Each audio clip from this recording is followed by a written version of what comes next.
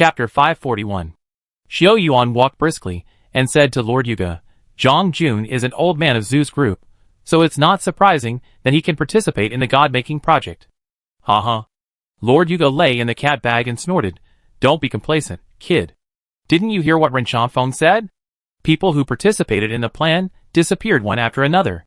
Xiao Yuan didn't react for a while, and didn't understand what it meant. Lord Yuga saw that he didn't react, and continued, the disappeared people must be related to Renjichin. This old guy may have done a lot of dirty things behind the scenes. What does it mean that Zhang Jun is still alive, and well? Following its words, Xiao Yuan took over the conversation. It means that Zhang Jun doesn't know much about the core secrets of the god-making plan. Lord Yuga's reminder is not groundless. Judging from Renjichin's character and past, he is very likely to be a ruthless person. This kind of person will never show mercy to those who threaten him. Zhang Jun must have lived to this day knowing only the basics. Scratching his hair in annoyance, Xiao Yuan walked out quickly. If he can't get the key information from Zhang Jun, Xiao Yuan will have to take the risk to meet Renjichin. The Ren family mansion is well protected like an iron barrel. How easy is it to get in? Take a deep breath. Just when Xiao Yuan was about to leave the area, he saw a black shadow from the corner of his eye. He turned his head, and saw that the shadow was gone. Was it my eyes? Xiao Yuan looked into the distance suspiciously, and after a moment of hesitation, he decided to leave here first. Bianliang City, Gula Road. It was already 10 o'clock in the evening when Zhang Jun returned home. There were few passers-by in the high-end residential area. He walked all the way to the door of his house, with a paper bag of snacks in his hand. The two-story house is exquisite and beautiful, and is well maintained by Zhang Jun and his wife Lu Chang. Lu Chang and Zhang Jun are the founders of Zeus Cocoon Cabin. After getting married, Lu Chang's focus gradually shifted to family. After resigning, she took care of her husband and children. After years of hard work, she finally raised her 2 children to adulthood. They are currently studying abroad. Wife, I'm back. Zhang Jun closed the door, and walked into the entrance hall as usual. There was no voice from his wife in the room, and he didn't care. His wife was old and might have fallen asleep due to fatigue. Zhang Jun put away his clothes and walked up the stairs. On weekdays, his wife liked to light a lamp in the bedroom and fall asleep under the warm light. Squeak! The bedroom door opened with a push, and Zhang Jun's blood froze in an instant. A strange man stood in front of the bed, his whole body covered in a black robe and his face covered with a devil mask. The man also held a sharp knife in his hand, and the blade was cold and turned between his fingers. Seeing Zhang Jun coming back, the corners of his mouth hidden behind the mask rose. Mr. Zhang, you are finally back. Ah! Zhang Jun's first reaction was to rush forward, but he stopped just after moving forward. The sharp knife was only a dozen centimeters away from Lu Chang's cheek. If the other party wanted to, he could take his wife's life at any time. Zhang Jun's fingers trembled, and he pointed at Xiao Yuan and asked, Who are you? What do you want to do? The man's voice was a little strange, as if he wanted to change his voice deliberately. Don't be nervous, I just ask you a few questions, and I will leave naturally after I finish asking. As he said that, he slapped Lu Chang's face with his sharp knife. Every time the knife was close to his wife's face, Zhang Jun's heart couldn't help but twitch. He hurriedly said, Ask whatever you want to know, as long as you don't hurt my wife. Hee. The man laughed when he heard it. He leaned against the wall and said, How much do you know about the god-making plan more than 20 years ago? Tell me everything you know. Zhang Jun's heart was beating violently, and every beat was so clear. His Adam's apple rolled involuntarily, and his voice was dry. I don't know what you are talking about. The man's eyes became deep, and he took out a bottle from his black robe and shook it towards Zhang Jun. Seeing Zhang Jun looking at him, he smiled as if he had realized something. Let me introduce sulfuric acid to you. I don't need to tell you what the consequences will be when it is sprinkled on a person, right? He opened the bottle mouth, slowly tilted the bottle body, and aimed the sulfuric acid at the head of the bed in Zhang Jun's eyes. No! Just as the liquid was about to flow out, Zhang Jun yelled, and his psychological defense line almost collapsed. I tell you! The man shrugged and smiled. What a pity, I really want to see the scene of sulfuric acid corrosion. His regretful tone made Zhang Jun feel cold in his heart. He was a madman, a complete madman. Zhang Jun had a deeper understanding of the man, and did not dare to have a fluke mentality. The man put away the bottle, and played with the sharp knife, like an acrobatic. Go ahead.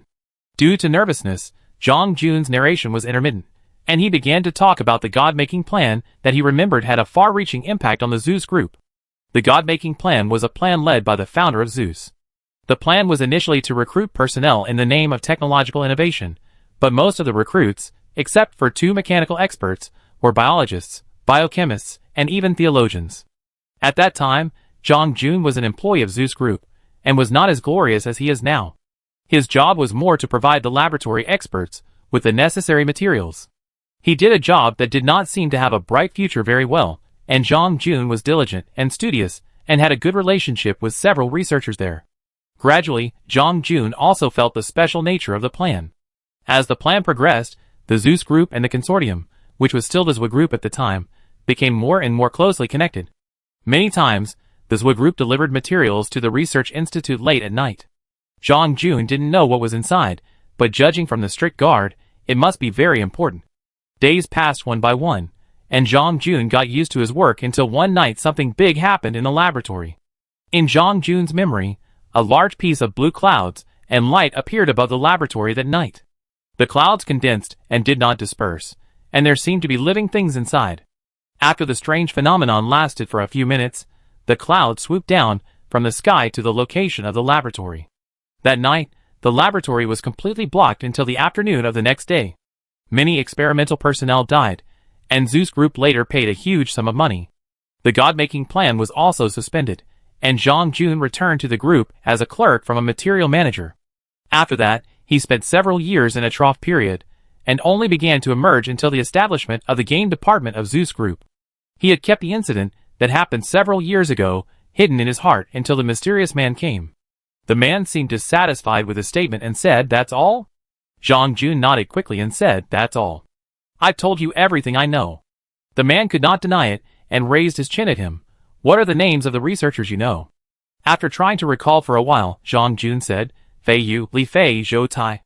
The man listened very seriously, and when Jong Jun finished speaking, he sighed with some disappointment. What a pity. Jong Jun's heart trembled because of his words. "What are you going to do?" The man turned over and jumped out of the open window regardless of Jong Jun's reaction. Watching the man leave like a clever monkey, Jong Jun's legs softened and he rolled and crawled to check on his wife. Chapter 542. The shadow was stretched long by the street lamp. Xiao Yuan took off the mask and let out a long sigh. Jong Jun didn't know much, and none of the researchers he knew had his own father and mother. What happened that night many years ago? After that night, the God-making plan was stopped, and Lin Yoji of the Lin Group also had an accident during those days. It's really not easy to explore the truth hidden in the fog. Xiao Yuan kept pinching his throat to speak, and his throat was uncomfortable. He took out the bottle that he had just threatened Jong Jun with, and drank a few mouthfuls. The bottle does not contain sulfuric acid, but water. Xiao Yuan and Jong Jun have no grudges, and will not really harm them, but Renjichin has hidden a lot of things. If he wants to find out the truth, it seems that he has to go to Ren's house. Master Yuga, who has been hiding under Xiao Yuan's black robe, finally came out. He stretched his muscles and said, "Why don't we wait in Bianliang for half a month? When I can use soul capture, Renjichin will tell all his secrets." Xiao Yuan shook his head and said, "The situation in Yanjing may change at any time, so we need to fight and resolve it quickly." Master Yuga smacked his lips when he heard this. "Don't blame me for not reminding you. Renjichin must have many tricks to get involved in the Lihua seal. It's very dangerous to go in rashly."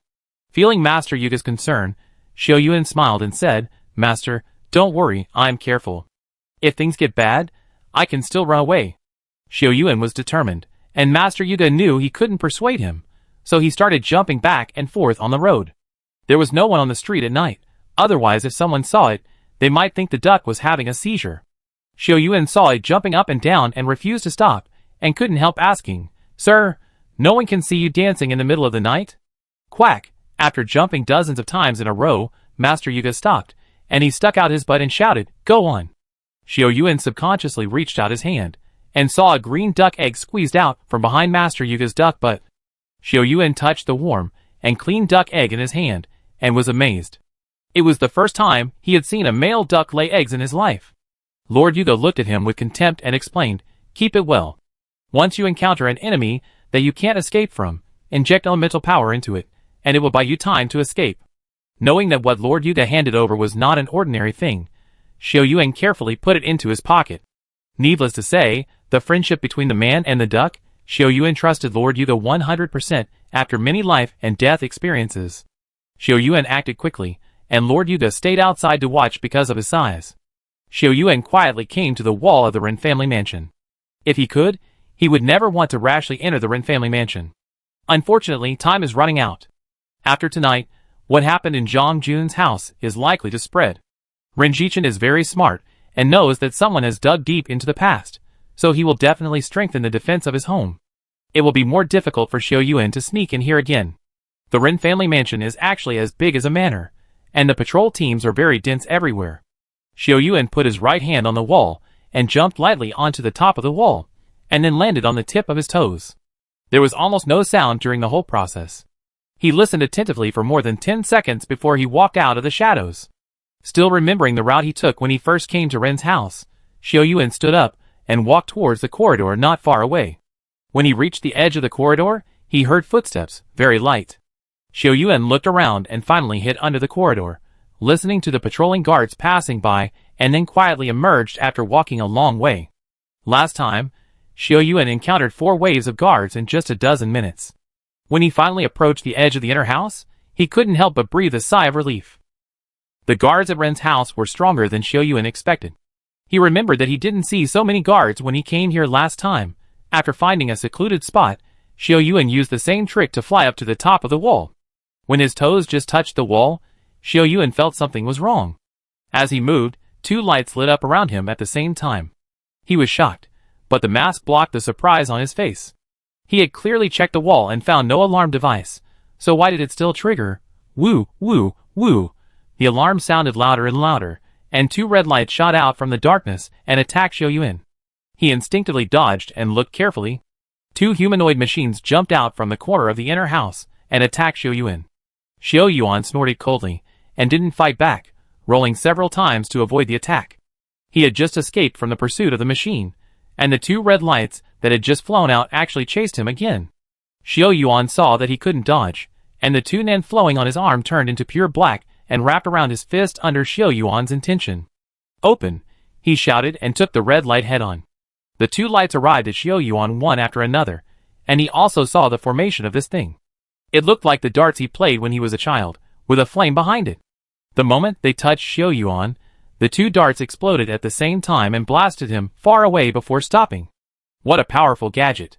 Xiao Yuan didn't dare to fight and continued to run outside. The guards he met on the way were no match for him. After defeating 2 groups of guards in a row, he saw that he was about to leave Ren's house for another 700 or 800 meters, but a figure seemed to be waiting there. He was wearing bronze armor and a metal mask. On the mask, there was a pair of eyes, cold, numb, and murderous intent intertwined. He didn't feel like a human to Xiao Yuan, but rather a cold mechanical puppet. Xiao Yuan didn't have time to get involved with him and wanted to bypass the weirdo and leave, but he didn't expect the other party to move like the wind and block him in front of him. Bang! The 2 fists collided, and sparks burst out. The weirdo's whole body suddenly burst into black mist, and the dark elements rolled around him and attacked Xiao Yuan. The opponent did not hold back and fought Xiao Yuan with a desperate fighting style. Xiao Yuan listened to the noise in the manor, and did not dare to slack off. If he was a step later and his identity was exposed, he would be in a passive position.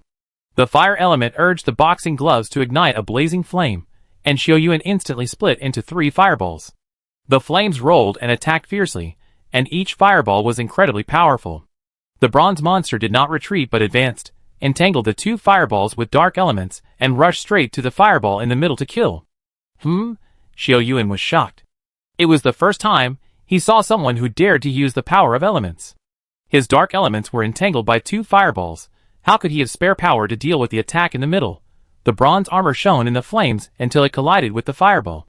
The surging fire element hit the opponent's chest, and Xiao Yuan could hear the groaning sound from the bronze armor. But what surprised him was that the armor actually withstood the fireball. Swish! The big knife swung, and the bronze monster's blade came out of the ribs and slashed at Xiao Yuan. Bang! Xiao Yuan took the blow and threw a duck egg forward. The duck egg injected with fire elements shattered, and a divine bird with a slender tail flew out of it, with a bit of the charm of a phoenix. The divine bird pounced on the bronze monster and fought, and Xiao Yuan took the precious time to leave. She wanted to compete with the other party, but she also knew that it was not the right time. The other party's armor could actually withstand the power of the elements. Even though it was only 1/3 of his full strength, it was surprising enough. When Xiao Yuan came out of Ren's house, he happened to meet Lord Yuga. He picked up Lord Yuga and said, "Let's leave here first." Chapter 543. The Ren family mansion was brightly lit. Xiao Yuan's sudden infiltration caused the Ren family to panic. He and Lord Yuga quickly disappeared into the darkness and rushed far away before stopping. He touched the black robe that had become tattered in the previous battle and smiled bitterly. "The Ren family is very deep. Lord is right." Lord Yuga had expected this and said, "If we don't try tonight, it will be more difficult in the future. It's not your fault. What should we do now?" "What should we do?" Xiao Yuan leaned against the wall of the alley and thought that the guards of the Ren family mansion would be more strict after this incident. It is basically impossible to find out Renjichen's secrets or even obtain key evidence. He patted his forehead and said, "We have already obtained all the information we can obtain here, so let's go back to Yanjing first." Hongming Group and the Blood Clan are entangled together. As one of the culprits who destroyed the Lihua seal, Zeus Group must also have a connection with the Blood Clan. Thinking of the bronze monster he met in the mansion, Xiao Yuan felt more and more strange. After telling Lord Yuga, it walked back and forth a few times with duck steps. "Are you sure? Bronze armor can really resist the power of elements?" Xiao Yuan nodded, "Very sure. The attack I made with my own hands must be correct." Lord Yuga thought for a while and said, "It shouldn't be. That kind of armor shouldn't appear in the human world." When Xiao Yuan heard it say that, he knew that Lord Yuga knew something. "Lord, do you know?" Lord Yuga stopped showing off and explained seriously, "Bronze armor can resist the power of elements. If I'm not mistaken, it should be a kind of armor worn by warriors in the alien world. The forging method of bronze armor is complicated, and the alloy ratio requires precise and strict requirements. Many high-level warriors in the alien world will wear this kind of armor, which can effectively resist the damage of elemental power." Xiao Yuan's mind moved, and he immediately thought of the key point. Armor is a product of the alien world. Shouldn't the forging technology be mastered by Night Demon? Could it be that Zeus Group has dealings with Night Demon? Lord Yuga made a strange cry and agreed with Xiao Yuan's guess. Among the guards of the founder of Zeus Group, there are people wearing bronze armor and using the power of dark elements. Isn't the answer obvious? Xiao Yuan's emotions were surging for a moment. He was about to speak when his eyes suddenly turned cold. He slowly turned around and shouted to the darkness in the distance, "Who is there? Come out!" The alley in the dark was silent. Xiao Yuan looked over there with burning eyes, thinking in his mind how to deal with it if it was someone from the Ren family. After more than 10 seconds, a person walked out of the shadows. He was wearing a black suit, brown leather shoes, and his hair was combed meticulously. He had a handsome appearance and wore a pair of gold-rimmed glasses.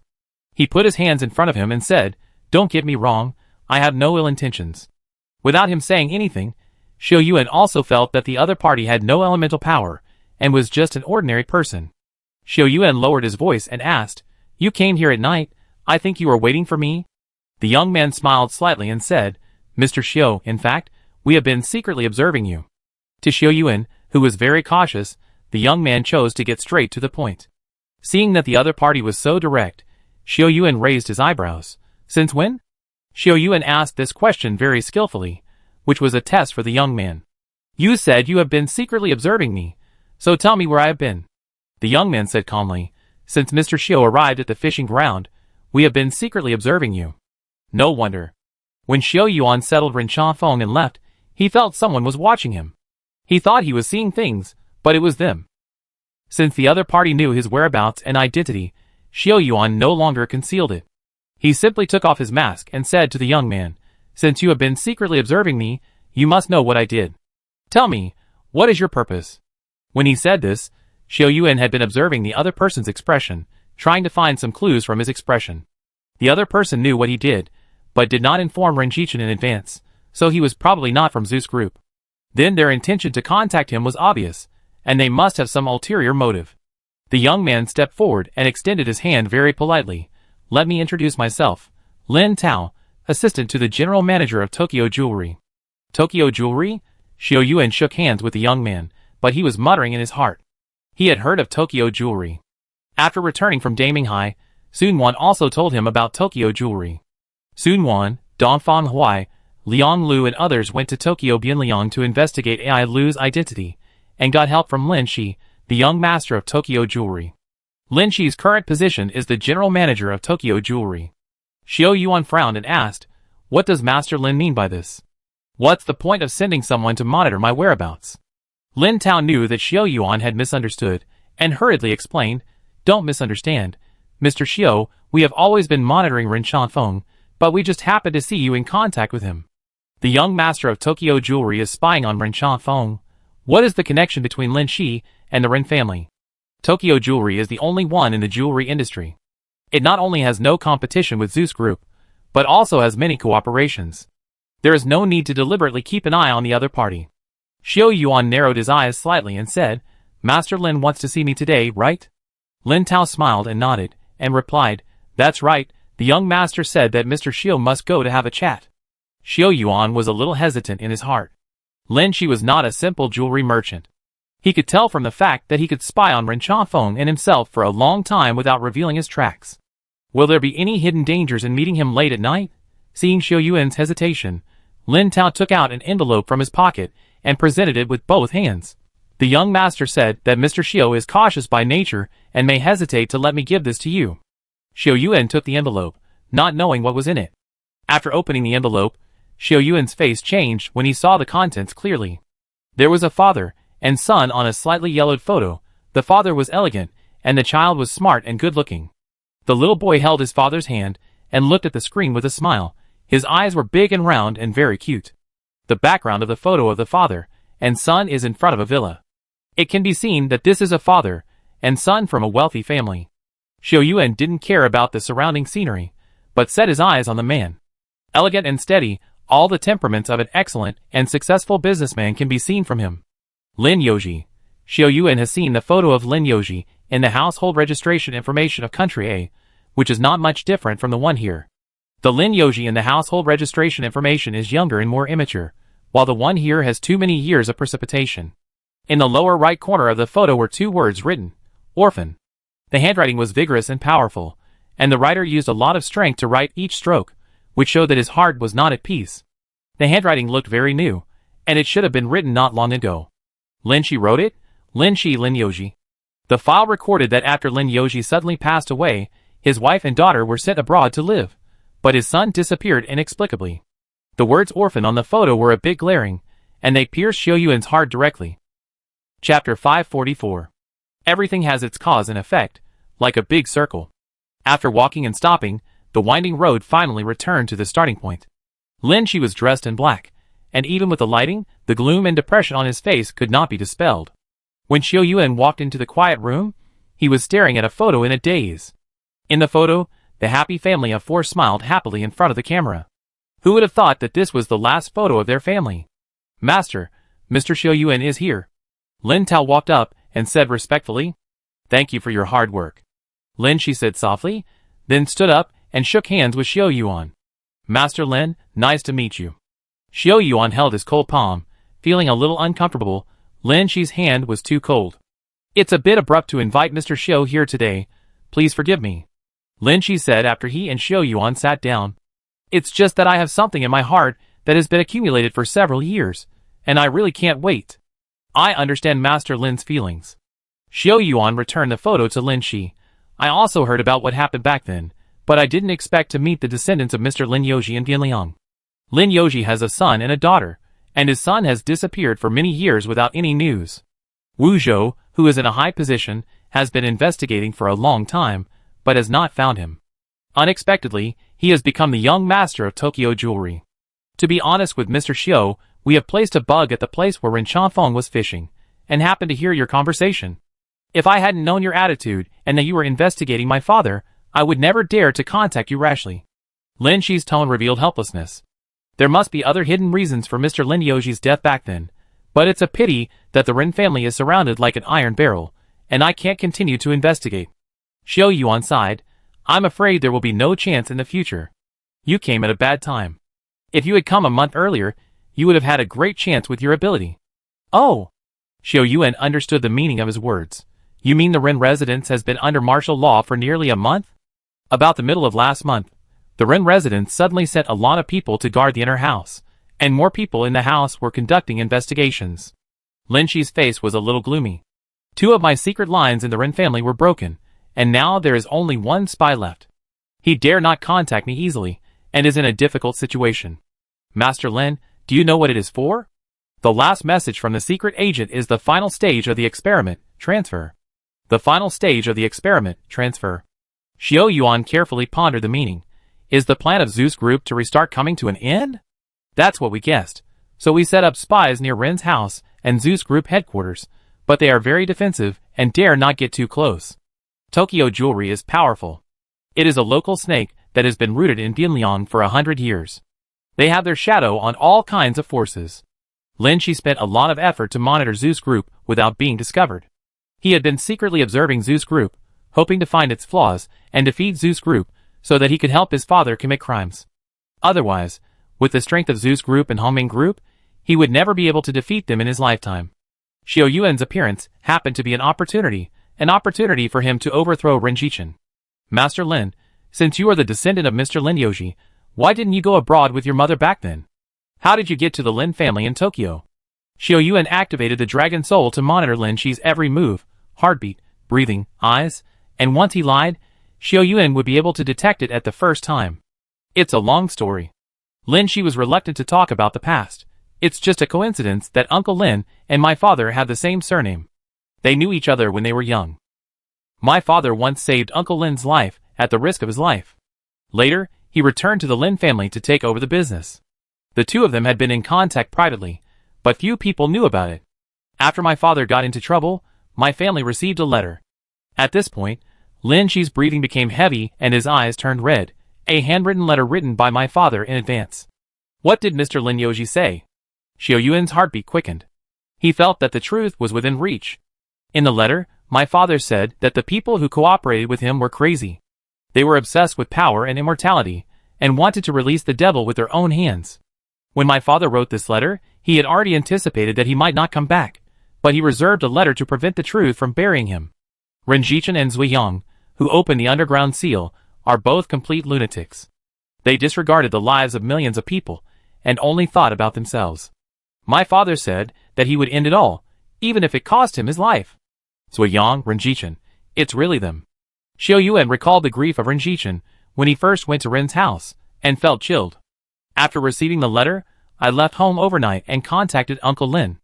I changed my name to Lin Shi, and became the eldest son of the Lin family. A few years ago, Lin's younger brother unfortunately died of illness, and I became the only heir of the Lin family. But I have never forgotten everything Ren Jichin and Zui Yang did. Now they restarted the plan. If it succeeds, I don't know how many people will die. Xiao Yuan was shocked. Ren Jichin and Zui Yang, the two leaders of the top consortium in Country A, were actually the ones who instigated the outbreak of the Night Demon. The outbreak of the Night Demon 2 years ago should be the result of their unauthorized use of the seal. The turbulence of the seal caused the Night Demon to pass through the boundary between the two worlds and enter the human world in large numbers. According to Lord Yuga's judgment, the seal should have been only partially broken. If it was completely broken, it would be impossible to stop it with the current human power. The reason why the Night Demon did not break out immediately many years ago was probably inseparable from Lin Yoji's efforts. But such a person, after his death, his wife and children were separated and his family's business was divided and eaten up by others. Even the cause of death was unclear. How could Lin Shi, as a victim, not hate? He had endured for many years, just waiting for a good opportunity to bring down the two, at any cost. Xiao Yuan and Lin Shi's secret meeting also became the key to dealing with Zui Yang and Ren Jichin Group. With the nail buried by Lin Shi in Ren's house, it will come in handy sooner or later. Lin Shi at night is very different from usual, melancholy, dull, and worried. It was not until he finalized the details of the cooperation with Xiao Yuan that he saw a trace of smile on his face, and he felt relieved. It was late at night when Xiao Yuan left the courtyard. He and Lord Yuga walked on the empty road with a duck. He suddenly felt tired and wanted to rest. The complexity and ugliness of human nature made Xiao Yuan very uncomfortable. In the eyes of people like Zui Yang and Ren Jichin, what were other people? Tools that can be sacrificed at any time. For the so-called eternal power, they let millions of people suffer the pain of displacement and precariousness.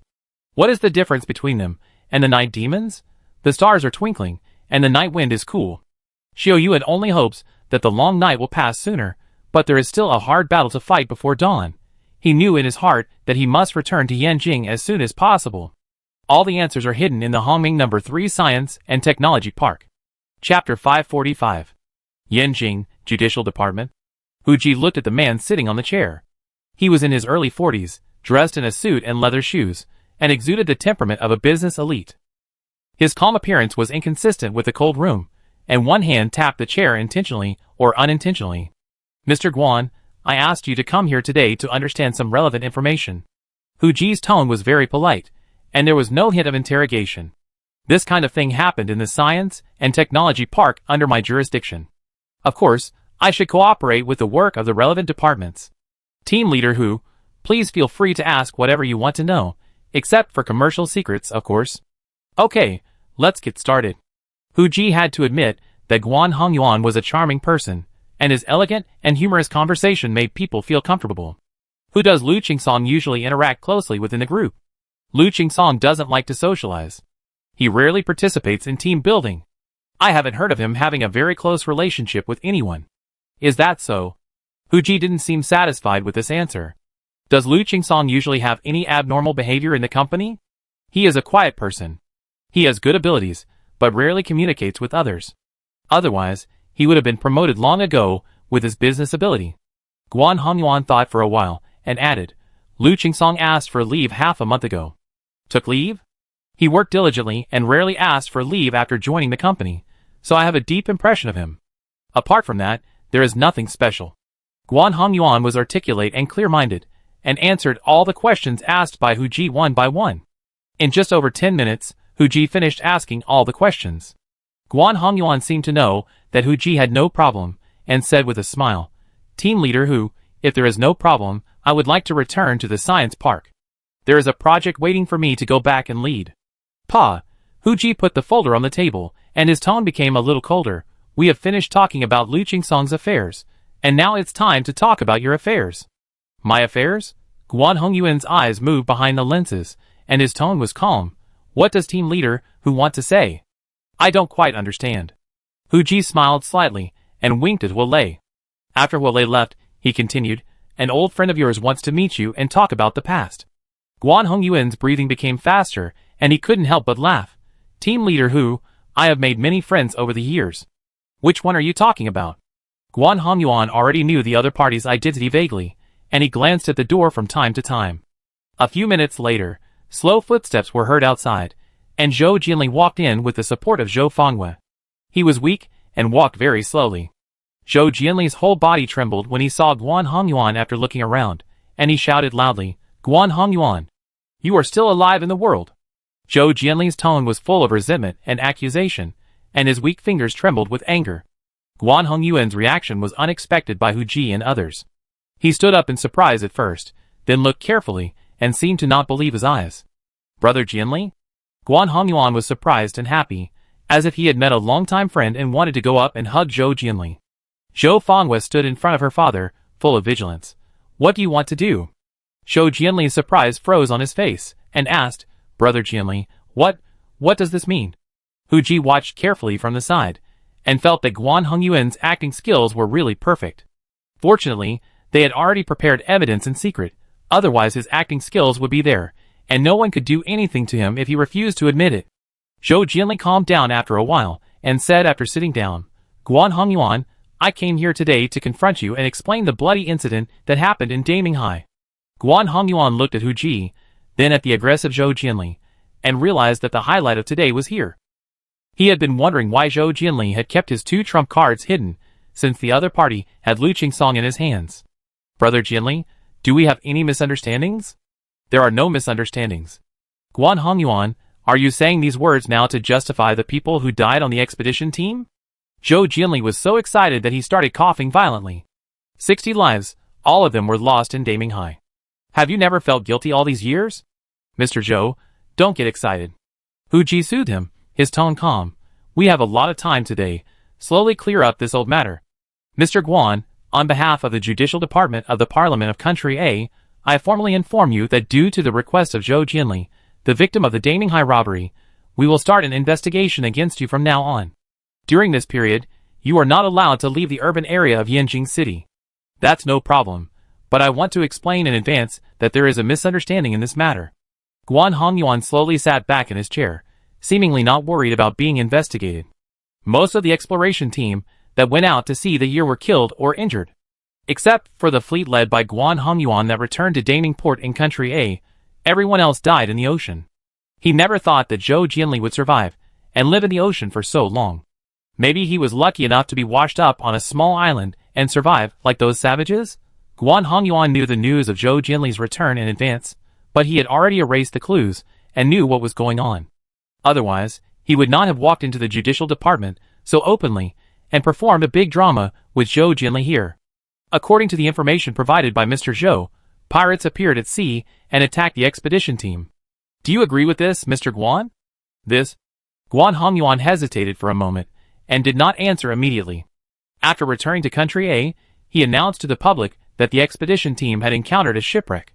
Now admitting that there were pirates attacking them, isn't it contradictory? There were no pirates attacking them. Everything was caused by a shipwreck.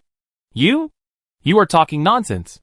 Zhou Jianli became more and more angry when he saw him talking nonsense without blushing. The pirates appeared on our 3 ships. Are you blind? Brother Jianli, are you confused? Guan Hongyuan looked puzzled. Where are there pirates in the Sea of Ming Dynasty? You can't talk nonsense without evidence. Guan Hongyuan was sure that he didn't have the key evidence, and insisted that there were no pirates. The time was long, and Zhou Jianli was the only survivor. Their different opinions did not constitute qualitative evidence in law. Hu Ji knocked on the table and said, Mr. Guan is right. Evidence is needed for everything. Seeing that Guan Hongyuan looked confident, he took out a mobile phone from the drawer. The mobile phone was well preserved, but the model and appearance were still old models from a few years ago. Zhou Jianli was trapped in the mermaid world, and was inexplicably sucked into the magical environment of Zhenhai Sea in a giant clam. There, his vital signs stopped at the moment of entry, and so were the items on his body. Hu Ji waved at Guan Hongyuan and smiled. It just so happens that Mr. Zhou's mobile phone still has the images of that year, which can be used as key evidence. Guan Hongyuan's smile froze on his face, and the corners of his mouth twitched, and he said, You just took an old mobile phone and wanted to deceive me. Do you think I'm a 3-year-old child? Chapter 546. Hu Jiwei raised his mouth invisibly, and opened his phone under Guan Hongyuan's gaze. The light from the old phone hit his face, making Hu Ji look a little more gloomy. The video saved in the phone was complete, but the video shot a few years ago was a bit messy, with shouts and screams. Guan Hongyuan was dumbfounded. He didn't expect Zhou Jianli to be able to keep the evidence after escaping death. What's even more incredible is that if the other party survived on an isolated island in the sea for several years, the erosion of wind and rain didn't destroy his smartphone hardware. Seeing Guan Hongyuan remain silent, Hu Ji said, The key evidence is here. Mr. Guan, do you have anything else to say? The interrogation room fell into silence, and everyone looked at Guan Hongyuan. After a while, Guan Hongyuan spoke. I did lie. Guan Hongyuan's face showed regret. I was very scared when I led the fleet to escape death. I was afraid of public condemnation, saying that I did not rescue my companions, and that I was a coward. Hualei followed Hu Ji for 3 years, and he had seen many prisoners. There are cunning and treacherous people. There are those who are strong on the outside but weak on the inside, and there are also those who are extremely vicious. But this is the first time I have seen someone like Guan Hongyuan. Not only is he incredibly thick-skinned, but his acting skills and brains are also extraordinary when facing emergencies. He couldn't help but point at Guan Hongyuan and said, Do you still have any sense of honor and shame? Guan Hongyuan nodded vigorously when he heard this. It's true that I left first for the safety of the crew. I feel sorry for Brother Jianli and the other dead team members. I am guilty. Hu Ji and Zhou Jianli looked at each other and knocked on the table. Okay, Mr. Guan, stop crying. He continued to ask. Since Mr. Guan said that it was to avoid the pirates, then the crew on the ship must be intact, right? Guan Hongyuan wiped the tears from his face and choked up. Yes, a total of 18 crew members returned to Country A with me. Hu Ji glanced at the video recorder that had been recording and said, Mr. Guan, you have to be responsible for every word you say. You have lied once just now. Now I ask you again, are all the crew members really back? Guan Hongyuan was stunned for a moment, and nodded subconsciously. Really, I'm sure. Bang! Hu Ji was like an ignited gunpowder barrel after he said this. He slammed the table and stood up and pointed at him and shouted, You lied! Hu Ji, who had always been gentle and polite, suddenly got angry and shouted, There are a total of 19 people on your ship, but when entering the port, it was clearly recorded that there were 20 people. You keep saying that all other expedition teams were killed, so the extra person is a ghost. Ah, Guan Hongyuan was dumbfounded. He didn't know what went wrong, and why there was an extra person. The killer hiding in the boat had mentioned getting off the boat, so who was the extra person? His mind was in a mess. Although he tried to calm himself down, he couldn't think of any excuse to deny it. In the interrogation room, Hu Ji looked at him with a confident smile. They were sure to win this round. When Guan Hongyuan stepped into the judicial department, he had actually entered Hu Ji's trap. Hu Ji had both witnesses and evidence in his hands, so he was not afraid of Guan Hongyuan's denial. His real purpose was to drag Guan Hongyuan into the game and conduct an in-depth investigation of Hongming Group. Guan Hongyuan had a big tree to lean on, so Hongming Group could not be unaware of his actions. If you hit the snake at its weakest point and don't shake the foundation, the case will eventually end in vain, or only catch some small fish and shrimp. Hu Jiyuan was more courageous and resourceful than he looked. Guan Hongyuan was a breakthrough point, and even more a medium for investigating Hongming Group. Guan Hongyuan was very smart. He refused to admit his guilt and pretended to be innocent. But whether he admitted his guilt or not, Hu Ji's goal had been achieved. The next day, the judicial department. Xiao Yuan and Sun Wan, who rushed back from Tokyo Bianliang, came here together and officially joined the special investigation team. After reading the files from last night, Xiao Yuan couldn't help but say, Hongming Group is a big tree with deep roots. We must be prepared for a protracted war when we investigate it. Dong Fanghui was deeply touched and said, Yu Qingshuang died suddenly in prison, and the prison guard Roger who brought him food disappeared. It is estimated that he also met with an accident. When mentioning Roger, Xiao Yuan thought of the poisonous insect. Lord Yuga flapped his wings and said that he could tame the poisonous insect within 3 or 4 days, and let it lead everyone to find the caster. However, there is still no news. While complaining about its laziness, he casually said, We are stationed in Hongming No. 3 Science and Technology Park. Park No. 4 is the core park of Hongming Group. I hope we can find the key evidence smoothly. Hongming Group's Park No. 3 and Park No. 4 are adjacent. Hu Ji, Hua Lei, Xiao Yuan, Sun Wan, and Kai Jing entered Park No. 3 first, and Dong Fanghui led a team to Park No. 4. Xiao Yuan talked to Wu Zhou and told him about the grievances between Zeus Group and Lin Youji. With Wu Zhou's strong support, they were able to investigate so quickly. Otherwise, given the opponent's strength, it is very likely that it would take 10 days or 8 days. In early September, the sky was clear. Xiao Yuan and the other 5 took the special car of the Justice Department and went to Hongming Group with 5 civilian staff. The 5 of them were the backbone of the Justice Department and had rich experience in investigations, which was completely incomparable to Xiao Yuan, an outsider. Guan Hongyuan is currently detained in the Judicial Department as a criminal suspect, and the results will be known after the investigation is completed. Hongming No. 3 Technology Park is located in the suburbs of Yanjing, with few vehicles coming and going. From here, you can see the main peak of Lingshan Mountain, which is steep and tall and rises straight into the sky, which makes people feel excited. When Xiao Yuan arrived at the gate of Hongming Technology Park, he couldn't help but sigh at the strength of Hongming Group. This doesn't look like a technology park, it's like a large manor. The No. 3 Technology Park is built on the mountain, and the higher it goes, the higher the terrain is. The core area is basically built on the hillside of a mountain. The person who received Xiao Yuan and his group was Zhou Shaoling, the deputy director of Hongming Technology Park. Zhou Shaoling had a plain appearance and wore a pair of black-framed glasses, but she was smart and enthusiastic, and there was nothing wrong with her. She had her own abilities and means to be the deputy director of Hongming Group, which was full of talents. Passionate, shrewd, and capable were Xiao Yuan's first impression of her. But if it was a good or bad evaluation, or whether she knew about the affairs of Hongming and the Blood Clan, Xiao Yuan was not sure. You can know a person's face, but not his heart. Guan Hongyuan looked very well dressed outside, but who would have thought that he was an executioner with blood on his hands? Even after the truth was revealed, he could still pretend to be stupid and innocent. Zhou Shaoling led everyone into the park and got on the special car. She pointed to the nearest strange-looking building and said, Team Leader Hu, please look, that is our latest new energy research laboratory, and that is the biological research laboratory. Hongming Group has too many research directions. Zhou Shaoling introduced more than a dozen research laboratories along the way until they entered the office area. Chapter 547. In the darkness, a little starlight lit up. At first, there were only a few scattered points, and gradually spread out like the stars in the sky. Emily stood alone under the god-making cabin that looked like a sacred tree, looking up at the light at the top. Duh. The footsteps came from far away, and Eugene walked in from outside the laboratory, holding a takeaway in his hand. His eyes fell on Emily's back, lonely, desolate, and thin. The more times he came into contact with Emily, the more he could feel the loneliness and solitude deep in her heart.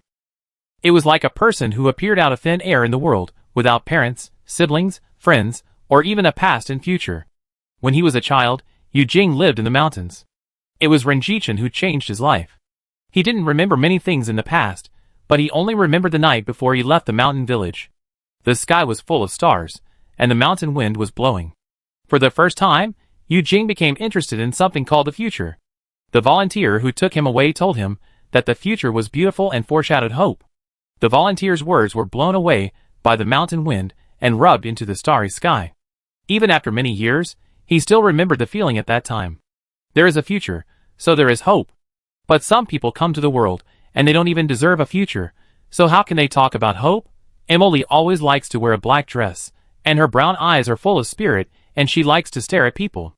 Now it's like this. She turned her head after hearing the voice and muttered, "Didn't you say you don't need it? Why did you buy it again?" Emily couldn't help but walked over with a tone of blame. Eugene put the KFC pieces on the table one by one, and smiled. "Didn't you say you never ate this? I bought it specially for you to try." The metal table was filled with KFC sets. The aroma of food filled the air, making Emily's brown eyes shine, and rubbing her hands happily. The first time Emily and Eugene met was when he first entered the underground laboratory. He had just witnessed many sleeping zombies when Emily appeared from behind him. To be honest, Eugene was scared to death that time. After Renjichin allowed Eugene to participate in the plan, he came to the underground laboratory more and more often, and his contact with Emily also increased. She is very special, different from all the girls he met before. Eugene is young and promising, handsome and rich, and there is no shortage of women who actively approach him. They are either enchanting and charming, or young and beautiful, and their beautiful and young bodies are pure pursuit of power. Eugene is not a saint, but he always feels that something is missing when he is dating them. Until he met Emily again, Eugene finally understood that feeling. The beating of his heart, when he met again, his heart, which had not been beating for a person for a long time, came alive again. Seeing Emily clumsily trying to open the package, he raised the corner of his mouth and helped her open it. Emily's hands were a little cold, and it felt very comfortable when he touched them, making Eugene reluctant to leave.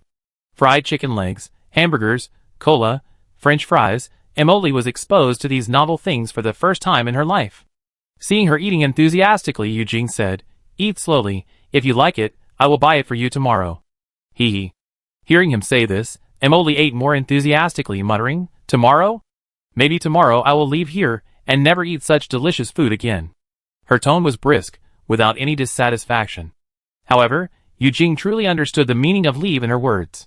The 100 clones, including Emily, were all prepared for the tall god-making chamber. Their fate was doomed from the beginning, and leaving here was the beginning of their death. Originally, Emily should have become a living dead person without thinking ability in the cultivation device like those clones. For some reason, she became what she is now. In Eugene's eyes, she was just a normal girl, a naughty elf who liked to play pranks. She spent most of her time staring at the god-making cabin, thinking about something in her heart. The corners of her mouth moved, and Eugene said, Have you ever thought about other ways to live? For example, leaving here?" Emily's mouth was stained with ketchup, and she ate it in an unladylike manner. After hearing Eugene's words, she couldn't help laughing. "Where can I go if I leave here?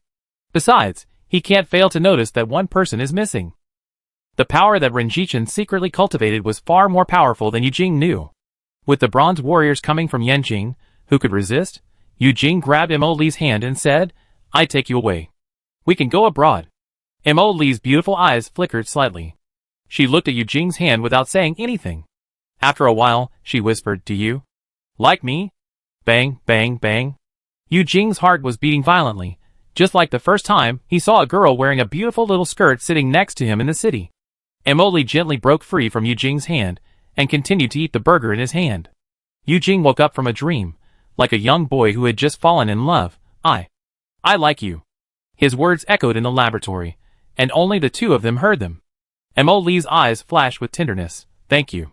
Thank you for liking me, although I don't quite understand the feeling of liking, but I will not be too lonely in this world." Emily did not mention leaving again, but changed the subject. Yu Jing, do you know what eternal life is? Eternal life? Yu Jing was stunned for a moment, and replied, to live forever in the world is eternal life. Emily ate too fast, and could barely speak after drinking a big mouthful of Coke. Yu Jing gently patted her back, but he felt more and more uncomfortable. Is she still unwilling to leave? Even if she knows what is ahead, she will stubbornly follow her fate. The carbonated taste of Coke made her very uncomfortable, and her little face was almost wrinkled. But what's the point of immortality? Just like them, they sleep forever and have no day of their own. Emily and Yu Jing looked at each other with a sincere tone. Yu Jing, I want to ask you to do me a favor. You say it. Yu Jing blurted it out without hesitation. She opened her pink lips and said, I want you to bring a message to her for me and tell her my story. Yu Jing felt bitter and asked, Sun Wan. Even though they have the same appearance, their fates are completely opposite. One is the deputy chief of staff of the First Corps of the Silver Wing Legion with a glamorous identity, while the other can only stay in the dark underground and live a life that cannot be seen in the light. How much loneliness and pain is hidden under her usual bright smile. Yu Jing's chopsticks fell on the table, and his vision gradually blurred. Facing the shackles of fate, he felt powerless for the first time. He could only watch Emily approach the edge of the cliff little by little until she fell. Emily's smile was a little warmer. Write down the story between me and her carefully and tell her later, so that she can live well and live on in my place. Chapter 548. The office was very quiet. The friction sounds of turning files came one after another. Pen Hui, a member of the Special Investigation Team, led 4 civilian staff to screen the files that Guan Hongyuan had handled recently for more than an hour. Hu Ji, Kai Jing, and Sun Wan assisted in the office. Only Xiao Yuan and Huo Lei, 2 outsiders, had nothing to do.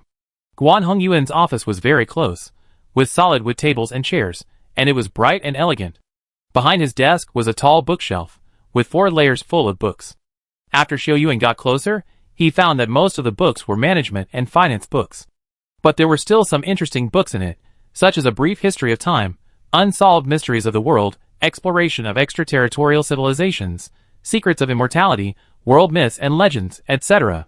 Guan Hongyuan seemed to be particularly interested in strange supernatural events, and collected many books on occultism. There were also several group photos on the bookshelf, some of Guan Hongyuan and his colleagues in the company, some of Guan Hongyuan and his family, and the top photo frame was a photo of Guan Hongyuan and Zui Yang. Guan Hongyuan, who was beside Zui Yang, seemed a little reserved, totally different from his usual calmness. The process of looking up information was very long and boring. Xiao Yuan and others finished their work from noon to dusk. The residence of the Special Investigation Team was arranged in the staff dormitory of the office area. Pen Hui was young, but her ability was indeed extraordinary. She looked tired even after reading for a whole afternoon. The dinner of the investigation team was delivered by a special person and eaten in the dormitory. Hu Ji was very cautious. He and Huo Lei checked the whole room to make sure there were no eavesdropping devices and video devices before they felt relieved. Haoming Group is well prepared. The information they handed over to us today is comprehensive. It seems that they don't want to leave any sore spots. Hu Ji analyzed while eating. Originally, I thought they might hide some work documents because they were guilty, but I didn't expect them to present them openly. Team leader, what should we do next? Huo Lei asked on the side. Zhou Xiaoling is not easy to deal with. You can't get anything out of her. The boss is still working hard. When further orders come down, we will go into each experimental area to take a look and find their hidden secrets. Hopefully, it will be as soon as possible. Xiao Yuan was a little worried. Ren Jichen's movements in Yanjing were strange, and he didn't know when his plan with Haoming Group would start. Today, Dong Fong and his team didn't gain anything in Park Number 4, and I heard they were rejected. Hu Ji shook his head and said, he has a very hard temper. Team leader, I found something when I was looking up information today. Pan Hui, who had been silent, put down her bowl and chopsticks and said, Oh! Hu Ji's originally gloomy face became pleasantly surprised by her words. Hui, what did you find? It's not a big deal, but I find it strange. Guan Hongyuan is the director of the Science and Technology Zone, and is very busy, but he has signed documents for the transportation of materials in every file he handles. There are 2,855 documents this afternoon, of which there are 6 documents for the transportation of materials, scattered among many documents. Pan Hui frowned and said, The transportation of materials belongs to the Logistics Department and the Procurement Department. Guan Hongyuan is one of the core executives of the No. 3 Science and Technology Park. Why did he sign several insignificant documents for the transportation of materials? Oui, are you saying that Guan Hongyuan is pretending to be a traitor? Hu Lei suddenly realized. The idiom used is not accurate, but the meaning is similar. Pan Hui smiled at Hu Lei. I think the problem of material transportation is very serious and worth investigating. Material investigation. Sun Wan listened to their thoughts and couldn't help saying, it is not easy to investigate material transportation. They can prepare in advance to let us see what we want to see. Shan Wan makes sense. The signed documents are on record, but what is written on the surface of material transportation is not necessarily true. Kai Jing supported her cheek and looked bitter. Besides, Zhou Xiaoling is with us in every move. Xiao Yuan did not express his opinion until he finished his meal, and heaved a sigh of relief. Leaning back comfortably on his chair, Xiao Yuan said, if you can't do it openly, you might as well find another way. Hu Ji's eyes moved, as if he understood something. You mean? Xiao Yuan smiled at him, and said softly, it's a good day tonight with a dark moon and high winds. Hongming No. 3 Science and Technology Park was very quiet at night. A figure walked silently in the shadows. He occasionally stopped to observe the surroundings to avoid the patrol guards passing by, and then adjusted the route and set off again. Like a ghost, she quietly moved through the huge Science and Technology Park. Hongming No. 3 Science and Technology Park, the outside is the conventional science and technology area, followed by the office area and residential area, and the location closer to the mountain is the core research area. The core research area includes biotechnology, mechanical technology, artificial intelligence, and storage areas. Pan Hui has a photographic memory, and can find small loopholes in more than 2,000 documents. It is not easy for ordinary people. Xiao Yuan agreed with her opinion in his heart, especially when he learned that the storage area was also in the core area. He was full of doubts. The core research area is the foundation of Hongming Group, and it is unreasonable to set up the storage area here. The daily material elements are huge, and there are at least hundreds of vehicles coming and going. The large traffic volume is not conducive to the management and confidentiality of the core park, but such an unreasonable setting can be preserved intact. Wearing a ghost mask on his face, Xiao Yuan hid in a tree and looked into the distance. There is the entrance to the core park, guarded by a special security team, responsible for checking the vehicles and personnel entering. At this time, it was already 12 o'clock in the evening. The lights were still on the high wall, and there were sensors on the wall. Once you climb over the wall and step on it, the alarm will be triggered. It is obviously a science and technology park, but it looks like a prison, and there is something weird inside and out. Xiao Yuan closed his eyes and rested on the tree, and his whole body was filled with spiritual perception. There were 8 security guards at the main gate, and 4 security guards could be felt on the walls on both sides.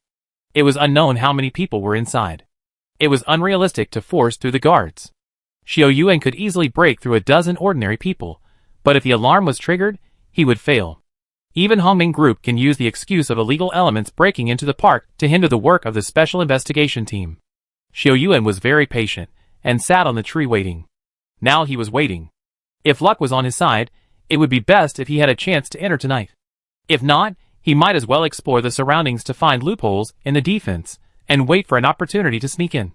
The wind blew the leaves rustling, and he waited for 2 hours. 2 o'clock in the morning is when people sleep the most, and are the most tired. Xiao Yuan stretched his muscles and got up. It seems that luck is not on his side, so he can only break through from the surroundings first. Wait. The sound of cars driving came from far to near. Xiao Yuan turned around and saw a convoy rushing here from the darkness. At a glance, there were at least more than 20 cars, like a black dragon winding in the night. Chapter 549. Wang Wu and Zhai Su have been doing well recently, having received 2 big deals in a row. 3 young ladies from wealthy families, who are new to the world, took advantage of the opportunity when Country A was fighting the Night Demon in the northwest to go to the battlefield. They took a risk and made a lot of money. The girl was a good person and had money. After returning to Yanjing smoothly, she gave them another 200,000 Country A currency. However, they felt at ease taking this money. In order to escort Huang Wanwan, Fan Xuan, and Ouyang Shui on the front line, the 2 almost lost their lives. A piece of flesh was torn off Shai Su's thigh by the Night Demon, and now there is a big scar. Perhaps everything went well this year, and they got another big business just after they recovered from their injuries. They have been wandering around the border Night Demon activity area for many years, and received an order. If they do well, they can officially retire. The task sounds simple, and the reward is generous. Wang Wu thought about it again and took it. He is not a fool. On the contrary, Wang Wu has been in the market since he was a child, and can organize his own small team. He is smarter than most people. Hongming Group is a well-known enterprise in Country A, but it has done a lot of dirty things in secret. However, people die for money and birds die for food. Seeing that the night demons are getting weaker and weaker, and now that the situation in Country A has stabilized, will they still have such a good opportunity to make money in the future? Desire is endless. If you have 100,000, you want 1 million, and if you have 1 million, you want 10 million. Wang Wu is loyal and dares to desperately think about leading his brothers to fight again, and fight for a good way out.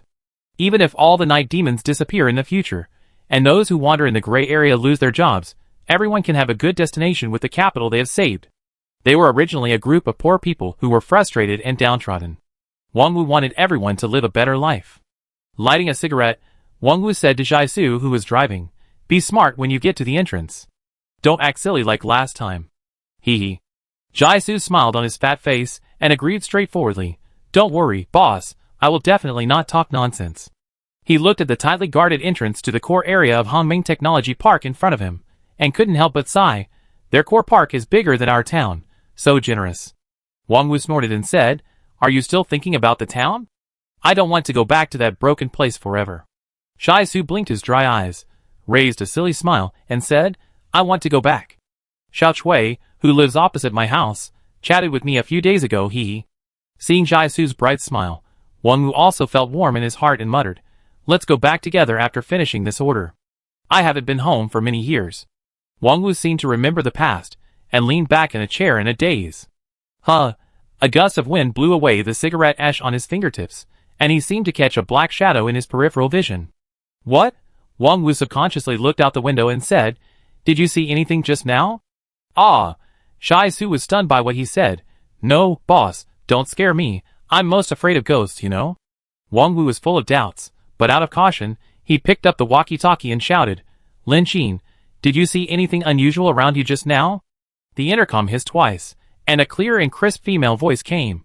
"No, everything is normal." After receiving the confirmation from the other party, Wang Wu finally felt relieved.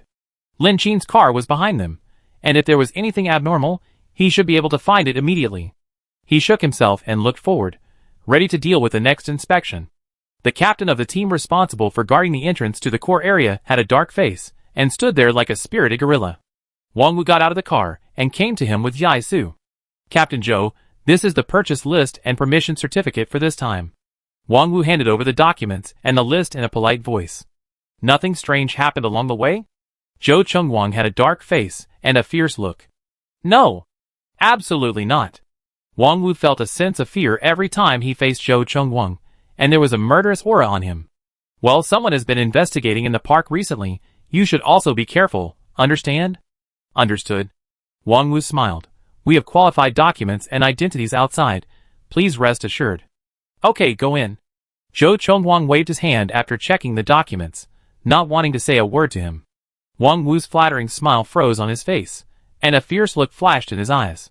He has been hanging out with all kinds of people for many years, and his chi cultivation skills are very good. He didn't show it even when he was rejected. Wang Wu and Jaisu got in the car, slowly drove into the core research area, and drove towards the rush area with ease. The storage area is about 5 or 6 minutes away from the gate. When they stopped in front of the storage area, someone was already waiting there. The moving work was carried out in an orderly manner. Wang Wu and Jaisu hid under a tree to smoke. Other busy drivers and movers moved heavy wooden boxes out and sent them to the rush area. Under the dim lights and the night, people moved silently. Everything was going on in an orderly manner. Suddenly, a car in the middle of the team made a bang sound, and the whole body tilted down. Ouch! Wang Wu and the people around him were all startled. They thought something was wrong and rushed to gather around. It turned out that the front tire of the truck was broken. No one noticed that a figure was sneaking under the car not far away and approaching the warehouse door quietly. His speed was so fast that it seemed like a gust of wind entering the storage warehouse. Xiao Yuan dodged several times in a row, exerting his body functions to the extreme, and the ocean spirit that had been stored in his body spread to his whole body. He felt as light as a feather, and was a few points faster than Shinmao using the wind element to assist him. The space in the warehouse was very large. After Xiao Yuan hid in the shadows, he saw two porters coming out. Right inside, in the center of the warehouse, boxes of sealed goods were neatly placed there, already piled up like a small mountain. Click! Using Tudun to make tiny holes in the corners of the wooden boxes, Xiao Yuan's face changed when he saw what was flowing out. Night Devil Matter? At least thousands of wooden boxes were filled with Night Devil Matter. What on earth were they trying to do? Xiao Yuan was surprised. While taking photos with a miniature camera he got from Jiang Shui, he took samples of the exposed Night Devil Matter. When he carefully patched the gap and came out of the warehouse with great difficulty, the team had just repaired the tire. Xiao Yuan used the same trick again, riding under the truck of Wang Wu and Jai Su halfway, and going all the way out of the core area. Not long after he left the truck, he saw another team heading this way. The number of the other team's cars was not large, and the 5 cars were not very conspicuous in the night. Wang Wu was smoking and chatting with Jai Su, and was stunned when his eyes swept through the car. The girl sitting in the passenger seat looked familiar.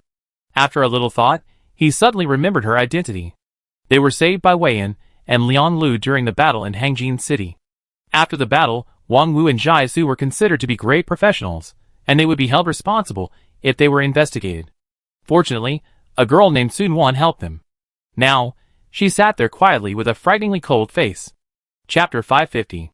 In just a few seconds, the 2 cars staggered and went farther and farther away. Wang Wu couldn't help but look back until the 5 cars completely entered the door and disappeared.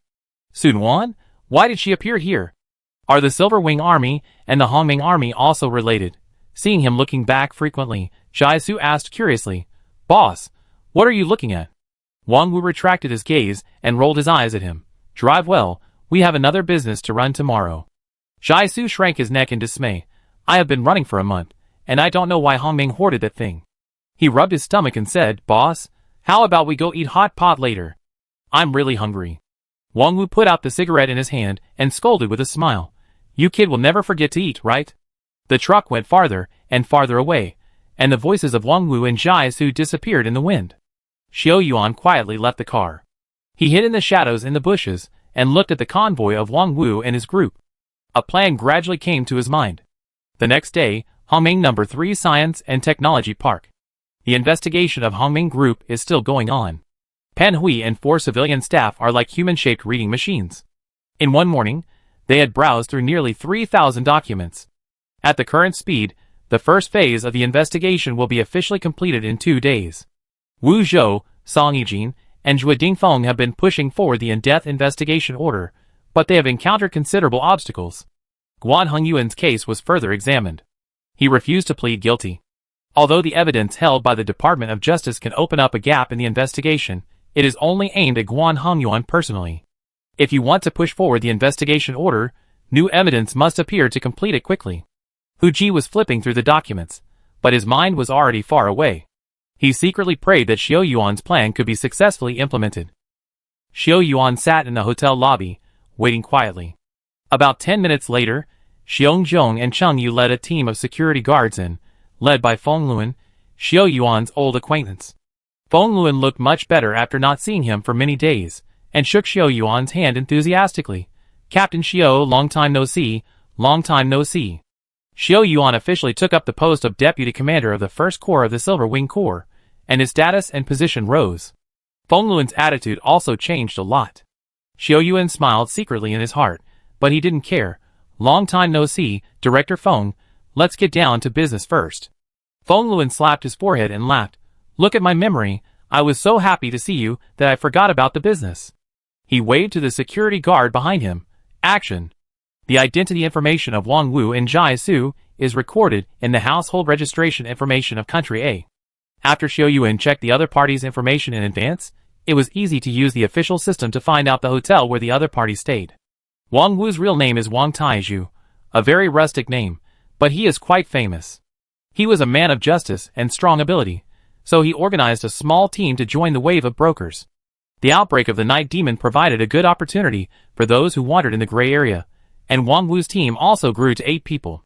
Half of the team that transported the Night Demon material last night were from Wang Wu's team. They wandered around cities and towns that were once occupied by the Night Demon, and every new night demon material production site discovered was a considerable fortune. At noon, the other party had not come out yet, and Feng Luan led a team of smart and capable guards to rush upstairs. To prevent accidents, Xiao Yuan, Xiongzhong, and Qingyu went upstairs together. Wang Wu and others lived on the third floor, with 5 rooms next to each other. Xiao Yuan stood in front of the first door, and the security guard gently stuck the door card provided by the hotel in front of the door. Beep! The electronic induction door lock made a slight sound, and 2 security guards rushed in instantly. The security guards in front of other doors acted almost at the same time. Shouting and roaring became one. When Xiao Yuan walked into the room, he saw a fat man with a white face holding a sharp knife. He danced back and forth clumsily to force the security guards back. Seeing his appearance, Xiao Yuan couldn't help laughing. "Zhai Su, what are you doing here?" The sudden intrusion of the security guard made Zhai Su panic, and he instinctively wanted to protect himself. When he saw Xiao Yuan, he yelled even more panicked, Don't come over." Snap! Zhai Su, who was still threatening, had a flash of light in front of his eyes, and his wrist was hit by an external force, and the sharp knife fell out of his hand. Xiao Yuan grabbed the sharp knife and smiled. "We are all acquaintances, so I won't waste my time talking to you. Where is Wang Wu?" Zhai Su's face flushed, and he stammered, I don't know." Xiao Yuan thought Wang Wu would live in the same room with Zhai Su, but in fact, he had made 2 preparations. The tenant in one room was the tenant of 309, but lived in Wang Wu's room 321. According to him, Wang Wu knocked on the door last night and wanted to exchange rooms with him. He thought Wang Wu was mentally ill and ignored him, but he never thought that Wang Wu threw down 1,000 a country currency. Swapping a room can easily make 1,000 yuan, and few people can refuse this deal. After staying overnight, he was caught by the security guards, who rushed in before he even got up. When Xiao Yuan and others rushed to room 309, Wang Wu had already escaped from the window. A cunning rabbit has 3 burrows. This guy is really cautious. Although Wang Wu was not arrested, his men were enough to shake the plan of Hongming Group. Arresting the personnel responsible for transporting the night demon substance, on the one hand, blocked Hongming's channel for further hoarding of the night demon substance. It may not be completely cut off, but at least it can slow down the speed of the other party's hoarding. Other people who transported night demon substances for Hongming Group should also consider whether to continue working for them.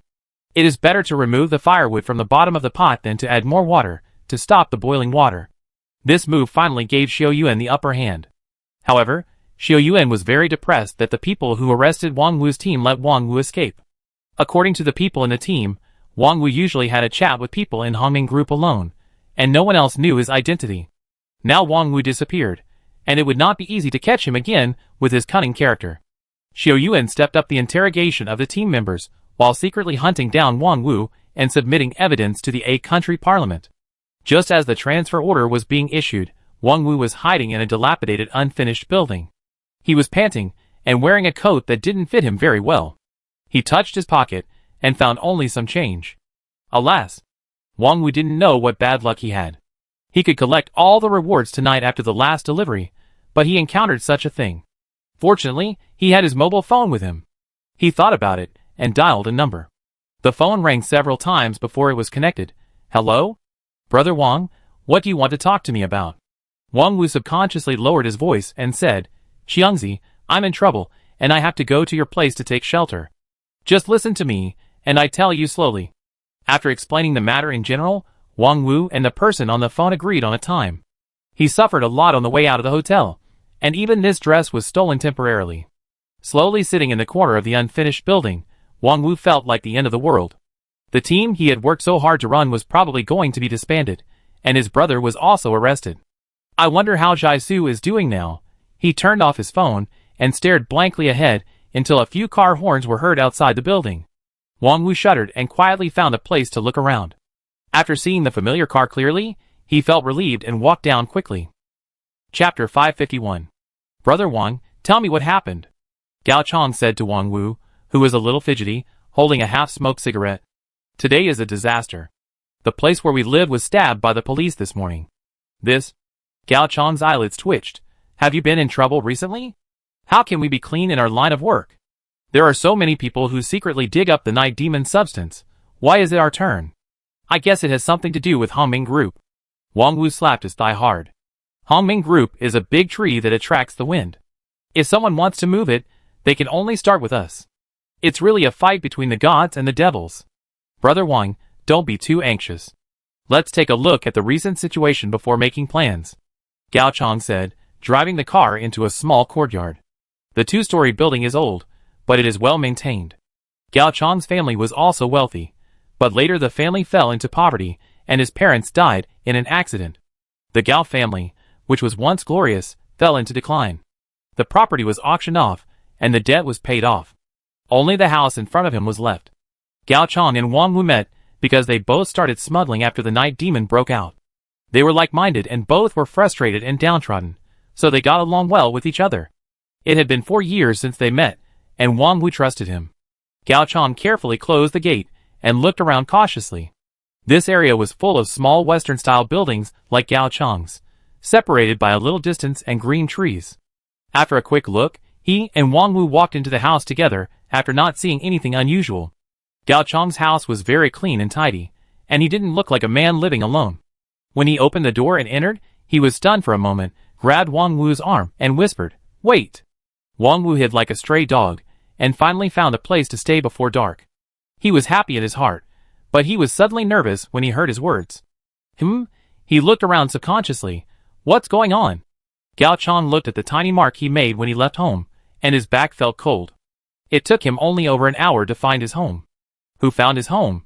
If it was the security forces, it would be fine. If it was... Whoosh! A black shadow suddenly flashed out from the living room, and a crossbow arrow flew out after pulling the trigger. In the city, the opponent dared not use actual firearms, but the hand crossbow was equally powerful.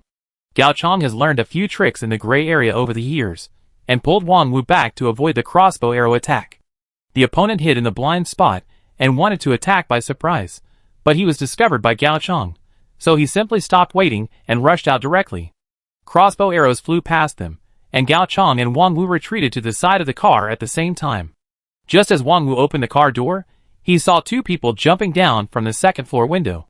They were holding crossbows and dressed in black, looking ferocious.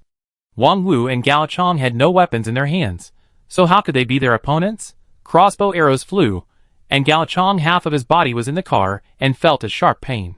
His butt was hit by a crossbow arrow. Ah! He screamed and crawled into the car. Quick! Go! Wang Wu was also injured, and his shoulder was scratched by a crossbow arrow and bleeding. The desire to survive stimulated his potential, and he quickly started the car and killed it. Bang! The gate was forcibly broken, and Wang Wu and Gao Chong rushed out in shock. The 3 assassins in ambush looked at each other without any expression. They had already grasped each other's whereabouts. How could they escape the organization's big net? Who? Gao Chong took a deep breath. Although the crossbow arrow on his buttocks did not hurt his bones, it was enough to make him drink a pot.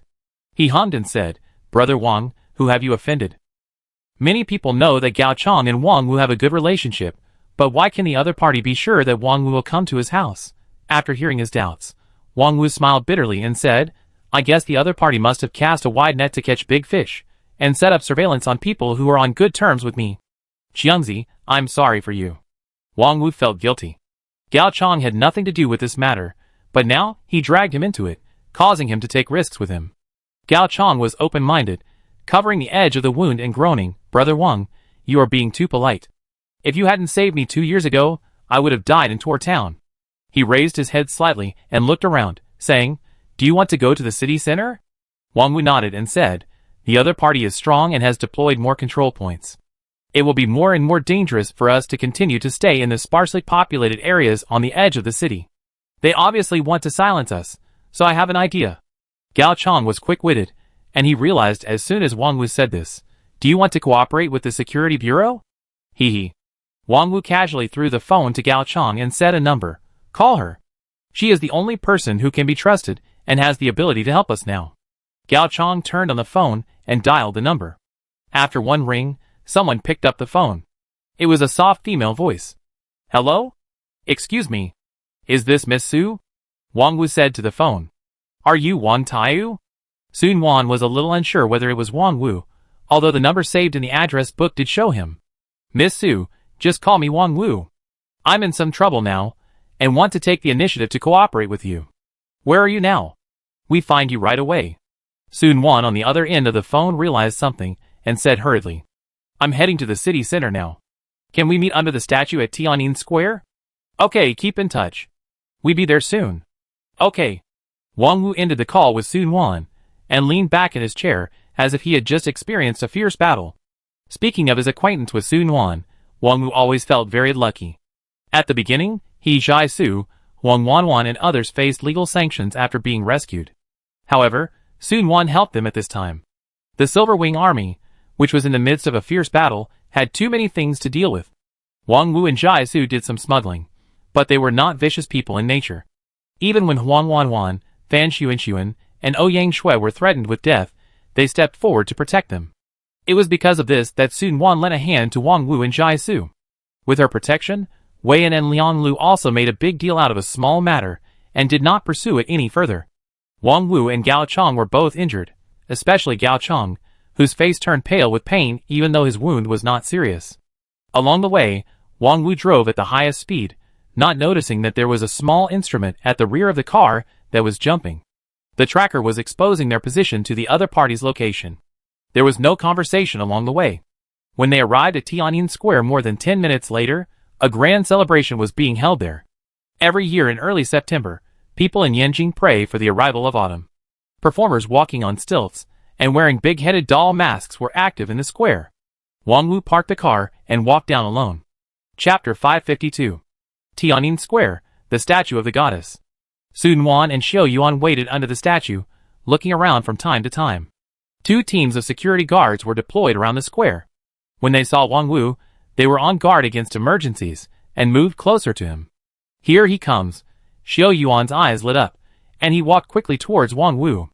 As long as Wang Wu can be successfully brought to justice and explain the fact that Hongming Group secretly hoarded a large amount of night demon substances, things will have a big turnaround. Wang Wu's eyes swept over Xiao Yuan and Sun Wan in the distance, and his heart, which had been hanging in the air, fell. To him, the Silver Wings Corps and the Security Bureau were just investigating a case. At most, he would be charged with smuggling, but he would not die. Night Devil substance is a new substance that has appeared in the past 2 years, and the laws and regulations do not clearly stipulate the punishment measures. Compared with Xiao Yuan and others, those who want to kill people to silence them are more hateful. Bang! The colored egg in the center of Tiananmen Square exploded, and the colorful ribbons fell down, blocking Wang Wu's sight. Xiao Yuan and Wang Wu were more than 200 meters apart. He looked ahead intently, and his face suddenly changed. "Be careful," he shouted and ran forward. Before Wang Wu could figure out what was going on, he saw a black light shooting down from the sky. The crossbow arrows shot continuously, and 3 black lights went straight to Wang Wu's face, neck, and chest. The hand crossbow has a fast firing speed and can exert great power at a relatively close distance. Wang Wu shuddered and realized that things were not good the moment he heard Xiao Yuan shout. His muscles were tense, and he subconsciously took 2 steps back. 2 crossbow arrows missed, but the last one shot directly into Wang Wu's thigh. He was strong and ran towards Xiao Yuan regardless. The only person who could save him now was Xiao Yuan, and staying there would only mean death. The performers who were dancing on stilts showed their true colors and attacked Wang Wu when he passed by. 2 of them flew down from the stilts, with black mist between their hands, and pounced on Wang Wu's back. Roar! They roared like wild beasts, as if they would not stop until they tore Wang Wu into pieces. Wang Wu, who was limping, was no match for the 2 men, and he accidentally fell to the ground. Seeing the other party coming to kill him, he could only sit on the ground and try his best to retreat backwards. A cold, dark hand grabbed and attacked. It was already sunset, and the lights in the square had just turned on. The killer's hands were covered with dark elements, like a dark cloud pressing down on Wang Wu's head. With his ordinary body, he would lose half his life if he was hit. Bang! The hot flames burst out and hit the hands of the 2 killers, knocking them back. The fireball flew out of his hand. Xiao Yuan jumped up and kicked one of them in the heart, and a silver light flashed and slashed at the other person. Crack! The big-headed doll's headgear split in the middle, revealing the surprised face inside. Xiao Yuan snorted coldly and stepped forward. The flames on the 2 nan in his hand killed the 2 men step by step. Whoosh! Whoosh! Whoosh! Several crossbow arrows flew from the side, and he waved his long sword to turn it into a white shield.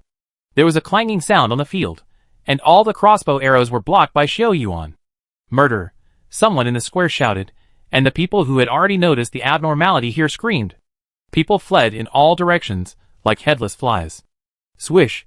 Xiao Yuan raised his knife to block the opponent's attack, and the power of the elements bounced it away, and a fireball hit the killer's chest. A large piece of flame invaded his body and intertwined with the dark elements, and the killer screamed and flew backwards. He had just killed one person, and more killers rushed out. The girl stumbled out of the crowd. She ran toward Xiao Yuan as if she was frightened, shouting, "Save me, save me!" The girl's delicate face was crying, and anyone who saw her couldn't help but want to protect her. Bang! A hand suddenly pinched the girl's neck. Xiao Yuan raised the corner of his mouth and said in a low voice, "The fluctuations of the dark elements are surging all over your body. Who are you trying to fool?"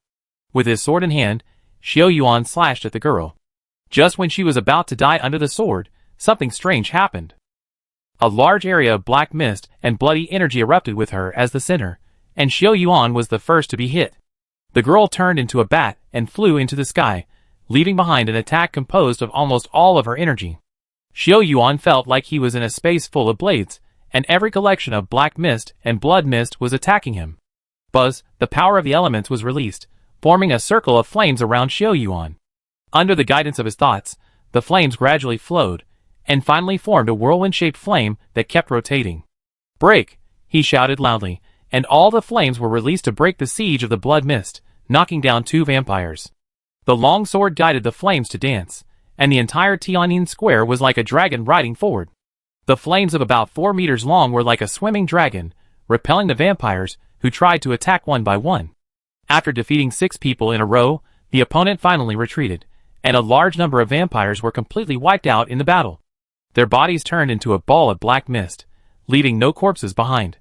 Wang Wu was panting, not because of the Blood Clan's pursuit, but because of the strength Xiao Yuan had just shown. He had always known that the Silver Wings were powerful, and today he saw with his own eyes that they were more than powerful. They were almost as powerful as gods, right? Although compared with the legendary gods, they were far away, but who could guarantee that they would not become stronger and stronger? How could Wang Wu know that Xiao Yuan's elemental power could be considered one of the top few in the Silver Wings? If there really were many people like him in the Silver Wing army, the 8-country parliament would definitely not sit idly by and allow such a legion to grow. Secretly thanking his decision, he stood up with difficulty. Thank you for saving me." Xiao Yuan waved to Xiong Zhong, who was guiding the crowd, indicating that the crisis was over. He looked up and down at Wang Wu, who looked miserable, and smiled. "Let's go to the hospital first and talk slowly. Mr. Wang has worked hard." Wang Wu looked bitter, and suddenly thought of Gao Chong. "Well, my friend is still in the car." As he was talking, he saw Gao Chong coming over with the help of Xiong Zhong. He was in good spirits. Gao Chong said with a bitter face, "Brother Wang, if we don't go to the hospital, I will really be in trouble." Hee. Hearing that he was still in the mood to talk nonsense, Wang Wu felt relieved and went to the military hospital with Xiao Yuan and others. Wang Wu had injuries on his thighs and shoulders. After bandaging, he could finally have a good rest. He lay on the bed side by side with Gao Chong, a pair of brothers in distress, but Gao Chong was lying prone. Xiao Yuan sat in front of the bed and whispered to Wang Wu, "Mr. Wang, now we can talk about business in peace." Lieutenant General Xiong set up the recording camera and stood beside like a bodyguard. Wang Wu sorted out his thoughts and said, "Ask whatever you want to know, I will tell you everything." He finally understood that Hongming Group was determined to kill him. In order to conceal the truth and eliminate hidden dangers, the other party would not care about their lives at all. In this case, it is better to fight to the death. Wang Wu's current situation is like a person who is forced into a dead end. He can only choose a less bad route. Cooperation with the official is obviously the best way out. Chapter 553. First, tell me how you got involved with Hongming Group. Xiao Yuan smiled faintly and said in a calm tone, "After the great victory in the northwest, Shai Su and I returned to Yanjing and received a large sum of money. We thought about retiring and living a normal life. As a result, someone introduced us to a big business." Wang Wu smiled bitterly. "If we knew this would happen, we might as well return home early. In the end, it's just you who are greedy." Xiong Zhong couldn't help complaining. "Knowing that what you do is risky, you still want to make another fortune." "Hey! I want to slap myself now, but the Night Demon Rebellion is about to end. I just want to save some money for my brothers." Wang Wu said this sincerely. He knew greed hurt people, but he couldn't control it. They are just the masses at the bottom of society. with no education and no connections. If it weren't for the night demon's outbreak, how could they turn over and save so many assets in a short period of time? They are afraid of being poor. They are really afraid of being poor. Only after experiencing the pain caused by poverty will they make money crazily before the night demon ends. Who introduced you to this job? Xiao Yuan glanced at the words Sun Wan wrote on the file and continued to ask. An intelligence dealer in Yanjing named Zhang Cheng. From Yanjing? Can we find him now?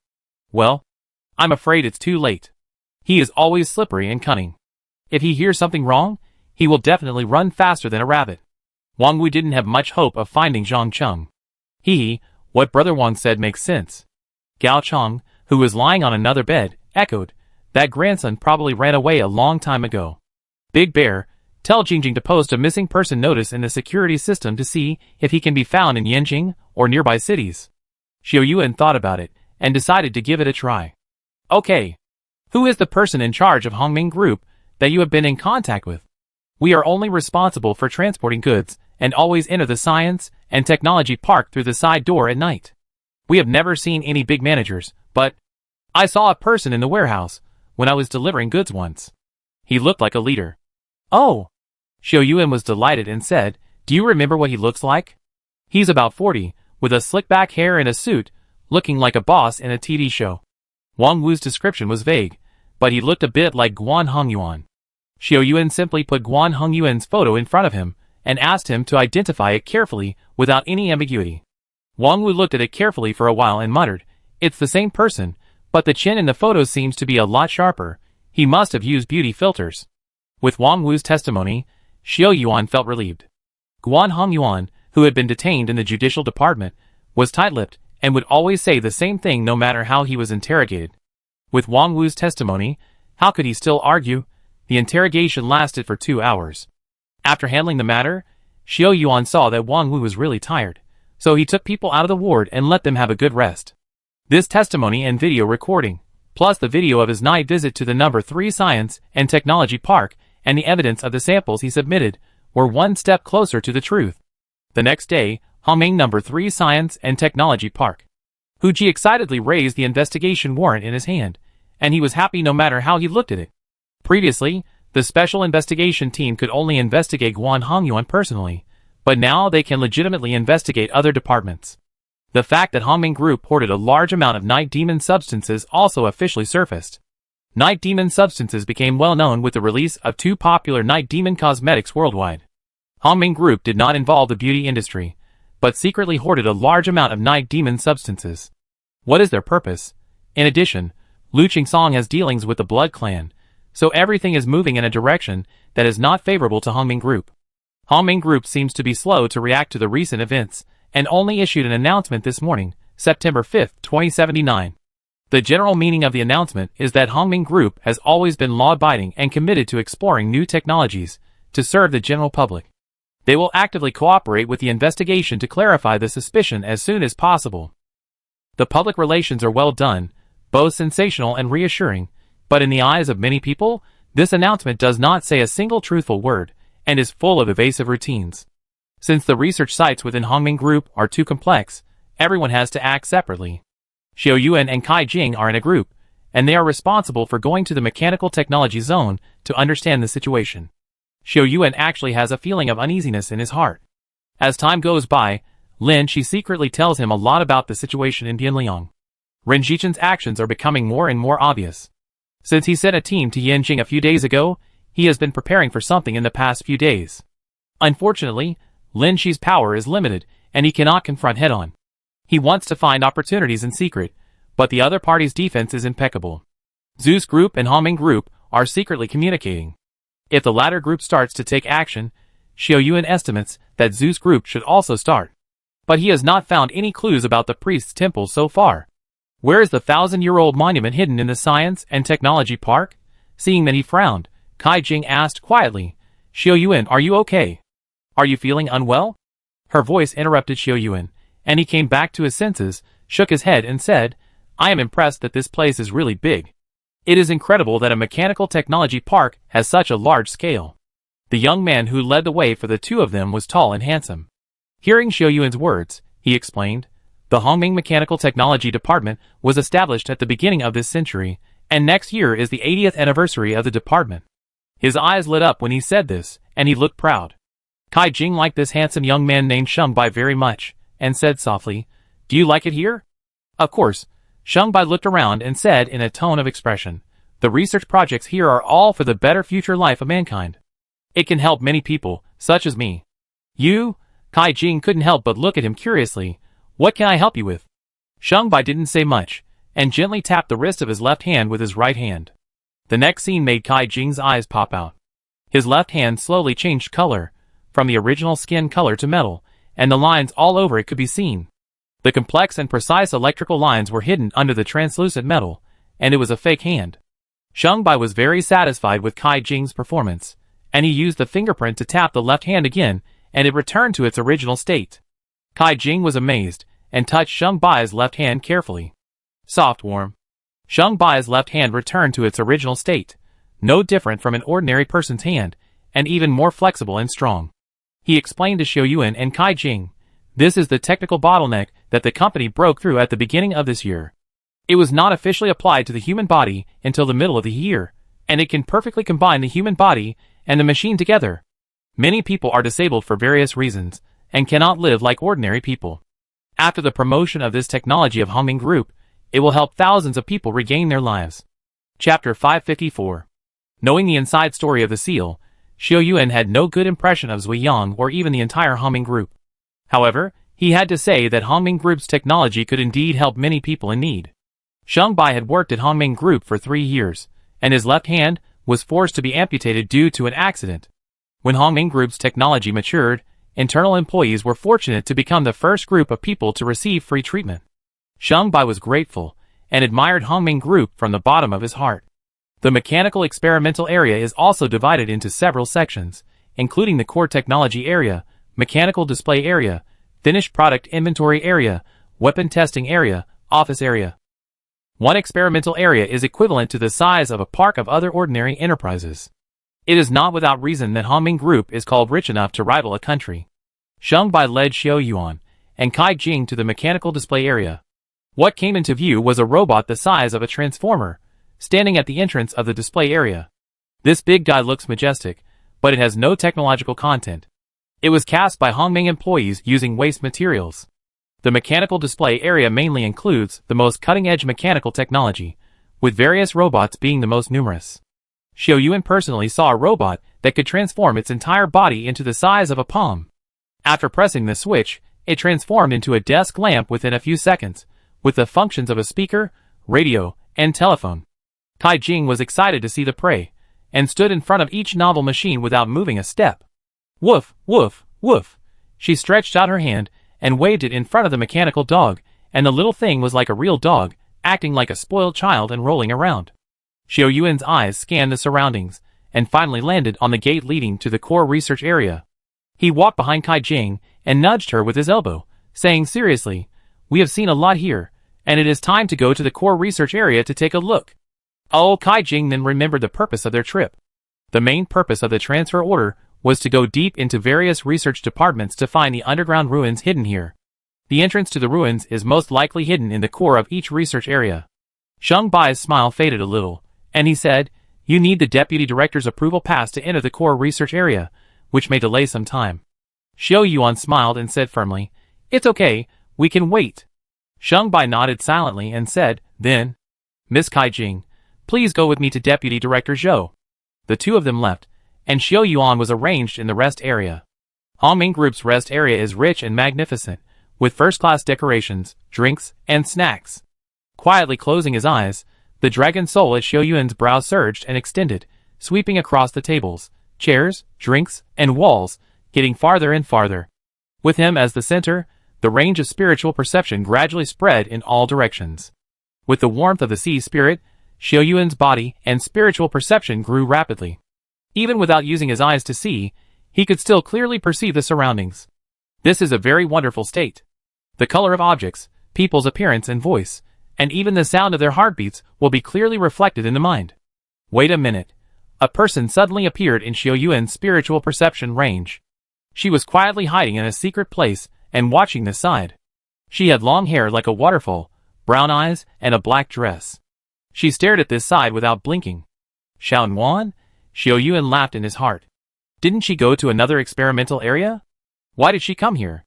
Want to give me a surprise? Xiao Yuan put away his spiritual perception and opened his eyes. His eyes naturally looked at the place where Sun Wan was hiding. But when he looked over, he only saw a small head flash by. Sun Wan actually slipped away. Seeing this, Xiao Yuan got up and followed her direction. When he passed the green belt, he could only see Sun Wan's shadow flashing around the corner. Strange. Xiao Yuan was more and more confused. Was she hiding from him? Xiao Yuan quickly chased after her. He was shocked when he thought of what Sun Wan was wearing today. Wide-leg jeans with a bright yellow t-shirt.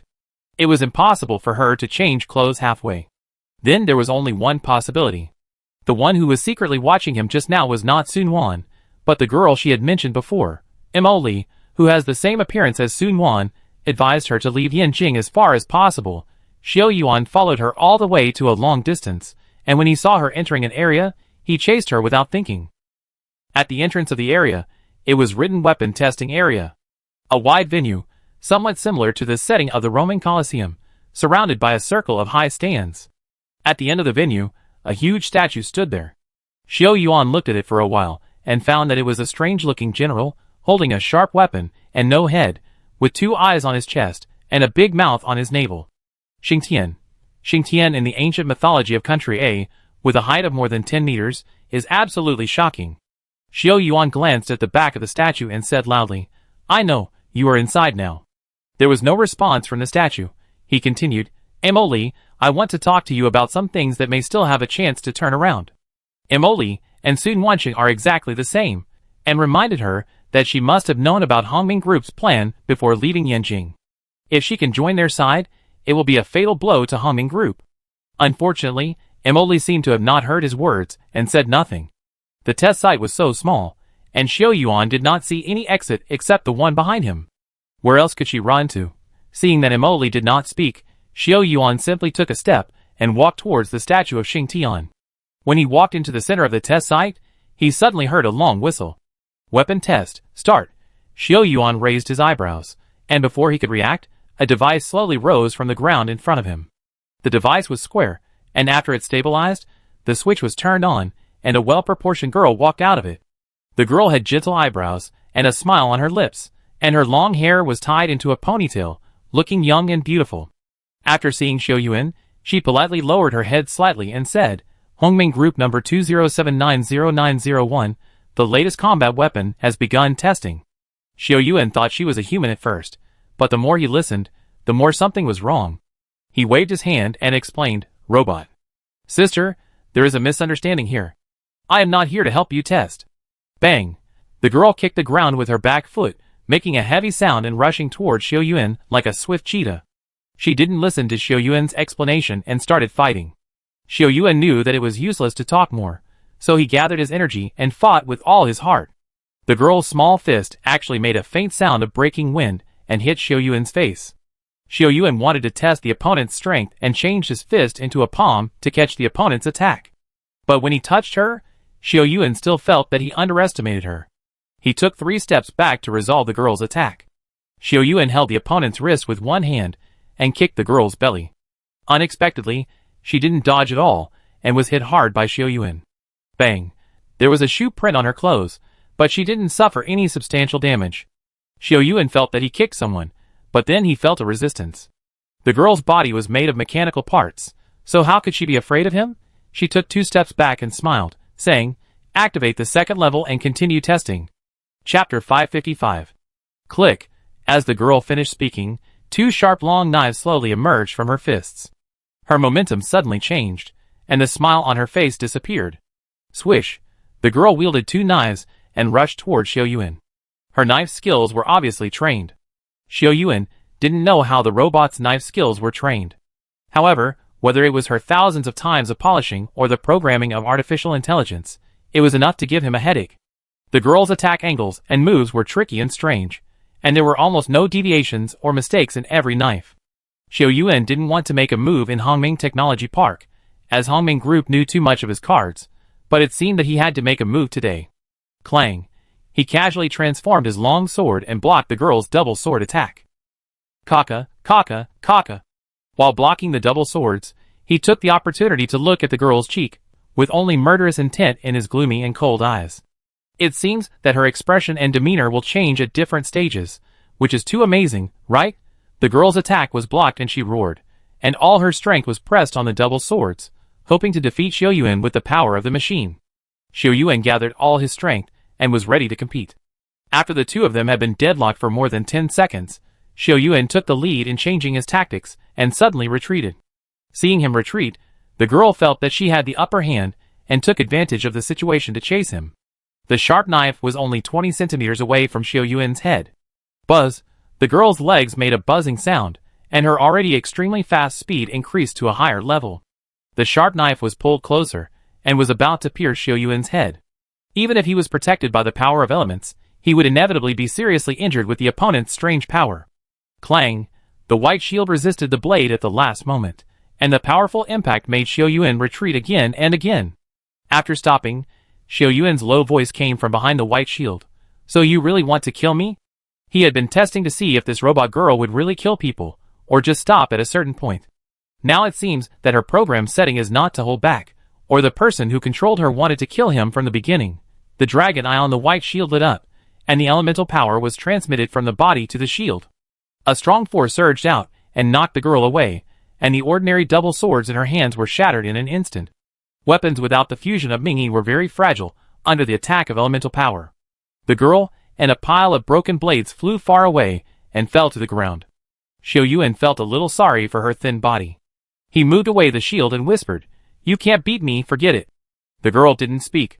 She stood up, looked at the broken weapons, looked at Xiao Yuan, and lowered her head. Xiao Yuan thought she understood what he said, and stepped forward. "Let me pass, we don't interfere with each other." Activate the final battle form, the ultimate test. A cold electronic sound came from the girl's body, and her whole body shook violently. Then her body twisted like a puppet, especially her wrists and ankles. The whole state of dancing lasted for more than 10 seconds, and when she stopped, the tips of her hands became sharp. The black air spread from her hands, and the whites of the girl's eyes completely disappeared, and Xiao Yuan was secretly shocked. She, a robot, can actually use the power of elements? The dark elements were extremely active under the girl's command, which was also a manifestation of her lack of proficiency in controlling the power of the elements. Her dark eyes looked at Xiao Yuan, and the corners of her mouth slowly raised, and her expression became more and more strange. If she looked like a person when they first met, now she looked like a mad beast. The girl attacked Xiao Yuan, and her whole body was shrouded in black mist. Clang! The long sword blocked the opponent's attack, and her skin was fused with dark silver, especially the finger area was extremely hard. The hot flames clashed with the black air, and both sides consumed each other. Xiao Yuan focused on mixing the elemental power, and the girl's head suddenly tilted. Then, her head flew down from her neck and bit Xiao Yuan directly. Oh my! Xiao Yuan was startled and barely avoided the attack of the head, and was scratched by the claws. Looking at the tattered clothes around his waist, his face turned completely black. Even a clay Buddha has some earthiness, let alone a human. Seeing the girl rushing up again, Xiao Yuan shouted, and the dragon soul soared into the sky, and the flames rose to more than 3 meters. Xiao Yuan's elemental control was not comparable to that of a half-baked person like her. With just one touch, he dispersed the opponent's dark elements. He flew up with a knife and chopped continuously. He left 7 or 8 wounds on the opponent's body, until the last blow pierced the opponent's heart. Crack! It seemed that something broke, and the robot that fell down never stood up again. Her eyes were still dark, and there was no blood on the injured parts of her body. Snap, snap, snap. Xiao Yuan turned around slowly, and saw an old man clapping leisurely. When he saw the old man's appearance clearly, Xiao Yuan grasped Tu Nan subconsciously. For a second, he wanted to rush up and kill him.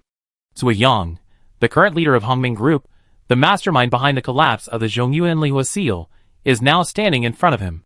He has a smile in his eyes, and his old face is kind and calm. He is wearing a simple Zhongshan suit that has been washed slightly white, and his whole body reveals the demeanor of an elder. If he didn't know the other party's background in advance, Xiao Yuan might really be impressed by his temperament. But now Xiao Yuan only felt a deep chill. How deep must the mind of a person who has hidden himself for decades be? Opening his mouth, Xiao Yuan didn't know what to say. He had thought about the scene of meeting Zui Yang many times, but it shouldn't be like today when he applauded after he defeated the robot. Zui Yang slowly walked over and looked at the girl who fell to the ground. Her test failed, what a pity. Xiao Yuan raised his eyebrows and asked, what will happen if it fails? Zui Yang smiled slightly, as if commenting on a rag doll. If it fails, it will be worthless. It will be dismantled and reassembled into other new products. The girl was created to fight, and her appearance is no different from that of an ordinary person. This is why Xiao Yuan had been holding back before. But he had never thought that the girl would face such a result after losing the test. What's wrong? Zui Yang suddenly asked. Do you think I'm too cold-blooded? Are you not used to it? Xiao Yuan hesitated and told the truth. Yes. Hee. Zui Yang smiled. This time he smiled happily and sincerely. Robot products are my most proud work, and can even be said to be cross-era works. He was immersed in his own world and continued. Combining machines with the human body can allow people to survive forever and achieve immortality. Her extinction is a contribution to the benefit of mankind. Eternal life? Xiao Yuan heard this word again, and couldn't help saying, what is the meaning of pursuing immortality? Birth, aging, illness and death are the fate of all things in the world, why force it? Zui Yang looked into Xiao Yuan's eyes for the first time, and after a long time he said, you don't understand, because you are still young and have a lot of time. When you enter your twilight years, you will understand that human obsession and pursuit of immortality will surpass any desire. Chapter 556. Zui Yang's aging face glowed with glory, as if he had suddenly become several years younger. The robot he created was lying on the ground, its body severely damaged by Xiao Yuan's elemental power. He was like a patient in a trance, preaching his own ideas. Xiao Yuan put away 2 nan and said, years have their limits. How many emperors and generals in ancient and modern times have pursued immortality, but what was the result? Hee. Zui Yang's laughter was a bit cold. How can the technology in ancient times compare with that of today? What the predecessors could not do may not be impossible for the future generations. Under his seemingly calm appearance, he hides a fiery heart, and his obsession with immortality has penetrated deep into his bones. Xiao Yuan glanced at the robot and said, Mr. Zui, instead of pursuing immortality, you should think about how to explain that the robot can use dark elements. I think Team Leader, who would be happy to discuss it with you. Zui Yang did not have any emotional fluctuations because of Xiao Yuan's words. He sighed with some regret. Xiao Yuan, I thought you would understand me, but I didn't expect you to be the same as those people. He looked at Xiao Yuan as if he was looking at a work of art. Do you know? You are a pioneer of this era like many elementalists, and you are different from ordinary people. Xiao Yuan raised his eyebrows. So, Mr. Zui means that elementalists are a special group that is high above ordinary people? It is impossible to reason with such a person, so Xiao Yuan simply stopped talking. He took a step, and was about to walk behind the Xingtian statue to check it out. If he guessed correctly, Emily must still be there. Wait! Zui Yang stood in front of Xiao Yuan and stopped him from moving forward. Xiao Yuan raised his eyebrows and asked, Mr. Zui, what do you mean? Zui Yang smiled and said, it's time to close the test field. You should leave. The gate of the test field was open before, and no one was guarding it. Now that I defeated the robot, you said you want to close the gate. Are you kidding me? Xiao Yuan moved and said, a friend of mine is behind the statue. Come out and meet him. Zui Yang looked at him with amusement and said, there are only 2 of us here, no one else. How could he, an old man over 50 years old, stop Xiao Yuan? He easily bypassed Zui Yang Xiao Yuan and ran to the back of the Xingtian statue. He said with a firm tone, how do you know there is no one there if you don't look? I'm sure. Xiao Yuan was choked in his throat when he was halfway through his words and couldn't say any more. There was nothing behind the Xingtian statue. Emily, who had been hiding here just now, disappeared. I don't know where she hid. It's impossible. I clearly saw her running into the test field. There is no place to hide here. How could a living person disappear out of thin air? Zui Yang seemed to have expected this, and said slowly, young man, your judgment may not always be correct. There are many things in life that are not satisfactory, and you need to get used to them slowly. There was a deep meaning in his words, which sounded very awkward to Xiao Yuan. Xiao Yuan raised his mouth and smiled. Thank you for your advice, old man, but I am lucky and I will find what I want one day. After that, Xiao Yuan turned and left. Zui Yang looked at his back as he left. His originally thin body made 2 crisp crackling sounds, and an imperceptible black air surged from his body, and then disappeared in an instant. After suffering a loss for no reason, Xiao Yuan, did not look disappointed when he walked out of the test field. Instead, he was in high spirits. He quickened his pace, as he had a major discovery to discuss with someone. Humming number 3 Science and Technology Park, residential area. You said you felt the fluctuations of the ruins? Lord Yuga jumped out of his nest. Where is the exact location? I'm not sure if it's a ruin, but it gives me a very strange feeling anyway.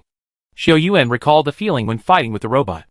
In the test field, I used the Dragon Soul to fight against the robot's last move. For a moment, I felt a slight fluctuation. The huge dark element and another kind of power formed a vortex. Maybe the balance of the two forces was broken for some reason, and there was a brief leakage, so I could feel it. The Liwa seal in the Central Plains is the most powerful of the 4 seals. It is also the burial place of the high priest after his death. I think there should be means left by him in that power. Xiao Yuan couldn't help but frown. But the time is too short. I don't have time to determine the exact location. You can sense it nearby, which means the distance, or the entrance is not too far away, otherwise you can't sense it. As for how to find it, Lord Yud paced back and forth on the table. It has a habit when thinking, always likes to pace back and forth. It is said that it has watched too many TV dramas, and many great people do this. Click, click. Lord Yud thought back and forth for 4 or 5 minutes before coming up with a countermeasure. I have a way, but I can't guarantee that it will work 100%. What way? Use one of my organs as the core, and use your dragon soul to drive it to create a magic weapon. Maybe it will work. Organ? Xiao Yuan was shocked and said quickly, Sir, we can think of other countermeasures. Wouldn't taking your organs mean taking your life? Absolutely not. If there were other ways, why would I do this? Sir Yuga's black eyes were full of emotion. Since ancient times, everyone has to die. I will leave my loyalty to shine in history. Xiao Yuan didn't know what TV series it watched every day in the dormitory, why it became more and more artificial. You retreat to the door, wait for me to take the organ for you. Don't worry, it won't endanger my life, sir. I haven't lived enough. Quack! Master Yuga spread his wings and flew down from the table, landing on the floor in the room. The fire patterns on its wings and tail feathers glowed at the same time, and the slender tail feathers that usually only appear in combat states seemed to be dyed with a layer of halo, and were dazzling. Lord Yud made an awkward pose, and began to jump up and down in the room. Xiao Yuan couldn't understand his movements, and thought he was having epilepsy, but after a while, he found out the secret. Lord Yud's jumping trajectory was very regular, and every time he fell from midair to the ground, he could feel the fluctuation of elemental power. Gradually, a small area in the room became a space surrounded by elemental power. Lord Yud fell down, and his whole body shook violently. Xiao Yuan saw only a bright light in his eyes, and the golden red light was so strong that he couldn't help but turn his head away. When Xiao Yuan looked again, he found that Lord Yuga had completed the ritual. Wisps of fire elements visible to the naked eye dissipated in the house, and it was able to condense the power of elements to the point where it stayed in space. Its elemental control was far superior to Xiao Yuan. Lord Yuga held a slender tail feather in his mouth, about 30 centimeters long, with a golden red color flowing on the surface. When Xiao Yuan took it in his hand, he felt the elemental power, and a breath of spiritual energy contained in the tail feather. It was as if it had its own life, echoing with the dragon soul from afar. Lord Yuga was exhausted after completing the ritual, and returned to the nest with Xiao Yuan's help. Xiao Yuan held the tail feather and asked curiously, Lord, is this what you call an organ? Chapter 557. Quack! Lord Yuga lay in the soft nest and called out comfortably, What do you know, sir? My tail feathers are not ordinary things.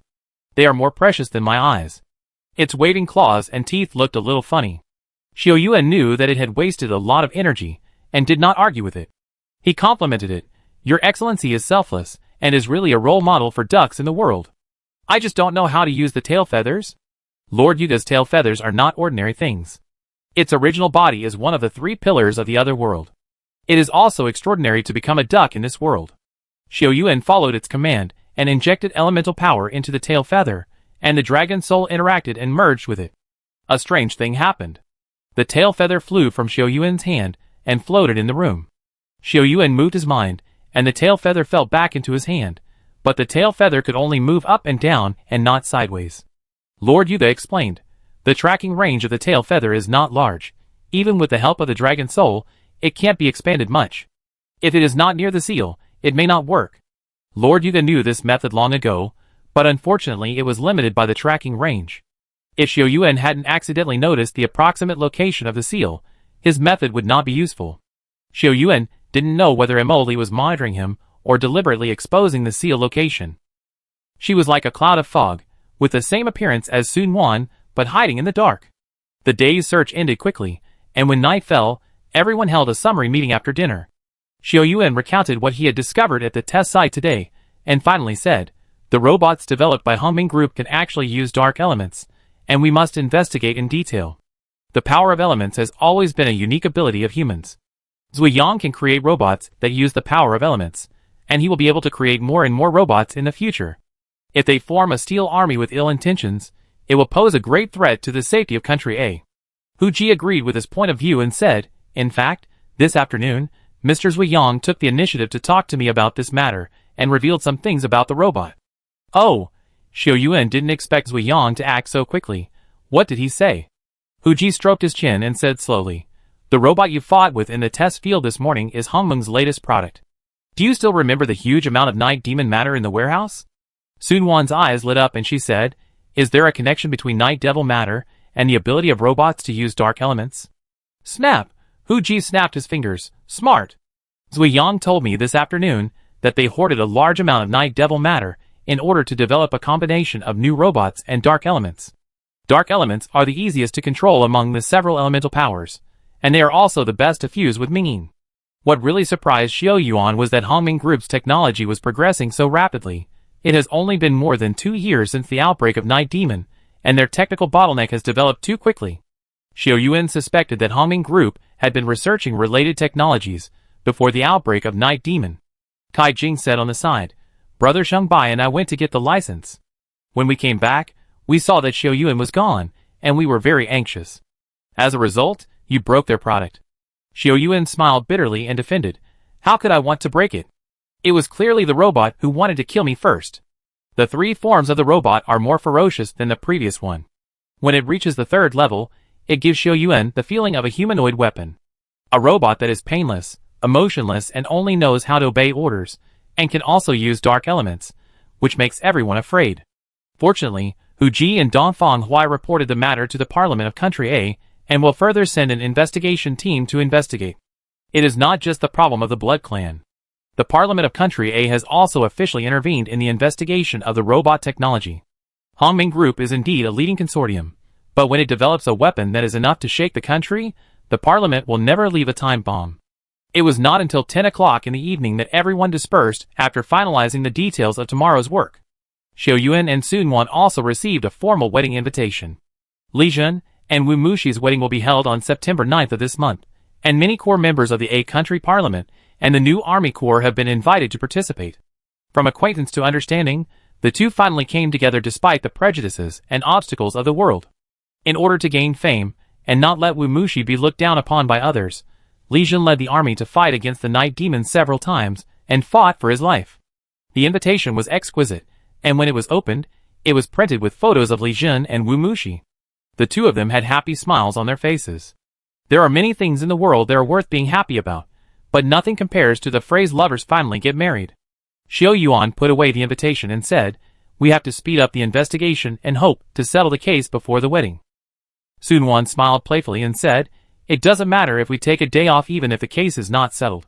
We must not miss the wedding of Sister Mushi and the Legion commander." Xiao Yuan's eyes flashed with a hint of worry. "I know I can't be absent, but I'm a little worried. The Special Investigation Team's investigation of Hongming Group is getting deeper and deeper, and he is afraid that Zui Yang will be desperate." Sun Wan knows his worries very well, and comforts him. "Don't worry, as long as Zui Yang remains rational, he will not really fall out with the A country parliament.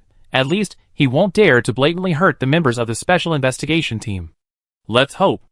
Zui Yang's face and his fanatical eyes often appear in front of Xiao Yuan's eyes. The pursuit and desire for immortality makes Zui Yang unpredictable and unpredictable. Who knows what he will do? Tomorrow's investigation is crucial. If the location of the seal can be found in one fell swoop, all the truth will be revealed. That night, Xiao Yuan did not sleep well. The next day, Hongming No. 3 Science and Technology Park. Xiao Yuan, Hu Ji, and Dongfang Huai gathered the team together, and the personnel dispatched from the A country parliament also entered.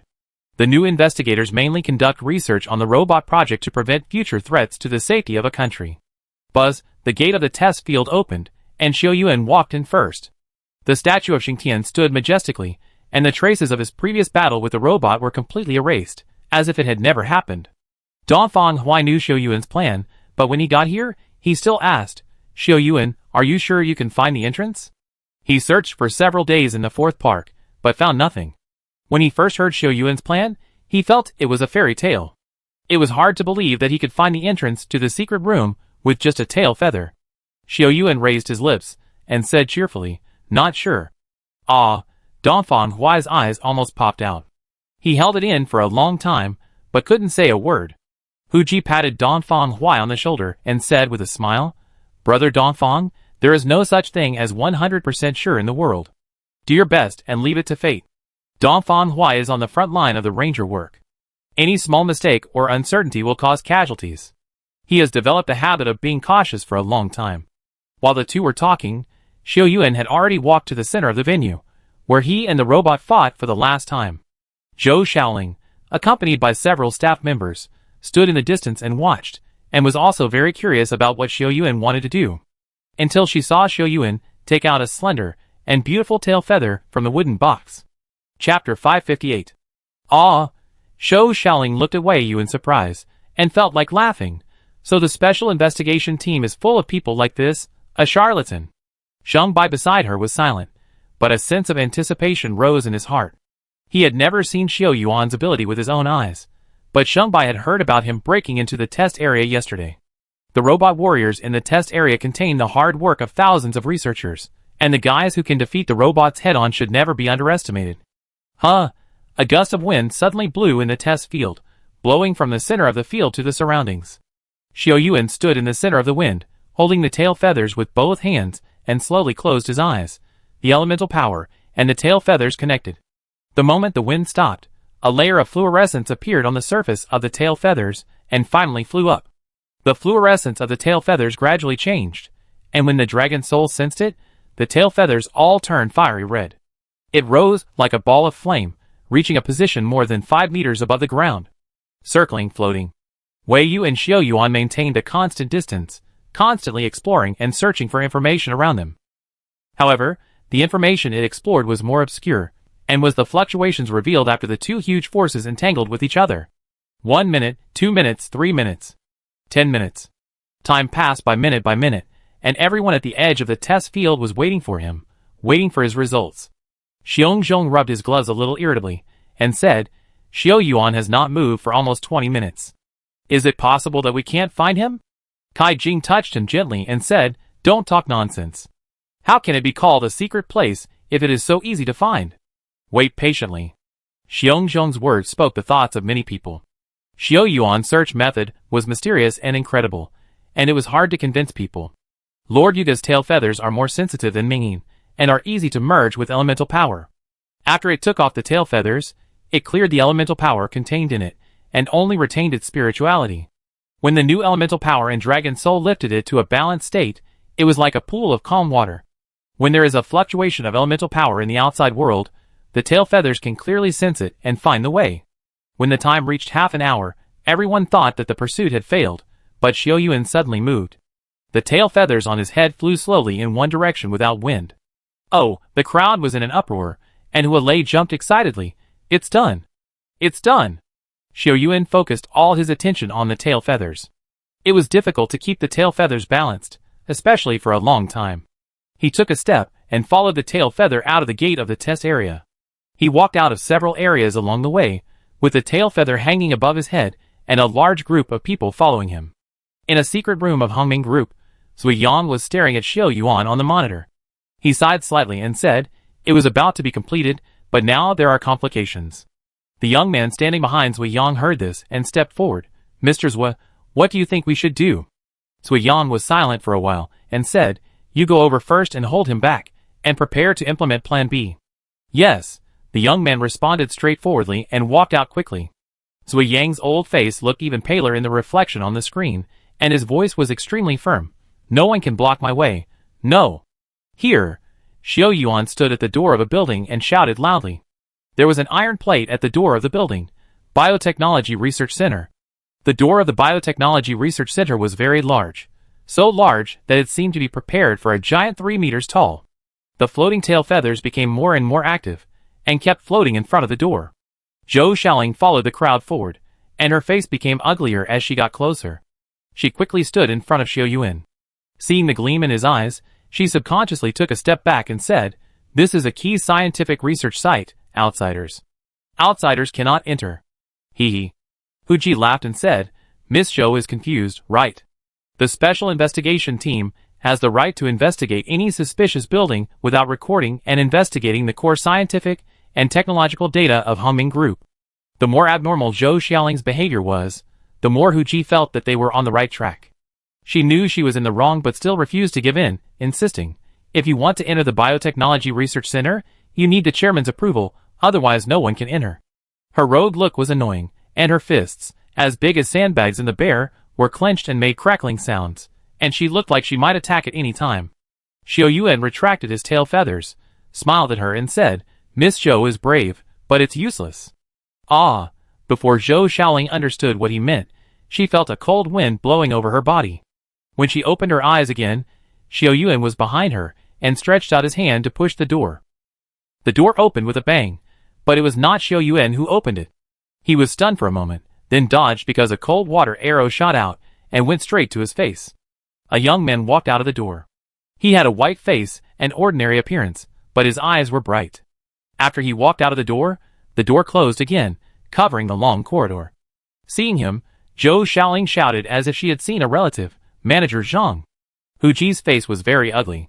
Openly attacking the Special Investigation Team in front of him was already a blatant confrontation with the country parliament. He pointed at the young man and shouted, "What do you want to do? You dare to openly attack public officials?" The young man comforted Zhou Xiaoling for a few words and looked at Hu Ji, saying, "Mr. Hu, I am Mr. Zui Yang's assistant, Zhang Peng." Zhang Peng's attitude and tone were very polite. "I instinctively launched an attack when I opened the door just now. I am very sorry for this. I hope you can understand." He said it beautifully, but he didn't have any intention of avoiding it, still blocking the door. Xiao Yuan looked at him. The concentration of the water arrow just now was not inferior to the excellent water element affinity in the army.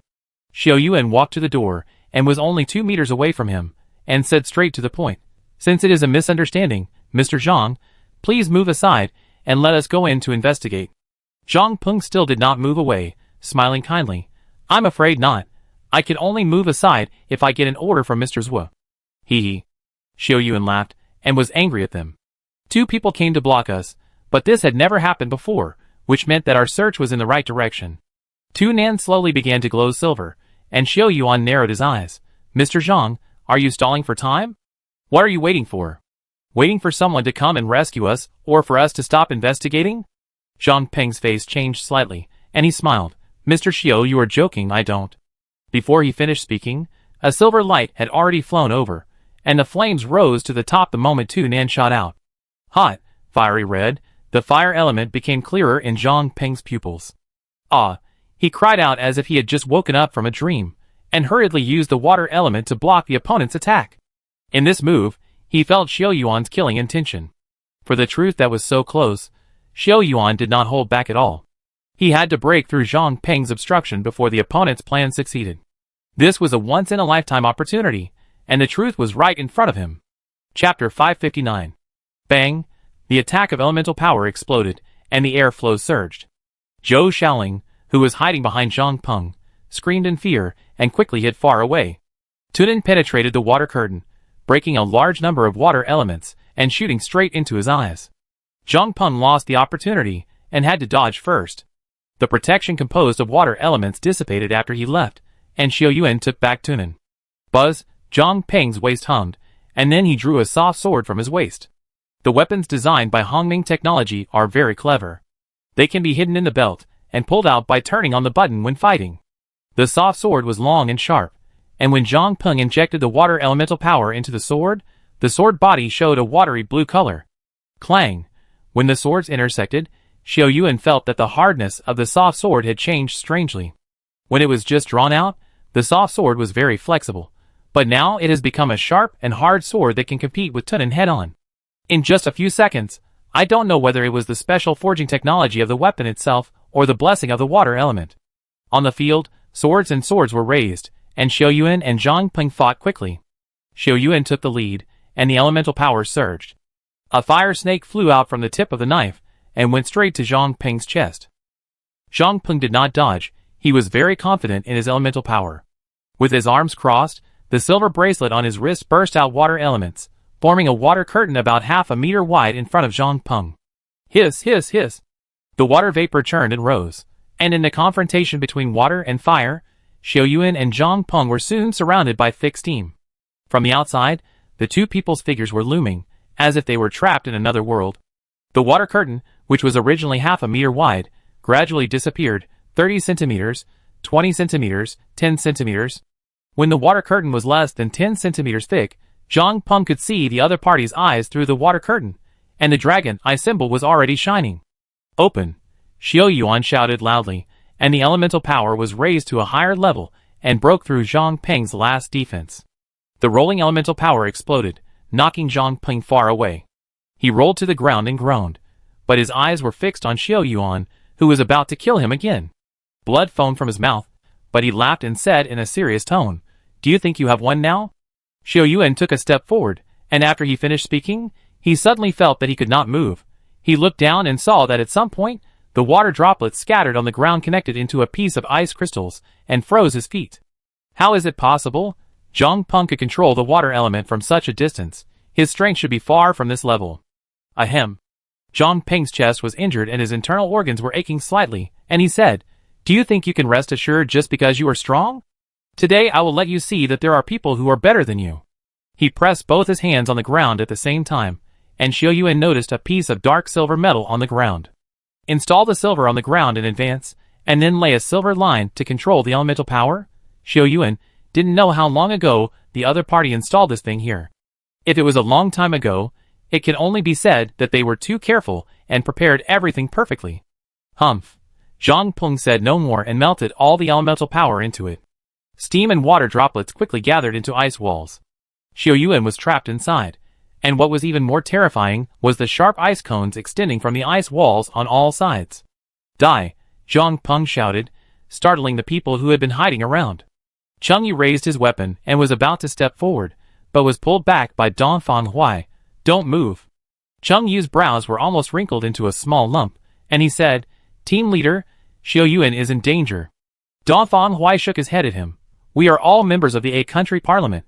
We have public office and cannot do anything casually, and what can you do to help him if you go?" This sentence made Cheng Yu freeze in place, and he stammered, but, Xiao Yuan's courage to break in has a lot to do with his identity. The Silver Wing Corps is independent of the traditional army, and it is responsible for the responsibility and honor of resisting the Night Demon. If he makes a mistake, he will be demoted at most. But Dongfang Huai and others are civil servants within the system, and they are subject to great constraints. Sun Wan's eyes were fixed on the battlefield, and she saw Xiao Yuan being besieged by 4 ice walls. "Here he comes." Sun Wan's eyes suddenly lit up, interrupting the argument between Dongfang Huai and Cheng Yu. Crack. A crack appeared on the ice wall, and then spread to the entire ice wall. A ball of hot flames could be seen rising, shrinking and rising inside. After repeating this 3 times, it finally broke through the ice wall. Boom! The 4 ice walls shattered at the same time, and Xiao Yuan flew out from inside. His clothes were torn, especially on his back, leaving 2 deep scars. The blood and pain made him calmer, and the moment he flew up, Xiao Yuan turned 2 nan into a glove. The hook flew out and entered the ground under his feet, and then all the strength flew along the hook. Zhang Peng still didn't give up. He roared and squeezed all the potential in his body, wrapped the soft sword in it, and turned it into an ice sword to stab Xiao Yuan. The water flow rotated at a high speed, and Xiao Yuan felt that his whole body was forced to run towards the sword. Moo! The dragon soul was activated, and Xiao Yuan cleverly divided the fire element into 2 streams, one of which spread along Tunan's hook, and the other hit the weakest point of the vortex. The water flow fluctuated, and the pulling force suddenly decreased. Xiao Yuan dodged the moment he was about to hit the ice sword. The biting cold made his cheek sting a little, and then Tunan withdrew his sword and stabbed Zhang Peng in the shoulder. Xiao Yuan held back, wanting to save the elemental power. After opening the door, Hongming Group would never surrender, and he had to retain more elemental power to deal with the dangers behind. Ahem.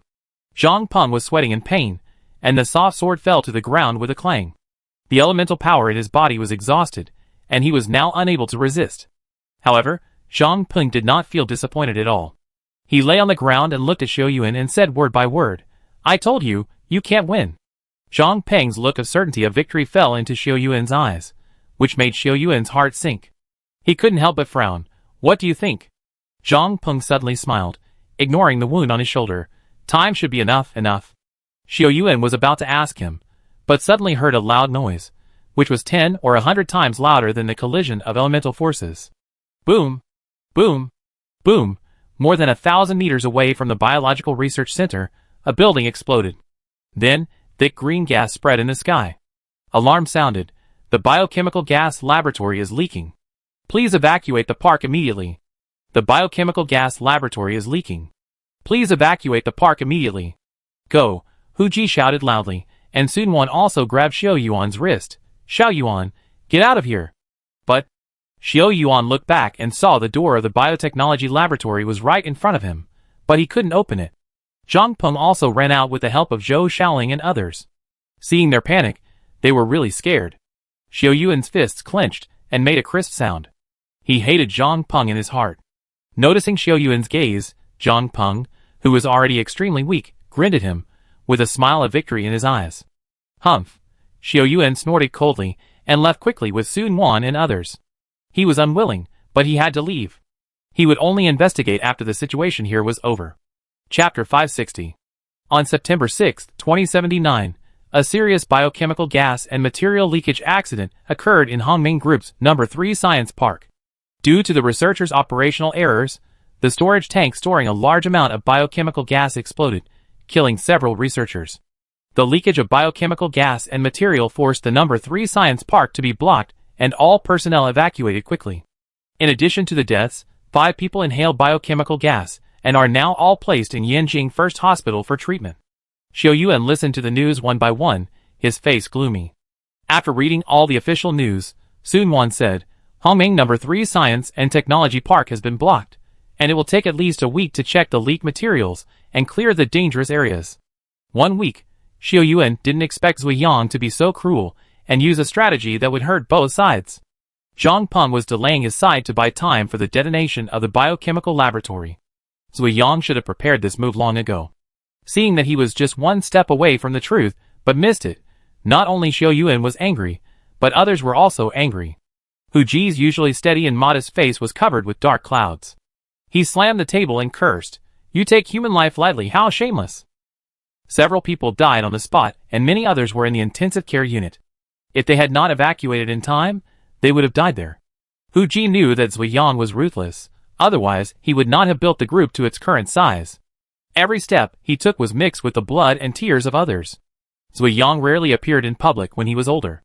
Every year, he donated money to build roads for the benefit of the people. Hu Ji realized today that Zui Yang is still the same Zui Yang.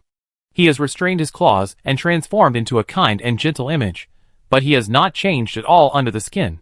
Dongfang Huai looked at Xiao Yuan and Hu Ji and comforted them. Now Hongming Technology Park cannot be explored in a short time, but our clues have not been cut off. Oh, Hu Ji was happy at first, but then he thought about it and smiled bitterly. Dongfang, why do you have to comfort us now that things have come to this? Dongfang Huai waved his hand and said seriously, when has team leader who ever seen me talking nonsense? Do you still remember the poisonous insect that killed Yu Qingxuang? Yu Qingxuang was imprisoned in the Ranger prison, where he died one midnight. Prison guard Roger was coerced into tampering with Yu Qingxuang's food, and at midnight the poisonous insect flew out and killed him. The next day, the ranger found the poisonous insect with a round belly in Yu Qingxuang's heart. Over the course of one night, the poisonous insect ate most of Yu Qingxuang's heart, and Lord Yuga claimed that he could tame it and find the caster. According to Dongfang Huai, Lord Yuga was probably successful. Dongfang Huai nodded and said, yes, Lord Yuga is really amazing. He can control the poisonous insect so smoothly that he can officially start looking for the caster in the next 2 days. Hu Ji's face looked a little better. This is also a clue in hand, but it's a pity today. Half a foot into the door of the truth, Xiao Yuan can understand his feelings. After comforting him, Xiao Yuan changed the subject and said, Hongming No. 3 Science and Technology Park cannot be entered. We need to make the most special preparations. Hongming Group's plan will never stop because of the biochemical gas leak. Since they use this trick, it means that they have a response plan. Hu Ji said, the Judicial Department Security Force and Rangers will dispatch personnel outside the park to deal with any situation as soon as possible. Xiao Yuan stood up and added, that's not enough. I will report to the A country parliament and dispatch regular new troops to guard the place to prevent Hongming Group from making any unusual moves. They didn't know much about Hongming Group's plans, but if the other party really moved the seal as before, it would definitely be troublesome. It's always right to prepare for a rainy day. Xiong Zhong scratched his head and said, as for mobilizing new troops? How much of a wave can a technology group cause? Xiong Zhong's thoughts also represented many people present. Xiao Yuan smiled slightly. It's always better to be careful. As night falls, the lights in Yanjing begin to light up. The prosperous city seems to have not changed much, even though the leak at Hongming No. 3 Science and Technology Park today refreshed the headlines of major portals. People's lives remain the same. Some work hard to earn money just for 3 meals a day, and some go to high-end consumption places to party every night. Xiao Yuan stood on the edge of the rooftop and looked down, wondering what he was thinking. A pair of cool hands covered his eyes. Guess who I am? Xiao Yuan held Sun Wan's hand and smiled. It's windy on the rooftop. Why are you here? Hee hee. Sun Wan smiled brightly, letting Xiao Yuan's big hands warm her. Just now at the summary meeting, you looked worried and didn't say something. Xiao Yuan was silent. What did he say? Said that Zui Yang might trigger the seal again and let the night demon erupt. Who would care about this mysterious truth except those who have experienced it personally? Xiao Yuan's report to persuade the parliament and the Legion of Country A would not be written like this.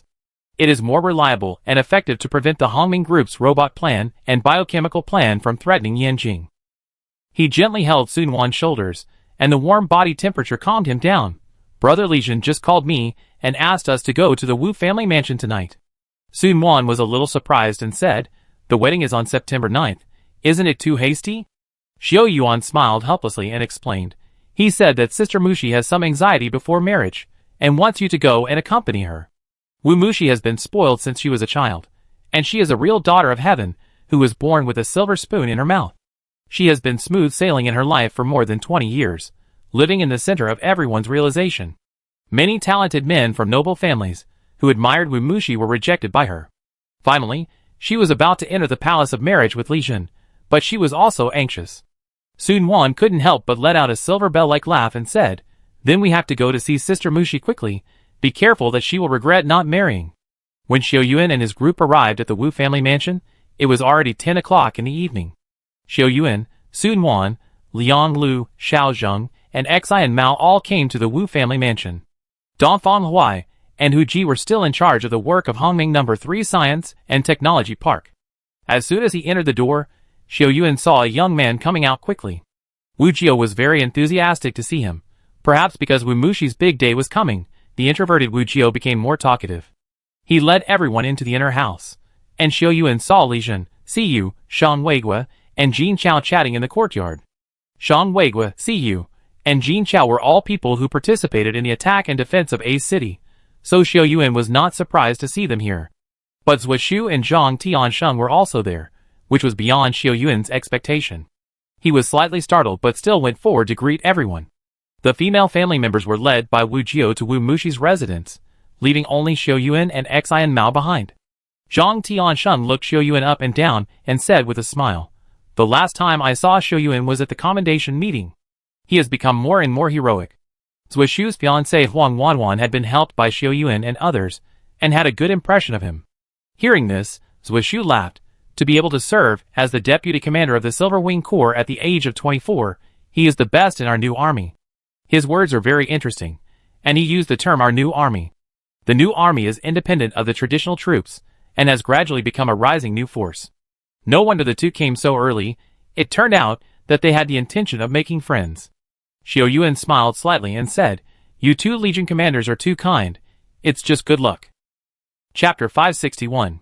Times make heroes, especially in turbulent times. Li Jun is talented and ambitious, but if there is no opportunity for the Night Demon to break out, it will take at least 4 to 5 years for him to achieve the current achievements he wants.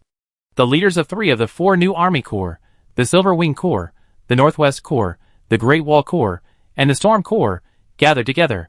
They are pioneers in the army, and also new armies that transcend the times.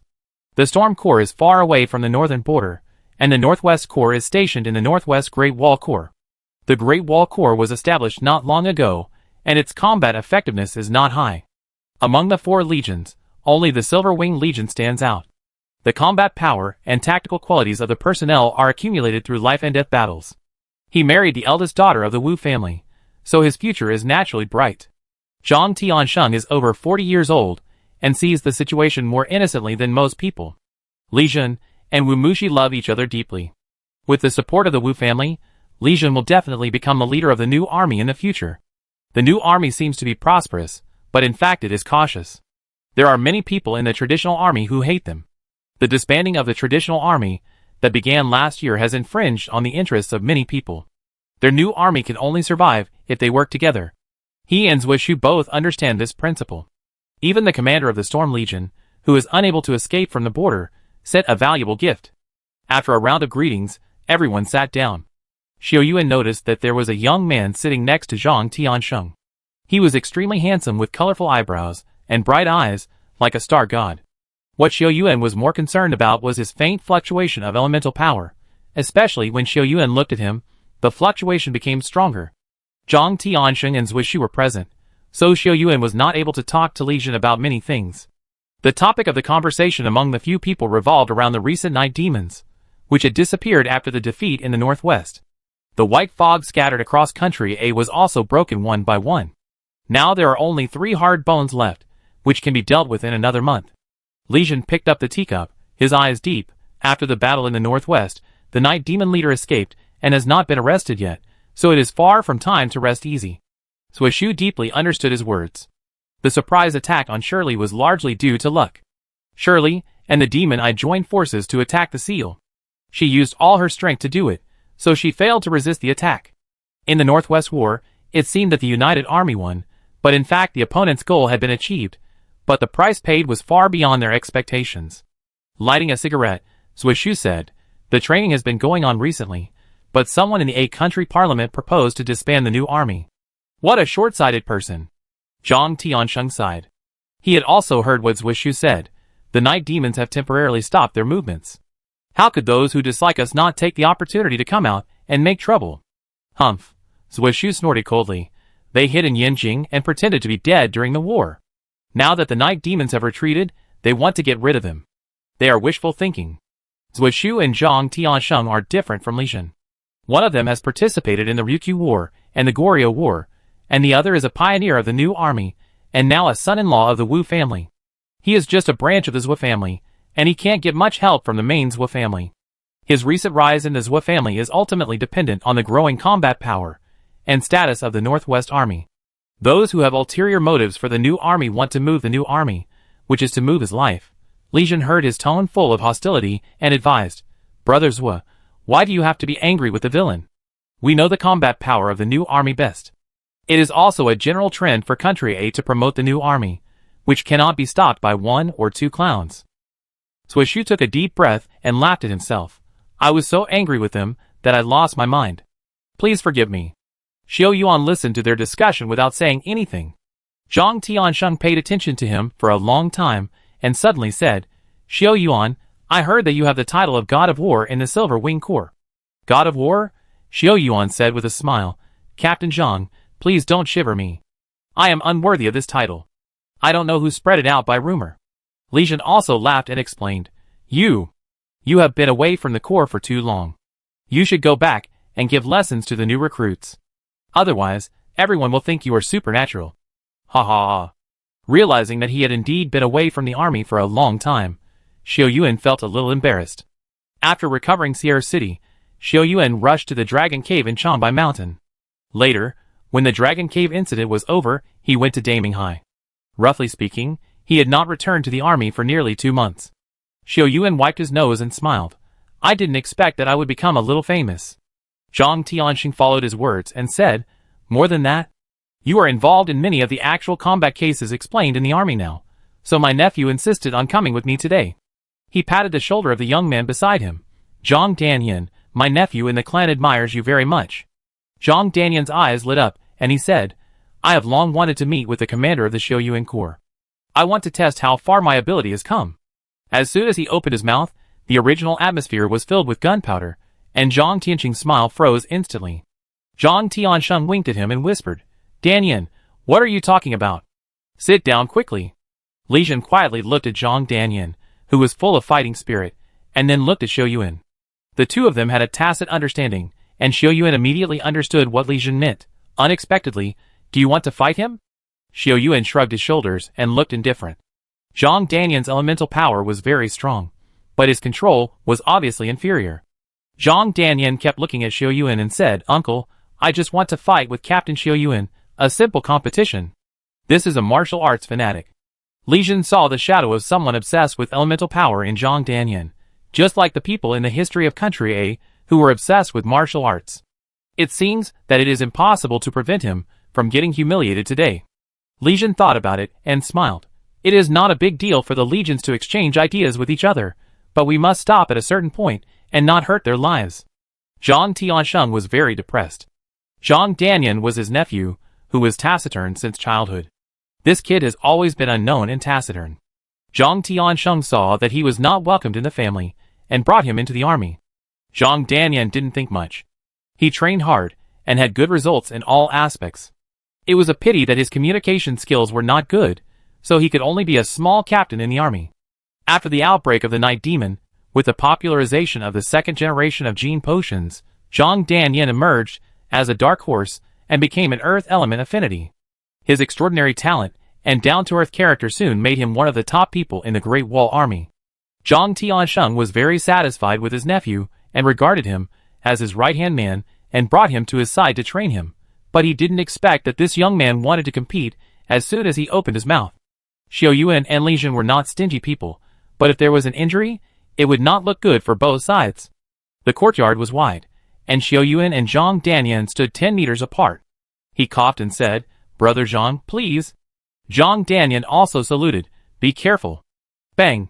There was an explosion of airflow on Zhang Danyan's hands, and two groups of khaki airflows appeared to form huge fists, which instantly attacked Xiao Yuan. Chapter 562. Zhang Danyan attacked swiftly, using the earth element to punch his fists. Xiao Yuan stood still, and when Zhang Danyan's attack was about to reach him, he raised his hand slightly. Whoosh! The flames ignited, and two fireballs flew straight to Zhang Danyan's heart. Elemental power released, he was secretly surprised, and punched the fireball head-on, and wisps of flame scattered to both sides. Before he could catch his breath, another flame attacked, and it arrived in Zhang Danyan's sight in an instant. Zhang Danyan did not dodge, he lowered his body, put one hand in front of him and slammed the ground with the other hand. Boom! The bluestone slab on the ground of the courtyard shook, and at the same time when the flames hit his defense, the slab under Xiao Yuan's feet broke, and a big earth yellow hand grabbed him. Qi Ming is also an earth element affinity, and his strength is not weak. The earth element focuses on defense. Just like the dark element is the easiest to be manipulated by people, the characteristic of the earth element is that it is easy to transform. Qi Ming's earth shield has a very strong defense, which is due to the characteristics of the earth element. Qi Ming's elemental control is improving day by day, and he can also create some small-scale transformation attacks, but it is difficult to achieve the same as Zhang Danyan. Xiao Yuan flew away and nodded secretly. Zhang Danyan is indeed proud of his capital and confidence. Not many people can do this. Bang! The khaki hand followed like a shadow, and after missing the first attack, it chased Xiao Yuan again. There was only a crisp sound of crackling in the courtyard, and the neatly arranged square bricks were lifted and scattered. Li Jin saw it carefully, and couldn't help but praise, Danyan is young, but his elemental power is really powerful. Ha ha ha. Zhang Tiansheng was proud of his nephew's good performance, but he still had to be modest. He is just a reckless person, and he is only brave for a while. He is still far behind Xiao Yuan. During the Northwest War, Xiao Yuan was on a mission in Changbai Mountains and did not participate. Zhuo Shu was also very curious about Xiao Yuan's strength. He himself was a wind element affinity, so it was no problem for him to kill the enemy in battle. But today, seeing the famous Xiao Yuan, he was a little disappointed. From the beginning to now, the strength Xiao Yuan showed was quite different from his reputation. Zhuo Shu shook his head slightly, and suddenly his eyes fixed. The competition in the courtyard changed. After dodging the big hand's attack 5 times in a row, Xiao Yuan stopped. He raised his hands high, and Tunen flashed a fiery red light. Buzz, Xiao Yuan's right hand surged with extremely strong fire elements, which just hit the khaki big hand. The seemingly fierce and hard big hand shattered, and the earth elements and dust scattered. Zhang Danyan didn't expect that Xiao Yuan, who was embarrassed just now, would suddenly counterattack, and was stunned for a moment. The flames that Zhang Danyan had broken before had already fallen to the ground, but now they flew up and attacked his vitals. It was too fast. When he realized that the scattered flames had magically attacked again, it was too late. Zhang Danyan exclaimed and subconsciously used his arms to protect himself. Feeling the blazing temperature of the flames, his muscles were tensed. At this moment, when the earth element had no time to gather, the flames could cause fatal damage to him at any time. Snap! Xiao Yuan snapped his fingers, and the flames that had been surrounding Zhang Danyan floated back like a group of ghost fires until they dissipated. Zhang Danyan lowered his arms, looked at Xiao Yuan, then looked at the messy courtyard and lowered his head. Lost. His face was dark and lost, like a defeated attacker. Xiao Yuan smiled and consoled him. We are all comrades in the army competing and learning from each other, so why bother about winning or losing? Your earth elemental transformation is the best among those with elemental affinity I have seen. Really? Zhang Danyan's emotions came and went quickly. After hearing Xiao Yuan's words, his eyes lit up. You are not trying to comfort me, are you? Xiao Yuan walked up and patted him on the shoulder, saying, I tell you what I have to say. With your accomplishments, you will achieve greater success if you work hard. His words were indeed sincere. Zhang Danyan was young and had not been exposed to the power of elements for as long as Qi Ming. He was also very talented in transformation, so his future achievements would definitely not be bad. Pa. After watching a competition, Li Jun and others applauded. He stood up and said with a smile, the competition was exciting, but we have to go to another place to chat. We need to rest here. Zhang Danyan was a little embarrassed and said, I forgot to restrain myself when I attacked just now. Please forgive me, Commander. Li Jun waved his hand at him and said, the competition was wonderful. Why should Danyan apologize? Let's go somewhere else. You can also tell us the secret of transformation. Yanjing, Hongming No. 3 Science and Technology Park. The prosperity and bustle of Yanjing in the dark night disappeared here. Quiet, extremely quiet, the sealed Hongming No. 3 Science and Technology Park was silent. A little girl walked on the tree-lined road. She was wearing a black and white little dress, which was very cute. But her eyes were not in line with her age, calm and vicissitudes, like an old man who had seen through life and death. Chuckling, Shirley stopped in front of a building, muttering, Biotechnology Research Center? Qianfeng was dressed in white, his figure looming. His face kept changing, and he sighed. The world has changed so much, I didn't expect that the important place of Lihua country would become like this. Shirley snorted and laughed, saying, back then, you and I were bound, and could only watch from afar between the two worlds. Otherwise, how could humans resist it? Buzz, the metal door opened, and two people walked out. Zui Yang and Zhang Peng appeared inside the door. Zui Yang smiled when he saw Shirley. Miss Shirley, I have been waiting for you for a long time. Hee. Shirley's eyelids moved, and her attitude was a little cold. Zui Yang, we are old acquaintances. Why do you have to be false with me? Zui Yang's face remained unchanged, and he said, it has been more than 2 years since we last met. Miss Shirley has gained a new life, but I have become older. His old face was covered with wrinkles, and he looked like he was mourning the past and thinking about the present. Shirley didn't want to listen to his sigh, and asked directly, have you prepared everything you need? All right, Zui Yang agreed straightforwardly. I will use the best night demon materials, instruments, and carriers, so it will be foolproof. Footproof? Shirley's mouth curled up slightly when she heard these 4 words. Can it really be foolproof? Thousands of years ago, she thought it would be foolproof, but the result was not satisfactory.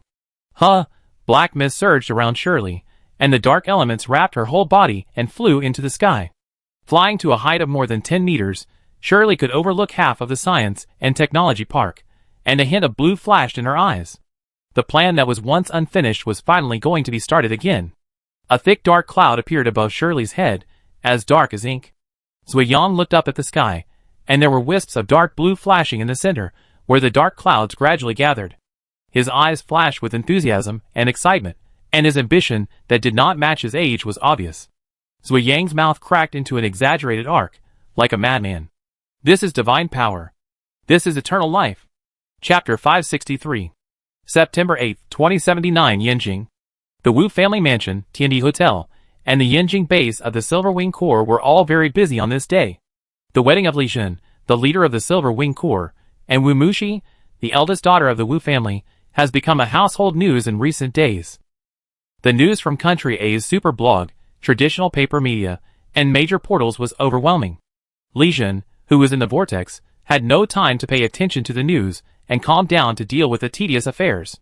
Xiao Yuan helped Qi Ming, Lin Lang, Wang Ruofei and others to set up the lobby of Tiandi Hotel, and his voice was hoarse from shouting. "Boss, boss!" Xi and Mao ran in from outside. "People from Goryeo are coming." "Goryeo?" Xiao Yuan walked down the ladder slowly and asked, "Are they here in an official capacity?" "They are here in the name of the King of Goryeo, saying they want to thank the Silver Wing Corps for their help. It seems that the King of Goryeo is safe." Xiao Yuan smiled slightly, knowing what was going on.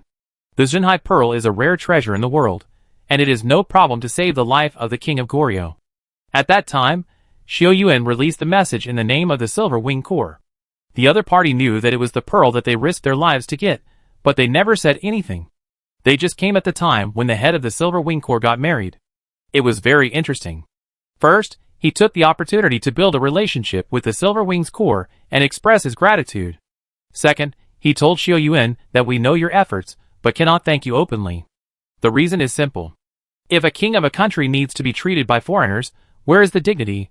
The King of Goryeo sent someone to deliver a gift, which was also a signal to Xiao Yuan that I will remember your favor and return it to you. They are all smart people, so there is no need to make things so clear.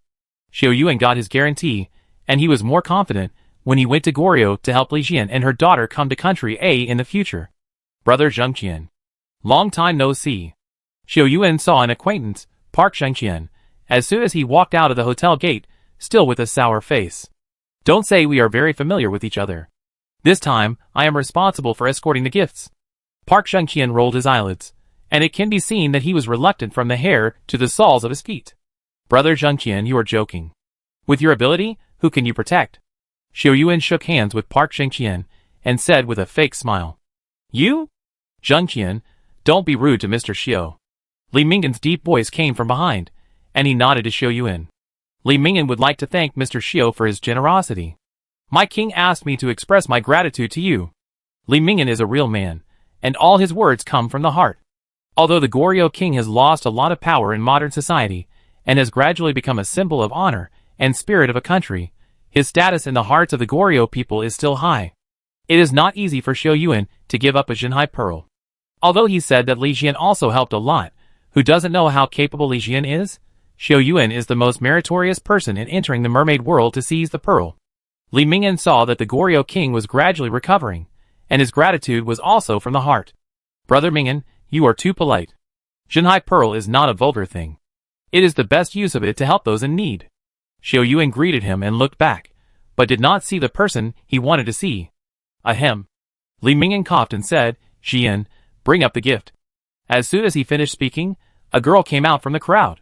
She was slightly made up, with a pure and beautiful appearance. A small mole on her left cheek made her look cute. This is a wedding gift carefully selected by my king from the royal treasury. This pair of jade rui is one of the rare treasures awarded to Goryeo by the royal family during the Song dynasty of Country A. It is priceless. Jian, long time no see. Xiao Yuan didn't pay any attention to Li Mingan's enthusiastic explanation at all, and greeted Li Jian with a smile. Yeah. Li Jian held the brocade box in both hands. She looked at Xiao Yuan quietly, and then immediately lowered her head.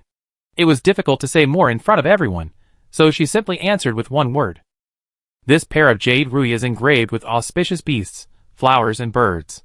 The exquisite workmanship is a masterpiece of the Song dynasty. Brother Mingan, since you have come from afar, why don't you go to the hotel first? Xiao Yuan pulled Li Mingan, who wanted to continue popularizing science. Let's go in and talk while drinking tea.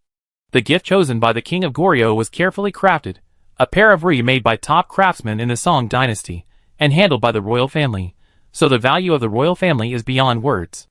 When only Li Mingan, Xiao Yuan, and Li Jian were left in the reception room, both sides spoke more casually. Brother Mingan, how is Miss Hong doing? Xiao Yuan stole the credit for Hong Xiaozhu through the Silver Wing Corps, and with her temper, she must not be willing to stop. Miss Hong was ill some time ago, and I heard that she has improved a little recently. That's good, that's good. Xiao Yuan laughed in his heart. Hong Xiaozhu was so angry that she got sick. In fact, this time when I came to country A, my king not only asked me to congratulate Li Shen, the commander of the army, on his wedding, but also asked me to tell Mr. Xiao something. Oh! I wonder what the king of Goryeo wants to tell me. My king said that he hopes Mr. Xiao can go to Goryeo, firstly to let him show his hospitality, and secondly to exchange experiences with the new army. We in Goryeo want to form a second new army corps. The second one? Xiao Yuan raised his eyebrows. With the manpower and material resources of country A, it is just right to maintain 4 new armies. If they want to establish another new army, the traditional army will inevitably face disbandment. How can the small country of Goryeo want to establish a second army? Brother Mingyan, we are old acquaintances, so I won't be polite with you. I think that with Goryeo's national strength, forming a second army may be. I understand this principle. Li Mingyan shook his head helplessly, but you have also seen the combat effectiveness of the new army. As time goes by, the combat effectiveness will become stronger and stronger. The king of Goryeo has great ambitions, and there are constant frictions between him and Fuso. He is afraid that our country will be defeated if the war breaks out again in the future. Li Mingyan said this sincerely, and his concern for Goryeo was beyond words. But Xiao Yuan knew that he was not telling the truth. It is true that Goryeo and Fuso have frictions, but it is nonsense to say that they are worried about Fuso sending troops to invade Goryeo. What they are really worried about is the behemoth country A that has always been beside them. Historically, Goryeo and Fuso were both vassal states of country A. Now country A has 4 new army corps, including the strongest new army Silver Wing Corps in Blue Star. With such a huge territory and national strength, anyone standing by would have to consider their own safety. The king of Goryeo was better than before, but now that he is gradually recovering, he has begun to worry about state affairs. Even though he knows that Goryeo's national strength is barely enough to support 2 new armies, he still wants to push forward. This king of Goryeo is not simple. He has foresight and courage. If he hadn't been lying in bed for health reasons, his name would have been known to more people. Xiao Yuan thought for a while and said, after the matter of country A is over, I will definitely go to Goryeo. I hope Brother Mingyan will take care of me. Ha ha ha. Seeing Xiao Yuan agreed, Li Mingyan seemed relieved and said with a smile, although Goryeo is small, its scenery and food are unique.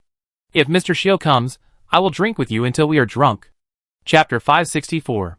The night is getting darker, the moon is bright, and the stars are sparse. After a busy day, it is really a laborious task to arrange every corner of the Tiandi Hotel. Xiao Yuan stretched his muscles and opened the door. There was a figure standing on the empty rooftop. She looked into the distance, with an inexplicable emotion in her almond eyes. You haven't rested yet? Xiao Yuan said softly. It's easy to have insomnia when you move to a new place. Have you been busy until now? Well, fortunately, the wedding that is waiting for tomorrow is over. Everyone is exhausted. Xiao Yuan walked to her side and overlooked Yanjing together. Did Hong Xiaozhu make things difficult for you after returning to Goryeo? He didn't believe what Li Mingyan said that Hong Xiaozhu got sick after returning. People with elemental power have strong physical fitness. She was confined to the Blue House. I don't know the specific reason. Confined? Hong Xiaozhu has a high status in the royal family. I didn't expect to be suddenly confined. That's good, so she won't always bother you. When things in Yanjing are over, I will go to Goryeo. I mentioned you to my mother, and she said she didn't want to leave Goryeo to live. Li Jian frowned slightly, a little entangled. I told her several times, and her attitude was very firm. Did she tell the reason? It is not difficult to find from Li Jian's story that she and her daughter lived a difficult life in the Goryeo royal family. They had no shortage of food, clothing and daily necessities, but they were bullied by others every day. She said that she had lived in Goryeo for many years, and many of her memories were in Goryeo, and she didn't want to leave. It is human nature to be reluctant to leave one's hometown. People in country A and the surrounding Greater China cultural circle have a strong sense of hometown, and the saying that fallen leaves return to their roots is deeply rooted in people's hearts. Don't worry, I talk to her slowly after I go to Seoul, Korea. I believe she will understand your difficulties and intentions. Li Jian nodded, her big eyes rolling back and forth for a long time without saying anything. What's wrong? Xiao Yuan was very curious about her hesitation. What do you want to say? I heard that Miss Su was sick before you went to sea. How is she now? Xiaonuan's ability has been cured after the treatment of Zhenhai Pearl. Xiao Yuan saw that she looked absent-minded and said, thanks to your help. If my mother And I come to country, eh? Will she be unhappy?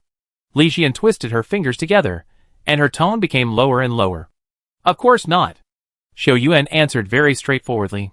He looked into Li Jian's eyes, and said, Xiao Nuan has a rough life, and she is kind-hearted. You will get along well. Li Jian nodded, not knowing what she was thinking. I go back first. I have to get up early tomorrow. The little girl lowered her head, and left as if she was running away. Until her back disappeared, Xiao Yuan smiled bitterly. Li Jian is a good girl, kind, enthusiastic and full of justice, but she is sensitive and thinks too much. Given her personality, if Xiao Yuan does not go to Seoul to help her, she will probably live under the oppression of the Goryeo royal family for the rest of her life. The next day, early in the morning, Xiao Yuan got up early, changed into a neat suit, and joined Li Jian and others. Li Jian, who was always calm and could think calmly in the face of life and death, had a stiff face at this time. He adjusted his tie over and over again. In just 5 minutes, Xiao Yuan had adjusted it 4 times. Ahem. Xiao Yuan coughed softly and reminded, Brotherly, relax, we are not going to the battlefield. Qi Ming on the side chuckled and teased, Captain, this is not going to the battlefield, this is going to the execution ground. Go to hell. Lin Lang punched him and said, Our commander has experienced many storms, how can he be afraid of this? Is Li Jian afraid? To be honest, he is indeed a little at a loss. Li Jian, who has been alone since childhood, is about to have the most important ceremony in his life, the wedding with his beloved. The people accompanying him were not his parents or brothers, but a group of brothers who shared life and death with him. The jokes of the crowd made Li Jian feel a little relaxed. He took a few deep breaths and calmed down. Brothers, let's go to pick up the bride. The mighty motorcade set off from the Tiandi Hotel and headed for the Wu family mansion. They would welcome the bride at the Wu family mansion, and then everyone would return to the Tiandi Hotel to hold a grand ceremony. Yanjing, Wu family mansion. Wu Mai stood behind the crowd with a gloomy face. It was a happy day, but there was no joy on his face. Zhuo Ling's words to him seemed to still echo in his ears. Something big will happen in Yanjing in the near future. You must be careful and protect her safety. What is Zhuo Ling's purpose in saying this? Zhuo Ling could not hide the fact that Wu Mai had a force in his hands. He had always admired his sister, but it was a pity that the flower was willing, but the water was ruthless. On the eve of the wedding, Zhuo Ling still wanted to see Wu Mushi, but was rejected by Wu Mushi. Zhuo Ling was not angry after being rejected. He always warned Wu Mai to be careful in a calm manner. Wu Mai knows something about Hongming Group. As the future heir of Hongming Group, Zhuo Ling must know something. An undercurrent flows slowly in the darkness of Yanjing, waiting for the right time to explode. There was a commotion in front of the mansion, and the wedding caravan drove in. According to custom, Li Jian suffered a lot of difficulties at the gate, and finally broke through the blockade with the help of everyone. Red envelopes fell like raindrops, and Li Jian and others entered Wu Mushi's yard in the inner house. Sun Wan, Liang Lu, Xiao Zheng and 7 or 8 other girls blocked the door, shouting to prevent the groom from entering. Qi Ming was fearless and said to Li Jian, Captain, do you think that a group of little girls from my old Qi are rebelling against them? Open. Qi Ming used the power of elements and pushed the door, which made a squeak, but it was useless. Xiao Yuan couldn't stand it anymore. How could he push it open with Xiao Zheng inside? If the hard way didn't work, he tried the soft way. Xiao Yuan and the others said a lot of nice things to persuade the girls to open the door and distribute red envelopes and wedding candies. It is said that marriage is complicated, and Xiao Yuan has really experienced it. They entered the Wu family mansion at 9 o'clock in the morning, and it was already 11 o'clock when they left after all the etiquette specifications were completed. At the Tiandi Hotel, the guests attending the wedding had already entered. Not only the relatives and friends of the Wu family came to the wedding, but also Li Jian's friends and colleagues in the army, as well as the well-known families in Yanjing. The auditorium, that can accommodate 800 people, was full of people. When the music sounded, Li Jian was the first to walk into the auditorium under the gaze of everyone. All eyes were on him. Li Jian walked with his head held high. He had never walked so seriously before. After he stood firmly on the stage, 2 more people walked in from the main entrance. Wu Mushi walked in slowly holding her father's hand. She looked like a fairy from heaven falling into the mortal world in her white wedding dress. Beautiful, breathtaking beauty. Xiao Yuan always felt that Wu Mushi was somewhat similar to Ji Heng, the queen of the mermaids. Bang, bang, bang. Li Jian's breathing was a little rapid. Looking at Wu Mushi and Wu Zhou, who were approaching slowly, he felt that he could clearly hear the beating of his heart. After so many twists and turns and obstacles, He finally got what he wanted today. His hands began to tremble slightly. Chapter 565. The music was melodious, and Wu Mushi was extremely beautiful. When Wu Zhou handed his daughter's hand to Li Jun, his eyes were red. Take good care of her from now on. Li Jun nodded vigorously and said, Don't worry, I will treat Mushi well for the rest of my life. It was a good thing for his daughter to get married, but as a father, Wu Zhou felt mixed emotions. Wu Mushi and Wu Mai's mother died when they were young, and Wu Zhou put too much effort into taking care of his two children. Wu Mushi's voice was a little choked. She looked at Wu Zhou's cheek and found that he was really old. This man who had been strong all his life seemed to have become an ordinary old man at this moment.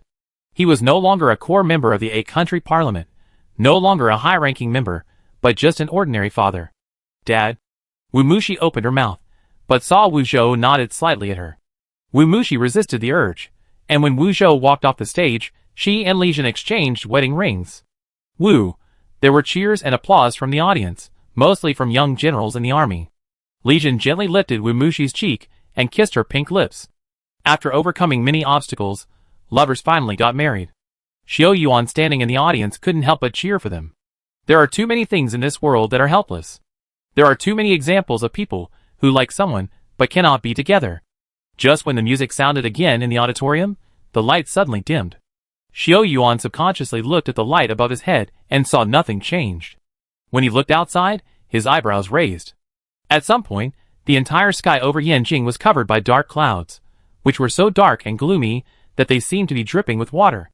With the blessing of the dragon soul, Xiao Yuan looked around and saw that the dark clouds in the sky were slowly rotating. The location of the core of the rotating dark cloud startled him. Hongming No. 3 Science and Technology Park, rumble. The deafening thunders came one after another, giving people the illusion that the sky was about to fall. What happened? There was a big commotion among the crowd. How could the weather, which was fine not long ago, suddenly become like this? Xiao Yuan didn't care about anything else and walked to the stage quickly, saying urgently, Brotherly, something happened in Hongming No. 3 Science and Technology Park. I have to rush over immediately. You contact the army for reinforcements. Li Jun has been following up on the affairs of Hongming Group.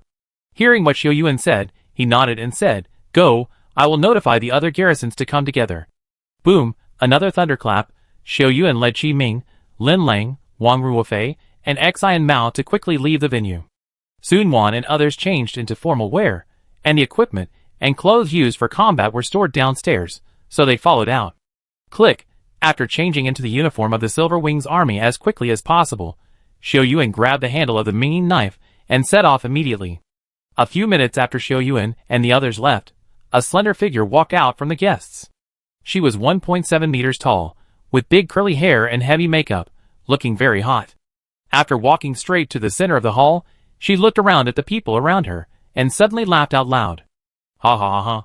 The woman laughed unscrupulously until the middle-aged man who came with her came over. Xiao Xiao, what are you doing? Come back with me. As he spoke, the man reached out to pull her hand. Swish. The silver light swept across the man's body and he stiffened. He slowly lowered his head and looked at the huge wound on his chest.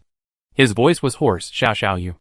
The woman licked the blood on the short blade and said charmingly, Do you think I am really your mistress? Her screams when she died were very pleasant to the ear. The man's body fell softly. In the end, he did not understand why Xiao Xiao, who had always obeyed him, would kill him. The woman stretched out her arms, and wisps of black mist flew out from her sleeves. Her voice suddenly became that of another person. By the way, my name is Qianmo. Huh. The black mist exploded and flew towards the glass windows on both sides of the auditorium. The windows broke one by one, and the biting cold wind blew in from outside. Ah! A commotion broke out in the auditorium. The murder that they saw with their own eyes frightened most of the pampered people. Li Jun escorted Wu Mushi and Wu Zhou to the stage and handed them over to Wu Jiao for protection. The situation on the field was in a mess. Some people desperately ran outside, while others wanted to subdue Qianmo. Just as people were pushing each other, several figures flashed in from the window. Chuck! Fong Ruru was wearing a loose black robe, with a feminine look in her eyes. Want to run? There was a man following behind her, with a handsome appearance, but a sullen face that didn't look like a living person. Tang Qingfeng looked like this after his resurrection. Following Fong Ruru's lead, he looked more like a puppet. Bang! The person who had just escaped from the main entrance of the auditorium stumbled back again, and a person with a red fox mask on his face walked in slowly. He held a sharp long knife in each hand, and killed 5 people in succession, scaring the others to running crying.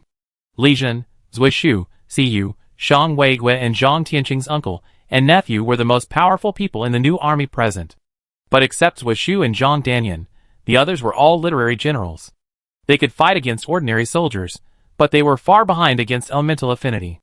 Zui Shu and Zhang Danyan protected the others in front, carefully guarding against Qianma, who was standing in the center of the auditorium.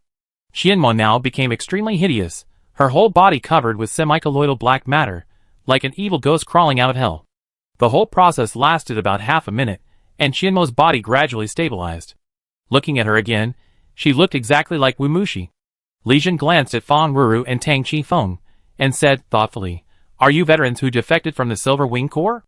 "Veterans?" Fang Ruru's mouth corners rose, as if she suddenly realized something. "I didn't notice you until you said something, Captain Li Jun.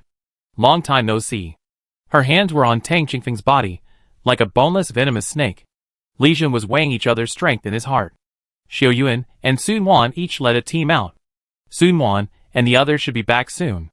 As long as they can delay for a while, they will have a chance. Thinking of this, Li Jun patted Zhang Danyan's shoulder and stepped forward and said, "Fang Ruru, I don't know what your purpose is, but I want to remind you that Yimo has reached the end of the road, and you are now stubborn." Fang Ruru stuck out her tongue and swiped it across Tang Qifeng's cheek. During the whole process, Tang Qifeng was motionless like a wooden man. Only the occasional movement of his eyeballs could prove that he was still alive. She narrowed her eyes and smiled. "Captain, you always claim to be smart, but it's a pity that smart people don't live long. Today is the day when Lord Shabu's divinity is born, and no one can stop it." Boom! The sound of thunder in the sky climbed to the peak, and the dark clouds over Yanjing City dispersed, revealing something hidden inside. A huge eyeball appeared in the sky, like a demon descending to the world in the eyes of everyone. It was even bigger than the stone eye in Hangjin City, and the bloodshot in the eye kept beating. In the pupil of the giant eye, an endless black hole gradually appeared, as if something was brewing. Chapter 566. Swish. The footsteps fell on the fine gravel, making a slight sound. Xiong Zhong and Cheng Yu walked in front, holding a transparent box in his hand, and a poisonous insect inside was hitting the outer wall with its head. Dongfang Huai, Kai Jing, Hua Lei, Sunya, Xiao Min and security personnel, a total of 18 people came to a remote abandoned factory. The thunder in the sky became louder and louder, and the dark clouds wanted to fall to the ground. Looking at it for one more second would give people a heavy sense of oppression. Lord Yuga nestled in Kai Jing's arms, and opened his eyes from time to time to look at the goo worm. After several days of cultivation, the goo worm finally obeyed. Hu Ji and Dongfang Huai discussed, and split the troops into 2 groups. Hu Ji led the main force of the Judicial Department to garrison outside the Hongming No. 3 Science and Technology Park and cooperated with the Biochemical Inspection Team to prevent accidents. Dongfang Huai led the Ranger Elites to find the vampire, who killed Yu Qingxuan with the help of Lord Yuga. September is a good time with clear skies and cool weather, but today it is abnormally cloudy. It is just noon, but the weather is gloomy and the light is as dim as evening. Boom boom! The thunder exploded, causing the goo worm to curl up into a ball and not dare to move. No matter how it hit the outer wall, it refused to move. The bear was in trouble and had to ask Lord Yuga for help. "Lord, what do you think we should do?" Lord Yuga stretched his body and stared at the rolling dark clouds in the sky for a while, and suddenly said, "This place is remote, and there are no extra buildings. I guess the Blood Clan must be nearby. Why don't we retreat back to Yanjing?" Everyone nodded at first, but later they found something wrong. Why did they turn around and return to the center of Yanjing when the vampires were so close? Dongfang Huai had known the stinky duck for a long time and understood its temper, so he asked humbly, "My lord, is there something wrong? Please tell me." Quack! Master Yuga flapped his wings and said, "Do you see the clouds rolling in the sky? My lord, I think something big is going to happen in Hongming No. 3 Science Park." Dongfang Huai and Xiao Min looked at each other, and were a little embarrassed. After trying their best to chase after the vampires, no one would be willing to leave now that they were asked to evacuate by the vampires in front of them. After weighing the pros and cons for a while, Dongfang Huai gritted his teeth and said, "The original plan remains unchanged, and we will continue searching." Seeing that he had made a decision, Lord Yuga was not angry. He had said what he should say. It was Dongfang Huai's business to decide what to do. The group marched forward in formation, and they would investigate the situation every time they walked a distance. After searching several buildings in the abandoned factory, Xiongzhong stopped in front of a building. A slender handprint was printed on the old and mottled iron door, which seemed to have been printed not long ago. Seeing the handprint, everyone was shocked.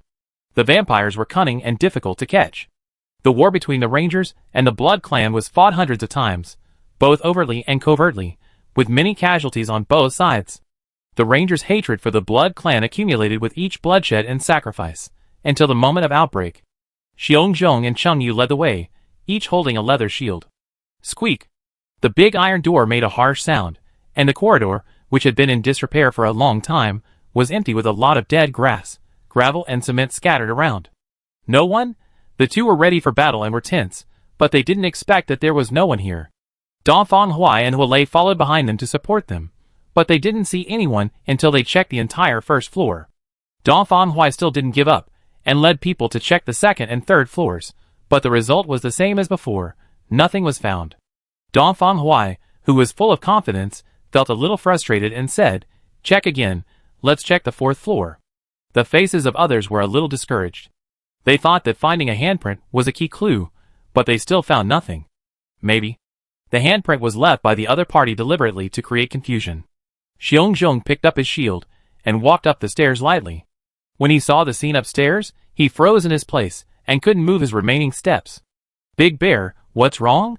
Hualei patted him, turned around and looked up, and his pupils suddenly shrank. In the empty factory on the fourth floor, people in black and red robes were hanging upside down, and their feet were tied with a rope soaked in blood. What was even more weird was that everyone looked peaceful, as if they were in a dream. The leader wore a white fox mask on his face, and his long hair was loose. The poisonous insects in the bottle were wriggling happily, hitting the glass wall again and again. Chengyu swallowed hard. There were at least hundreds of people hanging upside down, rendering the factory into a weird upside-down field. The black and red interweaving scene brought a great visual impact. He looked back at Dongfang Huai and lowered his voice very low. "Team leader, what should we do?" There were too many blood clans. Hundreds of blood clans were sleeping here, and if they were disturbed, it was unknown whether they could evacuate smoothly. Dongfang Huai thought for a while, and said, "Don't alarm them yet. Send a text message to team leader, who and the headquarters, and ask them to send reinforcements immediately." Haha, Lord Yuga agreed with Dongfang Huai's approach. Don't underestimate the vampires. See the red ropes tied to their feet? A single move can affect the whole body. The vampires, who are interrupted from their sleeping state, will be extremely powerful. You are not enough to fill their teeth. Lord Yuga's words hit the nail on the head. The vampires formed a large formation and connected with each other, and they may have realized that their sleeping plan would be disrupted. As for what they were going to do, no one could tell for sure. While the few people were still discussing, the sky suddenly changed, and thunders rang out one after another. When the thunders were almost connected, a thunder that shook the earth rang out. Boom! The dark clouds in the sky dissipated, revealing a huge eye hidden in it. The pupils, the whites of the eyes, and the bloodshot in the eyes were all revealed one by one. Kai Jing was so scared that he almost dropped the weapon in his hand. What is that?" "The magic eye," Xiaomin exclaimed, saying, "It appeared in the sky during the fierce battle in Hangjin City in the northwest." Lord Yuga snorted and added, "The one above Hangjin City is just a stone eye. How can it compare to it? This magic eye is a genuine demon eyeball." The pupil of the magic eye flickered twice and disappeared, replaced by a deep black hole spinning. There seemed to be a shadow surging in the black hole, again and again. The shadow gradually became clear, and a skinny claw stretched out, followed by a furry head. Wow! The night demon flew out from it, and fell to the ground. Behind it were more and more thousands of night demons descending on Yanjing. "Not good," Dongfang Huai and others exclaimed. The night demon actually attacked Yanjing after lurking for many days. Yanjing is the political, economic and cultural center of country A, with a population of more than 10 million. Once the night demon spreads, it is unknown how many people will be killed or injured. He drew out the Minging knife and discussed with others. The night demon is coming, and Yanjing will probably be in chaos. Let's get rid of the vampires here first. The sudden appearance of the giant eye disrupted his plan, and waiting for reinforcements became unrealistic. For now, the only way is to take the initiative to destroy the opponent's living force, so as to make some contribution to defending Yanjing. Chuckles. In the empty factory, a burst of laughter that makes people's scalps numb sounded. Dongfang Huai looked up in surprise, and the white fox woman's eyes that were originally closed had opened, and the blood-red eyes through the mask were staring at him. Chapter 567. The white fox woman's robe moved without wind, and she opened her eyes, and her body swayed slightly, and a dark element surged out. Swish! Donfang Hui raised his knife and stepped forward, slashing at the white fox woman. The strong wind blew, and the elemental explosion of the white fox woman pulled the red rope on her feet, and then more and more vampires moved. The dark elements around them became more and more dense, and finally gathered together. The dark elements gathered in one place, turned into a big snake, and attacked everyone fiercely.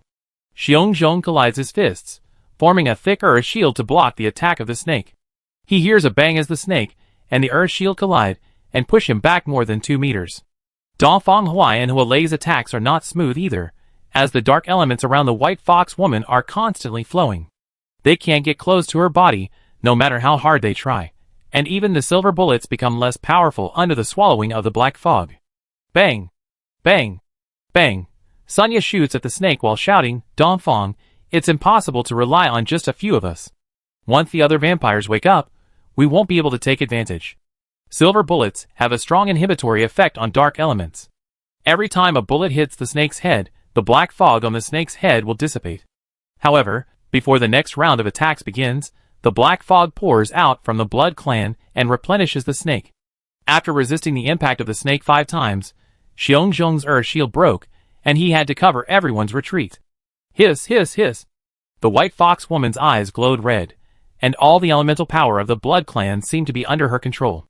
The dark elements formed a rotating vortex, and Donfang Hui, Hualei, and others who were closest to the vortex were almost sucked in. After retreating with the help of Xiao Min, he just saw the earth shield in the bear breaking. The attack power of the snake is beyond imagination, and more importantly, it can replenish energy continuously. The elemental snake twisted its body and rushed over, but was blocked by a ball of fire. Lord Yuga flew into the sky and circled, and the flame patterns on his wings became stronger. The blazing flames wrapped the snake in it, and it could not escape even if it struggled desperately. The twisting snake was bathed in fire, and looked ferocious and scary. Li Yuanhao held a sword and shield in his hand, and was about to rush forward when he saw this, but was stopped by Lord Yuga. It grabbed Li Yuanhao's shoulder and shouted, "Are you crazy? Leave now. The snake will recover soon, and we can't leave even if we want to." Lord Yuga's words woke him up from his dream. They retreated from the building while defending against the dark elements that kept coming. It was not until they were outside that Donfang Hui understood why Lord Yuga didn't let them continue fighting. The 4th floor of the building was shrouded in thick black fog. A strange beast was lying on the roof. Its body was looming. Its head looked like a tiger or leopard, but its body was like a long snake. It curled up and wrapped up the 4th floor. The beast's head was huge, and its closed eyes rolled from time to time. Wisps of black mist flowed out from the building and filled its body, turning it from virtual to real. "What is that? What is that?" Xiao Min's voice was trembling slightly. The visual impact of the beast was too strong. "Blood Source Beast." Lord Yuga said solemnly, "It's just a projection. Its entity is not here." "Blood Source Beast?" "A kind of guy who can separate incarnations to absorb dark elements. Extremely greedy. When the elemental power of the Blood Clan is sucked out, their vitality, blood and flesh will be sucked by the Blood Source Beast." "Can we stop it?" Donfang Hui was still a little unwilling. "Can we destroy the formation formed by the Blood Clan?" "Theoretically, it is possible, but the process of triggering the restriction will cause the Blood Source Beast to wake up early, and it will prey on all nearby creatures, such as you." Lord Yuga smacked his lips and said, "Now what we can do is to rush to the location of the Blood Source Beast as soon as possible. If we attack its main body, the separated incarnation will naturally break." Hongming No. 3 Science and Technology Park. "I finally got an idea. Let's go quickly." Lord Yuga glanced at the Blood Source Beast with its eyes closed, hoping that everything was still in time. On the busy street, the popular celebrity stand was crushed, and a night demon fell from the sky. Its scarlet eyes looked around, and it jumped up amid people's screams. "Woohoo!" The night demon pounced on a panicked pedestrian, and his voice quickly changed from fear to silence under his sharp claws and fangs. Drinking blood, the night demon's murderous nature was fully released, and the flesh wings behind it flapped more and more excitedly. In a remote alley, a thin girl hid in a trash can. Because she ran too fast, her whole body was soaked with sweat, and her long hair stuck to her face. Ha ha ha. Suppressing her heavy breathing, The girl looked outside through a small gap. The giant eye and the night demon that suddenly appeared in the sky broke her life. Death and blood, the night demon that she could only see in the news media before, appeared in front of her. She could only run. After witnessing many people die tragically at the hands of the night demon, she hid in the trash can and dared not move. Walala, footsteps sounded in the alley, stirring up the piled-up garbage. Who is it? The girl tried her best to see who was walking, but she couldn't see at all due to the angle of the gap. The sound was getting closer and closer. The girl's body slowly tensed up. Gradually, the footsteps were getting closer. The person was walking towards this side. When the sound stopped abruptly at the trash can, she subconsciously held her breath. 1 second, 2 seconds. Time passed by minute, and the girl finally couldn't help but exhale carefully. Bang! The lid of the trash can flew into the sky, revealing a surprised little face inside. This was the first time she saw the night demon up close, with fangs, red eyes, sharp claws, and a strange smell on his body. Woo! The night demon's eyes narrowed slightly, as if he was satisfied with finding a good prey. He grabbed the girl's neck and lifted her up. The scarlet tongue was slightly exposed, with terrifying barbs on it, and a bloody mouth fiercely bit her. Bang! A gunshot was heard from the alley, and the silver bullet hit the night demon's arm accurately. Then another shot pierced the night demon's head. The night demon's body turned into ashes, and the girl it had lifted up also fell to the bottom.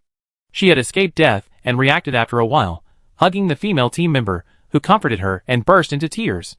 The 5-member team was all dressed in black, and the young man in the lead was holding a silver spear and had a serious expression. Have you contacted the first and second teams? The team members around the young man responded, We have contacted them. They have just evacuated from an abandoned factory in the suburbs, and we need our Ranger Group 5 to rush to the Hongming No. 3 Science and Technology Park together. The young man nodded and said, Take the children with you and be careful. The young man was named Fan Yuding, and he was the leader of the Ranger Group 5. He was supposed to be on duty today, but he saw something happen over Yanqing afternoon. The Rangers were well equipped, and it was not difficult to kill the night demons with silver guns and silver bullets. However, guns and bullets were consumables after all. If they wanted to fight against the large-scale night demons, they would rely on their few guns.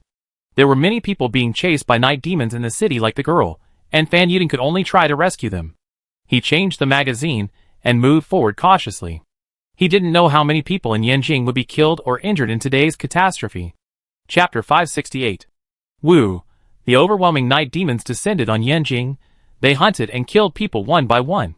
Fear, despair, people's dying wails resounded in the city, and wisps of black air rose and gathered towards the giant eye. The giant eye was like a lamb crying for food, sucking in all the black air. Yanqing Tiandi Hotel. The huge eyeball hung in the sky, and Li Jun and Zwishu looked unhappy. The bloody battle in Hangjin City was still vivid in my mind.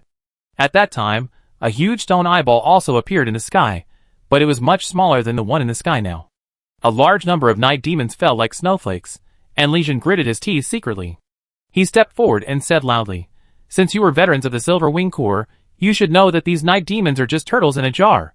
Yanqing is the most important city in Country A, and the Great Wall Corps is stationed half an hour away from Yanqing.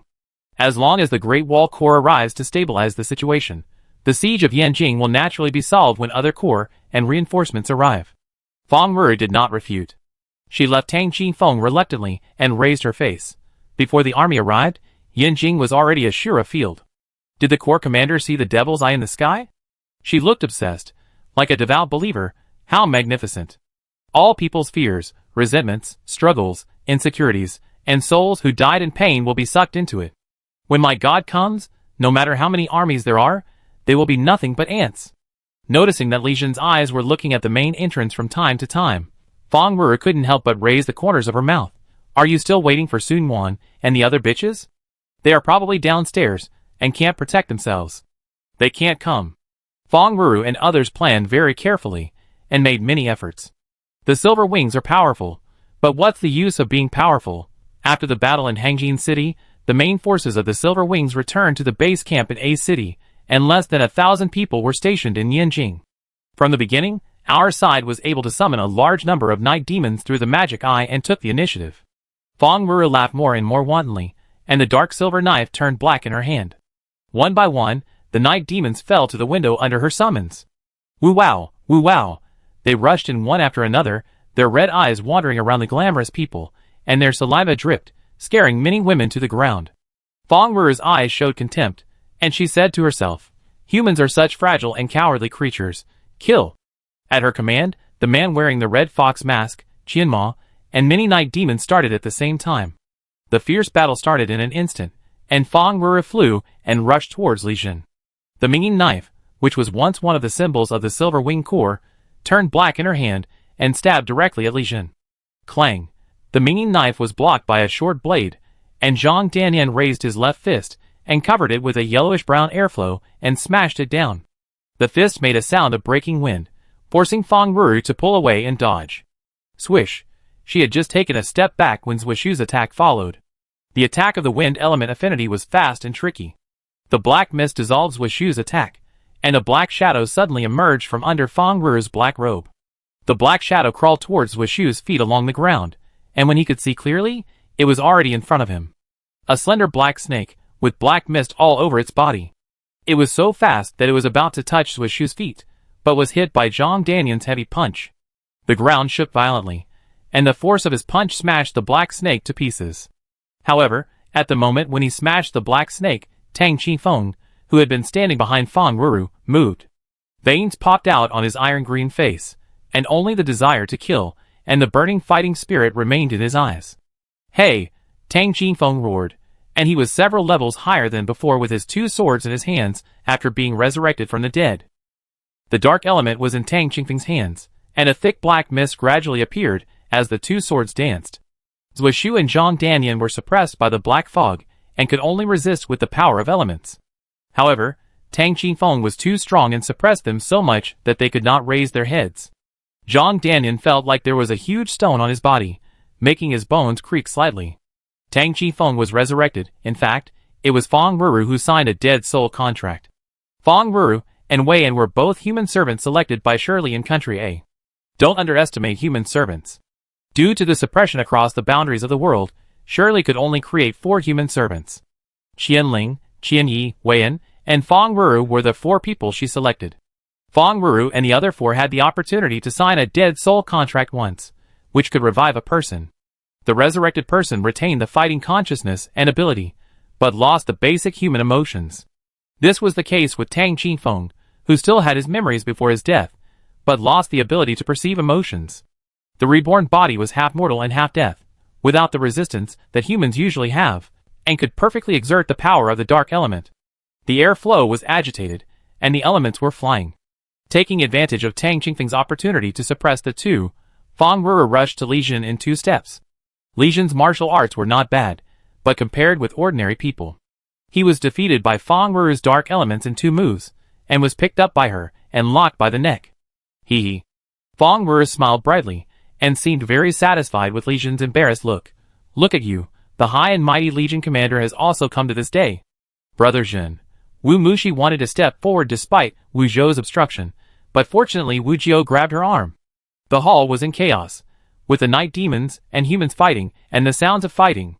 Wu Jiao had not taken action. His only responsibility was to protect the safety of Wu Zhou and Wu Mushi.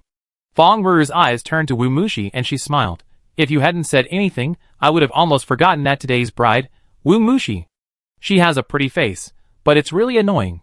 Wu Jiao's pupil shrank, and he yelled, "Miss, be careful." Before he finished speaking, Fong Ruru had already rushed over, and the black mist on her body surged like a large dark cloud. The flames rose, and the silver bracelet on Wu Jiao's wrist made a buzzing sound. A large flame rose in front of them, blocking Fong Ruru's way forward. "Humph!" Fong Ruru snorted coldly and shouted, "Another fire element, one is gone and there is another one." The fire element has the strongest attack power, and is the element that can best restrain the dark element besides the light element.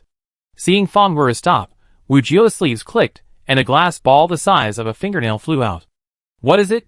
Fong Ruru instinctively dodged, and when passing through the fire element, the surface of the glass ball was covered with a layer of red, and it exploded directly after approaching her. Boom!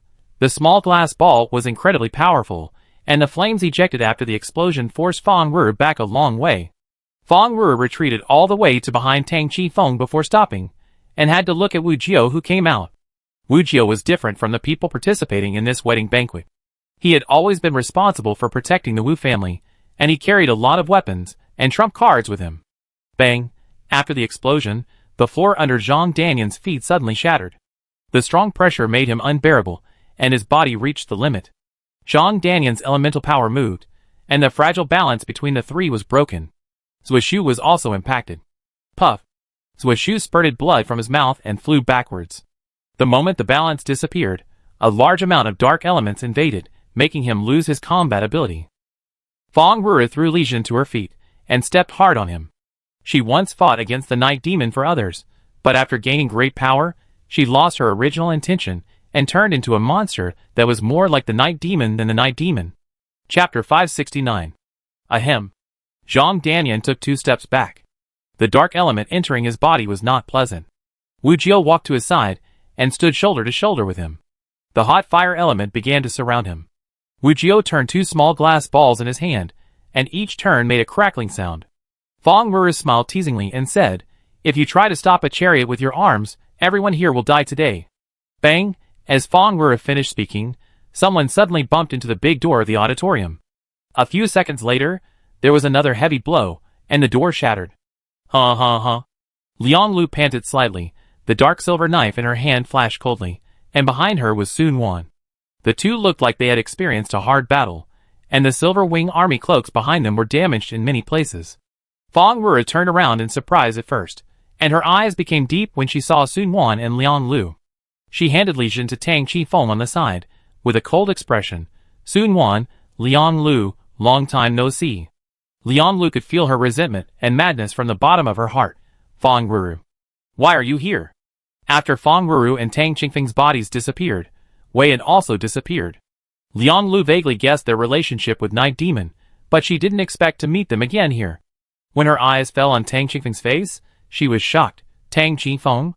Liang Lu's eyes made Fong Ruru hate him even more. Especially when she saw Tang Qifeng, her eyes hurt Fong Ruru even more. She leaned close to Tang Qifeng and said with a sweet smile, "Those bastards can't even take down a few women, which really surprised me a little, but you came just in time to settle new and old grudges together." "Qianma," Fong Ruru shouted delicately, and her black robe fluttered.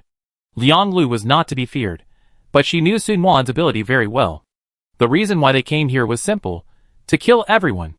Most of the people who came here today were the dignitaries in Yanjing, and the high-ranking officials in the new army. After eliminating them all, the speed of the new army's support for Yanjing would be slowed down. It takes time for the magic eye to absorb the negative energy and spirit of humans. Before that, civilians are undoubtedly the best bait. Qianma transformed into Wu Mushi's appearance. She had been assisting the Red Fox masked man and Night Demon in killing everyone. After hearing Fong Ruru's words, her whole body turned into a colloid state, and then an unexpected scene appeared. Fong Ruru untied her robe and pounced on Qianma. Qianma was like a soft plasticine. The moment Fong Ruru touched her, Qianma's body surface collapsed and was twisted into a strange shape. After Fong Ruru completely entered her body, Qianma's whole body turned into black colloid.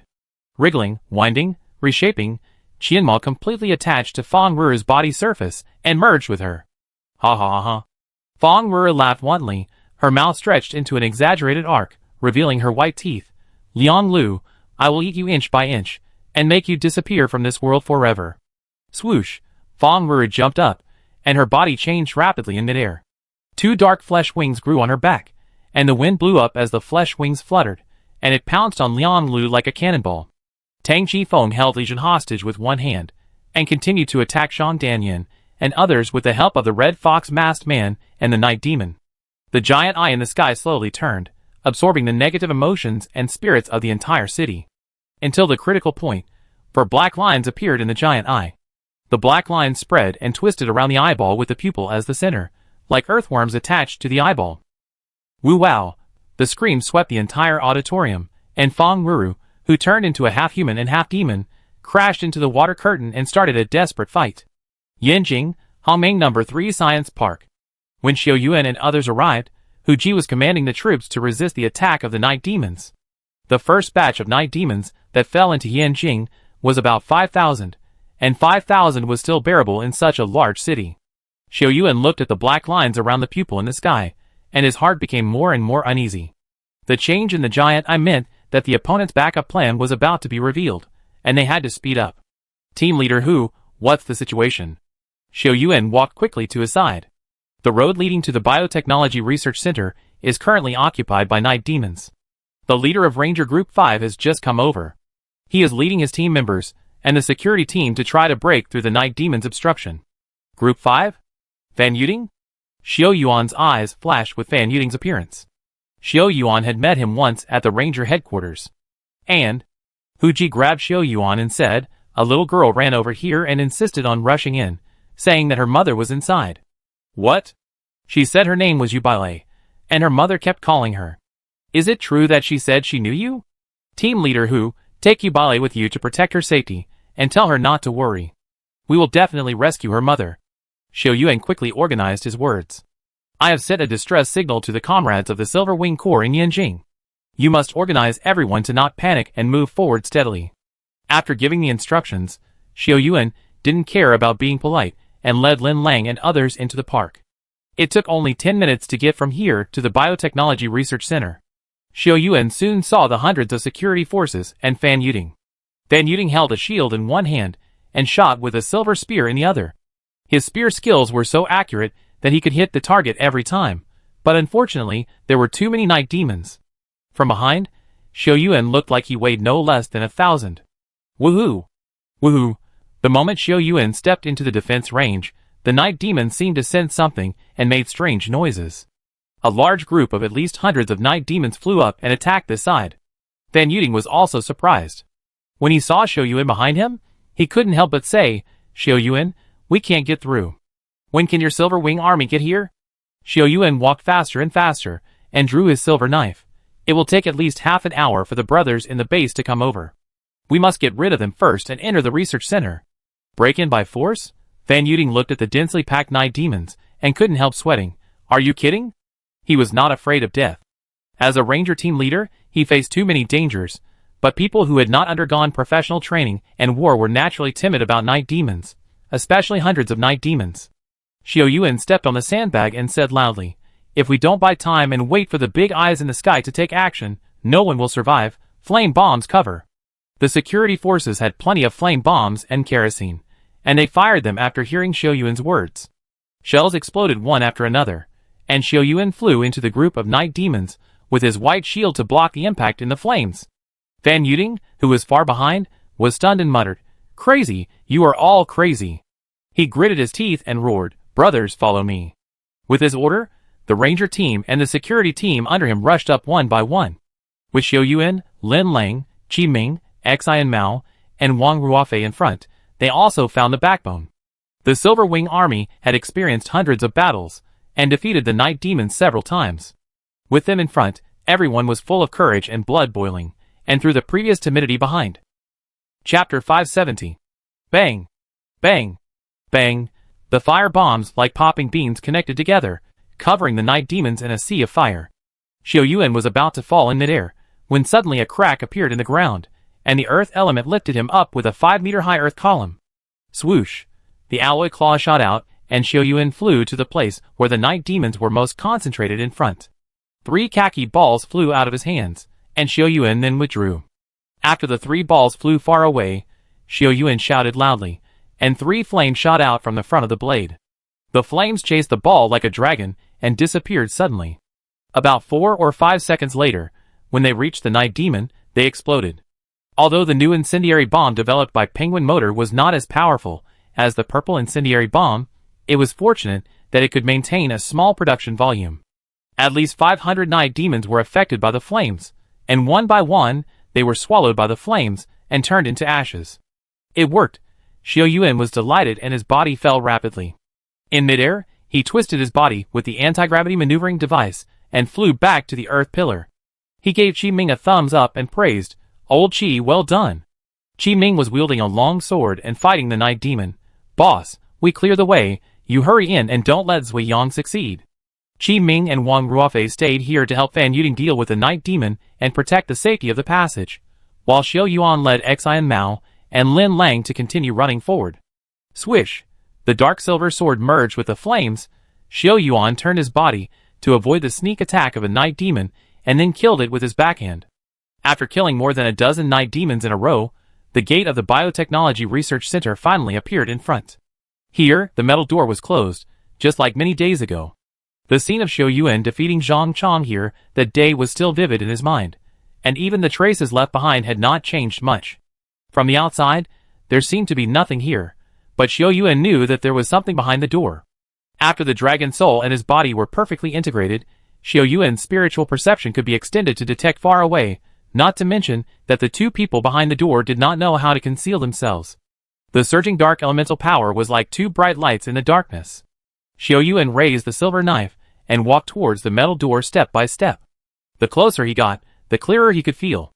The corners of his mouth slowly lifted, and he said, "Since you don't want to come out, I do it." The flames rose, and Tuden slammed into the metal door. The ordinary metal door was too fragile under the power of the elements, and it shattered and collapsed in just 2 hits. Xiao Yuan raised his eyelids, and saw the two people standing behind the door. Robots? 2 robots that were exactly the same as the one Xiao Yuan defeated in the test field were guarding the door, and their appearance and demeanor were exactly the same as that girl. When they saw Xiao Yuan and the other 2, they were not panicked, but walked out step by step. "Xiao Yuan, we meet again." The 2 girls spoke at the same time, as if they were one person. "You know me?" Xiao Yuan stopped, and was very interested in what they said. "We share the same nervous system, memory, combat experience, and experience.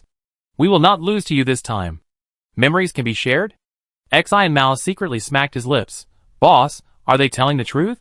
Should I hold a meeting for you?" Xiao Yuan said teasingly, and raised the silver knife. The combat power of the robots is not bad, especially the ability to share memories to improve attack and combat experience is particularly powerful. Buzz, the 2 robots waved their hands, and 2 steel knives extended from the position of the hand bones. Their movements were uniform, and even the rhythm of the attack was exactly the same, and the black mist rolled in. Clang! Holding the steel knife, Xiao Yuan could feel the chill on her blade, and the dark elements could not be suppressed. The fire element was activated, and the black gas was incinerated and floated around Xiao Yuan and the robot. He didn't have much time to waste with the robot. Tunan's light was bright, and a scorching temperature spread. Click! Unexpectedly, the steel knife in the robot's hand suddenly fell off, and she fell on her back, supporting her body with her legs at an angle that humans could not reach, and quickly retreated backwards. Tunan's attack missed, leaving a narrow and long burn mark on the ground. The robot retreated 4 or 5 meters before standing up, with a sly smile in his eyes. "Your attack was already expected by me." For a moment, Xiao Yuan really thought she was a living person. Eyes, tone, expression, he had always thought that only humans could make such vivid and complex expressions. After making a knife flower, Xiao Yuan raised the corner of his mouth. "Really?" Whoosh! Whoosh! The anti-gravity maneuvering device was activated, and the alloy claws flew out together, and the distance of 4 or 5 meters was just a blink of an eye. The alloy claws locked her calf, and Xiao Yuan shouted, "Come here." The moment the hook was retracted, Xiao Yuan also stepped forward with his spiritual sense open, reflecting every movement of the robot in his mind. The dark elements gushing out, the friction of mechanical metal, the aftermath of Xi Mao's use of wind elements. Xiao Yuan observed a lot of scenes in an instant. He eliminated the useless ones in the complex information center, and gradually only the robot was left. Her right leg was vibrating slightly, as if she was brewing something. Xiao Yuan narrowed his eyes slightly, and did not attack the robot immediately when he approached it. Fire flashed and sprayed, and a powerful impact force exploded from the robot's right leg. She actually abandoned her calf and flew into the air, using the explosion of her right leg to trick Xiao Yuan. Dust flew up, and the dark elements contained in the explosion caused the space to go dark for a short time. Solved? The robot smiled happily, but the smile did not last for a few seconds. The red light penetrated the black air and shone on her face. Dragon Eye. The red light sprayed, and a burning flame condensed into a fist-sized one and hit the robot's head. Her smile was still on her face, and she fell to the ground after suffering a fatal attack on her head. Xiao Yuan rushed out of the black fog, and Tunan's silver shield blocked most of the damage. More importantly, the attack he used in the test field was not at full strength. The robot was slick enough to escape, but I didn't expect his strength to be far beyond what he had shown before. Boom! Another robot was quickly defeated by Xi Mao and Lin Lang's attacks, and turned into a pile of scrap metal. Xiao Yuan did not immediately enter the Biotechnology Research Institute, because there were new changes in the sky. The giant eye was continuously absorbing the black fog, and perhaps ordinary people could not see anything. In the eyes of elemental affinity, especially high-level elemental affinity like Xiaoyuan, the wisps of black fog were wrapped in human faces. They were either terrified, or desperate, or resentful, and all kinds of ugly and negative emotions flew into the sky like a tide. Xiaoyuan noticed that the giant eye was covered with a layer of gray, and the 4 black lines twisted and thickened. Woo! A long and low roar resounded through the sky, and the black hole in the center of the giant eye's pupil shook violently, like the screen shaking after an old-fashioned TV malfunctioned. Under the gaze of millions of people in Yanjing, a large number of night demons descended on Yanjing again. There were more night demons, reaching a scale of tens of thousands, which was twice as many as the first time. Boom! The ground shook violently, and Xian Mao hurriedly stepped back 2 steps and exclaimed, "Is it an earthquake?" "No." Xiaoyuan grabbed him, and stepped back again and again. The Biotechnology Research Center was shaking violently, causing the surrounding ground to shake as well. Chapter 571. Swish! Liang Lu narrowly avoided Fang Ruo's attack, and a large hole was torn on the left arm of her military uniform. Fang Ruo looked like neither a human nor a ghost, but her fighting power was frightening. She screamed and fluttered her wings, and the black mist flowed like 2 twisted faces attacking Sun Wan and Liang Lu. Liang Lu's eyes flashed red, and she had her own methods after integrating with the alien spirit. The long sword was covered with red light, and the knife mist smiled quickly when it touched the black mist, like an ice cube encountering a flame. Sun Wan raised one hand, and a water curtain instantly formed to block the ghost's face, which twisted and pulled and finally dissipated. Fang Ruo's eyes had turned pure red, and she was annoyed that she could not cause any damage to them after launching attacks many times. Woo! At this moment, the giant eye in the sky changed, and Fang Ruo's whole body trembled as she watched the night demons falling from the sky. Crack! Crack! Her bones were undergoing some kind of change, and she gradually changed from a person to a beast on all 4s. She let out a sharp roar. "Kill you! As long as you die, Brother Qifeng will be mine forever." Sun Wan felt her crazy increase in elemental power, and her face changed slightly. "Sister Lulu, don't let her complete the transformation." Swoosh! Liang Lu also realized Fang Ruo's change, and took the initiative to attack, and the alloy claws shot straight at her head and neck. Clang!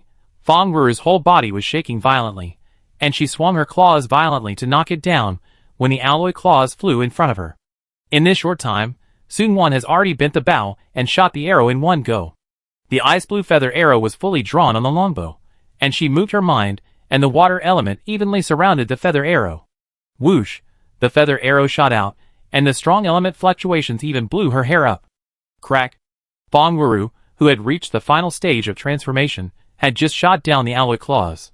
She had no time to dodge, and raised her flesh wings to block her side. The sharp and cold arrow penetrated the wings and shot into Fang Ruo's ribs. The water element surrounding it exploded, and intertwined with the dark element, making the water vapor fill Fang Ruo's figure gradually blurred. When the mist dissipated, Liang Lu's pupils couldn't help shrinking.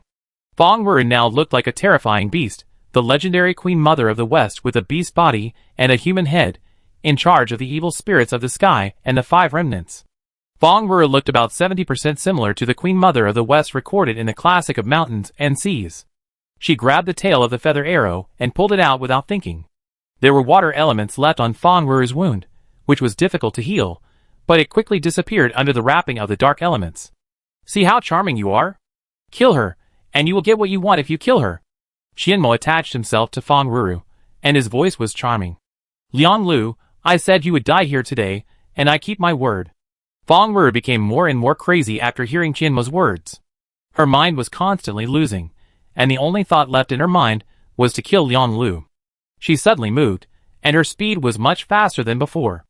Liang Lu's eyes blurred, and she flew into the air. Fang Ruo grabbed her arms tightly with both hands, and bit them down fiercely. The power of the alien spirit enhanced Liang Lu's physical strength, but it was much worse than Fang Ruo's current strength. Liang Lu barely managed to break free and avoid the vitals. Hiss!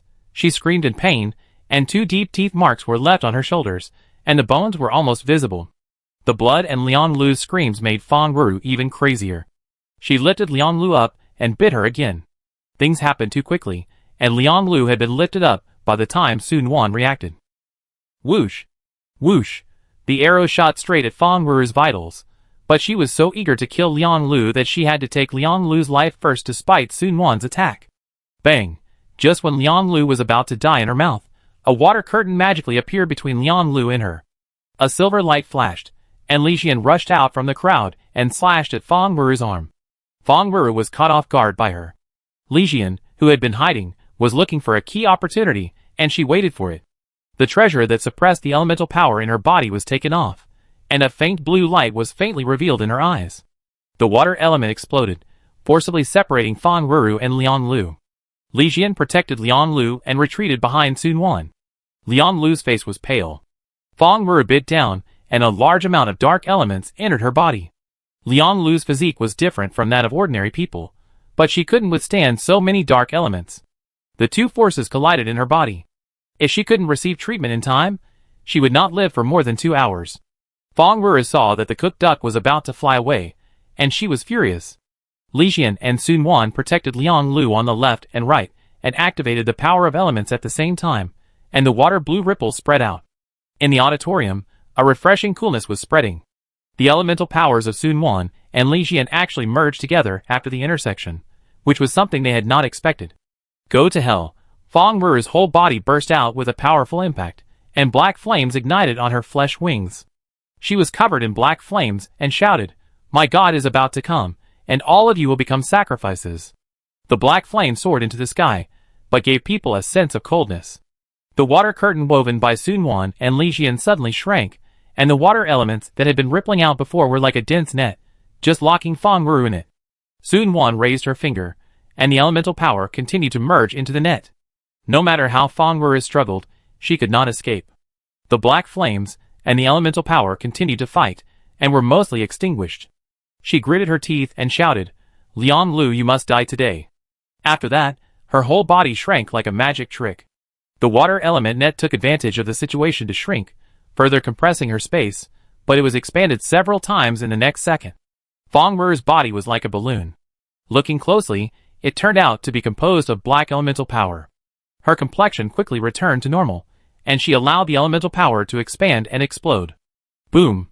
The explosion that gathered all her strength hit Sun Wan and the other two, and the overwhelming black fog covered the auditorium tightly. When the black fog dissipated, Li Xian and Sun Wan were leaning against the wall, and Liang Lu was placed behind them, her life or death unknown. The big net they created was broken, and they jointly formed layers of water curtains at the moment the explosion approached. It took only more than 2 minutes from the time the black fog occupied the site to the time it dissipated, but the two of them together constructed a full 12 water curtains. The water curtain's defense is very resilient, and it is very difficult for ordinary water element affinity people to continuously build it. For them, it is also a very big burden. Crack! The last water curtain shattered, and Li Xian sat on the ground and gasped. Her face was pale. After removing the seal, her elemental control was not as good as Sun Wan's, and she consumed more elemental power. Plop! Feng Wuru's body flew far away and fell to the ground. She returned to normal after exhausting her vitality and elemental power. Her thin body, with a strong hatred and unwillingness on her face. Her situation was worse than Liang Lu's. The attack just now was a life-threatening act. If it was only Sun Wan or Li Xian, she might have broken through the defense, but unfortunately she had no chance. Chapter 572. Ahem. After exhausting her vitality to launch the attack, Feng Wuru's body has reached the edge of collapse. She coughed hard twice and struggled to stand up again. Unfortunately, her arms and legs were covered with more than a dozen scars, which were the price left by the forced attack just now. Feng Wuru raised her head and saw Liang Lu sitting in the corner in a coma, completely unaware of what was happening now. Sun Wan helped Li Xian up and asked, "Are you okay?" Li Xian smiled. "You used too much force, it will be fine in a while." Resentful and unwilling, Feng Wuru's teeth were clacking. She had gone crazy since the moment Tang Qifeng died. She was obsessed with Tang Qifeng and wanted to take him for herself, but there was always a gap between them.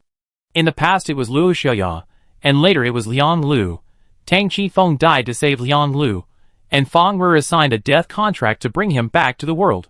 Did Tang Qifeng really come back to life? Feng Wuru knew deep down that he was just an obedient puppet. There will be no feelings, no smiles, and no gentle hugs on cold nights like before. The warm chest turned cold, and he was no longer her brother Qifeng. All this was because of one person, Liang Lu. If it weren't for her, Tang Qifeng would be hers alone, and he wouldn't have died and turned into a half-human, half-corpse. During the days when she left the Silver Wing Corps and followed Shirley in seclusion, her biggest wish was to kill Liang Lu with her own hands. She wanted to eat her flesh and blood bite by bite, and completely erase her traces in this world. The air in the auditorium quieted down at this moment. Tang Qifeng and the Red Fox masked man stopped attacking Zhang Danyin and the others, and quickly came to Fang Ruru's side. Tang Qifeng even threw the hostage in his hand aside. He gently hugged Fang Ruru's shoulders, moved his lips, and wanted to say something, but the words came to his lips, but he didn't say it after all. Fang Ruru's face, which had been full of resentment, was replaced by tenderness, and she squeezed out a smile. I know, you care about me, right? Ahem. Blood spit out of her mouth, not bright red like ordinary blood but black in color. Despite the severe pain on her body, she raised her arm and stroked Tang Qifeng's cheek. Brother Qifeng, do you know how much I miss the time in Tor Town? It would be great if Luo Xiaoya hadn't appeared. Love that cannot be obtained will breed resentment. Fang Ruru pursued power just to keep Tang Qifeng by her side. The stronger her love was, the deeper her hatred was for the person who threatened her. There was a glimmer in Tang Qifeng's cold eyes, and a slight change appeared in his cold emotions. He was like a baby who had just become sensible, and didn't know how to face emotions. Fang Ruru's vital signs were getting weaker and weaker. She had already bet all her vitality and potential by forcing her transformation, and the backlash of power came faster than she thought. Tang Qifeng's eyes moved, and a dry voice sounded, "Don't go." She seemed to have discovered the greatest treasure of time. Tang Qifeng, who had never been able to speak or express emotions, actually spoke to her. Fang Ruru's eyes were bright, and her face was flushed unnaturally. She sat up gradually, and she didn't know where she got the strength to touch the young man's cheeks with both hands. She looked at Tang Qifeng's eyebrows carefully, wanting to remember him forever in her heart. I'm sorry, Brother Qifeng. Her nose tip gently touched Tang Qifeng's high nose bridge. I shouldn't have dragged you in, and brought you closer to this endless torture. Huh? After Fang Ruru finished speaking, black mist burst out from her body. The dark element locked her and Tang Qifeng's bodies, and they turned into flying ash inch by inch starting from the soles of their feet. Sun Quan and Li Jian stood not far away, and saw clearly that Tang Qifeng's face turned from cyan to pale before he disappeared. He seemed to have turned back into the gentle and kind Silver Wing veteran. A gentle smile appeared on his face, and Tang Qifeng's eyes swept over Liang Lu's body, and finally closed his eyes slowly. He hugged Fang Ruru with all his strength, and then the two of them turned into ashes, and disappeared in the eyes of everyone. Whoosh! The Red Fox masked man flew towards the huge window, and a black shadow climbed up his body. Qianmo was still in a state of colloid, and said in a charming voice, It's a pity to waste such a good skin, Red Fox, go to the adults. Tang Qifeng and Fang Ruru died, Red Fox and Qianmo escaped, and the battle in the auditorium finally came to an end. Wu Mushi helped Li Jian up with tears in her eyes. He was dragged and scratched with many bloody wounds and looked miserable. But fortunately, there was no fatal injury, and most he looked a little embarrassed. More than half of the more than 700 guests in the auditorium were killed or injured, and they could still withstand the occasional night demons falling from the sky for the time being. He limped over to Sun Quan and said, The other party's real purpose is not here. I think they want to delay the time of sending troops by attacking the parliament and the top military officials. Li Jian was quick-witted. Although he was a little confused by Fang Ruru and others who fell from the sky at first, he has now fully reacted. Their attacks were not targeted or targeted. All the guests in the auditorium were their targets. The other party chose a day like today to attack, probably because they valued that most of the people at Li Jian's wedding were important military personnel. Judging from the results, the opponent's strategy was successful. Xiao Yuan walked out of the hotel smoothly because the opponent deliberately let him leave, and after they left, they took action to block the command of the people present. Xiao Yuan can mobilize the Silver Wing Corps stationed in Yanjing, but other corps and security forces will not listen to him at all. Without unified dispatch, the combat effectiveness of the security forces fighting on their own will be greatly reduced. Sun Quan handed Liang Lu to Li Jian and said, Let's go to Hongmeng No. 3 Park first and try to delay for some time, hoping to delay until the Great Wall Corps arrives. The giant eye in the sky became clearer and clearer. Sun Quan felt that the position of the giant eye seemed to be much lower. If she stood at a very high place, she could reach out and touch it. Boom! The thunders became more and more frequent. Sun Quan, Li Jian, Li Mingyan, and the reluctant Park Shengqian went to Hongmeng No. 3 Science and Technology Park together. Zuishu and Zhang Danyan were seriously injured, especially Zhang Danyan, who had been shouldering the heavy burden of resisting Tang Qifeng. His arms were broken, and he fainted. If Fang Ru had not been seriously injured and asked Tang Qifeng to stop attacking, Zhang Danyan and Zuishu would have died in a hotel. Driving along at a high speed, Yinjing is now in chaos. They kill the night demons while moving forward, and when they reach the outskirts of Hongming No. 3 Science and Technology Park, they happen to meet the Silver Wing Army who came to support. Sheng Dong stood on a high place and commanded the Silver Wing Army to attack the park. Teams of Silver Wing Army entered the park, and many others led teams to rescue the people around. Brother Sheng. Sun Wan saw him at a glance. What's the situation now? Shan Wan.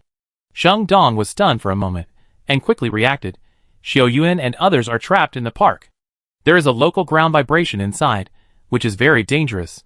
Sun Wan was shocked when she heard this, and rushed in with the Silver Wing Army without thinking. Her reaction was already expected by Sheng Dong. He originally thought that Sun Wan was also with Xiao Yuan. After all, the two were inseparable during the battle. Chapter 573. Boom! In the huge underground space, Shirley was suspended in the air, her eyes closed, and the dark element behind her was like a swimming dragon. The swimming dragon danced in the hall, and every time it danced, it would cast a ray of black light. In the center of the hall, a dry skeleton sat upright, wearing a black robe with embroidered gold edges, holding a ball of light in his hand. If you get closer, you can see that it is half a piece of jade. The jade kept spinning in his palm, and every time the black light wanted to touch the seal under the skeleton, the flowing light in the jade overflowed. The 4 chains that locked the seal made a clattering sound after being injected with the flowing light, dispelling it. 12 people stood around the altar, wearing bronze armor and silver masks on their faces, motionless. Sui Yang was also wearing the same armor, and he stood not far away and watched silently. The surrounding walls were shaking violently, and after a long time, Shirley suddenly waved her palm. The dragon composed of dark elements soared into the sky and hit the top of the hall. Boom! The restriction on the top of the hall was shattered, and the wood, gravel and other materials fell down one after another, but were bounced away by an invisible force when approaching the altar. Shirley opened her eyes, and her cute little face showed impatience. You old thing that has been dead for thousands of years is still so stubborn. I will destroy your priest's temple today. Roar! The elemental power surged into the black dragon's body, causing its body to expand. It rolled over, smashed the roof of the priest's temple, and finally scattered all over. As the black dragon dissipated, all the dark elements it originally contained were integrated into the surrounding walls. The shaking wall first stopped, and then exploded. The explosion was so violent that Wei Yan, Qian Ling and Qian Yi, who were guarding nearby, felt like the end of the world. When Wei Yan calmed down, he found that they were in a deep pit. The building above the pit, the Biotechnology Research Center, had disappeared. Instead, there was a magic eye with a diameter of about 3 meters. It was spinning around, and it looked exactly like the giant eye in the sky, but it was thousands of times smaller. The top of the priest's temple was shattered, but the ground was like a rock, and not even a single slab of stone was broken. The black robe on the skeleton fluttered in the wind, and the golden edges of the robe, which had been hidden deep underground for who knows how many years, shone brightly under the sunlight. Shirley glanced at the state of the demon eye and said in a cold voice, "The demon eye still needs some time to accumulate strength. Wei Yan, the 3 of you go and hold back the people outside, and withdraw when the demon eye changes for the second time." Shirley's current state is a bit bad. Forcibly using the dark element forbidden spell to open the dark door in the demon eye's external incarnation puts a lot of pressure on her body. The 2 summoned night demons helped the demon eye absorb negative energy better and faster, but it also caused Shirley to lose a lot of power. She was injured in the Battle of the Northwest in order to break the seal. The Central Plain seal is stronger and more stable than the Northwest seal.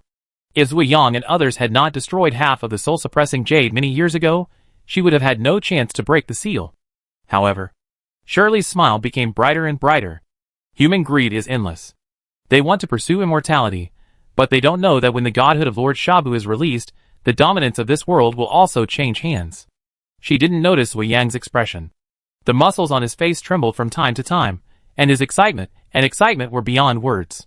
Wei Yan, Qian Ling, and Qian Yi followed the remaining stairs up more than 10 meters before reaching the ground. Under the sun, a building appeared in front of them. Its shape was somewhat like a tree. There was a cocoon cabin at the top of the tree, and there was actually a woman inside it. She had a gentle appearance, and her whole body was soaked in an unknown liquid. She seemed to be in a deep sleep. What was most concerning was that she was wearing a hospital gown. Below the device, there are small cocoon cabins that can only accommodate one person. However, you can't see inside these cocoon cabins. At a glance, there are no less than 80 or 90 cocoon cabins. Inside, can't they all be people? Wei-Yin was shocked by his own thoughts. He shook his head, and threw all kinds of weird thoughts behind him. Bang! Bang! Bang! 3 signal flares rose in the sky. Wei-Yin was shocked when he saw them. Are they here? He was very familiar with the attack signal flares of the Silver Wing Legion. Wei-Yin was once one of them, but now he had to fight them. Swish! Xiao Yuan slashed down the Night Demon with a single blow, and flew 5 or 6 meters high to look at the inner core of the park. What was that? An old steel tree stood in the field of vision, as if it had appeared with a violent trembling just now. The area of the Biotechnology Research Center was very large, and when Xiao Yuan thought they were close, they had just reached the periphery. The night demons that fell like raindrops entangled their hands and feet, making it difficult for them to move. Until 3 flares flew into the sky, Xiao Yuan, Xin Mao, and Lin Lang were shocked. Boss, we are here! Qi Ming roared and fell from the sky, followed by hundreds of silver wings. The long-standing tacit understanding and fighting methods made the Silver Wings army more powerful when combined. Kill! The shouts of killing shook the sky.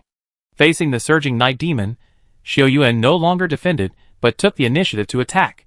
Flames soared into the sky, gusts of wind, and 6 elemental affinity emerged from the team of hundreds of people, dealing a heavy blow to the night demon. Open! Xiao Yuan shouted loudly, and 2 flames merged in midair, piercing through a series of night demons, leaving trails of flying ash. Woo wow, woo wow! More and more night demons rushed over, fearless of death, and they rushed over even when there were dark clouds to avoid the sun, which would affect their combat effectiveness. Swoosh! A ray of ice blue flew past Xiao Yuan, and the elemental power exploded when it touched the night demon. Sun Wan and Li Jian's support also arrived at the same time. Without any extra communication, they rushed forward with all their strength, gradually approaching the mechanical tree. After swinging his shield to knock away the night demon, Xiao Yuan slashed it with a knife, and suddenly felt the danger approaching. He took 2 steps back to avoid the attack on the ground. The dark element penetrated into the ground, and punched holes in the square bricks. There were 3 people standing on the top of the small building in front, one of whom Xiao Yuan was very familiar with, Wei-Yin. Wei-Yin had a complicated expression, and he was filled with mixed feelings when he saw Xiao Yuan, Sun Wan and others again. Behind him, hundreds of white clothes rose at the same time, and black air surged in each pale robe. Qian Feng's clone appeared again, and blocked the way of Xiao Yuan and others. Wei-Yin seemed to be in no hurry to attack. He smiled and said, Captain, we haven't seen each other for a long time. Fire surged in Xiao Yuan's hand, burning the remnants left on the Minging knife. He looked at Wei-Yin, and after a moment of silence he said, Now you leave here, leave Yanjing. I promise that no one will pursue your past again. Wei-Yin was once a member of the Silver Wing Corps, and he shed blood and sweat for country A. He never hurt anyone, and even saved lives many times in critical moments. In his heart, Xiao Yuan still cared about his relationship with him. Wei-Yin just shook his head. I can't go back. I can never go back. Chapter 574. Swish.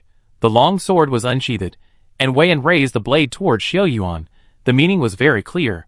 He, like Fang Ruru, Qian Ling, and Qian Yi, was a human servant chosen by Shirley. Once the soul contract was signed, it could not be abolished unless his life came to an end. Wei-Yin jumped down from the roof, his arms stretched out like a strange bird. Dark elements surged and danced around him. Whoosh! Xiao Yuan activated the anti-gravity maneuvering device, the air swept past quickly, and a trace of struggle flashed in his eyes. Since the outbreak of the Night Demon War, Xiao Yuan has killed at least 800 night demons, if not 1,000. He never felt any guilt for having killed night demons on his hands, but he hesitated when facing his comrades, who had fought side by side with him. The flames lingered on the tip of the knife, and Xiao Yuan struck down. Clang! The black mist on Wei-Yin's body shook, and the fierce flame suppressed all of Wei-Yin's elemental power. A trace of surprise flashed in his eyes. Xiao Yuan's strength was much stronger than when he left, and his growth rate was beyond expectations. Wei-Yin groaned, and his clothes tore apart, and 2 flesh wings appeared. The flesh wings flapped a cloud of black mist, and rushed toward Xiao Yuan. The cold, gloomy aura instantly surrounded Xiao Yuan. The red light in Wei An's eyes became brighter and brighter. With a thought, 3 ghost faces emerged from the black mist and pounced on Xiao Yuan. Ah! The shrill howl lingered in his ears for a long time. Xiao Yuan frowned and immediately protected his mind with the dragon soul. The roar that was enough to make people's mind chaotic did not affect Xiao Yuan. He backhanded and broke the ghost face with a knife. Buzz! The dragon eye on Tunan's front lit up and spurted out a ball of flame. Xiao Yuan swung his sword and slashed it, leaving the flame hanging on the tip of the sword, and the elemental power bloomed like brilliant flowers. Bang! Bang! The ghost face disappeared, and even the dark elements surrounding him were broken. With very little elemental power to break the opponent's attack, Xiao Yuan's control of elemental power reached an extremely high level. The remaining power had not yet dissipated, and the flames rose more fiercely, and rushed straight to Wei Yan's heart. Wei Yan was still immersed in the scene just now. When he came to his senses, the flames were already in front of him. He waved his hand to block the flames with his black robe. Strangely enough, the fire element gradually fell under the resistance of the black robe. Xiao Yuan took advantage of the situation, and flew up to the same level, as Wei Yan Tu Nan turned his shield into a hook and shot out. Whoosh, too fast. Wei Yan had seen Xiao Yuan's Tu Nan before. It was unpredictable and powerful. When he was an opponent, he could feel the power of it even more. Hooks, long swords, long spears, ancient swords. The weapons changed in Xiao Yuan's hands, and beat him almost without any chance to fight back. Hiss! Wei Yan was a step too slow to dodge the fireball, and the sword cut a hideous gash on his front. If it had been a few centimeters deeper, he would have been ripped open. Wei Yan was terrified and threw out a dark element wall, and hurriedly retreated. The element wall dissipated in an instant under Xiao Yuan's attack, and he took this opportunity to check the situation on the field. Qian Yi and Qian Ling restrained Sun Wan and Li Xian, and Qian Feng's hundreds of incarnations, and a large number of night demons blocked the others, and they could still maintain the defense line for a while. But he watched Xiao Yuan tear through the dark element wall and walked out, secretly groaning in his heart. Xiao Yuan's strength was too strong. He thought that he could at least hold him back until the second transformation of the magic eye, but now it seems too optimistic. Having made up his mind, Wei Yan gritted his teeth and cut a knife in the palm of his hand. The bright red blood sprayed out, and Xiao Yuan's forward step stopped. Wei Yan muttered something in his mouth, smeared the blood horizontally on the upper half of his face, and then a blood mist burst out from his body. Xiao Yuan could smell the blood in the air. The blood mist around Wei Yan was real. The blood and black air intertwined, and finally fell on Wei Yan's wings and cheeks. A thin black line appeared on his originally fair cheek, which looked similar to the 4 black lines on the surface of the giant eye. Hee. Wei Yan opened his mouth and exhaled a breath of black air, his voice hoarse. Captain, it seems that I must be with you today, and be a martyr for the advent of the new god. Martyr? Xiao Yuan felt the elemental power around Wei Yan's body increase several times, and the perception of the dragon soul was activated. In the field of consciousness perception, there was a monster more than 3 meters tall hidden in Wei Yan's body. It had 2 wings on its back, a tiger head and eagle claws. Roar! The monster roared and attacked Xiao Yuan. Bang! Wei Yan gave up using the knife and directly fought Xiao Yuan with his fists. His strength and speed were a level higher than before. Xiao Yuan retreated repeatedly in his quick attack until he grabbed Wei Yan's fists. Crack! The joints made continuous explosions, and the flames around Xiao Yuan turned into fire snakes flying towards Wei Yan. The flesh wings flapped. Although Wei Yan's elemental control was not as good as Xiao Yuan's, the flesh wings seemed to be able to perfectly command the power of elements. The air masses formed by the dark elements were continuously launched and collided with the fire snakes. A strange scene appeared on the chaotic battlefield. Around Xiao Yuan and Wei Yan, fire snakes and air masses attacked each other, exploded, and gathered continuously. In the end, Xiao Yuan and Wei Yan could no longer be seen around them. They were scattered dark elements and fire elements. In the intensive battle, the competition is about the strength and control of the elemental power. Broken, after thousands of battles, Xiao Yuan finally broke through his defense and hit Wei Yan's forehead. Even with the help of the flesh wings, he was in a mess, and could not resist the attack of the fire snake. The continuous fire snakes hit Wei Yan's whole body, and even the strange flesh wings behind him were not spared. Wei Yan's body was at least eroded by hundreds of fire snakes, but fortunately Xiao Yuan did not attack the vital points. The fire element entered his body, and Wei Yan's face turned red, and his whole body was like soaking in hot water. He gasped and watched Xiao Yuan approaching, but could not move an inch. Snap! Xiao Yuan tapped Wei Yan's lower abdomen lightly, and the source of the elemental power was sealed by him with the fire element. He paused for a moment, and tapped Wei An's limbs a few more times, withdrawing most of the fire elements in his body. This should not pose a threat in the short term. Xiao Yuan looked at the unconscious Wei An and sighed softly, but he couldn't help but kill him. Wei An wanted to be a so-called sacrifice, but Xiao Yuan was not interested. She glanced at Sun Wan, who was at ease under the siege of many white-clothed people, and Qian Yi, and knew that she would be fine with her ability. What surprised Xiao Yuan a little was that Li Xian had defeated Qian Ling. Looking at Li Xian, who fell beside him, Xiao Yuan raised his eyebrows and said, "Where is your seal?" Li Xian stuck out her tongue and said softly, "Don't worry, I can control the power of elements." The situation was critical, so Xiao Yuan didn't say much nonsense. He put a sachet in Li Xian's hand and asked, "Xian, I have something for you to do." Li Xian took the sachet without thinking, and after finding out what was inside, her eyes suddenly widened. "Suppress." Xiao Yuan covered her mouth with his hand and whispered, "You will do this later. Remember?" The girl blinked her big eyes, a little worried. "You have few people, it's too dangerous." Xiao Yuan patted his arm and smiled. "Don't worry, I won't do anything I'm not sure of, and it's safest for you to do this." Li Xian wanted to say something else, but heard a long cry in the sky, and the second transformation of the magic eye began. Chapter 575. Woo! The sound in the giant eye became more rapid and louder, and 4 black lines began to wriggle. This sound lasted for half a minute, and Xiao Yuan focused his eyes, and found a strange phenomenon in the sky. A black giant python flew from each of the 4 directions of Yanjing, winding in the air. When the giant python flew over Xiao Yuan, he could see clearly that it was not a giant python at all. It was clearly made of dark elements and blood mist, but it looked similar in appearance. The giant python flew to the giant eye, circled for a while, and then flew into it, and merged with the 4 black lines. Xiao Yuan's eyelids twitched, and an ominous premonition flashed through his mind. A layer of spider web-like substance spread in the eyeball of the giant eye, and the black hole in the pupil became larger and larger. The night demon came for the 3rd time, and there was no telling how many there were. Xiao Yuan called out to the people who came behind him, and ran towards the direction of the mechanical tree. Dongfang Huai and Xiong Zhong also came over at some point, and they looked exhausted from panting. "Xiao Yuan, the thing that just flew in the sky, is from the Blood Clan, created by the Blood Clan." "Blood Clan? Tell me more." Xiao Yuan waved his hand, and cut off a demon, saying, "We encountered a Blood Clan formation in an abandoned factory before. They were holding some kind of ceremony to create a big snake, which should have flown out of the sky. There are 4 in total. The Blood Clan has made arrangements in the 4 corners of the city. They are really scheming, and have good methods." Xiao Yuan snorted coldly and stopped abruptly. In front of him was a big pit, more than 10 meters deep, and there was a body suspended in the air. There was also an eyeball above the pit, which released 4 black lines extending to the bottom. She was petite, and her whole body was shrouded in floating black mist. On the other side of the pit, the spectacular machine was slowly starting to operate. At the bottom of the machine, there were several pipes connected to import a steady stream of energy.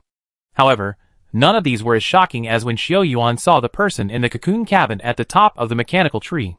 By phone, the person who had been missing for many days, and had been pursued by the rangers in vain, actually appeared here. She was in a completely unconscious state, her body floating in the liquid and slowly sinking. She was still wearing the hospital gown she wore when she disappeared, and her face was pale. Hee. Shirley, who had been in the black fog, finally stopped. She looked at the half-piece of soul-soothing jade in the skeleton and laughed. "Xiao Yuan, you are really an invincible cockroach. Unfortunately, you are late this time." Crack! Xiao Yuan's eyes were attracted by the sound in the deep pit. The half-piece of soul-suppressing jade held in the hands of the skeleton in a black robe, with gold edges cracked under Xiao Yuan's gaze. Then, the soul-suppressing jade that had accompanied the seal of the Central Plains for thousands of years, completely shattered. Shirley's expression was relieved. It took so much effort and hard work to finally break the seal of the Central Plains. Her smile was very proud, with a sense of relief and complacency. Xiao Yuan and the people around him felt cold all over, because the 4 black lines extending from the eyeballs were like snakes. They wandered around the skeleton and constantly corroded the chains. Xiao Yuan looked at the skeleton and suddenly felt a little depressed. "High Priest. So you are really here." Ji Hong and Gu Chanfeng and others had revealed some information during their last meeting. Qingyan's ancestor, Ji Heng's eldest disciple Qing Chong, used his skeleton to protect Chanbai Dragon Cave forever, while he entered the sealed priest's hall in the Central Plains and died for his faith. For the long and lonely years, it has always been such a skeleton and the soul-soothing jade that accompanied and protected the world's peace. The white bones radiated a light, which constantly dispelled the erosion of the black lines. But without the assistance of the soul-calming jade, the white bone's ability was greatly reduced, and it was difficult to compete with the black line. Swish! Xiao Yuan raised his long sword, and a strong murderous intent flashed in his eyes. Shirley smiled at him and said, "Mr. Zhua, prepare to welcome the arrival of the mind." After that, she returned to the black fog again, and used the black line to corrode the 4 chains and disintegrate the seal. 12 figures flew up at the same time, and met the people who wanted to disrupt the ceremony. They were wearing bronze armor, and were murderous. Xiao Yuan faced the leader, who rushed to the front. His outfit was a little different from the others. The masks of the others were all silver white, only he wore a black mask. Xiao Yuan had seen them in the Ren family mansion before, and it was really strange that the bronze armor on their bodies could absorb the power of elements. Clang! The blade slashed on the opponent's gloves, and Xiao Yuan slashed with a knife, but was grabbed by the iron-faced man. A fierce punch hit the side of the Minging knife. The iron-faced man's human power made the Minging knife hit an exaggerated arc, and the recoil force made Xiao Yuan fly far away. Whoosh! The alloy claw was launched, and as expected, it was caught by the opponent. Xiao Yuan sneered and flew towards the iron-faced man, as if he was fighting for his life. Buzz! The iron-faced man was not panicked at all. He seemed to have calculated that Xiao Yuan would come over. He raised his right fist, and a strong airflow burst out from his glove. Clang! The silver shield blocked the crossbow arrow shot from the glove. Xiao Yuan didn't care about the numbness in his hand, and the elemental power burst out. The flames attacked the iron-faced man from the front, and at least a dozen fire snakes surged towards his vital points. The iron-faced man roared, and black mist surged out of the bronze armor. He was very fast, but 2 flames still hit his heart. 2 deep burn marks were left on the armor, but most of the power was consumed. Xiao Yuan punched him on the shoulder blade, but the force was not strong. But the next second, the pupils of the iron-masked man suddenly shrank, and the blazing heat of Tunin turned into a glove and gathered to one point, and then exploded instantly. Boom! The powerful force exploded, and the shoulder blade of the iron-masked man was blown into a bloody mess. When the smoke dissipated, Xiao Yuan stood in the distance, holding a black iron mask in his hand. He shook off the residual heat on his hands and walked towards the other person. "Let me see who you are. You're playing tricks all day long." Xiao Yuan's words stopped abruptly, because the bloody scene in the drink did not appear. Occasionally, a spark burst out from the shoulder of the iron-masked man, and the metal machinery was running inside. What's more strange is that the machinery and flesh are perfectly combined together. The dark elements are repairing his body quickly, just like a vampire. The man slowly raised his cheek, revealing a cold face. Zhang Yang, even though Xiao Yuan had seen too many things today, he was still shocked. Zhang Yang disappeared at the same time as 11 veterans in the A City Hospital, and the Silver Wings Corps has not given up looking for them. Zhang Yang is one of the iron-faced men, so the 11 iron-faced men. Zhang Yang's stiff face barely showed a smile, although it looked even weirder than not smiling. "Long time no see, Captain Xiao Yuan." Boom! Zhang Yang's whole body burst into black mist, and the mechanical gloves on his fists burst out with more than a dozen flames. Each flame was a miniature artillery attack, which made Xiao Yuan deeply trapped in the artillery fire. Hoo! The elemental power wrapped in the artillery fire made Zhang Yang, who was half mechanical and half human, also bear a lot of burden. He squinted his eyes, and looked at the smoke-filled battlefield until a figure strode out from it. Chapter 576. Ahem. Xiao Yuan's face and body were covered in dust and black, as if he had just been pulled out of a fire. Xiao Yuan looked at Zhang Yang, who was no longer human, and said in a low voice, "Just now, I have fully appreciated the affection between the Silver Wing Army and you." Swoosh! After saying this, Xiao Yuan's body was as fast as lightning, and his whole body was surrounded by fire elements. His attack offensive was continuous. The flames that had been scattered around before also flew up under Xiao Yuan's control, and hit Zhang Yang's body from behind. Hey! The flames burst, piercing Zhang Yang's forehead directly. But he didn't shed a drop of blood. From the day he became the iron-masked man, he was no longer a human being. The moment before his consciousness disappeared, Zhang Yang saw the mechanical tree flashing, and the god he was waiting for was finally coming to the world. The 100 small cocoon cabins under the mechanical god tree lit up together. After Xiao Yuan killed Zhang Yang looked at it and stopped directly. In the 100 small cocoon cabins, there were people quietly, and they were exactly the same as Sun Wansheng. The girls in the cocoon cabin all closed their eyes, and were in a sleeping state, except for one person. She stared blankly at everything happening outside, the night demon, the fall, and the Silver Wings Legion that kept charging. When a cold breath rushed into her body, she knew that the moment had finally come. The mission they had been carrying since they were born, the mission imprinted in the depths of their souls. She wanted to take another look outside, to see the person she was thinking about, but the restraints on her body became stronger and stronger, so she couldn't open her eyes. It was strange that before she fell into darkness, she was thinking not of Sun Wan, who was born with her, but of a man who always loved to buy her delicious food. His name was Yu Jing, and he always loved to say some inexplicable and unrealistic words. But it was those words that made her gray life more colorful, and felt the warmth of the world. I'm sorry, Yu Jing. I still don't have the courage to leave, the courage to resist fate. Maybe it would be better if I agreed to leave you at that time? A teardrop fell, blending into the liquid in the cocoon cabin and disappearing. Just as Emily gradually fell into a deep sleep, the seal at the bottom of the deep pit had already reached a shaky point. The 4 chains were wrapped in black lines, and the light of the bones was completely suppressed.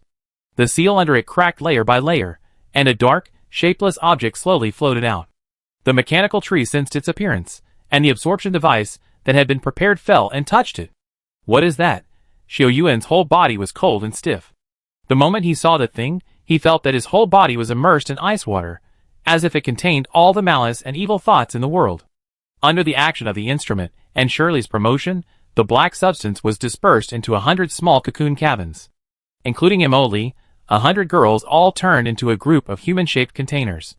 Their faces were full of pain and struggle, which shocked Xiao Yuan's heart. Boss! Xi Mala's voice came from behind. The Great Wall Army has arrived at the outskirts of Yanjing. His words woke Xiao Yuan up from the shock of his heart. Sun Wan landed beside Xiao Yuan, and her eyes swept through the twisted and painful faces one by one. They look exactly like me. Xiao Yuan didn't know how to explain all this, but he knew that if Shirley continued like this, all of them would be in danger. Bang! Xiao Yuan sent a distress signal flare into the sky and gathered the elemental power in his body again. Using the elemental power continuously for one day made him feel quite weak. Huh! Shirley flew up from the deep pit and blocked their way, smiling and saying, "It's only the last moment left. No one can stop Lady Shabu from coming." Sun Wan's heart moved when she heard Shirley's words. Wasn't Shabu the person she saw in her dream? She said she had gotten rid of the seal, so why did Shirley still want her to come? A chaotic battle was about to break out. With the help of Bai Yi and many night demons, Shirley temporarily resisted everyone alone. Ah! The shrill screams rose and fell, and the desperate wails of 100 girls made people's scalps numb. Xiao Yuan looked around, and all the black air rose straight up into the cocoon cabin at the top after being transformed by the girl's body. Bai Feng was surrounded by black matter, which entered her body. Bai Feng was an innate elementalist, and as the amount of matter she absorbed increased, a fierce elemental fluctuation began to appear. The wind was strong, and there were lightning and thunder. More and more lightning appeared above the Hongming No. 3 Science and Technology Park, flashing around this place. Shirley flew up to the sky and looked at Bai Feng, who had a gleam of hope in her eyes. She was trembling all over as she finally got what she wanted. Boom! Just when Bai Feng was about to open his eyes, something strange happened. Another instrument appeared from behind the mechanical sacred tree and connected to Bai Feng's cocoon cabin.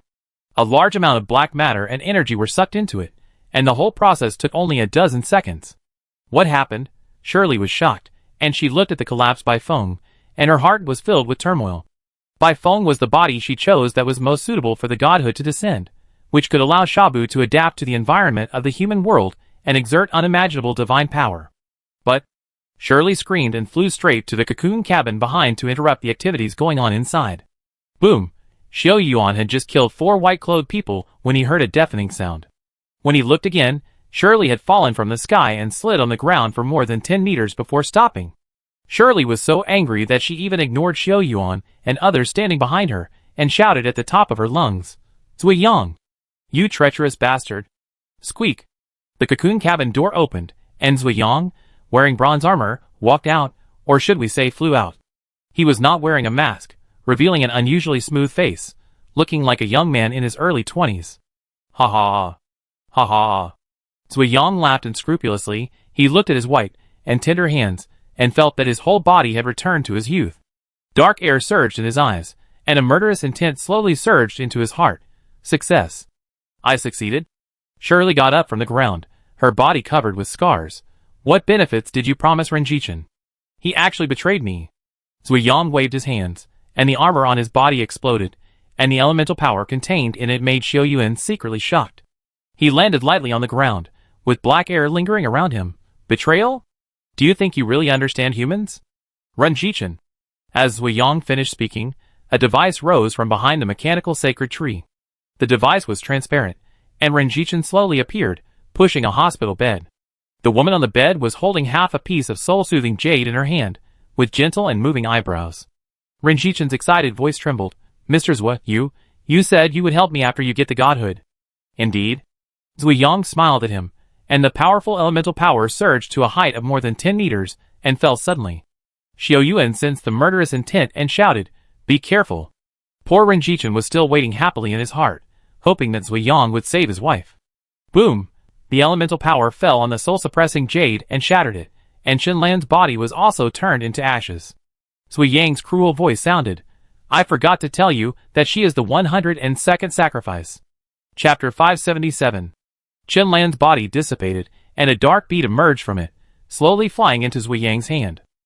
He seemed to have become a different person, from his demeanor to his tone of voice. Xiao Yuan had always thought it was an illusion caused by the change in his appearance, but later he found that it was not the case. His demeanor was actually a bit like a woman. When Shirley saw the black bead, her face turned pale like a piece of white paper. She murmured, "Impossible, impossible. Where did Lord Shabu go? Why is it the consciousness of evil thoughts?" Seeing her incredible look, Zui Yang was not in a hurry. He waved his hand casually, and the dark elements covered the surroundings and blocked them. He smiled leisurely. "Shabu? That crazy woman broke free from the seal many years ago. She claimed to be a god, but what happened in the end?" Zui Yang slowly stroked her cheek and said coldly, "She wants to abandon me, and doesn't want to be with me anymore. Hee. She will never abandon me because I am her." "No!" Shirley clenched her fists. The continuous impact on the seal made her body a little weak. "You are just a parasite attached to Lord Shabu, an ugly evil thought." "Ugly evil thoughts?" Shirley's words clearly hurt Zui Yang, and he clenched his hands violently. Snap! The whip made of dark elements hit Shirley hard, and bright red blood oozed out. Shirley groaned, but refused to bow her head. The black mist exploded into a strong wind, attacking Zui Yang's head, but he blocked it before it got close. Bang! Shirley was already injured, and just now she had forced the power of elements to stop Xiao Yuan and the others, but now she was just a spent force. She rolled down a few times, like a little tiger, struggling to get up and continue attacking. Zui Yang seemed to be tired of playing. He raised his left hand slightly, and a ferocious black ghost face appeared in front of him. "Go!" Zui Yang shouted softly, letting the ghost face pounce on her. Others could not see it, but Xiao Yuan saw it clearly. His attack seemed light, but actually contained strong elemental power and destructive power. It seemed that he wanted to take Shirley's life directly. Buzz! Xiao Yuan's eyes blurred, and a figure came up to him. The aqua-blue elemental force was in front of the ghost's face, holding it back, and behind it was Sun Wan's pure and beautiful little face. Zui Yang's eyes swept over Sun Wan's face for a few times, and his eyebrows raised. Escaped sacrifice? Sun Wan didn't know why she suddenly took action, but there was a voice in her mind telling her something, which made her rush out. Zui Yang looked at her appearance, and a strange emotion rose in his eyes. Roar! Xiao Yuan watched a huge shadow emerge from above his head, like a monster struggling to escape from a cage. What's even more peculiar is that the shadow sometimes changes into a human form, and sometimes into an animal, and all kinds of bizarre scenes keep changing. The clarity in Zui Yang's eyes gradually disappeared, and black, pure black occupied his eyes. The arrogance on his young face disappeared, and it became deathly silent. Many voices emerged in the blocked space, and whispers continued to occupy every corner. Cough cough. Shirley coughed painfully twice. Her face was ugly and scary. Zui Yang is no longer a human being. He will be completely occupied by evil thoughts. Xiao Yuan saw the situation clearly. Shirley suffered a series of heavy blows, and her strength was mostly reduced by forcibly attacking the seal of the Fire Nation. It was not a concern. Instead, Zui Yang became the biggest threat. Shirley looked at the magic eye vaguely visible in the sky and said, "It turns out that the evil thoughts of Lady Shabu are sealed in it." I always thought she was trapped in it. Seeing her frustrated look, Xiao Yuan couldn't help but say, "Surely, I don't know who the Shabu you are talking about is, but it is true that the ghost thing above wants our lives. Do you have any solution?" Hee. Shirley smiled bitterly. "We are trapped here now. The magic eye in the sky has lost contact with me. Once we die, he can use the magic eye to turn the whole city into hell." Boom! Sui Yang's body flew higher and higher, and finally changed. His body exploded into a blurry object, but it was less dirty than at the beginning. Sui Yang wanted to use hundreds of people as sacrifices to eliminate the turbid air in his evil thoughts, but he didn't expect that he was not enough to control it, and ended up dying. The wind gradually rose, and Xiao Yuan felt the pressure in the sky becoming stronger and stronger. Swish! He raised the Minging knife and shouted, "Cover the two wings, I will be responsible for the surprise attack. Surely, you come and try to open the blockade." The huge aura in the black fog became more and more obvious, and Xiao Yuan had to choose to trust Shirley first. Only by uniting all the forces that can be united can they be sure of winning. Bang! The incendiary bomb flew into the sky, and the flames engulfed the deformed Zui Yang. The silver shield protected in front of him, Sun Wan and Qi Ming protected on both sides, Xi and Mao walked at the end, and Xiao Yuan looked at the sky with full concentration. The flames burned for only a few seconds before a figure jumped out. Evil thoughts changed into Zui Yang's appearance again, but he was a completely black Zui Yang. His speed was like a sharp sword, and he was in front of Xiao Yuan in the blink of an eye. Evil thoughts threw a punch, and when it reached the white shield, it suddenly dispersed, and 4 black snakes rushed straight to Xiao Yuan's face. Swish! Sun Wan was quick-witted and slashed 2 black snakes with the silver knife. Xiao Yuan slapped the silver shield, and the dragon's eye emitted a red flame to block the other 2 attacks from the opponent. The flame hit the heart of Evil Thought, but the dark elements were too dense. The flame that was enough to break the regular dark elements had little effect on it. Bang! A powerful airflow burst out, and Xiao Yuan was blown away by the huge force. In the air, he saw Evil Thought's fist completely exploded. This guy's body can transform so much dark elements to an astonishing degree. Xiao Yuan fell to the ground and rolled a few times, just in time to see Shirley standing in front of the dark element wall. She was motionless and staring at the front like an old monk in meditation. Even though Xiao Yuan was good-tempered, he couldn't help but yell, "Shirley, are you waiting for the elemental wall to break by itself?" Shirley didn't respond to Xiao Yuan's words. She slowly reached out and touched the elemental wall. The gentle elemental power surged from her body, and the intensity of the impact on the elemental wall was not strong. About 10 seconds later, more than 50 white clothes flew in from outside, and after circling for a while, they began to impact towards a point, and the frequency was getting faster and faster. Xiao Yuan didn't have time to see if she could succeed, so he activated the alloy claw and rushed up again. Whoosh! Whoosh!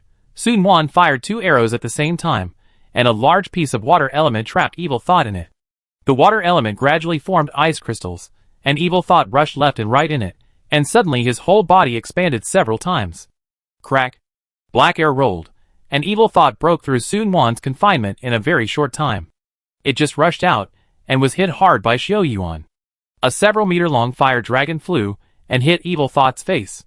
This time, he was not as relaxed as before. The fire dragon gathered Xiao Yuan's full strength, and burned a small part of his head, but Evil Thought's body recovered in a short time. Bang! Qi Ming was knocked out. This was the second time his elemental shield was shattered. He couldn't help but shout, "Boss, how long can we hold on?" The fire dragon dissipated, and Xiao Yuan sent out several flames in succession. He struggled with the evil thoughts, but was accidentally hit on the shoulder by the dark element. He endured the severe pain and shouted, "Hold on a little longer, it's almost there, almost there." Xiao Yuan's body suddenly flew into the air. He was hit in the belly by the evil thoughts, and soared into the air. The wind around him suddenly became stronger, and then he heard the shouting and killing like a tsunami. The Great Wall Legion is finally here. Chapter 578. Shirley fell to her knees. Her body could no longer bear the pressure after breaking through the elemental wall. The big clock in the distance rang, ding, ding, ding, 3 o'clock in the afternoon. Xiao Yuan fell to the ground, his eyes shining. The time has finally come. Hundreds of new soldiers of the Great Wall Legion rushed in. Xiao Yuan took out 2 things from his backpack, the white jade scepter and the chaos bead. Before leaving the mermaid world, Xing Tu had taught him how to use the chaos bead, waiting for this moment. In the far northwest, a young man was holding the soul-suppressing jade and placing it at the seal. The ancient sword here was shattered, and the soul-suppressing jade was destroyed, and now it has finally ushered in another seal. Ding!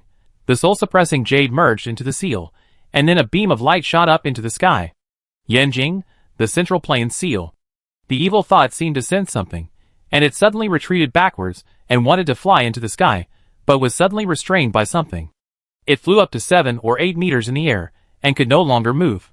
Xiao Yuan held the chaos orb in his hand, and urged the elemental power to hold evil thought tightly.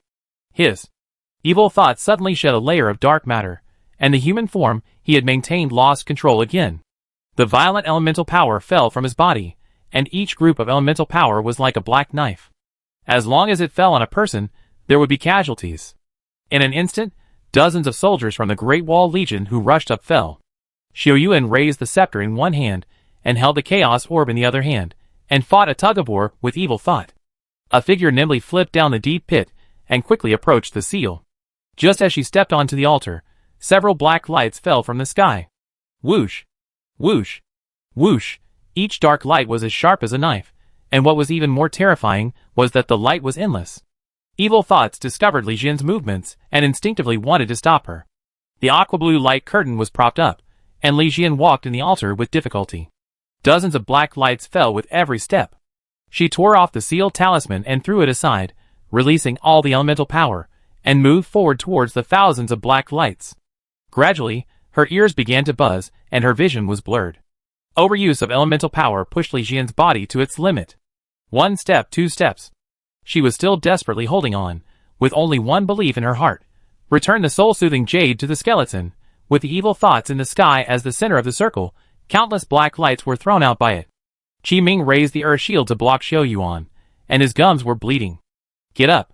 Xiao Yuan roared, and raised the white jade scepter in his hand high. He felt that the world fell into silence at that moment. The elemental power, life force, and physical strength were drained from the body at a terrifying speed. Unlike in the mermaid world, the whole process was completed in a few seconds. A ball of sparks suddenly appeared in Xiao Yuan's world, and then a fire dragon hundreds of meters long rose into the sky. Even people on the edge of the city could clearly see the scene. Seeing the fire dragon's evil thoughts becoming more and more crazy, Xiao Yuan's chaos orb in his left hand clicked, and a crack appeared. Roar! The evil thought seized this opportunity to break free and hit the fire dragon head-on. The elemental power of evil thought was so strong that he could survive even when half of his body was swallowed by the fire dragon. Moo! The fire dragon fell and turned into balls of flames. The black mist around evil thought shrank a circle. It seemed that the scene just now was not easy for it. Xiao Yuan froze in place. It was not that he did not want to move, but that his muscles were stiff and unable to move. An eye appeared in evil thought, and the scarlet eye was full of murderous intent. It could feel that Xiao Yuan was the only human who could threaten its survival, and it turned into a ball of mist and rushed toward Xiao Yuan. Boom! The aqua-blue water curtain blocked her attack. Xiao Yuan watched Sun Wan, Qi Ming, and others stand in front of him to build a defense. Boom! Boom! The earth shield broke, the wind shield broke, and finally even Sun Wan's water shield couldn't withstand the impact. They fell one by one, blood gushing from their mouths, but they still struggled to fight. Seeing the water shield break, Sun Wan's eyes flashed with a faint blue light, and a huge wave rushed towards the evil thoughts. The elemental power and faint blue color surging on the huge wave made Shirley, who was half kneeling on the ground, seem to understand something. Her lips trembled as she whispered, "Lord Shabu, so, you are here." The top battle between the dark element and the water element filled the entire battlefield with water vapor. Puff! Sun Wan spat out a mouthful of blood. All the elemental power in her body was gathered in this attack, but unfortunately she still failed to kill her opponent. The evil thoughts were like a dark cloud, descending from above and wanting to devour everyone's life. Xiao Yuan's time stopped.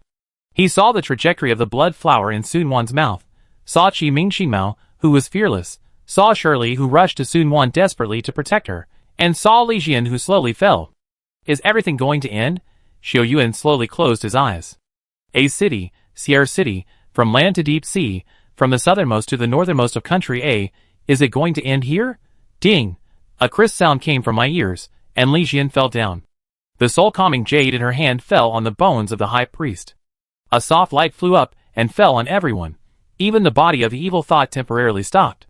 Xiao Yuan felt that something in his body came alive, and a coolness surged from the depths of his soul. Heart of the ocean. The secret treasure that Qingqing gave him finally completely merged with Xiao Yuan at the critical moment of life and death. Elemental power surged from all parts of his body, and Xiao Yuan had never felt such abundant elemental power. He shouted and raised the white jade scepter, and the chaos pearl shattered and cut his eye, causing blood to flow. A light shadow flew from behind him, with light surging on its golden tail feathers. It merged into the scepter, dyeing the white jade scepter with a layer of dazzling golden light. Kill! 100-meter-long fire dragon reappeared, but it was surrounded by a layer of moonlight-like brilliance, the light element. Xiao Yuan didn't know why he summoned the element of relationship, and in just a moment, the dragon of light and fire collided with the evil thoughts. Xiao Yuan's body seemed to have grown several times larger. At the junction of light and darkness, he seemed to be a god in charge of fire, breaking through the darkness with one blow, glorious, bright, infinitely blooming in Xiao Yuan's eyes. Darkness and light continued to interweave until the sky was full of flames and light. Xiao Yuan slowly fell down in the light and shadow, and the last scene in his eyes was a gorgeous fireworks display. Even many years later, some people still remember that on that thrilling day, the most grand fireworks in 100 years bloomed over Yanjing. Postscript. The sun was warm, and the wind was gentle. Xiao Yuan yawned while sitting in a wheelchair, while Li Jian pushed the wheelchair with a bright smile on her face. There were still 2 bandages wrapped around her arms, but it did not affect her movements. Where is Xinhuan? Xiao Yuan tilted his neck slightly to look around. She hides away every day because of Sully's annoyance. She may be on the rooftop now. Hee hee. Xiao Yuan closed his eyes a little tiredly. I really want to get better soon, so I can walk around like them. While they were talking, Xinhuan walked towards them in small steps. She looked around like a thief and whispered, "Isn't Sully here?" Seeing Li Jian shook her head, she was relieved. That little girl is too clingy, I really can't stand it. After the battle in Yanjing, Shirley lost all her abilities, and most of her memories, and only remembered Xinhuan and a few others. Now she is truly like a child, naughty and cute, making people love and hate her. Quack! Lord Yuga hurried over with a duck step, and a laughing figure ran quickly behind him. Duck, don't leave. Let me play with you. Bullshit! Lord Yuga screamed. If you pluck my feathers again while I'm sleeping, believe it or not, I will kill you. Lord Yuga's scolding and Shirley's laughter merged into one, echoing in the garden of the hospital.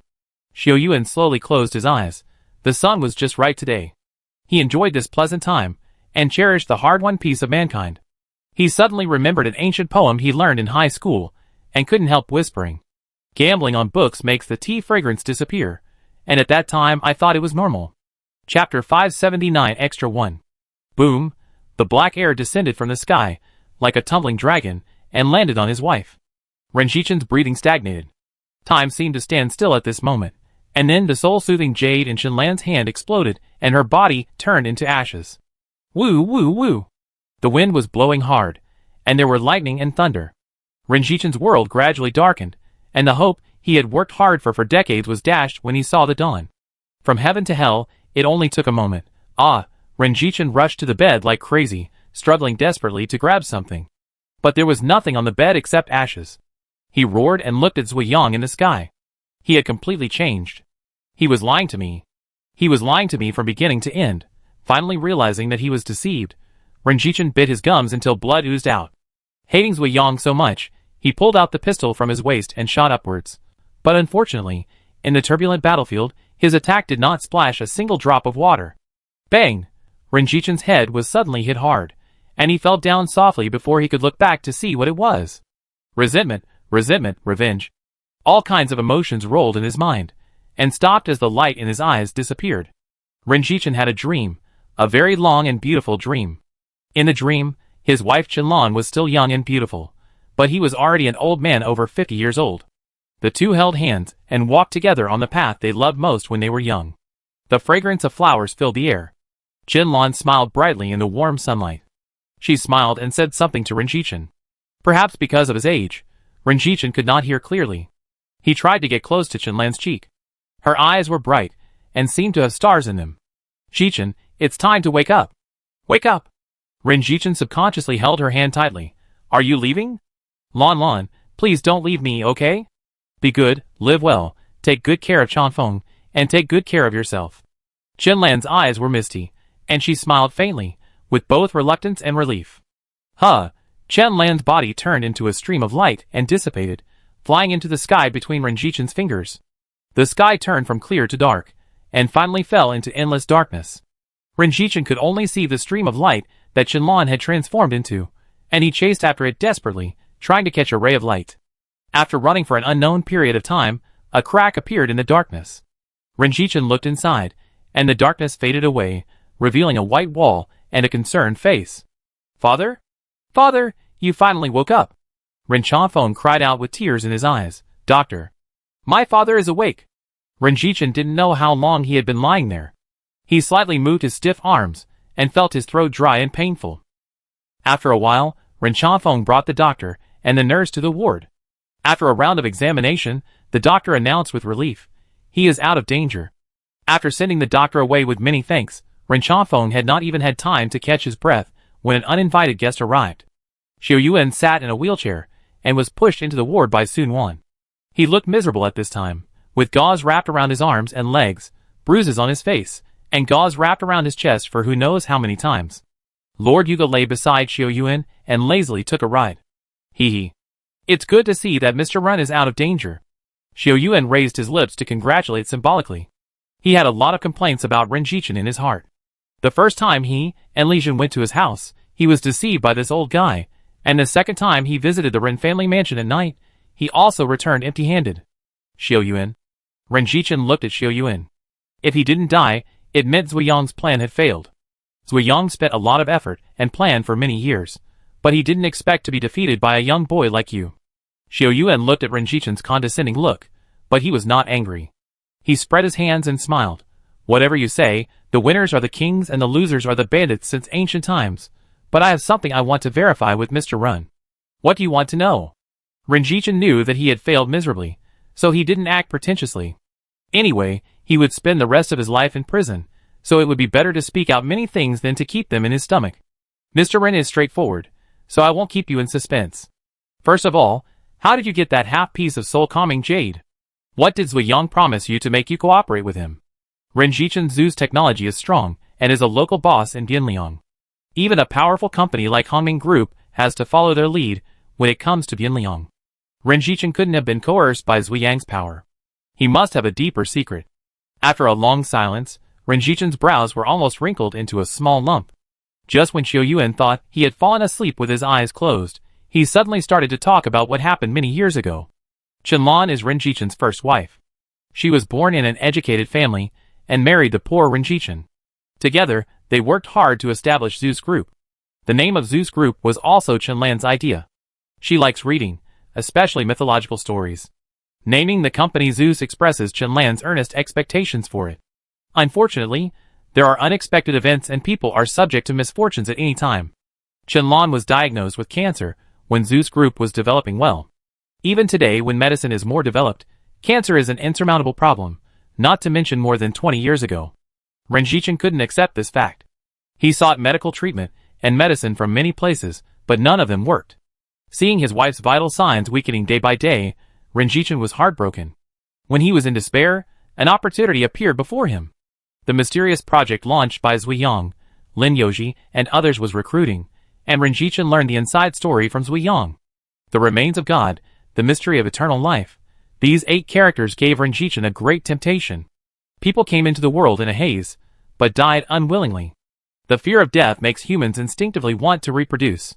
The continuation of bloodline will give people hope and expectation when facing death. Renjichen has never been a person who believes in ghosts and gods, but he really has no choice. A drowning person will try his best to grab even a straw, let alone a thing recorded in an ancient book from Goryeo.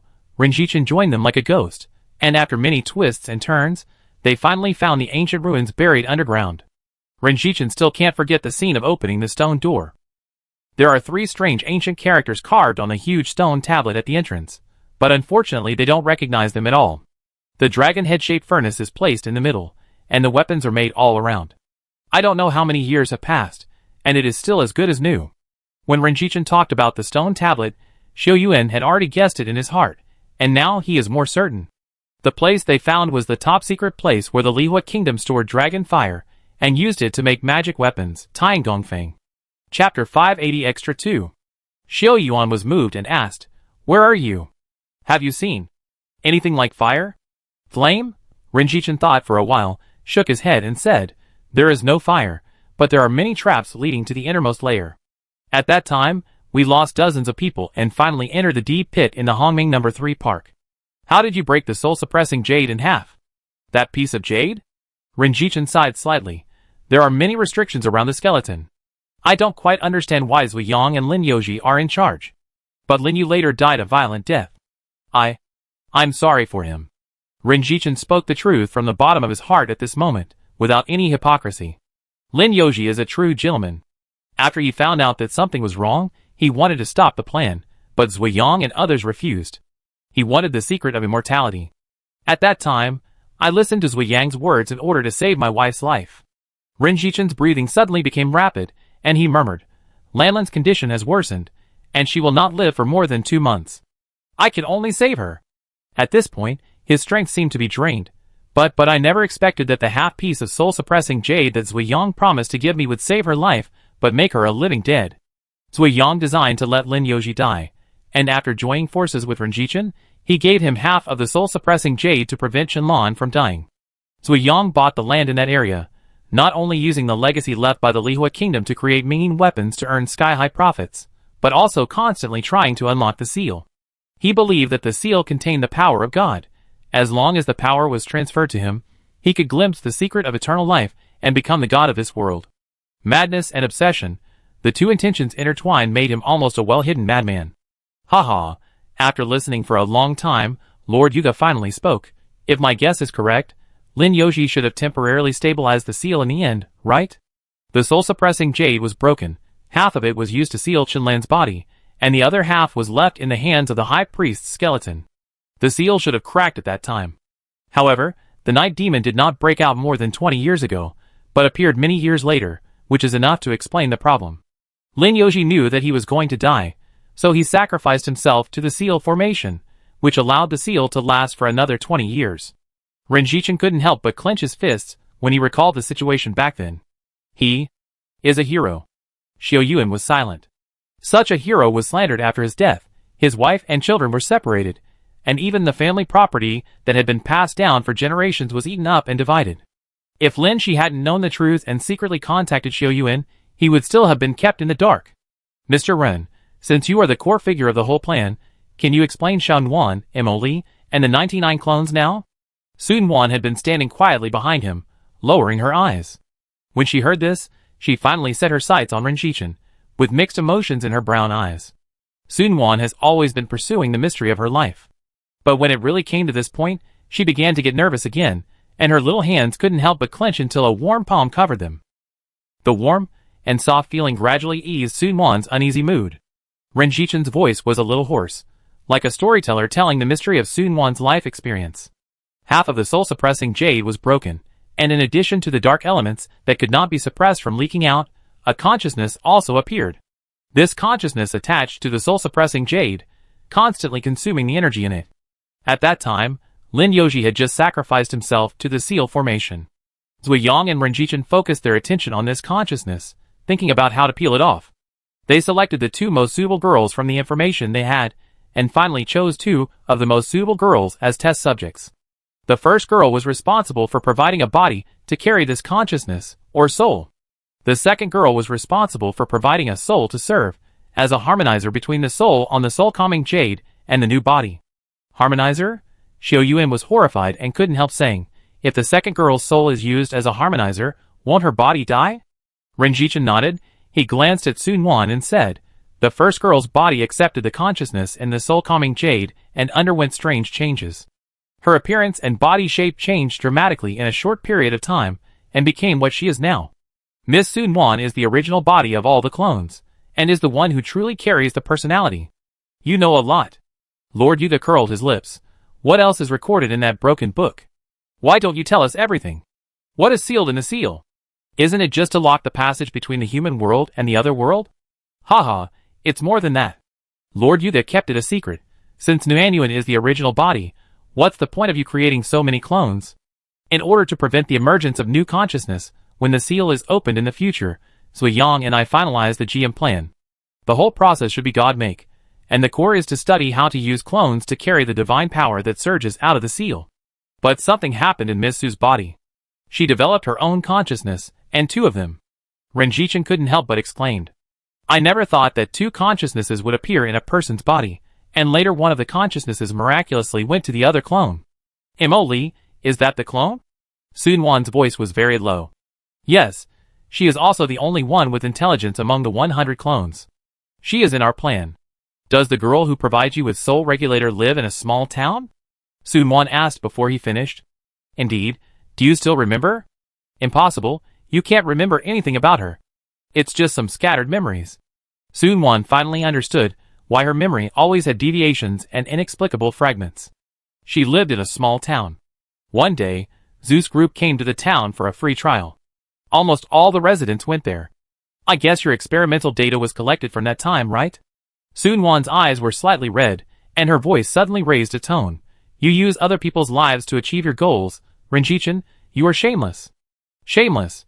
Renjichin's face suddenly turned pale when he heard these two words. He smiled bitterly and said nothing. No one is born a bad person. If he could really live a clean life, how could he not want to? From the moment he decided to conspire with Zui Yang to kill Lin Youji, he was no longer himself. For many years, the hope that kept him alive was his wife. His heart and soul died the moment Shenlong turned into ashes. Perhaps Renjichin should not have agreed to Zui Yang many years ago. His best ending was to raise his child well, and then go to another world to find his wife. However, life never comes back. He covered his cheeks with his hands and cried for a long time. The song ended, and the crowd dispersed, leaving a desolate scene. Chapter 581 Extra 3. When we walked out of the hospital, the sun was shining brightly outside. The warm light shone on our bodies, making us feel comfortable. Sir, Renjichin said that Shan-Wan's soul came from the seal. Is this statement reliable? Xiao Yuan was always skeptical about Renjichin's words. After all, Sun-Wan's appearance and behavior were no different from those of ordinary people. Sir, I couldn't figure out Zui Yang's plan before, but now I finally understand it. Sir Yuga flapped his wings and flew to the ground. His arrogant look was amazing. He was too clever for his own good, thinking that what was sealed was the godhood of Lord Shabu. Godhood? Xiao Yuan raised his eyebrows, as if he understood something. You mean, Shan-Wan is actually a god? Sun-Wan has her own extraordinary qualities, with outstanding power over elements, and the strongest combat power in the Silver Wings core. Xiao Yuan once secretly thought that if he and Sun-Wan really let go of the fight, she would have a better chance of winning. Do you have any misunderstandings about gods? Lord Yuga's eyelids fluttered. If it wasn't a duck, Xiao Yuan felt that he would have narrowed his eyes slightly and sneered. Shan-Wan is not a god, she is a trace of personality generated by the gods. Personality? Xiao Yuan and Sun-Wan looked at each other and murmured, could it be that gods are good at splitting their personalities? Xiao Yuan couldn't help but marvel. He knew about schizophrenia patients, but he had never heard of any mentally ill patients who completely split their personalities. You are ignorant. You humans don't understand the power of gods in the other world. Lord Yuga walked with duck steps and shook his head as he narrated. The gods from the other worlds have to go through many twists and turns to reach the human world. The last barrier to entering the human world is the seal formation once set up by the Lihua nation. Shabu's soul was blocked by the seal, and wandered in the void space with millions of night demons. It was not until more than 20 years ago that Zui Yang and Renjichin broke the seal without authorization, and took away the half of the soul-suppressing jade left by the high priest, which allowed Shabu's soul to come out. The soul of the gods is very special.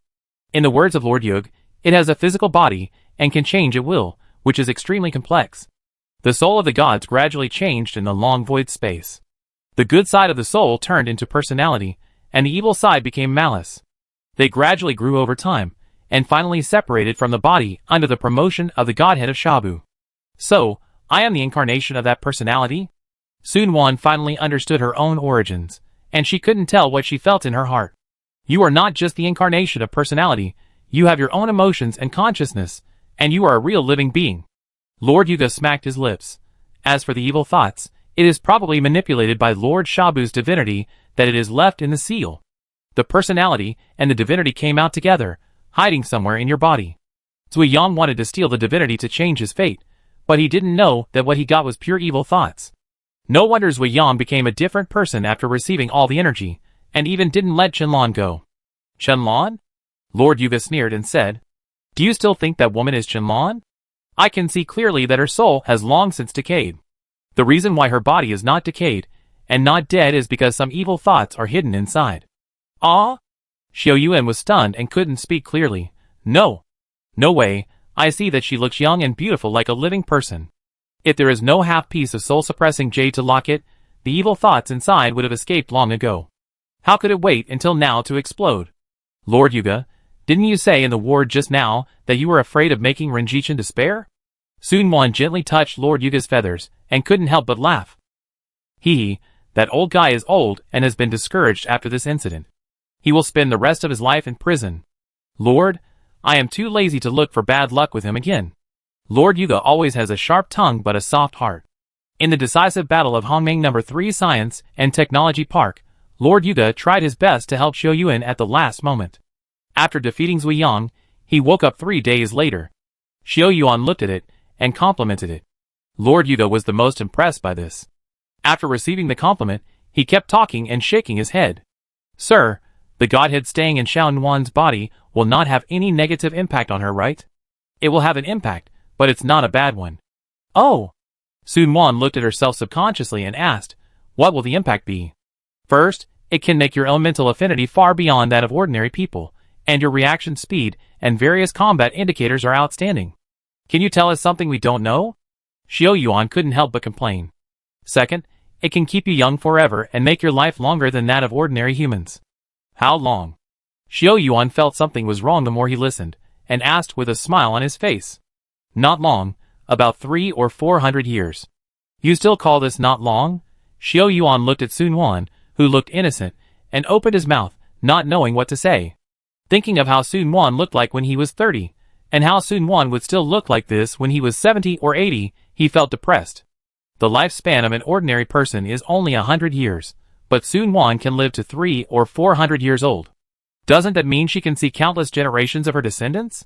Is there any way to make me return to normal? Sun Quan was amused by Xiao Yuan's appearance. Unless the godhead leaves your body on its own initiative. But I see that Lord Shabu doesn't seem to have any intention of leaving. He didn't even say hello when he saw me. Forget it. Let everything go with fate. Xiao Yuan's strength seemed to be drained away at once.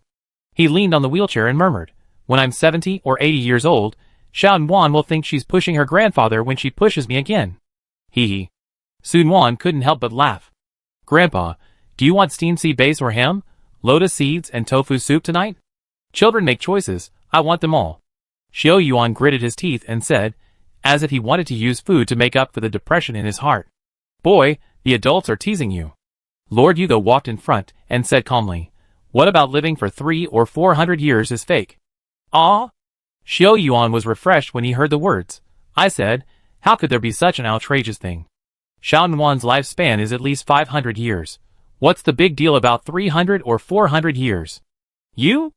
Xiao Yuan felt like a string in his mind was broken. He clenched his fist and shouted loudly, dead duck, I must send you to the roast duck restaurant today and make you a Yanjing roast duck. Your legs and feet are not in good condition, and you are still learning to shout and kill.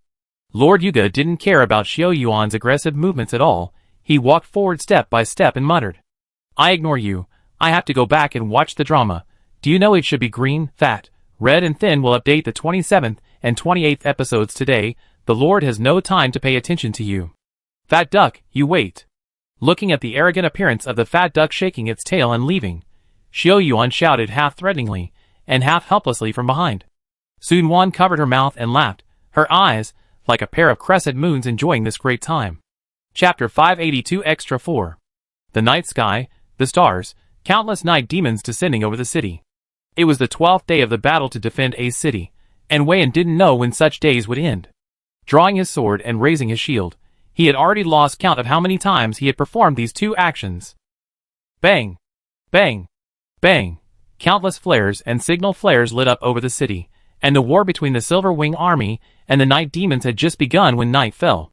After the Night Demons died, they would turn into ashes, leaving no trace. Every time he saw their bodies disappear from his sight, Wei Yan always had a strange illusion. It was as if what he was experiencing now was just like a dream. The fight lasted all night, and ended only at dawn. Clang! The silver knife in Wei Yan's hand fell to the ground. He gasped heavily, not knowing whether it was because he was too tired or because he was still frightened. Xiao Yuan would always come at this time, tirelessly patrolling everywhere. He was a powerful man, Wei Yan always thought so, and he would not be as weak as himself after the battle. There is always a girl around Xiao Yuan. Her brown eyes seem to be able to speak, and when her eyes move to see others, people can't help but feel a little moved. Her name is Sun Wan, and she is said to be an extremely powerful girl. Usually, Wei Yan didn't believe it in his heart. Why? Sun Wan is extremely beautiful, pure and quiet, giving people a feeling of fragility, not to mention that her thin arms and legs look like, how much strength can she have? The battle was intense, and the outer defense line was breached that night. Wei Yan saw her power for the first time. Under Sun Wan's use, the anti-gravity maneuvering device was like his own limbs, pulling Wei Yan back from the brink of death. Ding-ling-ling. The wind chimes hanging in the garden were blown by the wind, and Wei Yan squinted slightly in a trance.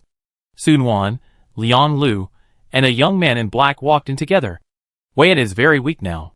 He was seriously injured in the battle at Hongming No. 3 Science and Technology Park. When he woke up, the dust had settled. Wei Yan, this is Cheng Yu from the Special Task Force of Country A. He is here to investigate some situations with you. Sun Wan smiled at him lightly, signaling Wei Yan not to be nervous. Hello, Mr. Cheng. Wei Yan forced a smile. The dark elements in his body were defeated, and it was difficult to gather in a short time. It was not pleasant. I am representing the Special Task Force of Country A. According to the usual practice, I will investigate the personnel involved in the 99 incident. Cheng Yu put the video equipment in place and said routinely, Mr. Wei, please tell me about your relationship with Shirley. She is now. Wei Yan wanted to ask about Shirley's situation, but then he thought, how can Shirley be immune to the failure of the plan? Sun Wan saw the sadness in Wei Yan's eyes, and said something knowing that he had misunderstood something. Shirley is living a happy life now. She has forgotten the past, and almost all her abilities have disappeared. Shirley's body was originally a little girl from Country A. She was hit by evil thoughts, and it was difficult for her to survive despite her injuries. Fortunately, Shirley miraculously survived after a life-and-death struggle.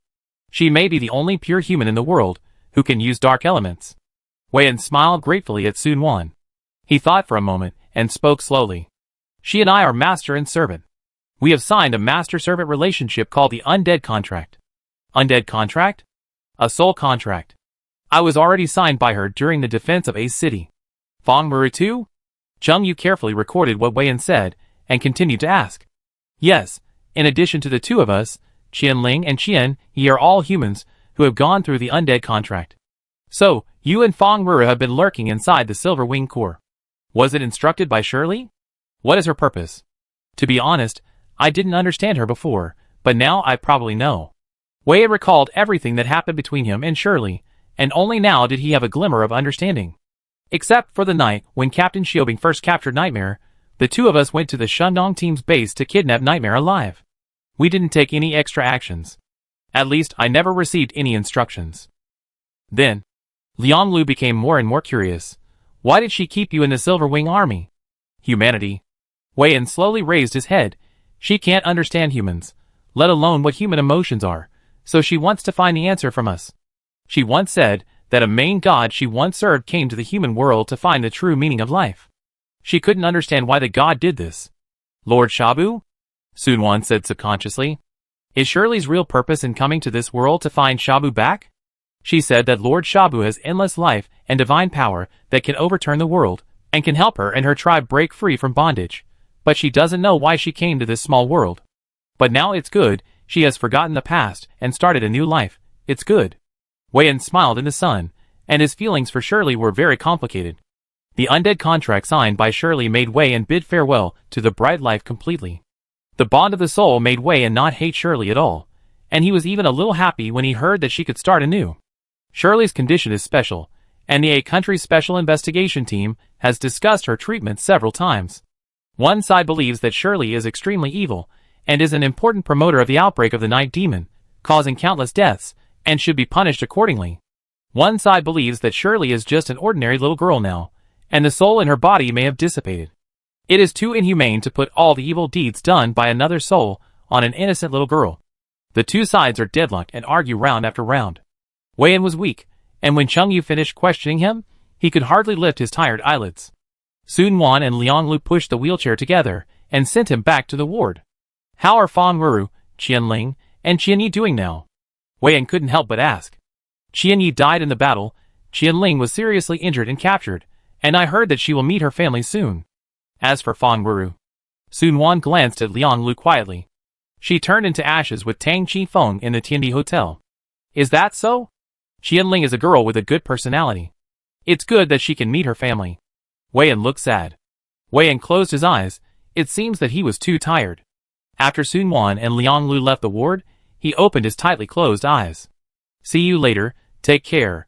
He opened his mouth and said silently, staring at the wall as if he wanted to penetrate the wall to see Sun Wan leave. Wei Yan knew that he would be imprisoned, and this might be the last time he saw Sun Wan. The feelings and reluctance hidden deep in his heart finally burst out after they left. He closed his eyes. A line of tears slid down from the corner of his eyes, wetting the snow-white pillowcase. Chapter 583 Extra 5. Tang Qifeng always felt that God had played a joke on him, a joke that changed his fate. He was a calm child since he was young. He didn't like noise or competition. He only liked reading. He worked hard to go to college and got a stable job. Tang Qifeng firmly believed that he would be like his father, find a girl he liked, have children, and live a plain life. There was a classic movie many years ago, and he still vaguely remembered the lines in it. I guess the beginning, but not the ending. Tang Qifeng worked at the town government of Toll Town, and met the girl he really liked, Luo Xiaoya. When they first met, she stood there timidly with stars in her eyes. The feeling of heartbeat made Tang Qifeng almost unable to control his desire to get close to her and fall in love with her. Luo Xiaoya was very gentle, with a quiet smile on her face, and she was particularly happy every time she saw Tang Qifeng. She likes me. Tang Qifeng firmly believed that his feelings would not be wrong, and secretly prayed that they would not be wrong. Unlike the passionate love in TV dramas, Tang Qifeng and Luo Xiaoya's relationship is more like a natural outcome. Sometimes, he secretly feels lucky in his heart. It is rare for two people to like each other. Many people are unable to get rid of the pain of being unable to love. Luo Xiaoya likes red, and has a very beautiful red dress. When she puts it on, Luo Xiaoya is as beautiful as a red rose in the sun, and she is everything in Tang Qifeng's eyes. He has always been a simple person, and he only knows to treat her well with all his heart. Luo Xiaoya likes sweets, so he asked someone to bring them back from the nearest Sierra city, but the weather was too hot, and they all melted. Tang Qifeng's joy turned into embarrassment, and he was laughed at by many colleagues. But Luo Xiaoya didn't care. She gently hugged Tang Qifeng's waist without saying a word, but Tang Qifeng felt it was worth it. She loves me. Tang Qifeng never knew what love was. His student life was a rafting in the sea of learning, and he climbed up step by step from an ordinary poor boy. If you say that he has liked someone, then of course there is. She was his desk mate in high school, and the vice president of the drama club in college. He liked her in his heart. But Tang Qifeng could see the reality more clearly. He had no ability and capital. The tiny love could only be hidden deep in his heart, and let the wind and sand of the years roll over, and scatter all the beautiful memories. He could no longer remember what they looked like, and the love of youth was even more different from love. She felt the feeling of love for the first time in Luo Xiaoya. Spring, summer rain, autumn moon, winter snow, Tang Qifeng and Luo Xiaoya spent the happiest year of their lives.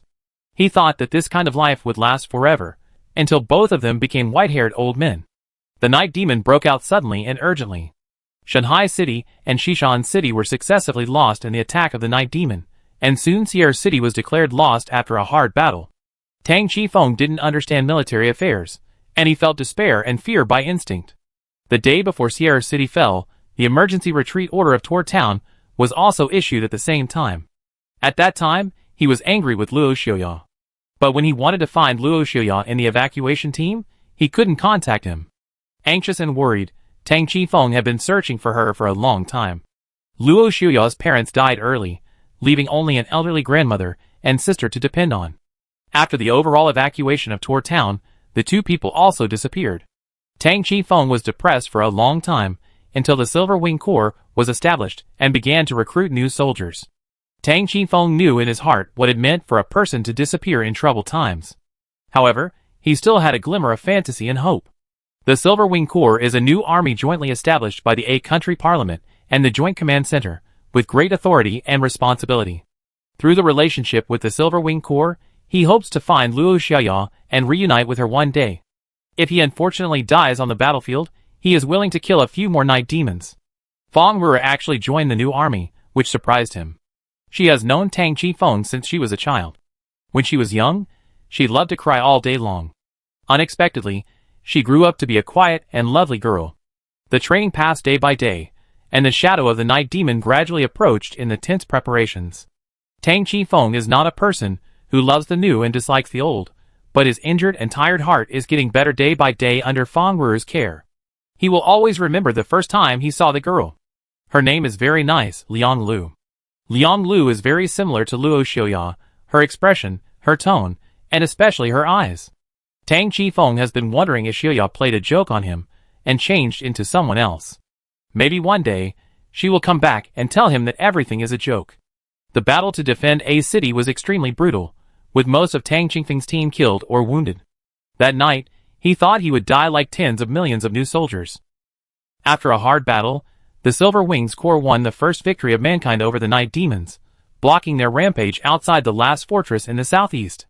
Honor, praise, the Silver Wings Corps went from being unpopular to being the center of attention, paying too much blood and lives. The end of his relationship with Liang Lu was on a sunny afternoon, just like when he first met Luo Xiaoya. Tang Chi-fong, you have to be well.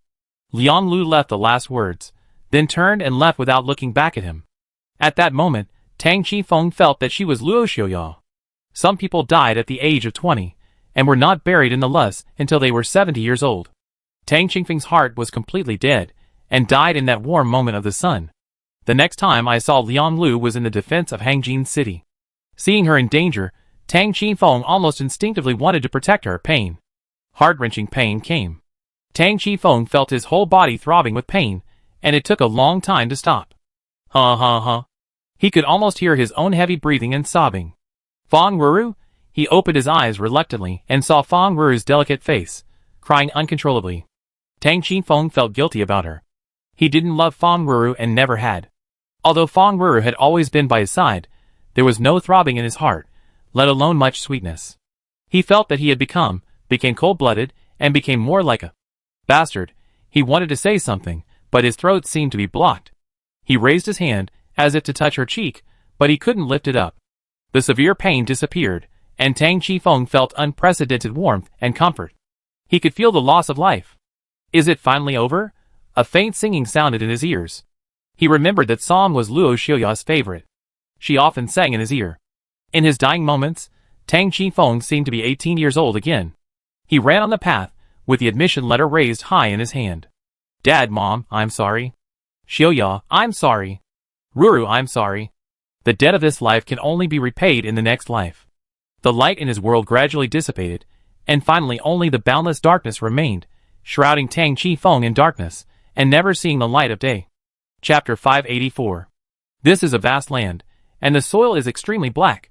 Unlike the black soil that nourishes everything, the soil here is all scorched earth. The sky is as bright as day, and 3 huge stars are suspended above the sky, occupying most of the sky. A dark blue cloud floats over, flying very slowly, as if it is carrying a huge force. The light emitted from the 3 stars of bright yellow, aqua blue, and blood red falls down, and suddenly changes when it touches the dark cloud. The seemingly gentle light, however, intertwined, and whipped the dark clouds in the next moment. Boom! Thunder exploded in the air, deafening. The dark clouds dissipated, and a slender figure fell.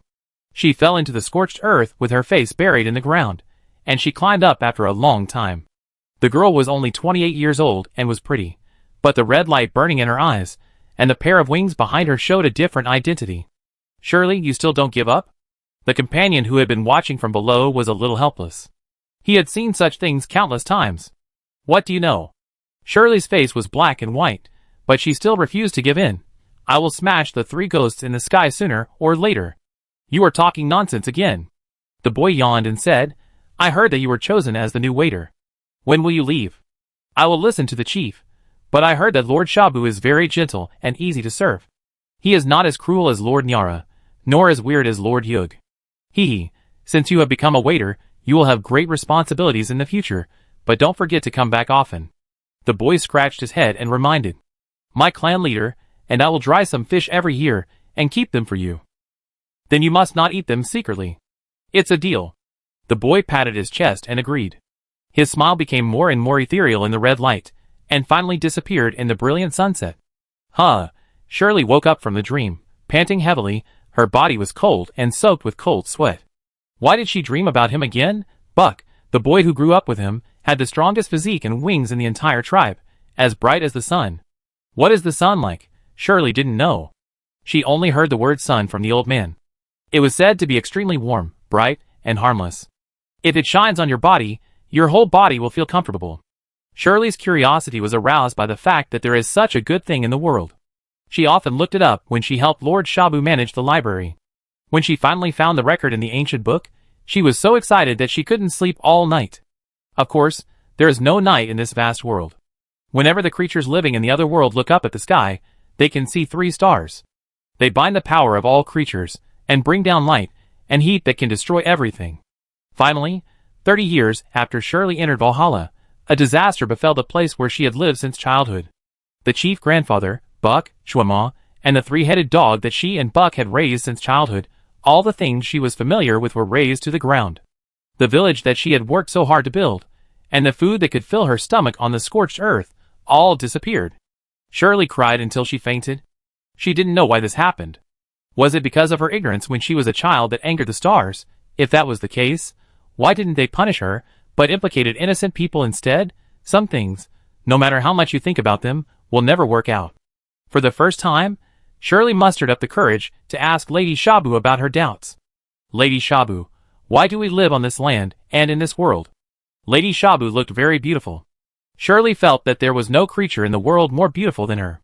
Whenever her blue eyes looked over, she would subconsciously hold her breath. Not only because of her beauty, but also because of her powerful aura. Under the pressure of Lady Shabu, Shirley felt like a little ant, looking up at the sky. You want to leave? Shirley hesitated, not knowing how to answer her. Like you, I also want to leave here one day, so you don't have to worry. Lady Shabu slowly stood up, her fingers slid slightly, and the roof above spread out to the surroundings, revealing the sky. I want to leave. Shirley's eyes were red and swollen from crying. This world is a cage. Buck, Shwama, and I promised to meet each other every year. They also left me some dried fish. Now everything is gone. Nothing left, woo-woo. She became more and more excited as she spoke. She couldn't control her emotions and started crying again. Shabu was not moved by Shirley's crying. Her eyes were clear, and she seemed to be thinking about something. Shabu's life was too long. She couldn't remember the last time she cried, or she had never cried before. Shabu, Nyara, and Yog are the 3 pillar gods who jointly rule this world. After waking up from the chaos, they have no memory of the past, and have become leaders of many creatures in the alien world. The greater the ability, the greater the responsibility. In order to break through the shackles of this world, the 3 pillar gods once held 3 large-scale battles. Countless tribes died, and the sky was covered with ashes for a long time without light or shadow. The 3 stars, and the world of mythical beasts guarding behind the stars have become a natural chasm that can never be crossed. The last failure plunged the alien world into a desperate atmosphere. Nyara's character became cruel and fierce, while Yug was obsessed with meditation and hoped to break the star defense line with the power of knowledge. Shabu was confused. She didn't know why everyone wanted to leave here one after another, just as she didn't understand why Shirley cried like a child. She was born a god, and she didn't know what emotions were, let alone what human nature and emotions were. Shabu thought of something in the dark, and the reason why they were imprisoned in this world was just a little bit away. Shabu made a decision that might affect her fate, to leave the other world. She maintained a human body, and her true body was indeed a shapeless cloud of black fog that was constantly changing. It was impossible to take these bodies away from here. The shining stars would kill all creatures that tried to escape from their restraints, and even she could not break free. But if she wanted to abandon this body, and let her soul carry the godhood away, she might be able to do it. As for the consequences, she might get lost in the turbulence of time and space, and never return to her body, lose the ability of immortality, and finally become nothingness. But it doesn't matter. In order to explore the so-called human nature, she is willing to try. The truth of the pillar god being trapped in the other world, and the way to escape from this world, will be confirmed in this adventure. Shabu raised her cheeks, and let the gorgeous light fall on her face, beautiful like a painting. The 3 stars in the sky are still there, and Shabu suddenly feels that they are more like gods than herself, and they are stars that will never dim and fall. Chapter 585 Extra 6. After the rain, a car drove by, passing the pale dusk. The old iron sheet drove south. The lover was gone, listening to the poetry radio under the thick smoke. The emotionless cough. At least it looks like the way home is still lovely. The strings have lost their posture, and the child who listened to the song that night is no longer seen. Time hurriedly monologues, grinding the wandering into a cassette, and the dry and curled feelings are trampled into the years. The wandering singer stood on the street, holding a guitar, singing hoarsely. Xiao Zheng looked at him for a long time, until the singer finished singing, packed up the guitar and left. She remained there for a long time without moving her eyes away. "It's late. Don't you want to go home quickly?" Xiao Yuan waved in front of Xiao Zheng and joked. "Brother Xiao Yuan?" Xiao Zheng came back to her senses. "You just got out of the hospital, and I told you not to run around. You underestimated me, didn't you? If it wasn't for Xiaowan's peace of mind, I would have been out a long time ago." Xiao Yuan shrugged, looking helpless. "Let's go." "Where are we going?" Xiao Zheng had to speed up as he pulled her. "Haven't you always wanted to try Yinjing's barbecue? I treat you today, and you can eat as much as you want." It was Xiao Zheng's first time trying barbecue. She was a little reluctant at first, but after trying one bite, she couldn't stop. Watching her eat one bite after another, Xiao Yuan also ate slowly. "Xiao Sheng, are you worried about something recently?" She was a carefree person, and her sadness and joy were all shown on her face. Even Qi Ming could see that something was wrong with her. "Lord Yuga talked to me about my hometown. The world of mythical beasts?" Xiao Yuan raised his eyebrows. "What did the fat guy say?" "Well, it said that the world I live in is also part of the other world. Do you remember the 3 stars I talked about? Those 3 stars exist to seal the planet where the night demon lives. We are the guardians of the defense line." When she said this, Xiao Zheng's pretty face showed unprecedented seriousness. After spending a long time with Xiao Zheng, Xiao Yuan couldn't help but treat her as an ordinary human girl, if you ignore her amazing appetite. "Xiao Zheng, when your family sent you here, did they mention how you would go back?" Xiao Zheng's bright eyes dimmed. She shook her head and said nothing. Xiao Yuan then understood why she was unhappy. Xiao Zheng came to the human world with a mission. When she first met Xiao Zheng's body in Thor Town, she had wounds on her body, which were left when she fought with the night demon. If she hadn't met Xiao Yuan and others, she might have continued to fight against the night demon in her own way. However, if the night demon is not mastered, expelling the night demon is just a joke. What made Xiao Yuan even more puzzled was Xiao Zheng's family.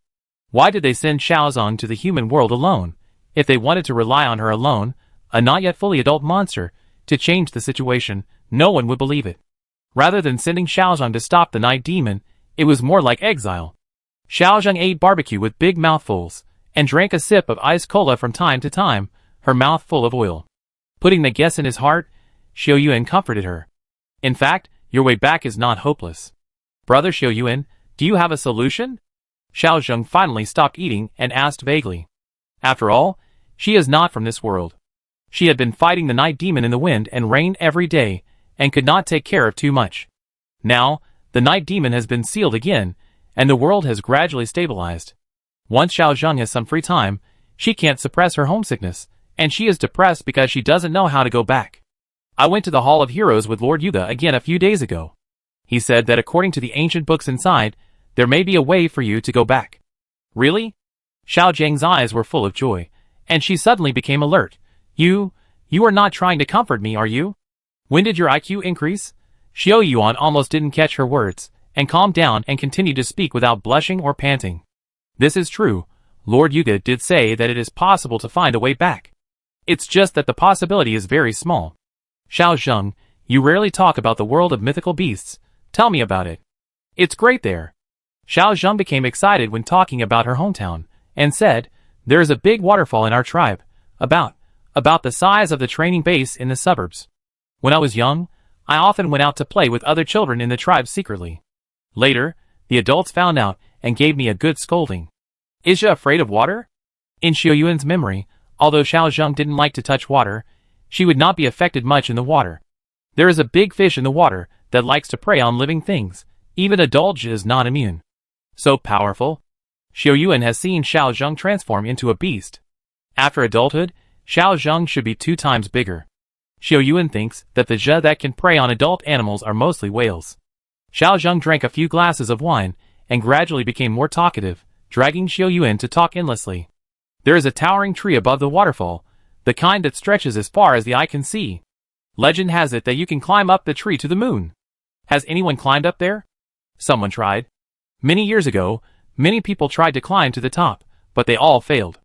No one knows what is on top. Maybe there is a moon palace inside. Xiao Yuan said with a smile. There is a fairy in the moon palace named Chang'e, and her favorite thing is to roast rabbits. Every full moon night, she would ask a man named Wu Gang to cut down osmanthus trees for her.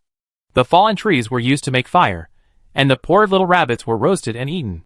Brother Xiao Yuan, you are talking nonsense. What I heard is not like that at all. Xiao Zheng protested against Xiao Yuan's fabrication. Xiao Zheng was like a child at night.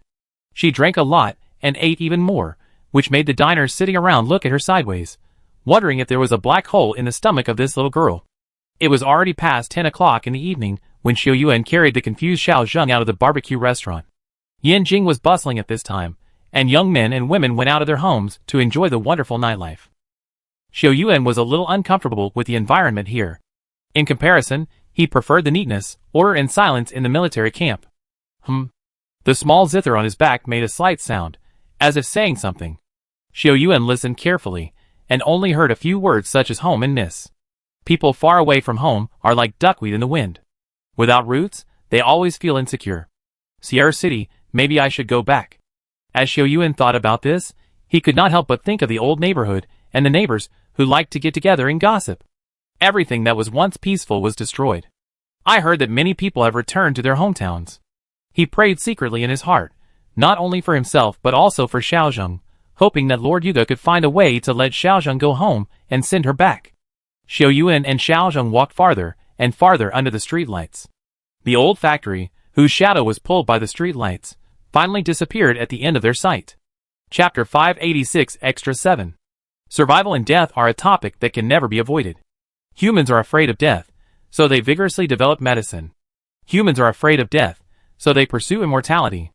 Humans are afraid of death, so they continue to reproduce. Soul, body, what does it feel like when all of this is destroyed? Fang Ru gazed at his cheek affectionately, wanting to remember this moment forever in her mind. Her body was disappearing, turning into strands of black ash. Time stopped at this moment, and many images flashed through Fang Ru's mind. On the country road, she was still a little girl wiping her tears, crying because of her friend's dislike. It was at that time that Tang Chi-Feng appeared beside him. A pair of washed-out jeans and a loose and baggy t-shirt made him look a little funny. What's wrong with you? His voice was very soft, and the boy's clear eyes sparkled with sunshine. They don't play with me. The little girl cried until her eyes were red. In the world of children, playmates are very important. Being excluded by other children, she felt very sad because of the loss and alienation. It's okay, let's go to the rice field to catch dragonflies together. Tang Chi-Feng scratched his head, and his smile became brighter. Let's see who can catch more. Childhood sweethearts, two little kids without any secrets. Fang Ru loves these 8 words the most, but things never go according to people's wishes. After becoming an adult, Tang Chi-Feng went to study in another place. When Fang Ru saw him again, he had become a civil servant in the government of Toll Town. After losing his youthful look, Tang Chi-Feng became more handsome and mature. The only thing that remained unchanged was his clear eyes and smile. He would still call her Ro with a smile and treat her to a meal, but there was always someone else around him. Luo Xiaoya. When Fang Ru first met Luo Xiaoya, she felt uncomfortable. She was gentle and beautiful. Like Tang Chi-Feng, she was an intellectual who had studied in college, unlike her who went out to make a living after graduating from high school. Tang Chi-Feng looked at Luo Xiaoya with a warm look, which was full of pampering and tenderness. He had never looked at her like this before. Fang Ru's joy vanished. When Tang Chi-Feng introduced Luo Xiaoya as his girlfriend, she felt something in her heart was broken. Crack. There was a crack in her intact heart, and she rushed into the crack like a shark that had found blood following the wind from all directions. Until the end, when the chilly feeling filled her entire heart, Fang Ru felt the pain and despair. She didn't know how to compare with Luo Xiaoya. She felt inferior to her in knowledge, appearance, figure, and even her temperament. Jealousy is a poison that can devour the best part of a person's heart and turn it into soil for sin. Fang Ru began to secretly observe Luo Xiaoya, her working hours, her time off work, the route she took every day, and her friends. Fang Ru remembered everything more accurately than her own menstrual period. She felt that God was helping her. Tang Qingfeng's childhood friend found her and asked her to help do something, a very ordinary thing that entangled Tang Qingfeng. At that time, Tang Qingfeng and Luo Xiaoyao were in a cold war because of Tang Qingfeng's family's opposition. Tang Qingfeng returned home to deal with his family's attitude towards Luo Xiaoyao, and Fang Rura followed him. That night, Tang Qingfeng drank a lot of wine. Finally, his family was convinced, and Tang Qingfeng was so happy that he drank until he was drunk and unconscious. Fang Rura took care of Tang Qingfeng, and his mobile phone naturally fell into her hands. She deleted all the calls and text messages from Luo Xiaoyao one by one, and the bright smile of Luo Xiaoyao on the background of her mobile phone hurt her heart. Fang Rura already knew what Tang Qingfeng wanted to do, but what did it matter? Jealousy washed away her last conscience.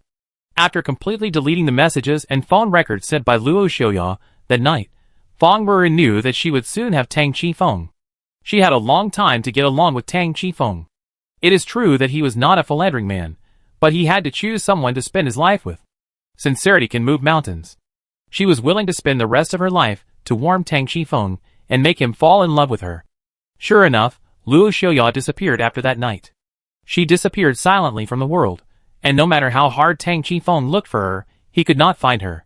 Fang Rura followed Tang Qingfeng into the Silver Wing Core, and pretended to meet him accidentally. Everything was logical and flawless. Little did he know that behind all the coincidences, she had made so much effort and suffered so much hardship. Just when he thought everything was going according to plan, an accident happened. Liang Lu, a girl who was better than Luo Xiaoyao, appeared. Fang Rura felt a little bit of fear towards her besides disgust. Every time she saw her eyes, Fang Rura seemed to see the shadow of another person, Luo Xiaoyao. She didn't know where this feeling came from. The sense of crisis kept lingering in her heart, and the feeling of losing Tang Qingfeng forever came again. He is mine, he can only be mine. Liang Lu had encountered two inexplicable crises during her mission. They were not noticeable in the chaotic battlefield, but they almost killed her each time. Fang Rura didn't know why Liang Lu always had good luck, and was rescued by Xiao Yuan twice in critical moments. Xiao Yuan, a young man who had emerged in the Silver Wing Army, had eyes as dark as ink that seemed to be able to see through people's hearts. She didn't dare to act rashly again, especially after she was chosen as Shirley's human servant.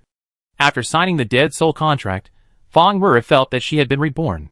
She became very strong, stronger than most of the Silver Wing Army. The sense of security given by strength intoxicated Fang Rura, who was a girl who had always lacked a sense of security. She grew up in the countryside. Her parents divorced and were unwilling to take care of her. She was raised by her grandparents. The old man was not in good health, so it was inevitable that there were some things that could not be taken care of. She needed someone to rely on, someone who could accompany her through the darkness and stay with her for the rest of her life. Tang Qingfeng was the one she had chosen. People's obsessions are very interesting. Some obsessions can make people strive to make progress and overcome many difficulties to reach the other side. Some obsessions, however, can lead people astray and go deeper and deeper. In order to achieve their goals, they can do whatever it takes, especially after gaining powerful strength. They are no longer bound by rules, and such people will become more terrifying. The Silver Wing Army was attacked many times during the war, and the blood of the dead was almost dried up. This happened almost every month. There were many casualties in the fierce battle with the Night Demon, and there was no way to find out the results of 1 or 2 casualties. Only Fang Rura knew that every time she drank blood, the dark elements in her body would become more vigorous and powerful. Humans are really fragile creatures. Those who wailed, feared, and begged for mercy in her hands were all members of this fragile creature. Fang Rura began to feel that signing a contract was really a wonderful thing, and also found that Wei-en, who became a servant with her, was a freak. A fool who regarded great power as nothing, and only wanted to live a stable life. Chapter 587 Extra 8. Tang Qingfeng died in front of Fang Rura, and he gradually lost his breath, and lost his life for Liang Lu. Fang Rura felt a sense of relief at that moment. After all, there was someone else in his heart, Luo Xiaoyao in the past, Liang Lu now, and in the future. She always thought about the future, and he would be able to appreciate her goodness when they were together in the future. It's a pity that Tang Qingfeng will never have a future. He slowly closed his eyes, and his vitality quickly dissipated because of the poison. This is human beings, such fragile life. Fang Rura's tears fell on her cheeks. She gently hugged Tang Qingfeng's body and leaned on him. It's okay, from now on we will be together forever. she whispered in Tang Qingfeng's ear with a gentle tone, just like to the closest lover. Fang Ru'er left silently, and she left with Tang Qifeng at night after the war ended. It was late at night, and she felt nothing when the cold wind hit her face. Where do you want to take him? Wei Yan walked out from the shadows, frowning as if he knew her purpose. The master is calling us. Won't you go with us? Fang Ru'er did not respond directly to Wei Yan's words. Her red lips slightly opened and closed. The bright blood had not yet dissipated. You killed again? Wei Yan looked at her. Her face flickered under the dim light. Wei Yan, do you know what I hate most about you? Minding other people's business, womanly kindness. Fang Ru'er stretched out her tongue, licked the sweet blood and narrowed her eyes slightly. You will never be the same as them. From the moment we signed the death contract, we can never go back. After tidying up the black body bag on her back, she left in the night without saying anything more. The northwest seal was broken, and Shirley seemed to be seriously injured, so she summoned them to her side. Tang Qingfeng's resurrection ceremony was in the mountain, where Shirley was hiding. In the dark, Fang Ru'er stood by the stone platform. Each servant who signed the death contract had the opportunity to resurrect one person, one of his own servants. The servant who has been resurrected from the dead will completely follow the one who resurrected him. No betrayal, no change of heart, only long-term companionship. Chuckling, Fang Ru'er's laughter sounded in the cave. Her voice was sharp and piercing with a touch of madness. Brother Qifeng, wait a little longer, and we can be together forever. A thick black air surged around her, and the dark elements filled the cave of more than 10 square meters. Every inch of the air was filled with black mist. Under her guidance, the black air began to rotate, from a plate of loose sand to a black skull shape. The wind blew up at this moment, blowing Fang Ru'er's black hair flying. Her eyes were bright, but the next second they were filled with blood. The skeleton rushed towards Tang Qingfeng's body, and suddenly landed on top of his head. Roar! After a roar like a giant beast, a bright light surged from Tang Qingfeng's head, vaguely in the shape of a person. The little man in the light had his eyes closed and looked peaceful, as if he was asleep. Fang Ru'er hesitated for a moment, not knowing whether to continue, but the skeleton moved on its own. After swallowing the light in one gulp, the entire black gas condensed together. After about a few minutes, a magical scene appeared in Fang Ru'er's eyes. The light and the black gas merged together, and all fell into Tang Qingfeng's mind. His fingers moved slightly, and opened his eyes. Brother Qifeng. Fang Ru'er hugged Tang Qifeng, and felt the temperature of his body. Cold and stiff, Tang Qifeng did not hug her back as usual, and did not react at all. His face was livid, and he was no longer the plump and jade-like young man. He can't laugh, can't get angry, and can't even speak, only a few simple syllables. Fang Ru'er snuggled in Tang Qingfeng's arms, refusing to let go for a moment. Brother Qifeng, do you know how much I want to be with you? Every time I see Luo Xieya, I envy her for being with you. Tang Qingfeng's dull expression changed a little, but it was very small and inconspicuous. From now on, no one can separate the two of us. After the master recovers from his injuries, we will act together to kill that bitch Liang Lu, okay? I know even if you don't say it, you must be willing, right?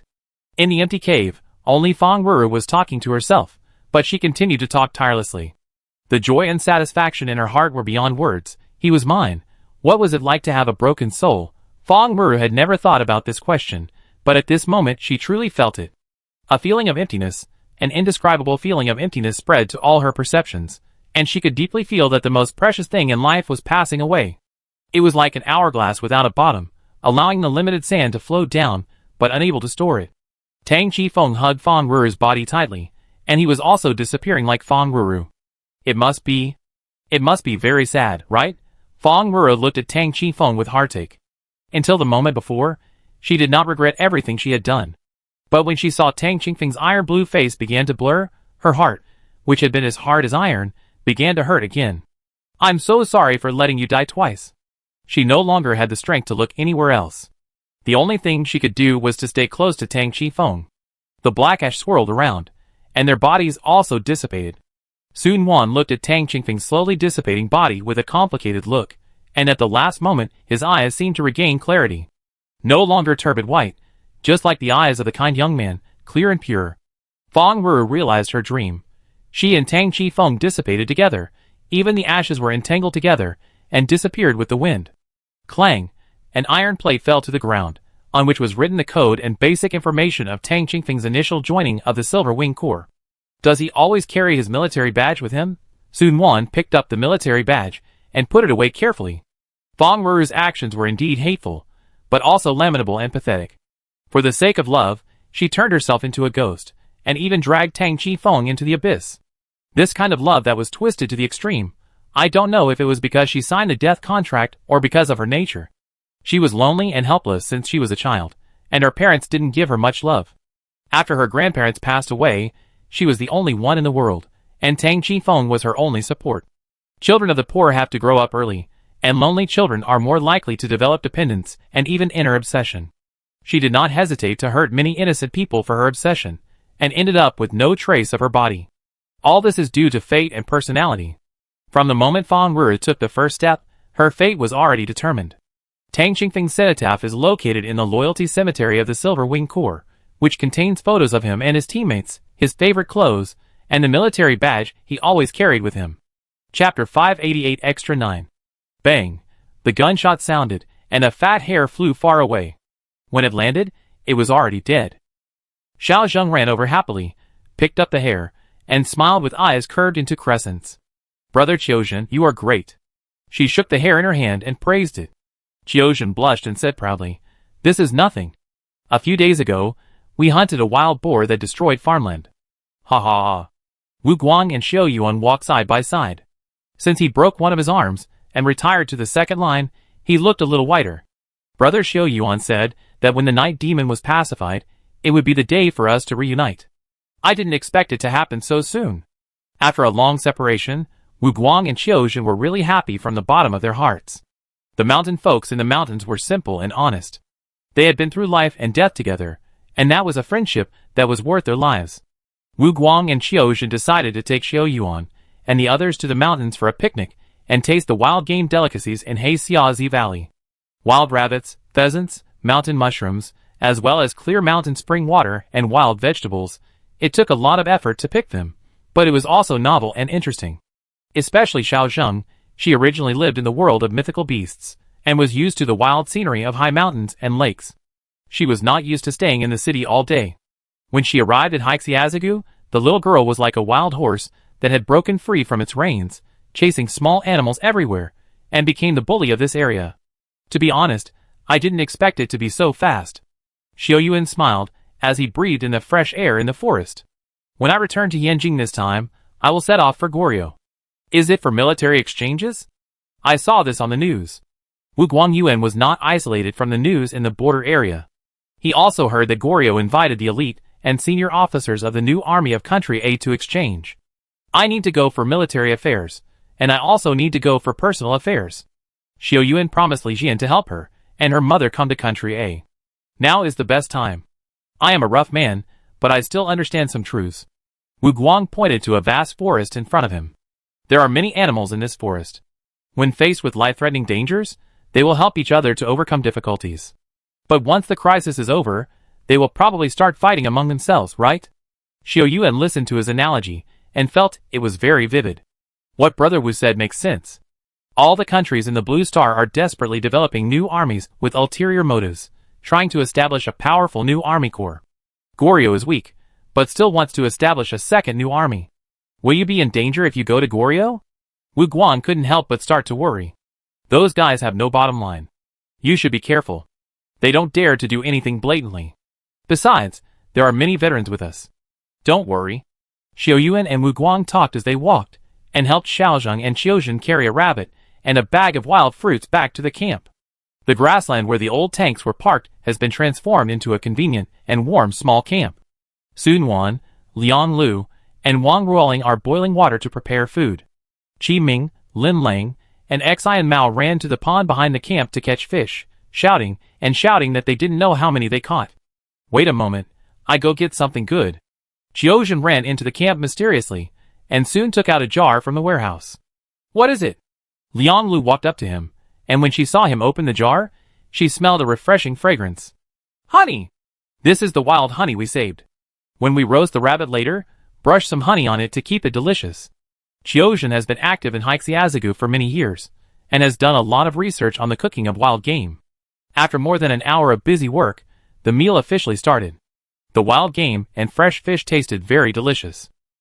Xiao Yuan and Wu Guang and others drank and chatted. It had been a long time since they last met. Xiao Yuan led the fleet to the Daming Sea. The various bizarre experiences in the sea shocked everyone. Sea snake. How could a sea snake be so big? Xiao Yuan's eyes were as big as copper bells. I don't think it's a sea snake, but the Dragon King in the sea. To be honest, with my strength at that time, if the Sea Snake King dared to risk his life, the Qihong would definitely not be saved. Fortunately, it retreated when it knew the difficulty. Now talking about it, Xiao Yuan still feels a little lucky. The sea is not land. On land, they can use the terrain to maneuver, but in the sea, it is the home of sea snakes. If the ship is lost, everyone will die in the deep sea. By the way, Brother Wu, how are Aunt Wu and Han Zixing now? Han Zixing and Lu Zui colluded to rob tombs. If Xiao Yuan hadn't mediated, Han Zixing would still be in prison. He learned a lesson last time, and dared not touch any messy things again. Wu Guang drank a glass of wine and his face was flushed. He came back from the city some time ago, and brought a little girl with him. She is a decent girl, very good. Wu Guang was helpless, and was raised by Aunt Wu and her husband. He really treated Han Zixing as a brother. It's never too late to turn back after straying. Xiao Yuan always felt guilty towards Wu Guang. It was not easy for him to climb up from the grassroots level. After losing an arm, Wu Guang could not join the frontline team, and he felt regretful. Because of this, Xiao Yuan helped him save Han Zixing as some compensation.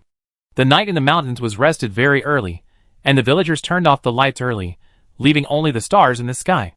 Xiao Yuan and Wu Guang chatted in the courtyard, and the wine bottles under their feet fell to the ground. They talked a lot about the past and the future. After staying in Liwanpa village for 2 days, Xiao Yuan and his group set out on their way home. The day to go to Goryeo had been set, and they had to set off. Wu Guang, Qiu Zhen, and many other soldiers who had fought side by side came to see them off. The mountain road was not easy to walk on, and Xiao Yuan kept waving goodbye while sitting in the four-wheeled vehicle that picked them up in the village. It was not until the small mountain village disappeared from his sight that Xiao Yuan withdrew his gaze. During the few days here, Xiao Yuan felt unprecedented relaxation and comfort, and he felt more at ease here than in the city. Goryeo. I heard that the king of Goryeo has recovered and is making large-scale adjustments to the tax system and building a new army. Adjusting taxes means asking for money from the powerful. Can he succeed? Xiao Yuan had doubts in his heart and always felt that this trip to Goryeo would not be so easy. However, he did not care whether the new policy of the king of Goryeo could be successfully implemented, as long as he could safely bring Li Jian and her daughter back to Country A. Goryeo's land is so small, and the country's fiscal revenue is so limited. The reason why they followed Fuso to establish a second new army is nothing more than fear of Country A. Hundreds of years ago, they were all vassal states of Country A. The emergence of elemental affinity made the whole world begin to shake, brewing a huge change. The 4 new armies of Country A, led by the Silver Wing Corps, are a huge threat to them. Once Country A goes to war, cooperate with traditional troops to assist the new army, who can stop it. Rather than saying that they are preparing for a rainy day, it is better to say that they have no choice. Chapter 589 Extra, Different World 1. It was near dusk. The setting sun was blood red, casting a layer of red light over the town. The crow above his head cried ah, ah. Twice, fluttered and flew far away, and took a poop. Paw. The hot poop that fell on his shoulder brought the young man back to his senses. He looked at the sky in the cell belatedly, and remained speechless for a long time. Gu Chanfeng was a little confused. He was on the way to Xingtu Mountain a day ago to participate in the company's team building. The bus was driving on the winding mountain road, and then he only remembered some fragments: the shaking carriage, the rapid landing, and the icy river water. Gu Chanfeng touched his face, calmed down for a long time and confirmed again and again, and then he accepted the fact of time travel. Gu Chanfeng tried to find some useful clues from the novels he had read and the movies and TV shows he had watched, how to survive and how to go back, but found something wrong. Others are precious, they can't rely on their thighs. What about him? From the time he came here to now, he has only known 3 people, one of whom is a fat man squatting in front of him, knocking on an empty bowl and looking forward to it. His name is Luda. 3 meals a day, he always looks like an evil ghost who is not full. So Gu Chanfeng gave him the title of glutton, although he strongly asked Gu Chanfeng to call him Fat Lu. He and Fat Lu had a very good relationship, the kind that wore the same pants. In the only memory left in Gu Chanfeng's body, Fat Lu occupied a large part. The two lived in Ziwu village, a small village in the north of the Solon city-state. Perhaps because of the influence of the original owner of the body, although Gu Changfeng looked down on his overeating, he didn't hate him. As for the other two people, one was named Wang Ji, with thick eyebrows and big eyes, as if he had used eyebrow pencil to make up, and his voice was loud and his temper was straightforward. The other one didn't like to talk and was taciturn. Hu Jun doesn't like to talk, not because he is pretending to be deep, but because he is a stutterer and his words can make people anxious. What surprised Gu Changfeng was that the unlucky guy who lost consciousness in this world had the same name as him, also called Gu Changfeng. Dang! The big iron door opened, and a strong man with a full beard walked in first. His clothes were very strange. He had an oriental face, but wore clothes from people in medieval European oil paintings. Gu Changfeng couldn't tell which country's clothes they were. While observing, he speculated, did I travel to the ancient times of Blue Star? But there was no such clothes in the ancient times of Country A or even in the cultural circle of Country A. The strong man had a waist plaque hanging around his waist, carved in ancient seal script, with a simple and majestic shape and a catching character on it. Listen up, everyone, hurry up and eat. After you finish eating, the hunting will start in half an hour. 7 or 8 people followed the strong man, each of them carrying a wooden rice bucket and a wooden spoon in their hands. The broken bowl in front of Gu Changfeng was the size of a palm, with several broken teeth and a thin layer of dust inside. While he was still struggling with the fact that the bowl was too dirty, a spoonful of stewed rice poured down. Oh my God, he stared, and before he understood what was going on, he looked at Lu Da beside him, eating his meal. Brother Changfeng, why aren't you eating? Lu Da's chubby cheeks bulged, and he obviously didn't understand Gu Changfeng's thoughts. You've been acting weird since yesterday. Are you still thinking about Sister Qiaoyun?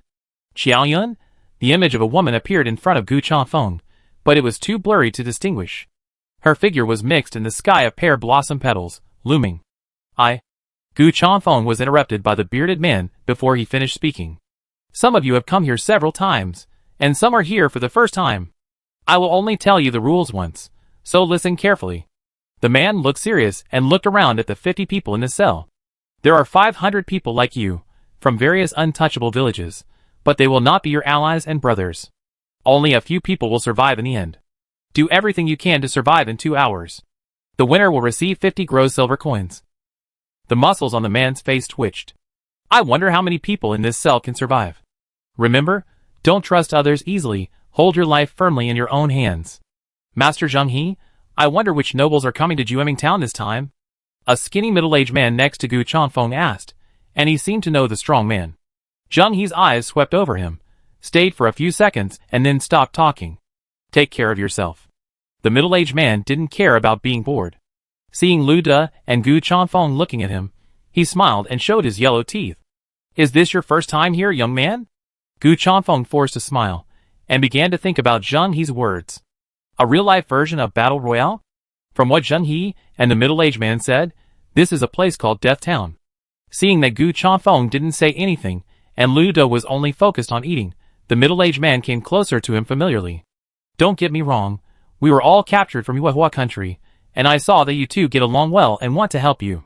He greeted him with a smile, and Gu Changfeng couldn't pretend to be dead anymore. What's your name, big brother? My last name is Ma, and everyone else calls me Ma Wu. If you don't mind, just call me Big Brother Ma.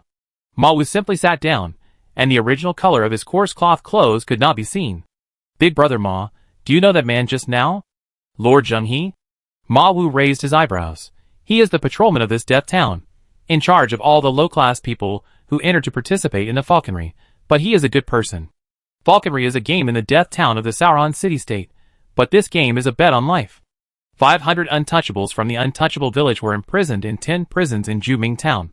When night fell, the cells were opened, and the 2-hour falcon game officially began. The hunters were nobles in the Sauron city-state, and the prey were untouchables such as Gu Changfeng and Ma Wu who were selected. Brother Ma knows Lord Zheng He, so this must not be his first time here, right? Gu Changfeng stared at Ma Wu's eyes, trying to read some information from his eyes. To be honest, I am a villager in Tu Lao village. My daughter is sick and needs a lot of money. I had to take the initiative to tell the village chief that I came here to try my luck. This is my 3rd time here. Poor parents, Ma Wu's eyes turned red when he talked about his daughter, and he couldn't help but wipe his eyes. My daughter Huan Huan has been weak since she was a child, and I just hope she can grow up healthy. 50 gross silver coins is an astronomical figure for ordinary people, not to mention the untouchables living in the untouchable village. Crack! Gu Changfeng and Ma Wu were talking when they suddenly heard the crisp sound of a porcelain bowl breaking. Looking in the direction of the sound, they saw a tall and strong man pointing at a thin girl and cursing. "You lowly bastard! I'm touching you and you dare to hide away?" Gu Changfeng took a closer look and took a deep breath, not for anything else but for the courage of this strong man. The girl was thin and weak, wearing ragged clothes, and most of her left face was covered with a dark birthmark. She looked so dirty that it would scare people to death if she went out in the middle of the night. "You still want to eat? I kick over your dog bowl." The man became more and more angry, and stepped on the rice bowl in front of the girl and crushed it several times. The girl's eyelids moved, but she just shrank back and didn't say anything. The people in the cell watched coldly as the man kicked the girl, and no one spoke for her. "Stop it!" Gu Changfeng looked at Lu De beside him in surprise, with a buzzing in his head. Chapter 590 Extra, Different World 2. Lu De is fat and plump, with a dull mind but a good voice. He stood up with a chuckle and looked directly at the man. "Lei Jun, you are also a man. What's the big deal about bullying a little girl?" Ouch! Lei Jun's face trembled twice, and he sneered at Lu Da's words. "Boy, don't think that I dare not hit you just because you are from Ziwu village. Don't meddle in other people's business." Lu De blinked his two green bean-like eyes, obviously afraid of Lei Jun. "You dare? My boss is not a pushover. Who in the village has the strength of my boss?" Gu Changfeng rubbed his ears, thinking about where Lu De was. If he was really a strong man, he would have someone to rely on. While he was still thinking, he saw Lei Jun looking at him fiercely, and his mouth curled up. "Gu Changfeng, do you want to stand up for someone who has nothing to do with you?" Gu Changfeng thought for a while, before he found some clues in his memory. Lei Jun was also a member of Ziwu village. It was said that he served as a waiter in the army of Yuehua Junior High School, which was equivalent to the most basic junior officer. He didn't know why he ended up in Ziwu village, and he was domineering and lustful because of his ability. "Boss!" Lu De winked at him, as if to take credit for it. Is there any feud between him and Lei Jun? Gu Changfeng was afraid that Lu De would find out, so he had to stand up. All eyes were on him, especially the ragged and dull girl, whose dark face finally reacted. "Everyone, be friendly. Operation Falcon will start soon. Why make more trouble?" He pretended to be neither humble nor arrogant, but he was actually very nervous. "Don't think I'm afraid of you, Mr. Gu. I haven't settled the score with you last time, and you want to meddle in other people's business again."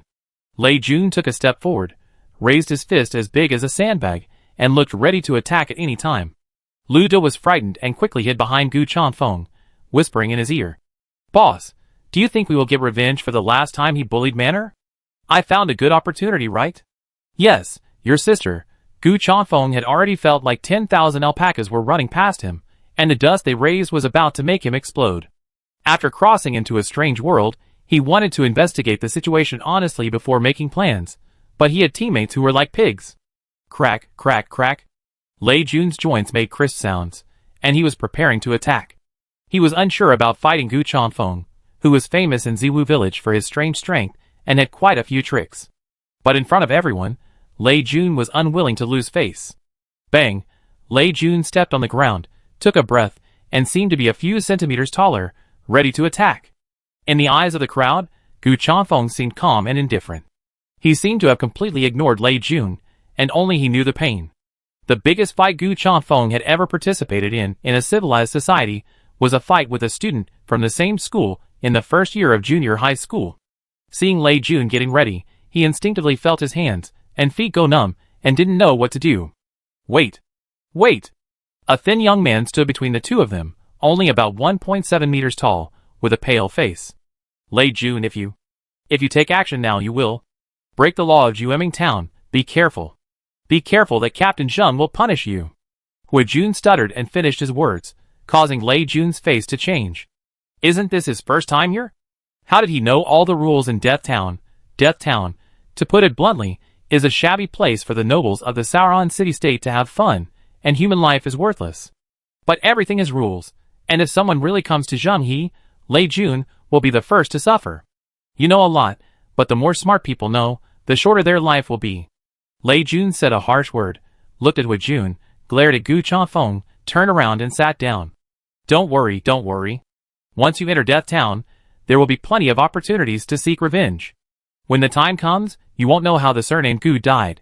The commotion in the cell subsided, which disappointed the two guards on duty outside. They guarded the untouchables, and didn't care about the lives of the people inside. The rules were set by Zheng He, saying that it was to reduce the casualties of the untouchables. Is it useful? The grievances between the Ice Country and the Moon Country lasted for 100 years. Every year, countless untouchables were transported from the border city to various city-states. If they died, they died. Is it still a big deal? A good show was missing, and the two guards continued to turn around listlessly, waiting for the Falcon to start. You shouldn't have messed with him. Hu Jun sat down next to Gu Chanfeng and whispered. Lei Jun is someone who has been to the Death Town twice, and he is likely to revenge you. Gu Chanfeng's back was soaked with sweat, and his smile was very forced.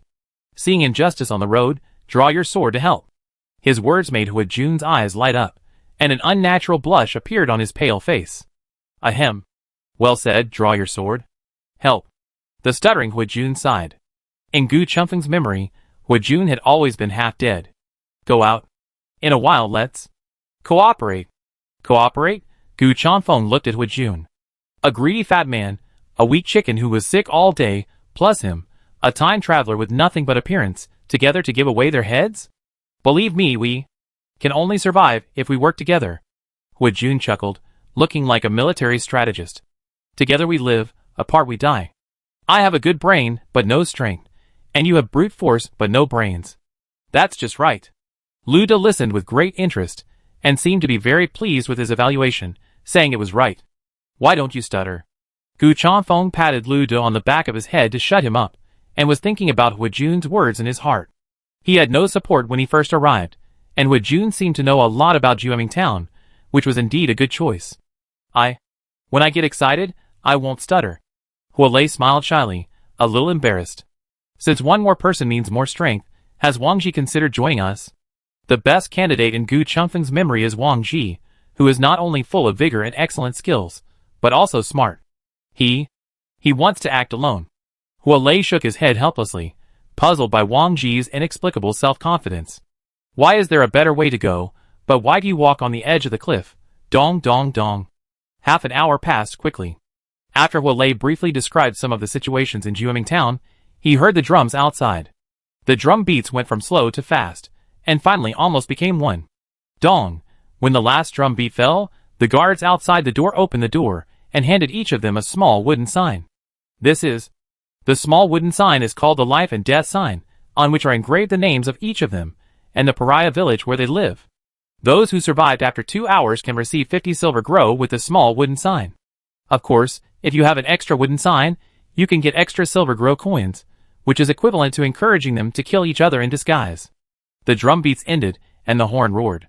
Listening to the desolate horn sound, Gu Chanfeng knew that this hunt involving life and death had officially begun. Chapter 591 Extra, Goryeo Trip 1. At an altitude of 10,000 meters, the clouds rolled endlessly. Xiao Yuan rarely took a plane. His instinct, as a land creature, made him hate activities in the sky and the ocean. Only when his feet landed on the ground could he feel at ease. It was exactly 5 o'clock in the afternoon, when the Silver Wings Corps arrived in Goryeo.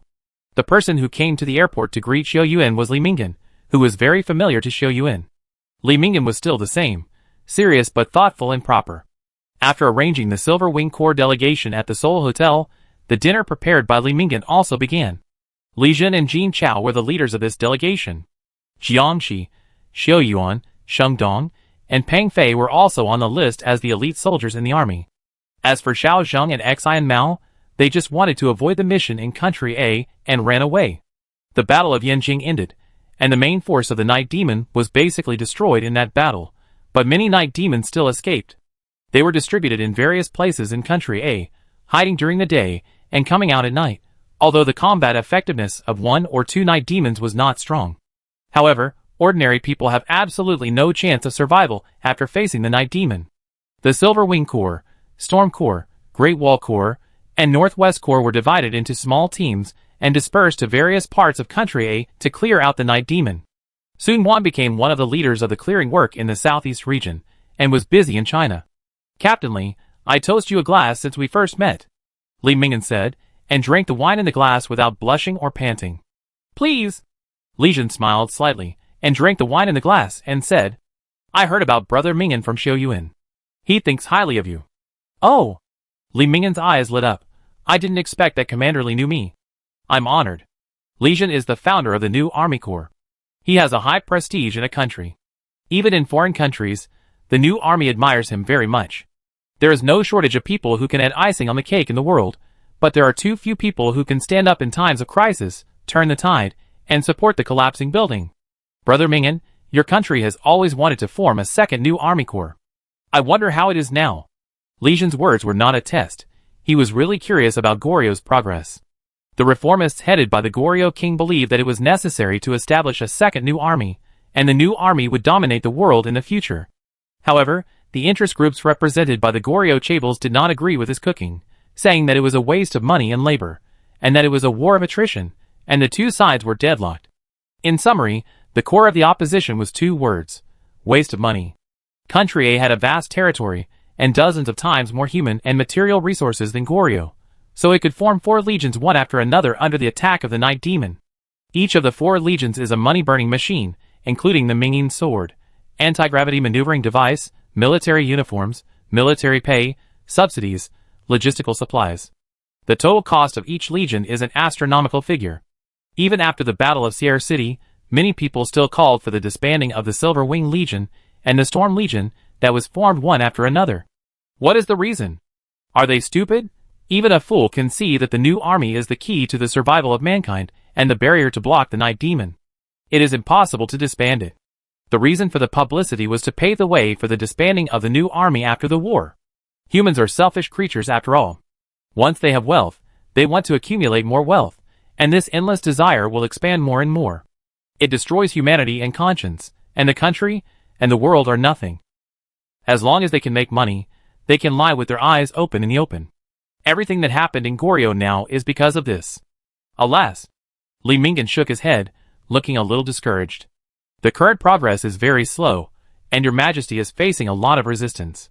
He was not afraid of leaking any secrets. Anyway, the current situation was a hot topic among the new army. The two big families, Li and Nin, have been using tricks overtly and covertly, and the construction of the new army is difficult. Li Jin nodded in understanding. Wasn't it the same when he formed the Silver Wing Corps in Country A? Fortunately, the resolution passed by the Parliament of Country A was quite authoritative, and it was still formed after overcoming many difficulties. After the dinner, Xiao Yuan returned to his room. He slowly experienced the customs and habits of a foreign country, and now he just wanted to take a good bath and have a good sleep. Dong dong dong! Xiao Yuan had just come out of the bathtub and hadn't dried his hair yet when he heard someone knocking on the door. "Who is it?" After Xiao Yuan shouted, a deep voice came. "It's me." The voice sounded familiar, and Xiao Yuan thought about it before remembering the owner of the voice. "Ying? Why are you here?"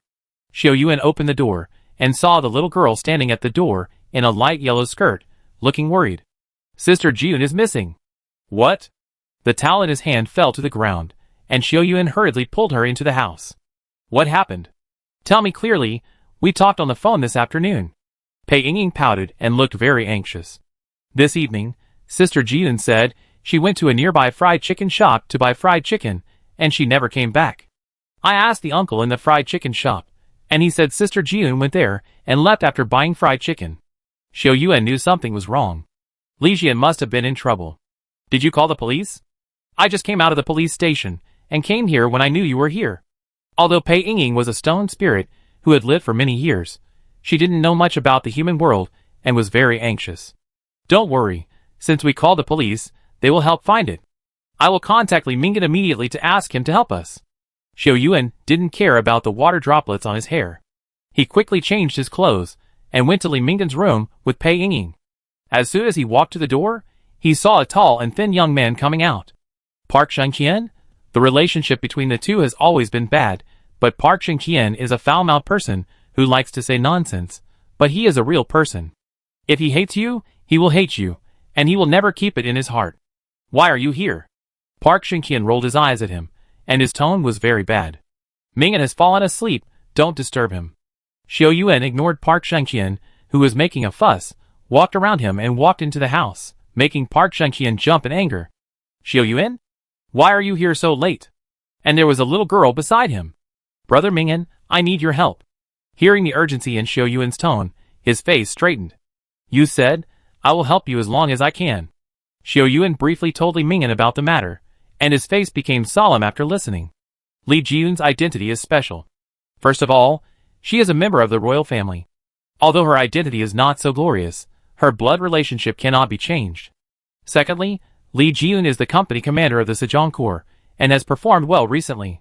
Finally, Li Jiyun has a very close relationship with the Silver Wing Corps of Country A, especially Xiao Yuan, who has served as the deputy commander of the First Corps. Such a person actually disappeared at the first moment when the delegation resisted Goryo's soul, and the matter was very complicated. Chapter 592 Extra, Goryo Trip 2. You haven't had dinner yet, have you? Xiao Yuan and Pei Yingying walked out of the Seoul Hotel side by side. At 11 o'clock at night, the place was still bustling with people. Let's go to a nearby restaurant to eat something. What do you want to eat? Sister Jiyun. Will she be okay? Pei Yingying raised her little face and asked seriously. Tears hung on her tender cheeks, and she cried silently. I promise you, I will definitely find Sister Jiyun safely. Xiao Yuan wiped the tears from her face and made a solemn promise. Xiao Yuan couldn't get used to the food in Goryo, but Pei Yingying had lived with Li Jiyun in Goryo for a while, and had completely adapted to it. Jajangmyeon, soybean paste soup, bibimbap, the little girl might have eaten a lot because she was very hungry. How was your time in Goryo? Xiao Yuan put all the stir-fried rice cakes in front of her. He never touched spicy food. It's better than when we were on the boat, 1,000 times better. Pei Yingying's mouth was stained with sauce, and her big eyes were shining. Sister Jiyun took me to eat a lot of delicious food, and also took me to the haunted house in the amusement park. The ghosts in it were not scary at all. I'm sorry. Pei Yingying's voice gradually became low. If Xiao Yuan hadn't had good hearing, he would have hardly heard what he was saying. Why are you apologizing? I didn't protect Sister Jiyun well. I came to Goryo with the intention of taking care of her and protecting her. Under the light, Pei Yingying's eyelashes were thick and long, fluttering like a small fan. Her aggrieved expression made people feel pity. Yingying, do you think the night demon is scary? 1 or 2 night demons are not scary, but if there are too many, they are hard to deal with. Pei Yingying didn't understand what Xiao Yuan meant by this, and gave an answer subconsciously. Yes, a single night demon is not scary. Xiao Yuan chuckled. When we see night demons, we are always on high alert because they are enemies with clear malice and positions. But humans are different. Even you can't fully understand the hearts of humans. So you don't need to blame yourself. Humans are more terrifying and dangerous than night demons to some extent. Pei Yingying nodded, not quite understanding. After all, she had been on the ship for too long. Even if the soul of the bewildering stone spirit merged with Pei Yingying's, she still had too little knowledge of the human world. Xiao Yuan's cell phone suddenly rang, and the incoming call number was not from Country A but from Goryo. He raised his eyebrows, and answered the phone in a slightly lowered voice. Hello? Mr. Xiao Yuan, hello? The other party's tone was strange, and it was obvious that the Goryo people were speaking Country A. Someone wants to meet you today. Who are you? Xiao Yuan vaguely guessed the other party's identity. Aren't you looking for someone? If you want to see her, come here. In half an hour, a black car will stop in front of the Korean restaurant. They will take you here. Why should I believe you? The other party knew his schedule very well. I think he had been eyeing him for a long time. The person who comes to pick you up will give you proof. Remember, you can only come by yourself. After the other party said that, he hung up the phone directly without any delay. What's wrong? Is there any news about Sister Jian? When Xiao Yuan put down the phone, he saw Pei Yingying staring at him with expectation. Regarding the army, I will go to the nearby shops with you tomorrow to ask and see if we can find any clues. He patted Pei Yingying's head and sent her back to the Seoul Hotel. When Xiao Yuan returned to the entrance of the Korean restaurant again, there happened to be a black car parked there. The car door opened wide, and a graceful girl walked out. She was wearing a black business suit and said to Xiao Yuan in fluent Mandarin, Mr. Xiao Yuan, hello, my name is Hong Nanju. Surname Hong? Hong is the surname of the Goryo royal family. She and Hong Xiaozhu are probably related. Xiao Yuan moved his left hand slightly, and the tunin on his wrist was ready to take action at any time. How is Ji Yun now? Hong Nanju took something out of her pocket and put it in Xiao Yuan's hand. Her tone was tender. Don't worry, she is fine now. As long as you go with us, she will be fine. The amulet that Li Jiyun carried with her was very similar to the one she gave to herself. Xiao Yuan held the amulet tightly and followed Hong Nanzhu into the car. The more skilled, the more courageous. This is probably Xiao Yuan's current situation. Since the end of the battle in Yanjing, Xiao Yuan has once again broken through the upper limit. The ocean spirit given to him by Xiao Xiao has completely merged with his body. His elemental control ability and spiritual perception have reached a new peak. Element affinity people have a strong resistance to physical damage, which is more obvious in Xiao Yuan. Sitting in the car, Xiao Yuan and Hong Nanzhu sat opposite each other. Hong Nanzhu was very beautiful, with a kind of charm that came from her bones. She looked at Xiao Yuan quietly. He was wearing black clothes and had long hair, sitting there like an old monk in meditation, not even looking at her. Apart from this concentration, Xiao Yuan in Hong Nanzhu's eyes was no different from an ordinary college student in Seoul, Goryeo. He couldn't be found even if he was thrown into a crowd. Have you seen enough? Xiao Yuan closed his eyes, but suddenly asked. Ah? Hong Nanzhu was startled and quickly withdrew her gaze. Hong Nanzhu, Hong Xiaozhu, are you sisters? Xiao Yuan snorted coldly. What is your purpose in imprisoning Jiyun with such a big show? Let me guess. Xiao Yuan slowly opened his eyes, and there seemed to be a ball of fire flashing in his eyes. The two Chaebol families have hindered the establishment of the new army. The royal family knows the relationship between me and Jiyun and wants me to help you, right? You? Hong Nanzhu opened her eyes in surprise. Xiao Yuan analyzed the cause and effect of the matter in just a few words, as if he knew the inside story. After saying these words, Xiao Yuan stopped talking and sat in the car until half an hour later, when the car slowly stopped. Hong Nanzhu led the way in front. Xiao Yuan followed her footsteps and walked into this extremely luxurious house. Along the way, Xiao Yuan saw more than a dozen security personnel, not including those hidden sentries in the dark. Who is so grand? Xiao Yuan quietly used his spiritual sense to explore the surroundings and check for places that might cause danger to him. Sir, Xiao Yuan is here. Hong Nanzhu led Xiao Yuan into the core area of the house, and said respectfully to the man behind the screen. The light in the huge room was very dim, and people could not see the face of the person opposite them at all. However, there were many people around him, including top elemental affinity people with surging elemental power. Xiao Yuan, I have heard of your name for a long time. The man sat upright on the chair with a loud voice. I invited you here today to ask you to do a small favor. Your way of inviting people is quite unique. Xiao Yuan pointed to the security personnel who were standing by and ready. I have never seen anyone invite people with guns and live ammunition. Please don't get me wrong, these people are here to protect the safety of this place, and they don't mean to target you deliberately. Bring the people up. The man said to the people around him, and soon Li Jian slowly walked out between the two strong men. Chapter 593 Extra, Goryeo Trip 3. Li Jian's steps were light, and it seemed that she was not hurt. Xiao Yuan secretly breathed a sigh of relief and said to the man sitting behind the screen, after going around in circles, Can you now tell me your purpose? The man was silent for a while, and then he spoke slowly. I don't mean anything else. I would like to ask Mr. Xiao Yuan not to hold back in the Legion competition the day after tomorrow. Huh? Xiao Yuan was stunned for a moment when he heard this. Why haven't I heard of a competition with Sejong's Legion? It's not a competition with the Sejong army, but a competition with conventional combat troops. I think you will be notified tomorrow. Conventional troops against elementalists. Are they crazy? Hot weapons such as firearms have limited damage to elementalists, especially top elementalists like Xiao Yuan. This competition is related to whether the new army can be established. We need you to go all out to win this game. Is there suspense in this competition? Xiao Yuan asked playfully. Maybe I didn't make it clear. You are facing 100 well-trained elite conventional troops. The performance location is set in a training base forest full of cameras. They are proficient in disguise and assassination, and each of them has participated in wars. They are the elite among the elites. Xiao Yuan listened to his explanation and finally understood the whole story. This game was jointly planned by the Li and in families, and it was for those who supported the construction of the new army. You support the new army, so I will fight you with traditional soldiers. You said that the Silver Wing Corps is powerful, so we will select the strongest among them to fight. The Silver Wing Corps came to Goryeo, nominally for exchange and learning, but the deep meaning behind it is also here. Both the new army of Country A and the new army of Goryeo are facing the pressure of being suppressed by traditional forces.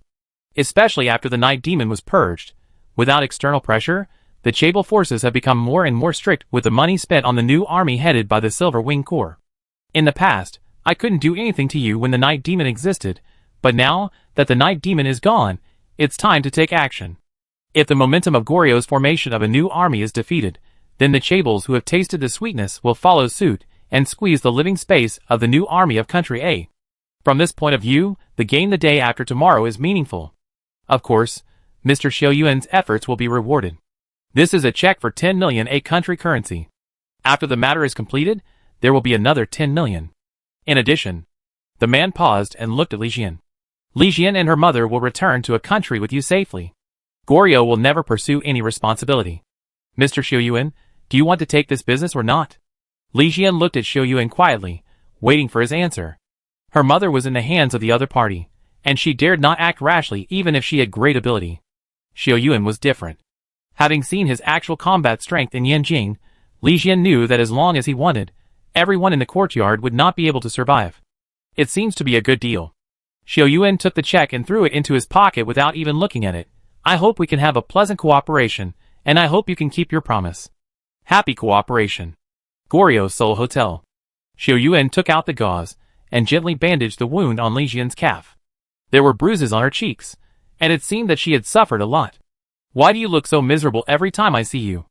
Xiaoyuan's mouth corner slightly raised, and he joked. You and Li Mingdan were miserable enough when you first met, and the second time your ship was smashed by the Sea Snake King in the deep sea. Is it because our horoscopes are in conflict? No. Li Jian's pretty face turned red, and then she couldn't help laughing. My luck has always been good, but it's only like this when I meet you. I guess you are a jinx. I am a jinx? Xiaoyuan saw that Li Jian finally smiled, and he breathed a sigh of relief. When I went out with Lao Qi and the others in Country A, I always won every lottery. Can you tell the fortune? Not really. Xiaoyuan shook his head and said, I cheated with my spiritual sense, and was later blacklisted by my boss. You deserve it. Li Jian put down her rolled-up trouser legs and scolded with a smile. Seeing that she was in better spirits, Xiaoyuan asked the doubts in his heart. Since the other party knew that he was a member of the Silver Wing Corps, they should understand that the interests of both parties were on the same line. So why did they go to so much trouble to kidnap Li Jian? They are afraid. What are they afraid of? Xiaoyuan was confused. You represent Country A. If you deliberately lose to the traditional forces in order to balance the power of Goryo, what will they do? It's impossible. But there are always chances. Li Jian rubbed her cheeks. They are pursuing foolproofness and cannot make any mistakes. So they use you and your mother as bargaining chips, first give me a warning, and then give me a sweet date? Xiaoyuan couldn't help but laugh, but he could understand it. The matter is of great importance, so the other party always has to do double insurance to feel at ease. Do you know who they are? They didn't reveal any clues, but I can guess. Have you seen Hong Nanju? The girl who likes to wear black stockings? Xiaoyuan said subconsciously. Well, she is Hong Xiaoju's biological sister, and one of His Majesty's confidants. Is all this caused by the King of Goryo? Xiaoyuan couldn't help but frown. He just wanted me to help and negotiate, but now he is making a show of force for whom? With his relationship with Li Jian, he would be willing to help as long as the Goryo King agreed to let them go to Country A to repair the distance. You don't know him. Li Jian smiled bitterly, with a bleak tone. Your Majesty was in poor health before, but he was still kind to others, but he changed after he recovered. He became mean and distant, suspicious, and unwilling to trust people easily. So, he had to take a detour, and use something that seemed to be able to control me to achieve his goal? Yes. Li Jian blinked. Is he very scary? I don't think he is very smart. It is obviously inappropriate to use political tactics on a person of temperament. I think so too. Li Jian was very relaxed in front of Xiaoyuan, revealing her little girl's nature. I found an ancient book in the royal library a few days ago. Let's go there to take a look after the competition is over. Ancient book? About what? About the origin of the Goryo royal family. What? Xiaoyuan was surprised. Are you making fun of my poverty? How could such a secret thing be in the library? I also found it by chance. Li Jian said very confidently. It's just that I don't recognize many of the characters in it. You must know them. Hearing her say this, Xiaoyuan realized that the text record she was talking about should be the ancient characters of Lihua country. When in the mermaid world, Li Jian learned some with Xiao Xiao and the others, unlike Xiaoyuan who studied systematically. With the dragon soul, he learned everything with half the effort, and mastered most of the commonly used characters of Lihua country. Chapter 594 Extra, Goryeo Trip 4. 2 days passed in a flash, in a highly anticipated public confrontation. One side is the elite of the 100 Goryeo Special Forces, who have been famous for a long time, and the other side is the top element controller, who has emerged in the past 2 years. Both Goryeo and Country A are very concerned about this confrontation. Captain, 1 person against 100 people in a forest with dense shelters, I'm afraid Xiao Yuan will suffer. Jin Chao was a little worried, and not optimistic about this game. Xiao Yuan has been through hundreds of battles, and has a lot of experience in jungle warfare, don't worry. Compared with Jin Chao, Li Jun was much more relaxed. He believed in Xiao Yuan's strength. The combat awareness honed in life and death battles was no less than that of the other side. Come on, boss! Xi and Mao sat in the stands and stared at the screen, afraid of missing any key details. The electronic screen kept switching perspectives, showing Xiao Yuan's location clearly. The air in the dense forest was a little stuffy, and Xiao Yuan noticed something moving the moment he stepped into it. It turned out to be a miniature camera installed on the tree, and Xiao Yuan caught the inaudible sound of the rotation. Swish! The silver knife was unsheathed, and Xiao Yuan walked slowly in the dense forest, stopping every 100 steps to release his spiritual sense to investigate. The slight breathing sound fell into his ears, and Xiao Yuan's mouth corners slowly raised and leaned over to touch. Qingyan was covered with camouflage decorations, hiding between 2 tree branches to observe the situation. Sweat beads kept dripping from his eyebrows, but his eyes did not blink. The opponent is the top figure in the new army.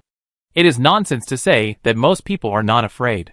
In the eyes of most people, the new army is a group of humans with superpowers, which have long surpassed human cognition.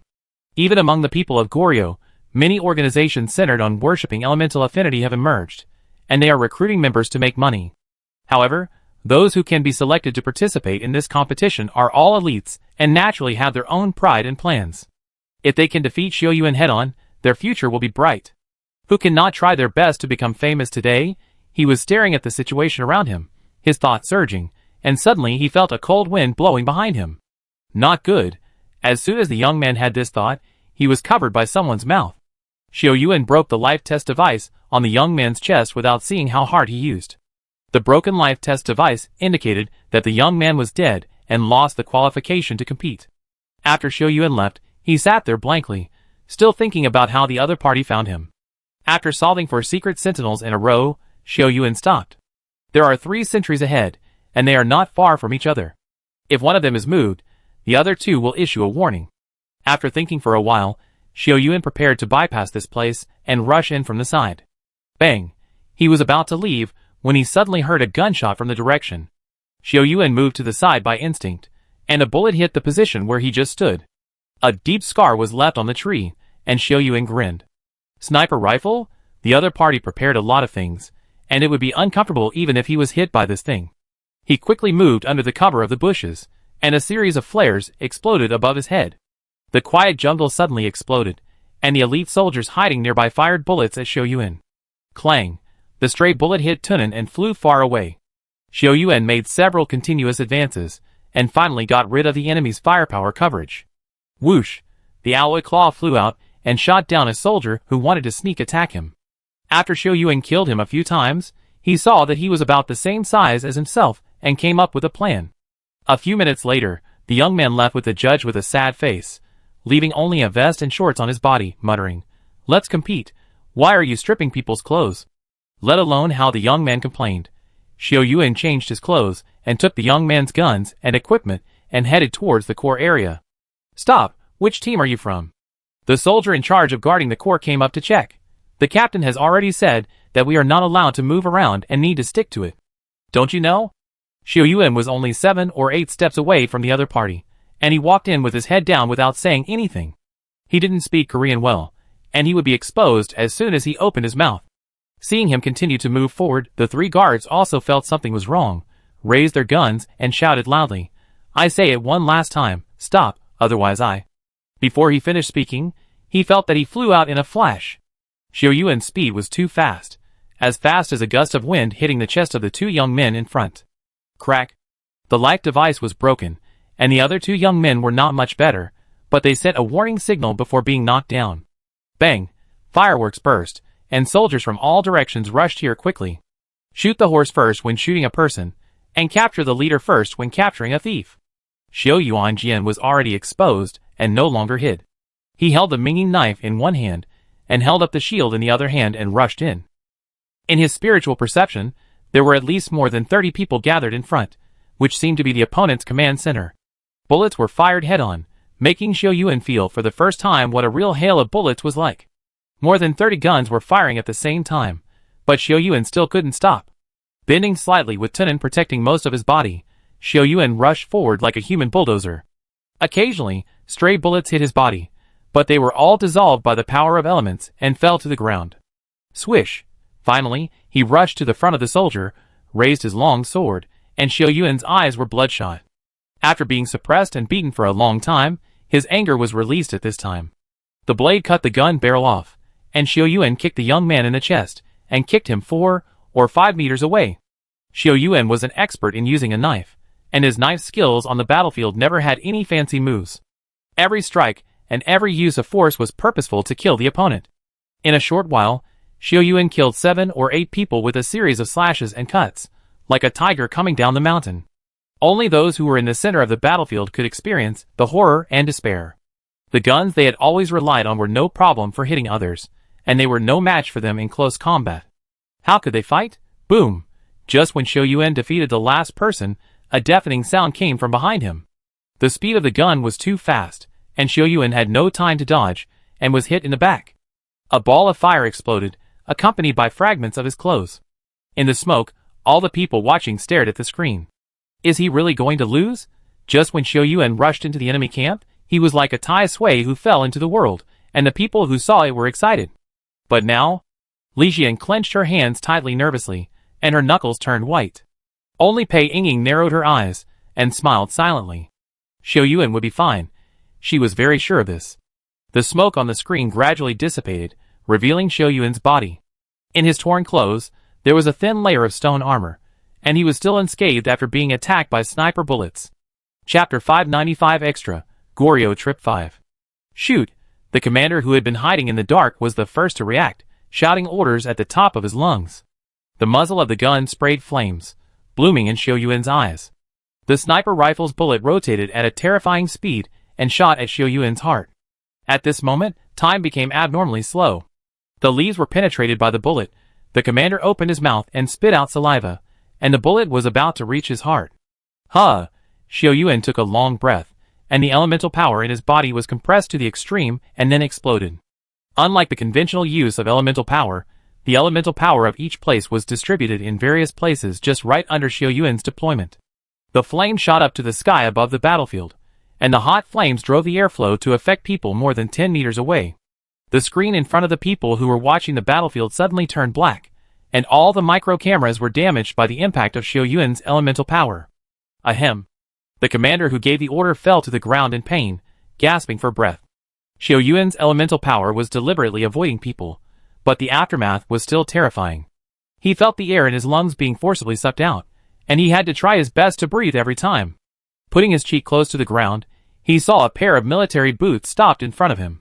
Xiao Yuan threw Tunin, and the flames around him were all retracted, which made everyone feel much better. He looked at his comrades, who had lost their ability to fight, and then looked at Xiao Yuan and slowly lowered his head. We lost. They lost ugly, but they were convinced. Since the battle in Yanjing, Xiao Yuan has been in a recuperation period. He knows that his strength has improved, but he is not sure how much he can play. This is why Xiao Yuan sneaked in carefully at the beginning of the competition. Xiao Yuan won cleanly and neatly, showing everyone the power of element affinity and control of the battlefield. The opponent used hollow bullets in the competition, but there was still some damage to the human body in the hail of bullets. Especially the sniper rifle. If it were someone else, they would definitely not be able to withstand that. There are also differences between element affinity and element affinity. For example, Qi Ming, an earth element affinity, has a very strong defense. Xiao Yuan, you've done this, and I'm afraid that Goryo will desperately develop new troops in the future. Li Jian and his group walked out of the training base, and said as they walked, it's just the general trend. There will be more and more new troops in the world in the future. Jin Chao sighed. After today's battle, other countries on Blue Star should also understand. This is a world where the strong prey on the weak, and it has always been like this. Xiao Yuan would never have thought that the video of his competition today would cause an uproar after it was circulated. The Night Demon has been eliminated. Should the new army be retained? The people in the two factions argued endlessly, and no one could convince the other. But after seeing Xiao Yuan's performance, the opposition obviously lost momentum. The matter is there. If other countries develop new armies, will you follow them? If you don't develop, then well, they have formed 7 or 8 new armies, and you only have 2 or 3. What will you do when the battle comes? Xiao Yuan showed mercy, so that the 100 people could survive. When it comes to the battlefield, only elementalists can deal with elementalists. Wouldn't it be cannon fodder if you send ordinary soldiers? The Silver Wings delegation was very happy. They completed the mission and brought honor to Country A. The Goryeo royal family was very happy. This time, the momentum of the chaebols headed by the Li and in families was severely frustrated, and public opinion was turned around. Xiao Yuan and Li Jiyun were also very happy. The other party sent her mother back as promised. Li Jiyun was 3 or 4 points similar to her mother. Although she was old, she could still see her elegance and beauty when she was young. Xiao Yuan did not attend the official exchanges afterwards. He had a good time in Seoul for a few days on the grounds of cultivation. The culture of Goryeo basically comes from the ancient Country A, and many familiar cultural elements can be seen here. However, he still couldn't understand the Goryeo people's love for kimchi. Goryeo, Royal Library. Xiao Yuan helped the king of Goryeo a lot, and was fortunate to enter their royal library. Here are the ancient books and rare books collected by the royal family for a long time. Xiao Yuan casually checked a few and found that there were historical materials about the Ming and Song dynasties of Country A. Goryeo was once a vassal state of Country A, and their upper nobles all used Chinese characters for writing. However, in modern times, Goryeo gradually abolished the use of Chinese characters, which also caused many embarrassing moments in their lives. The book that Li Jian mentioned was placed in the library's orphan section. The original books should not be exposed to the outside, so this one was reproduced. Others may not understand the strange symbols and characters on it, but Xiao Yuan can translate them bit by bit.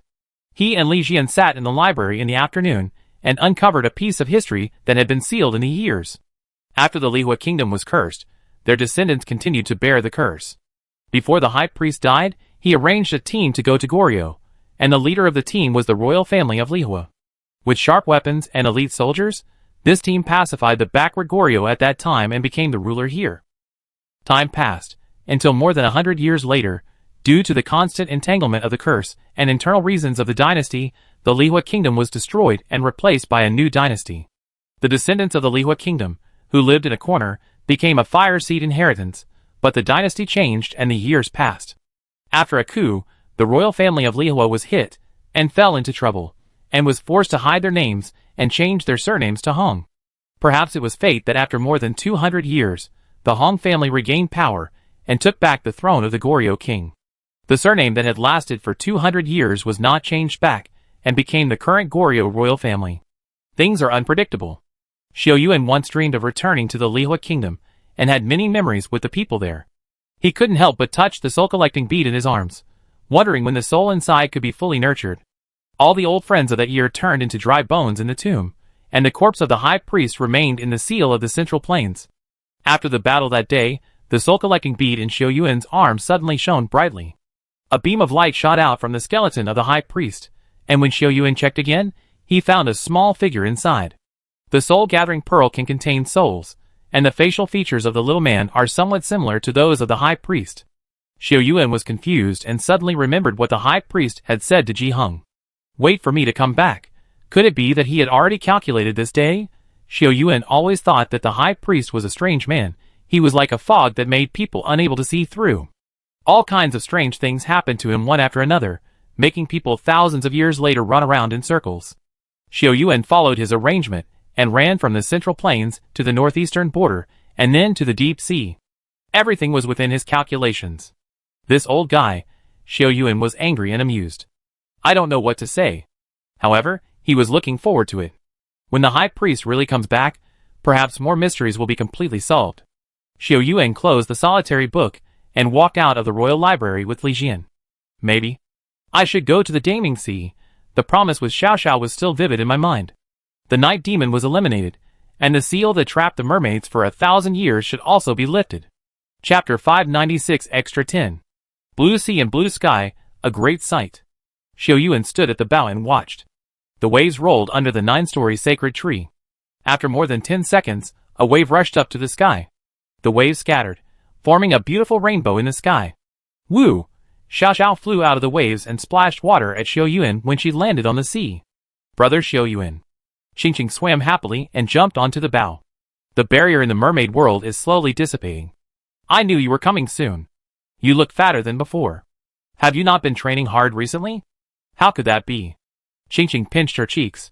Let's go in quickly.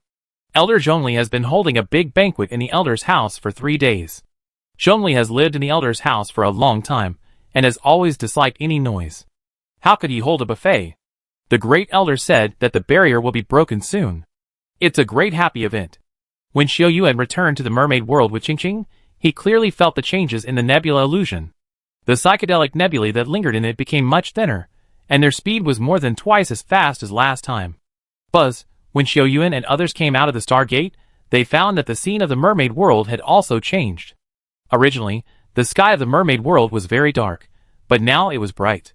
The light was dotted with stars, but it didn't look like stars when you looked closely, which reminded Xiao Yuan of the scene in the ancient myth of Country A, when Yuar repaired the sky and the sky was broken. When Xiao Yuan arrived at the Elder's Hall, it was very lively. The mermaids and fishmen were very harmonious. The Elder's Hall, which had been silent for a long time, welcomed the liveliness after a long time. Elder's House Temple. Zhongli's figure was a little blurry in the candlelight. Xiao Yuan walked behind him, and found that there were a few more strands of gold on Zhongli's silver-white hair. Elder Zhongli, I haven't seen you for a long time. Are you doing well? Xiao Yuan stepped forward and whispered, unable to help but look at his hair. Curious? Elder Zhongli finally opened his eyes, and turned around with a smile on his face. What? Xiao Yuan was stunned, not understanding what he meant. My hair has finally begun to change. Do you know what this means? Every mermaid will experience birth, aging, illness and death. Soon when the hair gradually turns golden, it is the beginning of death. Then, how long do you have left? Elder Zhongli has been working for the safety of the mermaid world all his life. Now he finally sees the light, but has come to the end of his life. When every strand of hair turns golden, it will be the day I leave. It will probably be 300 years. 300 years. Xiao Yuan's face darkened, and the sadness that he had just felt because of Elder Zhongli's impending departure dissipated a lot. If it is convenient, you can also attend my funeral, he said with a wry smile. The life of the mermaids is too long, so long that Zhongli soon means 300 years. When he turns into dry bones in the tomb, I'm afraid Zhongli will still be alive and well. During the time Xiao Yuan left the mermaid world, many things happened in the mermaid world. Among them, the biggest thing is that the queen of the mermaids abdicated and Ji Ran inherited the throne. Ji Heng's initiative to abdicate was beyond Xiao Yuan's expectation. In his impression, Ji Heng didn't seem to have much feelings for Ji Ran, even though she was obsessed with the high priest. Where is Her Majesty now? The soul-gathering orb in Xiao Yuan's arms was slightly hot, and it had been reacting since he entered and called people. Weiyang Palace. When Xiao Yuan was led by Qingqing to Weiyang Palace, Ji Heng was standing under the moonlight tree. She was still so beautiful that it was breathtaking. There was no trace of time on her face, and Xiao Yuan even doubted whether she would still look like this until she died. Your Majesty? Xiao Yuan walked up to greet her, and the soul-gathering orb in his hand became even hotter. Look at this tree. It has grown for thousands of years, and now it has finally blossomed and borne fruit.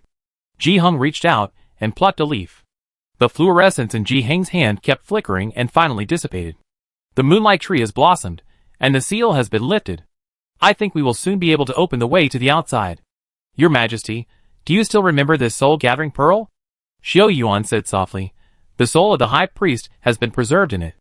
Ji Heng turned around suddenly, her beautiful eyes full of disbelief. What did you say? Xiao Yuan said no more, because the soul-gathering orb in his hand had floated up in front of Ji Heng. A slender figure slowly emerged from it, and it was the high priest, who looked like a handsome man. Xiao Yuan left the garden tactfully, giving the high priest and Ji Heng some time to be alone. Is the high priest in the soul-gathering orb the real high priest?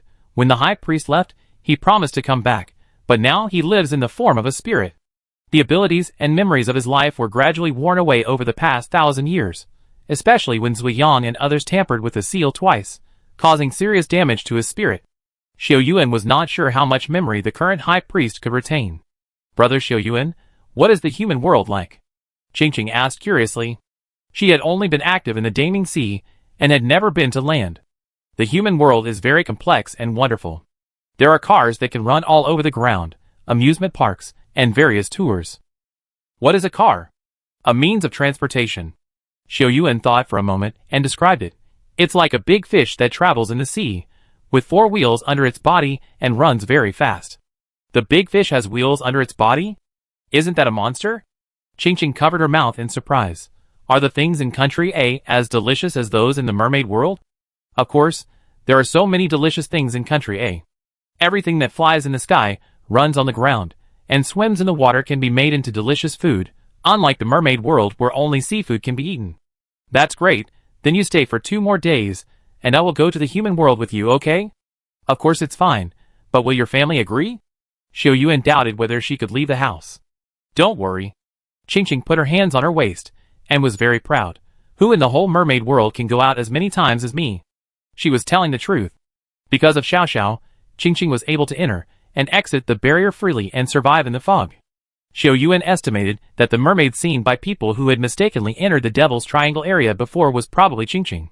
She was kind-hearted and had secretly asked Xiao Xiao to help the human expedition team get out of the fog.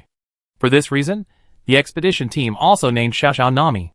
What will Xiao Xiao do if you leave the mermaid world? Xiao Xiao will stay here to look after the house.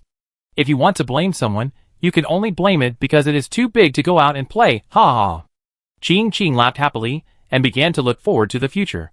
She was still a child at heart, always wanting to go to the human world to see the new world outside. It was not until more than an hour later that Ji Hung came out with the soul-gathering orb. Looking at her, she must have cried. Xiao Yuan didn't know what she said to Ji Hung, and thought that the misunderstanding from 1,000 years ago should have been resolved. Chapter 597 Extra 11. Perhaps the night wind was too gentle that night, and Ji Hung, who descended from the sky in my memory, also became a little gentler in the night wind. A messenger from outer space, from the country of Lihua. No one has come to the mermaid world for thousands of years. Since Ji Hung began to remember, he is the first one. He was born no different from an ordinary mermaid man, but his skin is whiter. Ji Hung is very curious about him, but he doesn't talk much and is always worried every day. He seems to be planning something, running between Weiyang Palace and the Royal Palace every day. Hua, what do you think he wants to do? Ji Hung lazily leaned against the pool and sprinkled fish food into it, attracting many goldfish to compete for food. I heard a few words when my father and the elder were discussing matters. I think they wanted to eliminate the grievances between the 2 tribes. Can he do it? Ji Hung obviously didn't believe it. After so many years of grievances, it has become an irreconcilable contradiction. I don't think so. Ji Hua thought more and further. He can pass through many obstacles and pass through the barrier to my mermaid world. He must have his own ability. I hope so. Ji Hung felt a little uneasy in his heart. The bigger the plan he made, the greater the risk. If it succeeded, it would be fine. If he lost, how much could he make in the mermaid world no matter how powerful he was? Unknowingly, half a year had passed, and the figure of that man had been firmly imprinted in her heart. He was different from all the men in the mermaid world. Ji Hung looked at the open space in the center of the Weiyang Palace garden. Was it too empty? Should I plant something there? Ji Hung was a man of swift action. Since he came to the mermaid world has never been peaceful. He has the title of High Priest of Lihua Nation, but who cares? Those who seek trouble are defeated one after another by Ji Hung. Gradually, his fame spreads, and everyone knows that a human messenger has come to the Mermaid King's city, and he is very powerful. The conflict between the mermaids and the fishmen has a long history. They attack each other, and neither is willing to give in. Ji Hang's mediation has little effect until the black tide breaks out. Half of the sky of the mermaid world is shrouded by the black tide, and panic and despair emerge in everyone's heart. She did not follow her father's arrangement to stay in the royal city, but went to the front battlefield. The battle lasted for 3 days and 3 nights. Ji Hang's thunderous blows split the fossil mountain in half. Since then, the fossil mountain has become the fossil canyon today. The shocking blow was also the one that established the victory. After the black tide retreated, the Elders' Council was officially established, and the strong men of the mermaids and fishmen joined and became the great elders. Xingtu, the strong men led by Kuzhou, also decided to help him and go out of the mermaid world to help. But unfortunately, the number of people Ji Hung could bring out was limited. Ji Hung was never a weak person, but she cried bitterly after learning that he was leaving. He was not a good communicator, but he promised her that he would come back, and he would definitely come back. As for the time of his return, he did not say. 1 year, 2 years, 10 years, 20 years, 100 years. The life of the mermaids was too long, and Ji-hung almost forgot what he looked like and the promise he made. The seeds of the yuehua tree that Ji-hung left in Weiyang Palace finally matured after being cultivated, but it was a pity that they could not bloom. Their child finally had the chance to see the light of day and was raised in Weiyang Palace. Will he come back? Whenever Ji-hung saw Ji-ran's face that looked like his, he would subconsciously think about it. The more he saw and thought about it, the more he thought about it. Ji-hang's indifference to Ji-ran was more because he didn't want to think of him again, the man who had appeared briefly in his life, but could never be erased. Lihua Country High Priest. He left the mermaid world to leave the fire country, and had no news for nearly 3,000 years. Ji-hung thought she would live like this for the rest of her life until the young man in the prophecy appeared. Like Ji-hung, he could control the fire element. When she saw Xiao Yuan, Ji-hung had a glimmer of hope in her heart, even though she had always warned herself not to have extra hopes. The greater the hope, the greater the disappointment. She had struggled between disappointment and hope countless times over the long years, and she didn't want to be hurt again. If he could predict who would come to the Fire Nation again, could he also calculate when he could come to the mermaid world again? The pearl grabbing contest, the pearl of the sea, the return of the spirits of Kuzhou and Xingtu made Ji-hang's silent heart come alive again. All the events of the past came true one by one. He had planned everything out. The light in the soul-collecting pearl was gentle, and Ji-hung saw the shadow of that person flying out of it with his own eyes, as if in a dream. He had not changed much from 3,000 years ago, and time had stopped in that year. Sorry, I'm a little late. He smiled and spoke softly to her, just like what Ji-hung had dreamed of countless times in her dreams. Are you okay? Tears slid down her cheeks. Ji-hung couldn't even say a word. She hugged Ji-hang's soul and cried bitterly. The soul is a rare spiritual object in the world. With its help, the high priest can still maintain a fragile body. This body made of souls flickered twice when Ji-hung hugged it and almost disappeared. Liar, liar. Ji-hung kept scolding him, and the grievances and longings in her heart burst out at this moment. She is no longer the queen of the mermaids. After unloading the heavy responsibility, she finally found her former self. Ji-hung was the leader of the entire plan to seal the Night Demon, and he was as careful as if he had predicted something in advance. His promise to come back was not groundless. The skeleton at the seal in the Central Plains was transformed from his flesh, and under the effect of the soul-calming jade, it could maintain and nourish his soul. The soul presided over the seal formation, and 3,000 years did not feel that long to him. Xiao Yuan, Sun Wan, their previous lives were Gu Changfeng and Sheng Rulan, and all of this was within Ji-hang's calculations. When the Night Demon of Lihua Country besieged the city, it was also the time when the power deep in Sheng Rulan's soul exploded. When the Night Demon first appeared, Sheng Rulan had hidden a soul deep in her soul, Shabu's personality. After 100 years, Sheng Rulan's personality returned to the seal. Among the Godhead, personality, and evil thoughts, only the personality was the least affected by the seal. Because it represents human nature, it is a strange energy object that conforms to the rules of the human world. 3,000 years later, the personality returned to Sun Wan again, and her appearance was exactly the same as Sheng Rulan's. It is hard to say whether it is fate or because her body is the most compatible with Shabu's Godhead and personality. If you say you are 100% sure that you can come back, that is pure deception. Ji-hung has calculated every step carefully, but if there is no luck, if there is a mistake, he will not be able to return to the mermaid world in the form of a soul. There is a God above us. Ji-hung believes that there must be some kind of power, and will to help him return to his beloved. Hugging Ji-hang's waist tightly, he murmured, "From now on, I will never leave you again, never leave you." Chapter 598 Extra, The Urban Life of the Mermaids. Delicious, really delicious. Qingqing held a cup of Coke in her left hand, and a big hamburger in her right hand, and ate it sweetly. There are such delicious things in the world. Country A is really a good place. Eat slowly, be careful not to choke. Xiao Zheng and Sun Wan came over from the side, each carrying 2 plastic bags full of food. "Brother Xuer, why don't you eat?" Xiao Zheng put down the plastic bag, took out several special snacks from it, and said with a smile, "Try it, it's all good stuff." Xuer swallowed without leaving any trace and closed his eyes. "I came here to investigate the affairs of the Lihua country, and will never destroy my creed." "Here it comes again." Xiao Zheng couldn't help but roll her eyes. Xiao Yuan lived in the mermaid world for nearly half a month. When he returned to country A, he brought Qing Qing and Zhu'er back with him. Qing Qing was lively, and quickly got along with everyone. She had never seen the prosperity of the human world, and the joy of playing with Xiao Yuan and others. Zhu'er is a good person, but he has been living in the mermaid world and receiving strict training since he was a child, which has cultivated his stubborn and old-fashioned character.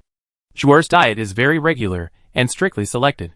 He believes that those useless ingredients will affect the body's functions, weaken reaction speed and combat effectiveness. His idea is not wrong. The food used by the Silver Wing Corps during the war is specially formulated to keep the soldiers in the best physical condition during the war. Brother Zhu'er, you might as well try this Coke.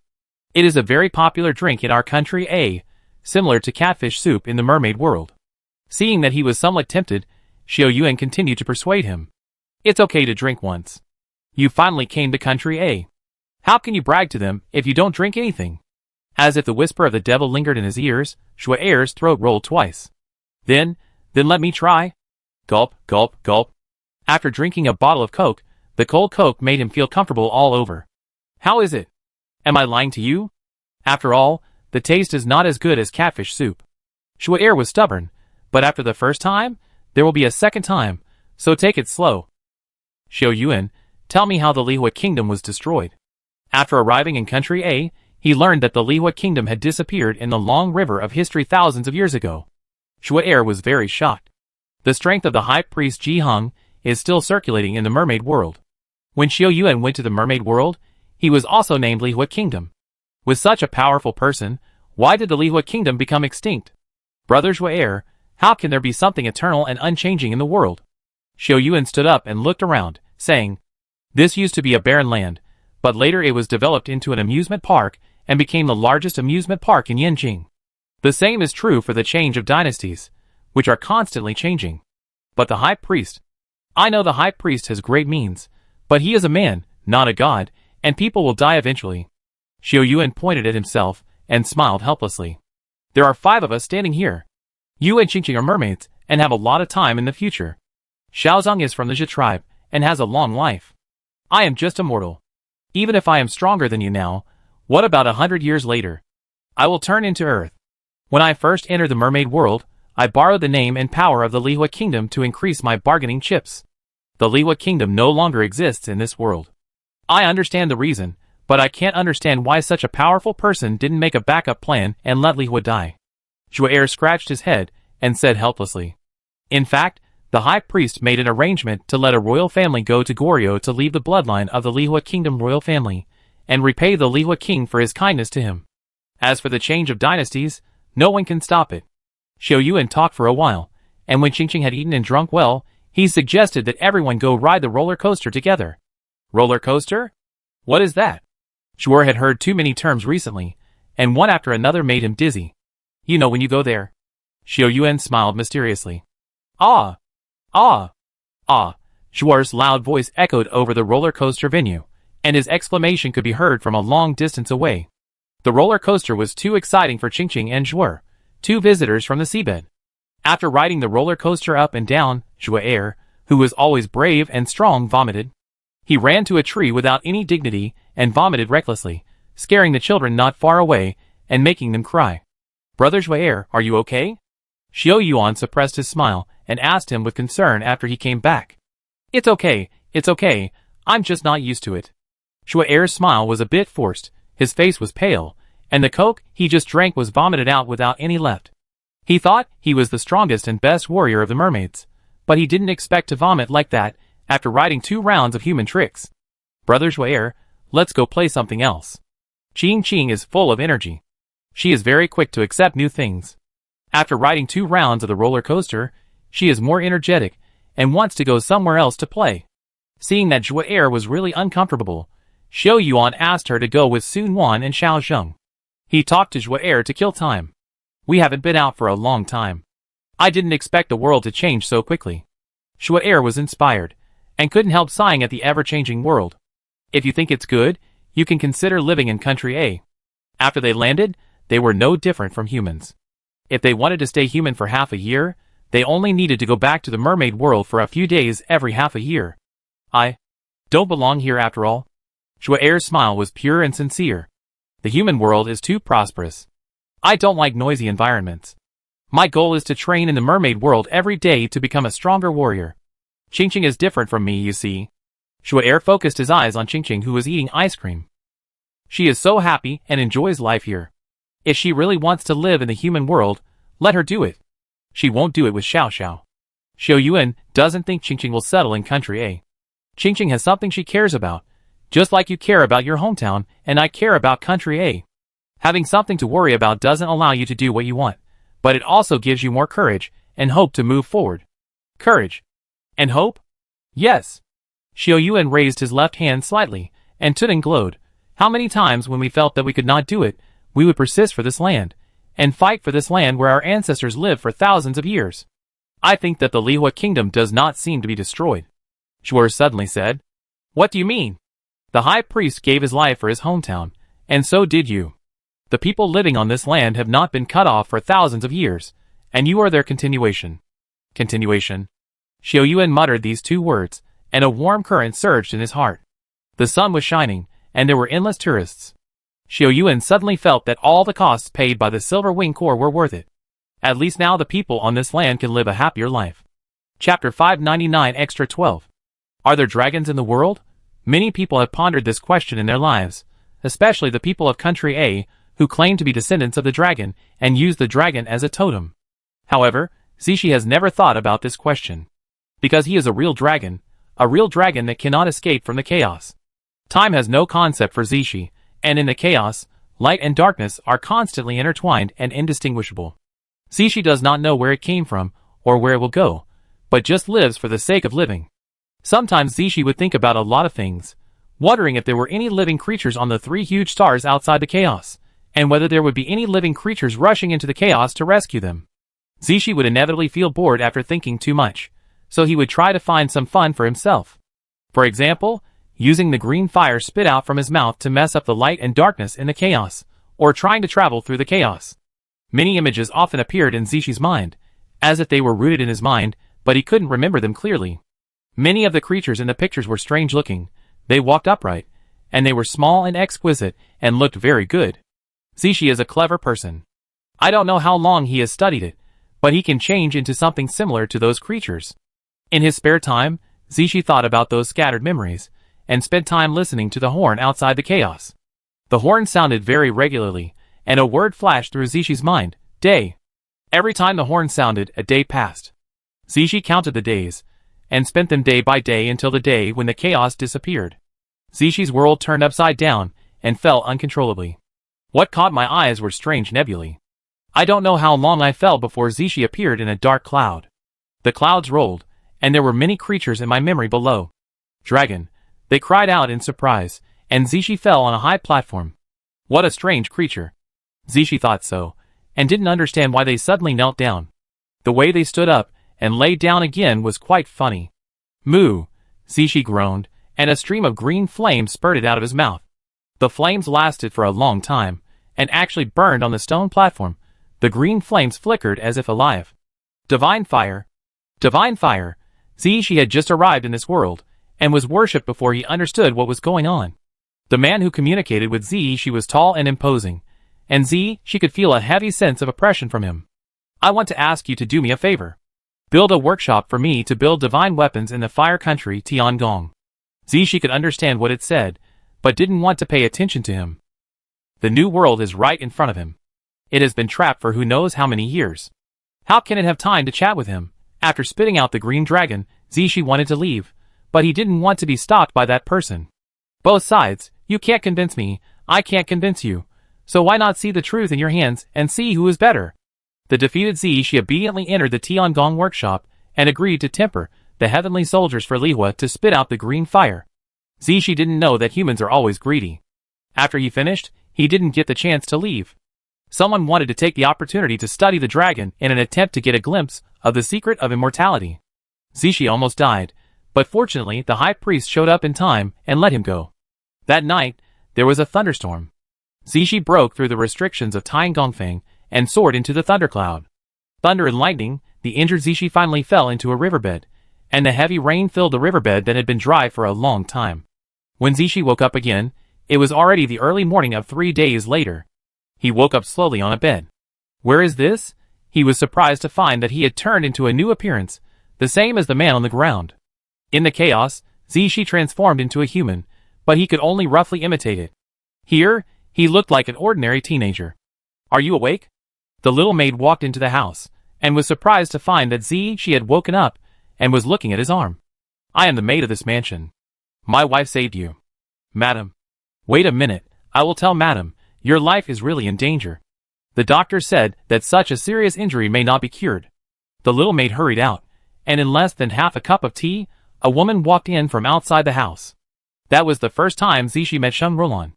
At that time, she was already the legal wife of the Marquis of the Gu family, but she was still as kind as a girl. Sheng Rolan saved Zishi on the riverbank. She was injured all over her body, and her internal organs were severely damaged. She was only left with one breath. She couldn't bear to leave Zishi alone, so she sent servants to take Zishi back to the Marquis's mansion. The imperial doctors in the palace came to treat him. After bandaging the wounds, and taking some medicine, they also said that the child would probably not be saved. Who knew that Zishi woke up in the morning 3 days later? His eyes were clear and transparent, and when people looked at them, they thought of the lake on the plateau that was closest to the sky. Thank you. Zishi thanked Sheng Rolan in a low voice. Whose child are you in Beijing? Why are you on the riverbank? Seeing that he was in good spirits, Sheng Rolan asked the maid to make some cakes and porridge for him to eat. I'm not from here. Zishi thought for a while before hesitating and giving such a plausible reason. Since you are not from here, do you have any relatives here? You, a young man, should go home early. If you can tell me, I will send someone to your house to report that you are safe and to reassure them. Zishi could feel Sheng Rolan's kindness, and felt a little warm in his heart. No need, I will go back alone today. As he said that, he wanted to get up from the bed. How can you move around when your injury is not healed yet? Sheng Rolan was shocked, and hurriedly pressed his shoulders. Of course, ordinary people cannot move around when they are seriously injured, but Sheng Rolan had no idea that Zishi's injuries had healed almost this morning, not to mention the injuries to his internal organs. How about this? You must have difficulties at home if you don't want to tell me. I won't force you. Just take good care of your wounds first, and it won't be too late to leave after you recover, okay? While speaking, Sheng Rolan's almond eyes were full of concern, as if the bright sunshine fell on his heart. Zishi nodded inexplicably, and finally stayed. Fearing that his arms were inconvenient, Sheng Rolan personally fed him some fish porridge. Zishi hadn't eaten for many years, and it can even be said that he had been absorbing the chaotic energy in the chaos to survive since he became conscious. However, smelling the aroma in the bowl, Zishi still couldn't help but take a bite, and the taste was unexpectedly good. This dragon, who looked like an 11 or 12-year-old boy, blushed for once, feeling a little embarrassed. After eating a bowl of fish porridge, Zishi fell asleep again. He was not tired or sleepy, but just relaxed all of a sudden.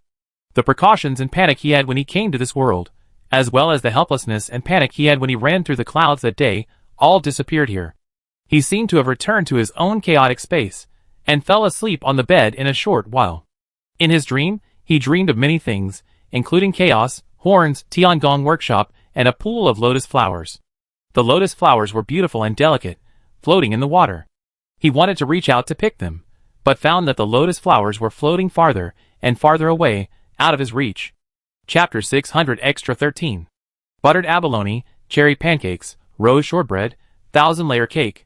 Sheng Rolan is a foodie. After becoming the eldest lady of the Marquis's mansion, she is still obsessed with studying food every day. Zishi, with her help, was able to taste many tea snacks from the Lihua kingdom. He often thought, if life could go on like this forever. Although he knew it was greedy, he would never have such a comfortable and carefree life. The night wind was very cold, and Zishi opened the door, and a chill hit her face. A person stood in the courtyard, wearing a black cloak with gold edges, and the whole person was shrouded in alienated darkness. You should leave here. Ji Heng's voice was flat, as if he was stating something insignificant. It's not a good thing for you or others to stay here. You are too weak now. Zishi was silent. The rules of this world constrained him greatly, especially after he turned into his true body. He had not fully grown up, and it would take at least 1,000 years for him to fully adapt and complete the transformation. I want to stay one more day. His voice was low, with an insoluble stubbornness and loss. What's wrong with staying one more day? Those who should leave will leave. Ji Hung sighed inaudibly, but did not force him. The day after tomorrow, I will wait for you outside the Marquis mansion. He left quietly, leaving Zishi standing in front of the door like a solidified sculpture. The next day, Marquis mansion. Why didn't she come today? Zishi finally couldn't help asking the little maid. She always came in the past. Madam, there is something going on at her parents' home. I heard that the old lady is ill, and will be back the day after tomorrow. The day after tomorrow. Zishi's bright eyes dimmed, and she didn't say much. The high priest was right. It doesn't matter if you stay 1 day longer or 1 day less. Even if you want to leave, you don't have to be reluctant to leave. No one knew when Zishi left. It wasn't until the next day when the maid came that she found that he had disappeared. I searched the whole mansion, but I couldn't find any trace of Zishi. The high priest made a deal with Zishi. He helped Zishi get rid of the shackles and thunder punishment between heaven and earth, and he guarded the sacrificial hall on the northern border for Lihua country. 1,000 years is not a long time for Zishi. He had spent dozens or hundreds of times more time in the chaos, but after seeing the prosperity and beauty of the world, Zishi could not let it go easily. 1 year later, in the capital. Before leaving, he went back to the Marquis mansion. Sheng Rolan was still the same, liking fruits and cakes, kind and pretty. Zishi took a bag of lotus seeds from her mansion, and gave her a dragon scale. That was the dragon scale on his heart and blood. When he took off the dragon scale, he trembled all over in pain. He hoped to remember this pain forever, so that he would not forget the time in the mansion. He was afraid that if time went on for too long, he would forget what she looked like and what had happened. Let's go! Zishi left the mansion and met the high priest. Will I never see her again? Human life is too short, so short that most of the people here will turn into dust during the 100 years he has guarded the seal. This is a farewell, and also the last time he sees Sheng Rolan. We will meet, as long as you live well, but the waiting time will be a little longer. That's good, that's good. Zishi muttered this sentence in his mouth, and disappeared at the end of the road with the high priest. He believed in Ji Hung, not because he had great means, but because he was willing to believe. It is always good to have a thought. He learned a word from Sheng Rolan, hope. He thought this was a trick used by humans to deceive themselves. It would be a big joke to leave everything in the world to hope. Now it was his turn to put hope in his heart and wait for the moment of reunion. He understood why humans believed in hope, because only with hope could they get through the difficult days. The seal in the northern border of the Fire Nation was very secret, and the construction process was supervised by the high priest. They entered the seal not through the main gate with many traps, but through a secret tianqi. The sacrificial hall hidden underground in the mountains was very spacious, but also deserted. Zishi followed the agreement with the high priest and stayed here for thousands of years. Lonely and cold, Zishi changed his original form and lived here. He was in deep sleep for most of the year, until a ray of light summoned him out. On the night when he escaped from Tiangongfeng and traveled through the clouds, many things happened. Thunder punishment continued, and he should have died under thousands of thunders and lightnings, but he was saved. Shirley, after leaving only this name, Shirley disappeared. He owed Shirley a favor. He just returned the favor, but he didn't expect to meet a Jiao transformed into a dragon, and was also saved by someone. That young man is called Xiao Yuan. After returning to Changbai Dragon Cave, he is no longer lonely because he has a silly Jiao by his side. Zishi began to feel that the words of the high priest were not groundless, and a big change was about to begin. Someone entered the sealed land, and he received news from Qingti. Xiao Yuan and his group passed through many levels along the way, and he also saw all the scenes when they fell into the abyss. Sheng Rolan. No, now she should be called Sunwan. She is really back. The lotus pond in the main hall is flourishing. With Zishi's care and dragon energy, they are in full bloom all year round. The energy in Sunwan's body is very unstable, and her body cannot be well integrated with the energy. Zishi uses the lotus essence to temporarily stabilize the energy, but if it is to be completely resolved, the Jinhai Pearl must be used. Can Xiao Yuan do it? He really wants Sunwan to stay in the sacrificial hall, so that she will not be in any danger. The high priest said that when the night demon is completely sealed, that is when he can leave here. Is that day far away? The distance between the mermaid world and country A is more than 10,000 miles, so the difficulty can be imagined. He had too many things to say, but he didn't know how to start. After all, Sunwan was no longer Sheng Rolan. They had the same eyes, the same pupils, the same appearance and demeanor. But Zishi knew that she was not Sheng Rolan. He had been waiting for 1,000 years in his heart, and he had been stubborn in his heart for 1,000 years. The moment he saw Sun Wan, he realized that he could not go back. That bright and beautiful woman had long left in the long river of time, and would never come back. The short 10-day stay in the mansion had supported Zishi through the long years. He transformed into a young man, accompanied by the Black Dragon, and watched Xiao Yuan and Sun Wan leave. I didn't look back then, so I see you off now, just to make up for the regrets of the past. The Black Dragon's horn was broken, leaving a circle of black scars, which was a bit funny. He rubbed the boy's arm with his big head to give him some comfort. Drops of tears fell from his eyes, and Zishi touched his cheeks belatedly, knowing the feeling of crying for the first time. The heart that lost the dragon scales had already grown new dragon scales, but why was the heart so uncomfortable? It was more painful and sad than when he took off the dragon scales 3,000 years ago. He closed his eyes and cried loudly, and the only response to him was the echo that came and went, and the helpless black dragon. Chapter 601 Extra 14. Ding, ding, ding. The bell rang, and Zhou Fangwei stood at the bustling school gate but felt cold all over. A few seconds later, Zhou Fangwei ran out of the school gate like crazy. Her father, Zhou Jianli, the next heir of Zhou Group, disappeared during an ocean voyage and exploration, and there has been no news since then. When she arrived at the Zhou family's old house, Zhou Shen was sitting in his leather chair. He seemed to have aged 3 or 4 years in an instant, and his wrinkled face showed no sadness or joy. Let the team continue searching and contact the Mind Research Center for cooperation. The news must not be leaked, and the project that Jianli is responsible for will be handed over to professional managers. Pay close attention to the cooperation with Dongsheng Group, and don't make any mistakes. As orders were issued one by one, there were fewer and fewer people around Zhou Shen, and finally only Zhou Fangwei was left. Grandpa. Zhou Fangwei's eyes were blurred with tears, and she didn't dare to disturb her grandfather's work. Grandpa Zhou Shen is a legend. He has gone through ups and downs for most of his life, from starting from scratch to becoming one of the largest companies in the southeast region.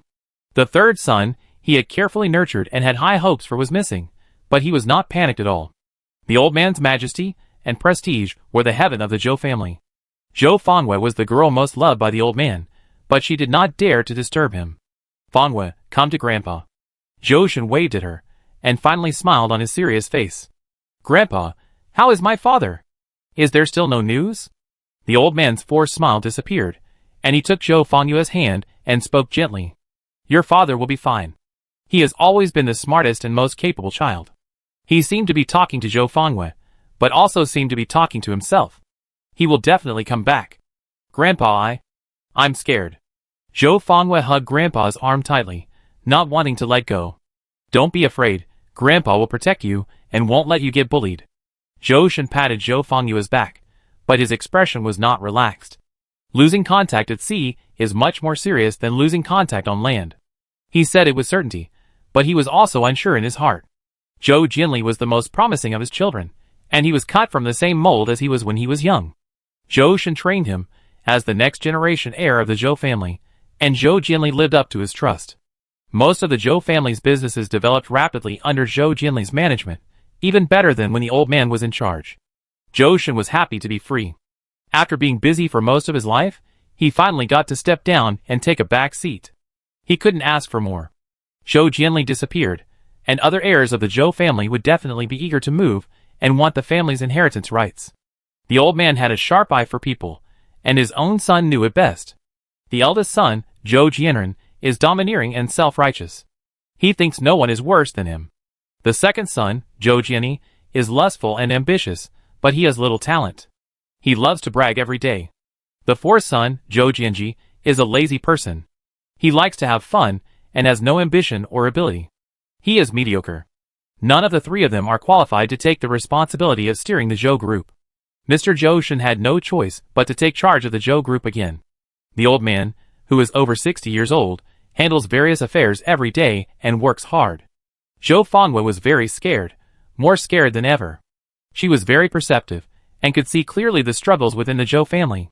When Zhou Jianli was around, her uncles had not made any moves. After all, Zhou Jianli's ability and personality charm were there, and the Zhou family believed in him as much as old man Zhou. Even if Zhou Jianren and Zhou Jianli wanted to get involved in the position of the helmsman, they had to weigh their own weight. Zhou Jianli mysteriously disappeared at sea, and no one could see him alive or dead. They both knew that losing contact on the sea was almost the same as death, not to mention that they were going to a famous dangerous sea. Wealth, power, born in a prosperous family like the Zhou family, who can be a fool?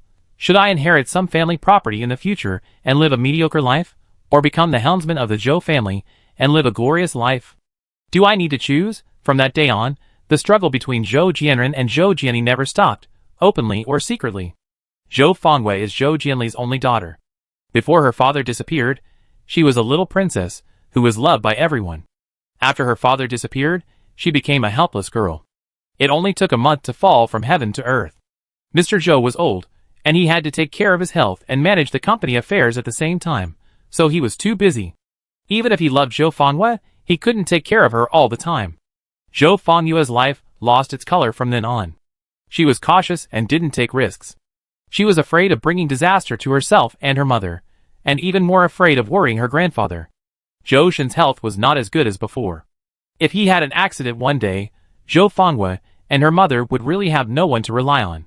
Once, when Zhou Jianli was around, there were people who added icing on the cake one after another. Only when he disappeared could Zhou Fangwei see who was sincere and who was fake.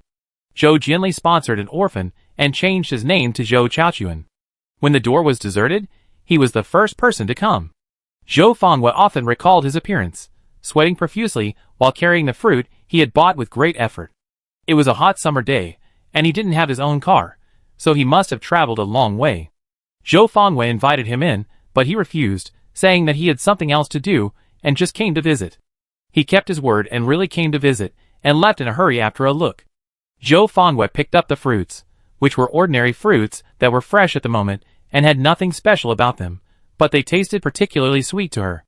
Days passed one after another until the outbreak of the Night Demon War. The Night Demons attacked cities and territories, and bad news came every day. Shanghai, Mount Qi, Sierra, the fall of important cities made the situation in the southeast region more and more tense. If the Night Demons continued to attack and broke through A City, the next one would be Linen City where the Zhou family was. When the nest is overturned, how can the eggs remain intact? A large number of security forces rushed to the front line, but they never won any substantial victory in the battle against the Night Demon. They retreated again, and even abandoned the civilians when evacuating the residents of Sierra City. The peaceful lives of countless people were broken, and they went from living to surviving. Compared to them, Zhou Fangwei was lucky enough to at least have a good place to stay with her mother, although there were always people bullying her. When the high-ranking little princess fell into trouble, there were always people who bullied and laughed at her. Zhou Zhe, the eldest son of her uncle's family, and Zhou Yufei, the third daughter, were the two people who often ridiculed her. A downtrodden phoenix is worse than a chicken. Do you still want to stay in the Zhou family? It is important to know yourself. What good can a person who does not accept his fate have? Zhou Fangwei silently endured the daily sarcasm, which became better over time. She just regarded it as a gust of wind blowing past her ears. After suffering a lot of humiliation in Linen City, Zhou Fangwei went to a friend's house in A City to relax. At Xing Zixin's house, he met the young man for the first time. His name was Xiu Yuan. He was dressed in black clothes and black pants. He was handsome and quiet, and he didn't like to talk. When Zhou Fangwei first met him, he didn't even remember his appearance. Chapter 602 Extra 15. Xiu Yuan reminded her of a comic she had read before, where the hero was just like him. Ordinary, expressionless, not well educated, a pervert. In Xing Zixin's mouth, he seemed to be useless, a guy who sucked blood from the Xing family. Vampire? Zhou Fangwei was very sensitive to this word. Wasn't it referring to herself? When others were chiding Xiu Yuan, Zhou Fangwei didn't do that. She felt that Xiu Yuan was a bit like her, but also different. He was a patient man, but there was a burning flame in his eyes, which would amaze everyone when it bloomed. The Silver Wings Corps, the first new army of Country A, was officially established. They claimed to stop the Night Demon and defend the homeland, and the treatment they received was very generous. Xiu Yuan, and the beautiful girl who was always by his side and didn't talk much, also participated in the selection with him. Can she do it? Zhou Fangwei doubted whether Sun Wan could raise a weapon, and her thin arms and legs looked even more delicate than hers. Before she left A City, she heard some news from Xingziyu. Xiu Yuan and Sun Wan were selected into the new army at the same time, which surprised her. It was not difficult to hear concern and worry from Xingziyu's words. Unlike her sister Xing Zixin, she always cared about Xiu Yuan. What made the two sisters have completely opposite attitudes? Zhou Fangwei thought it was pride. She used to think she was superior to others, like Xing Zixin, and she acted like a lady everywhere. Once she fell into the mortal world, she understood the many hardships in the world. It was understandable that Xiao Yuan was doing this to defend his country, or to fight for a future. A few months later, the Night Demon War broke out again. The 8-country super blog and various portals were flooded with news about the front line. Some of the news was true and some was false, which made people dazzled until a photo was exposed on the super blog. The blogger's name was First Snow, and the photo was taken very well, with 2 silver wings flying in the sky, and a full moon hanging in the sky in the background. This photo occupied the top search on the 8-country super blog for a long time, and later it was discovered that these were 2 new soldiers killing nightmares. Xiao Yuan, this name once again entered Zhou Fangwei's vision. However, Zhou Fangwei was surprised that her attention was attracted by the war again, and she would get the news first every morning. The defense line was in danger, and the whole city was in chaos. Zhou Fangwei's heart was also lifted, and there was no good news for 2 consecutive days. Tick, tick, tick. Zhou Fangwei couldn't sleep. She didn't fall asleep from nightfall to 5 o'clock in the morning, and messages kept flashing on her mobile phone. Great victory in A City. Such a message popped up in the discussion group, making Zhou Fangwei's nerves tense. She opened the group and saw that the entire discussion group was in full bloom. Hundreds of messages scrolled by in 1 second, and it was hard to tell whether they were true or false. Really, it's true. The official news? I don't see any news on Chobwa. The TV station's large-scale real-time news. It's absolutely true. We won. We actually won? The Silver Wings army is mighty. No, I have to go out for a run now. We won. We are the champions. As the tide of information continued to roll, Zhou Fangwei subconsciously stood up and looked out the window at the east, which was slightly bright. Bang! Bang! Bang! A brilliant firework ignited in the direction of the city center. This firework only appears on New Year's Eve every year. I didn't expect it to appear in such an early morning. At the same time, in thousands of households in Country A, the joy and cheers of victory echoed. Humans have been defeated repeatedly in the face of the Night Demon, and the first victory came today. After a night, the darkness finally dissipated, but was he okay? Xiao Yuan suddenly appeared in front of Zhou Fangwei. He should be okay, right? At that time, Xiao Yuan had just evacuated from the cave with everyone. Exhausted, he sat on the ground and drank a few gulps of water, his mind full of luck that he had survived the disaster. Zhou Fangwei's life settled down, but because of one person, she had a hard time recently. Zhou Yi. Zhou Yi was Zhou Jianren's second son. He did not grow up in Linen City, but went to Sierra City. The reason is simple, he is an illegitimate child. Such things are not uncommon in wealthy families, and his position in the Zhou family is even more embarrassing. In the eyes of outsiders, Zhou Yi is a man of few words, but extremely polite, but in the eyes of Zhou Fangwei, he is terrible. Zhou Yi hates the Zhou family, he hates Zhou Jianren, and hates him for forcing his biological mother to death. The strong hatred makes Zhou Yi twisted, and he hides this hatred in his heart, and it grows stronger day by day. He sees Zhou Fangwei's tolerance of others, and Zhou Yi's understanding of human hearts is far better than most people. He began to approach Zhou Fangwei, bully her, and vent his anger towards the Zhou family on her. It seemed that bullying this weak girl could make him feel the joy of revenge. He was addicted to this feeling, and even began to enjoy it. Zhou Fangwei saw Xiao Yuan again a long time later, in front of the dormitory building of the Silver Wing Corps. She wanted to talk to Liang Lu about the difficulties encountered by the Liang family, and what she knew could help her. Xiao Yuan was much more cheerful and stronger than before, and looked energetic. Unfortunately, Zhou Yi found her when she came out of the dormitory building, and he lifted her chin. Zhou Yi's hand was very strong, and she almost cried because of the pain. For a moment, Zhou Fangwei even felt that Zhou Yi wanted to kill her. Zhou Fangwei wanted to do something more and more urgently. She began to understand her father's affairs before he disappeared, from research projects to cooperative institutions. She wanted to go to sea in person to fulfill her wish. Even if she couldn't find her father's trace, Zhou Fangwei didn't want to leave any regrets. Zhou Fangwei used to not believe in fate. Perhaps because she had been too successful, she looked down on it. She often reflected on herself, and had a reverent heart towards the god of fate. The third time she met Xiao Yuan was in the exhibition hall of the Mind Research Center. There were photos of her father, and another photo of the lucky whale Nami. Xiao Yuan and she had some inexplicable fate. Zhou Fangwei occasionally had this thought. Especially after they decided to set off to Daminghai together, her feeling became stronger. Xiao Yuan's goal sounded like a fantasy. He wanted to go to the core of the Devil's Sea. Zhou Fangwei didn't know if he was crazy or stupid. She covered her head with a quilt, and felt inexplicably relieved when she recalled how he beat Zhou Yi and his arrogant subordinate away. Since Zhou Yi took charge of the beauty project, he has been more and more valued by his grandfather, and his status in the Zhou family has also risen.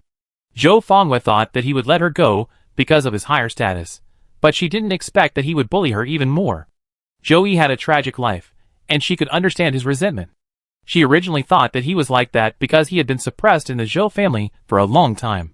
However, after he rose to power, Zhou Yi still did not change his nature, and Zhou Fangwei realized that this was his nature. It is easy to change the country, but it is difficult to change one's nature. Zhou Yi has always been such a person. Chapter 603 Extra 16. The sky is high and the sea is vast, with no clouds in sight. Zhou Fangwei was not happy at all for her first ocean voyage. She was worried about her father, so she was worried about gains and losses. To be honest, she knew that her father was missing in the vast ocean, and the chance of finding him was very small. In order to fulfill her wish, Mr. Zhou provided funds and equipment to help the Silver Wing Corps go to sea, but he himself probably didn't have much hope.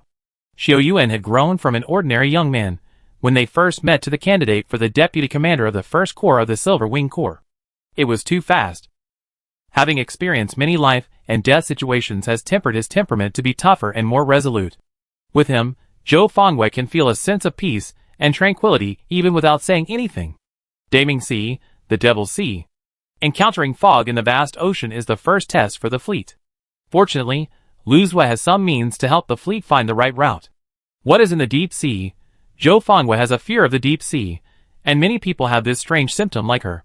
When looking down at the sea, facing the bottomless ocean, humans, as creatures who have lived on land for a long time, fear is engraved in their genetic code. Fog sea snakes. The Qihong was like a lone boat sailing through it until it met the Goryeo fleet. Thousands of sea snakes danced wildly, rushing towards the Goryeo ship under the cover of the fog. It was the first time Zhou Fangwei saw such a big monster. Dragon? When she first saw the sea snake king, she even thought it was a real dragon living in the ocean. Covered with scales, it had amazing power to turn the sea upside down. Zhou Fangwei felt that she might die here, die in this sea area where no one would come, drift away with the ocean current, or be eaten by countless sea snakes. Bang! Bang! Bang! The Goryeo fleet's ship was sunk, and Xiao Yuan and several people from the Goryeo side fell into the ocean. He dead? Zhou Fangwei ran to the deck without caring about the danger. The wind and rain soaked her clothes and hair, and she looked as miserable as a drowned chicken. The waves rolled in the sea, and suddenly a fire lit up. The light became brighter and brighter, extending more than 10 meters in length to illuminate the bottom.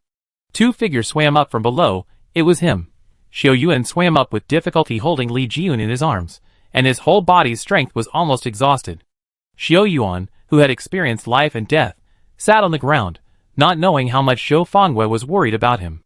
This strange emotion made Zhou Fangwei feel a little at a loss.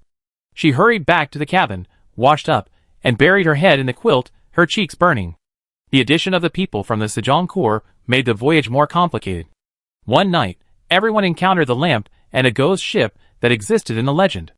The ghost ship, the undercurrent vortex, the 9-story sacred tree, and the golden crow, and the whale Nami who once saved her father's life. Zhou Fangwei will never forget this magical trip. When Xiao Yuan fought against Jinwu alone, her heart almost jumped out of her throat. Fortunately, Xiao Yuan passed Jinwu's test, and was qualified to go to the mermaid world. Xiaozheng, Lijian, Qingnian, the three of them went to the mermaid world with Xiao Yuan, and the trip lasted nearly a month. Every day Zhou Fangwei would come to the deck to look at the crystal door. The crystal door suspended in the air was like Pandora's box full of temptation. Every time she looked at it, Zhou Fangwei would secretly remind herself, "You are not from the same world." Xiao Yuan's world is wonderful, and he has experienced countless wonderful things. It is not an ordinary girl who can really accompany him. The more she thought about it, the more lost she felt. Excited, surprised, shocked, crying with joy, all the words cannot describe Zhou Fangwei's mood when she saw her father. She didn't expect to see her father again.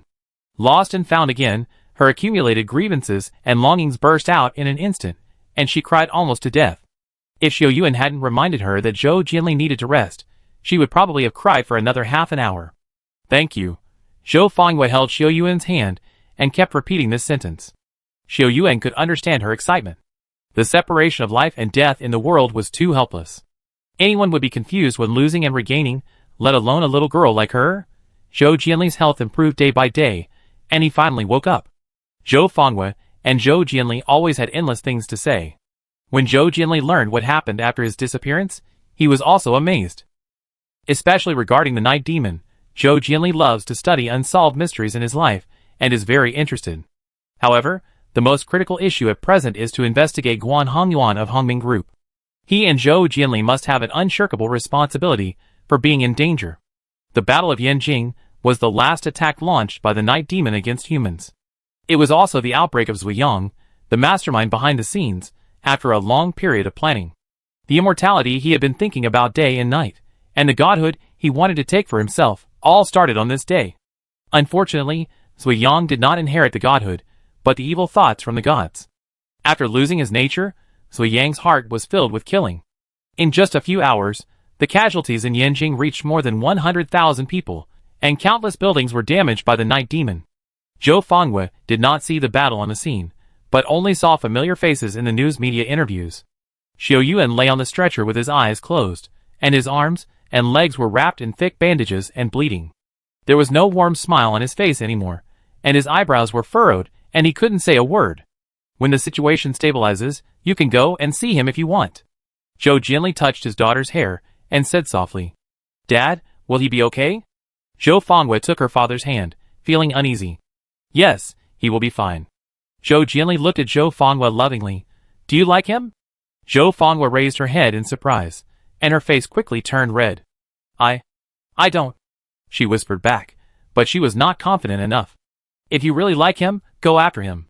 It's not shameful to pay for someone you really like. Dad, he and I don't seem to be from the same world." Zhou Fengwei's eyes were confused. "It's like every time I see him, I feel that he is getting farther and farther away from me. People are different." Zhou Jianli scratched her nose. "The new army is even more different from ordinary people. Should I give up? As long as you live the life you like, Dad will support you." Zhou Jianli gently hugged his daughter. "From now on, our family will be together well, and Dad and Mom will no longer let you suffer any grievances." "Well?" Zhou Fengwei stopped talking. She hugged her father tightly, feeling extremely at ease and happy in her heart. "Thank you, Xiao Yuan. Thank you for helping me and doing everything for me. Some feelings are destined to end in vain, and some are destined to flash by in your world and gradually fade away." Zhou Fengwei has experienced pain and contempt, endured ridicule and bullying, and all the things in the past have become the past. She only lives for the future. There are thousands of roads in the world, and there are thousands of roads leading to happiness. May you be happy and healthy for the rest of your life. Chapter 604 Extra, New Recruit Training 1. In the noisy training ground, many new recruits were discussing in low voices with excitement. Today is the 100th day since they entered the Silver Wing Corps. After a rigorous election, a pioneer class of 50 people was officially established. The so-called pioneer class is an elite team established by the Silver Wing Corps after a long period of exploration. Its function is similar to the Special Operations Forces in the traditional army in the past, and its purpose is to adapt to the combat requirements of the new era and new military battles. They will be responsible for extremely dangerous and difficult tasks such as special assault, infiltration, and decapitation. 50 people, all of them are excellent elemental affinity, but their current abilities are still at the stage of laying the foundation. They are the best of the best elites, and each of them is arrogant. However, the one who came to the training ground today to teach them the first lesson is Xiao Yuan, a magical person in the Silver Wing Corps. Speaking of his deeds, it is enough to shoot a long fantasy series. From an unknown person at the beginning to the current deputy commander of the First Corps, his story has been spread like a miracle. Duh. Brisk footsteps sounded from outside, and the door opened. Xiao Yuan and Ouyanging walked in together. They were wearing the uniform of the Silver Wing Corps. Except for the shoulder straps, there was nothing special about them. The students perked up and held their heads high. "Students, today we invite Commander Xiao Yuan to give you the first lesson. Please welcome him with applause." Ouyanging encouraged the atmosphere and led the new recruits to applaud. Xiao Yuan laughed in his heart. He had just told himself to teach these ignorant new recruits a lesson, but now he changed his face. "Hello everyone, I'm sure you are all familiar with me, so I won't say any more nonsense. Can anyone tell me what you think the elemental power is? He looked at the people in the audience, and his bright eyes were extremely sharp at this moment. Seeing that everyone lowered their heads to avoid their gazes, a girl with short hair raised her hand with courage.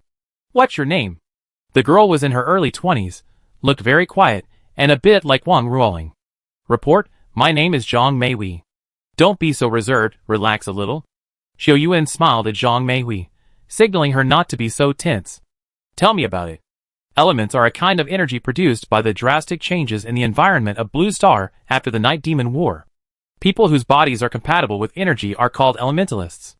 The power of elements lies in the fact that humans combine with multiple elements and turn them into their own power, and then release them. Zhang Meihui said a lot in one breath, probably because she was too nervous and didn't even take a breath.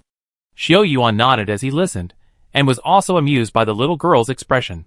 Well said. What kind of element affinity are you?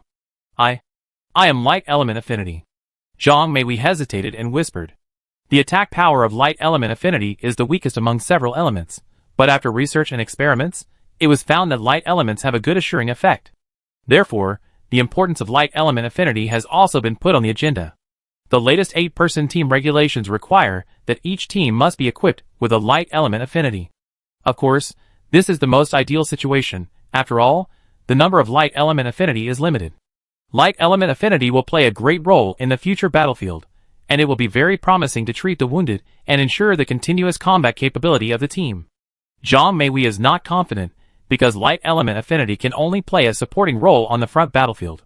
Light elements can heal the wounded, change the light and shadow effects in the air, and have a great restraining effect on dark elements. The problem is that after the Night Demon is completely sealed, there are fewer and fewer groups that can use dark elements. The vampires were hiding in the dark and being hunted by the rangers, and they were busy taking care of themselves. There were no dark element affinity people in the new army corps of other countries. If it weren't for the development of the medical system, light element affinity people would face an increasingly embarrassing situation. After encouraging Zhang Meihui, Xiao Yuan turned his attention to other people.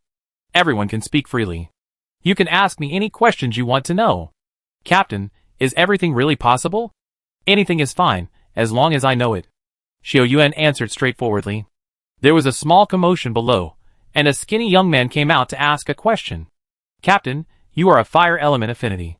Will you be restrained when fighting against a water element affinity? The element restraint theory is widely circulated in Country A, and people are used to judging the pros and cons of elements based on their life experience. If water and fire meet, which one do you think will be stronger? I think water is stronger because it can put out fire. The skinny young man said immediately. What if the flame is very big? Pa! Xiao Yuan snapped his fingers, and a small flame appeared on his fingertips, and the next second it became a palm-sized flame. Then, that means the fire will be stronger. Aren't you a fence-sitter? A girl couldn't help but complain, very dissatisfied with the young man's wavering attitude. You said it yourself, if the fire is bigger, the fire element will win, and if the water is bigger, the water element will win. The key is the strength of the elemental power. Xiao Yuan extinguished the flame and said earnestly, in future battles, you must pay attention to the choice of combat positions. Fire element affinity people will be naturally suppressed in places with water. What if it is in the sea? Try your best and make a desperate effort to let the flames burn and defeat the opponent, or retreat early. Xiao Yuan answered more than a dozen questions in a row, and after answering all the questions, he entered the highlight of today, the actual combat exercise. Xiao Yuan's skills are first class in the Silver Wing Legion, and everyone is eager to compete with him to test their own depth. Before he came, everyone was discussing very enthusiastically, rubbing their hands and wanting to try their skills, but seeing Xiao Yuan standing there, no one dared. You looked at me, I looked at you, and we were all a little timid. Zhang Weigang, aren't you the one who shouted the most? Why don't you go up? Did I say that? Why don't I remember? Don't talk nonsense. You kid don't admit it, right? The people below hesitated for a long time before a young man came out. He was in his early 20s, with a handsome face and fair skin, and a handsome face standing there, which was a beautiful sight. Many young female students stared at him intently, with stars in their eyes. My name is Yu Hua. I am water-friendly. Yu Hua smiled a little stiffly, and walked to the opposite side of Xiao Yuan. I have seen your information in the archives. It is very good. Xiao Yuan took off his military jacket, and handed it to Ouyang Ying, moving his wrists, and the 2 nan on his left wrist shone brightly. That is the weapon of the Corps Commander, right? I heard that it can change into various forms. Is it true? Transformers? My brother is a veteran of the first period. He said that he saw it with his own eyes. Killing the night demon is like cutting melons and vegetables. Yu Hua's eyes fell on Tu Nan, and he unconsciously tightened the minging knife. Chapter 605 Extra, New Soldier Training 2. Swish, Yu Hua's attack speed was very fast. When he moved, 2 water elements surged from the blade. The water arrows split into 2, left and right, and went straight to Xiao Yuan's vital points. Everyone was looking at Xiao Yuan, wanting to see how he would resolve the fierce water arrows. 10 meters, 9 meters, 6 meters, 5 meters. The water arrows were getting closer and closer, but Xiao Yuan did not move, as if he did not see the attack. Flames appeared out of thin air. Xiao Yuan did not make any release movements, and 2 palm-sized flames blocked Yu Hua's attack. Fire and water attacked each other, making him hide in the water vapor. Seeing that the attack failed, Yu Hua was not discouraged. He turned the blade and rushed another water element to Xiao Yuan's face. Xiao Yuan raised 2 fingers across his face, and the flame appeared from his wrist and quickly spread to his fingers. Whoosh! After a flame was ejected to dissolve his attack, the scattered fire sparks seemed to have souls. They jumped and danced in the air, and gathered together to land on Yu Hua's waist and abdomen at the delicate moment when Yu Hua's front strength was exhausted. The burning sensation penetrated his lungs, but fortunately Xiao Yuan controlled the force and didn't hurt him. Yu Hua retreated far away, looked down and saw that his clothes were burned where he was hit, looking very embarrassed. He defeated him with only 2 fingers. Yu Hua's face turned red and his voice was a little discouraged. I lost. You have only been in contact with the power of elements for 8 months, and you have reached this point. Your talent is better than mine. Xiao Yuan put away the flames and objectively evaluated Yu Hua's strength. With your understanding, as long as you persevere, your future is limitless. This was the first time Xiao Yuan gave such a high evaluation to a person, and Yu Hua was quickly excited. Xiao Yuan just covered his body with flames, which surprised Yu Hua. He originally thought that he was already very powerful, but he didn't expect that there are always people who are better than him.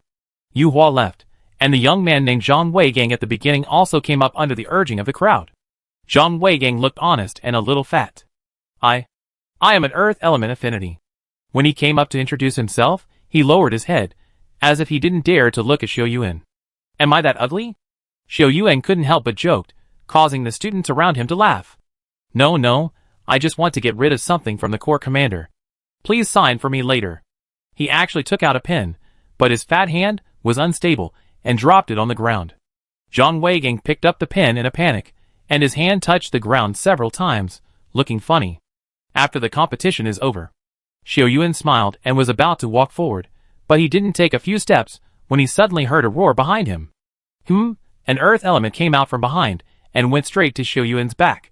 This Zhang Weigang used the signature to distract him and activated the elemental power when he touched the ground. What a clever guy! Xiao Yuan praised in his heart and waved his hand to disperse the earth element. It was a pity that the attack missed. After all, Xiao Yuan's strength was too strong, and the elemental power of the two was not on the same level. Crack, crack.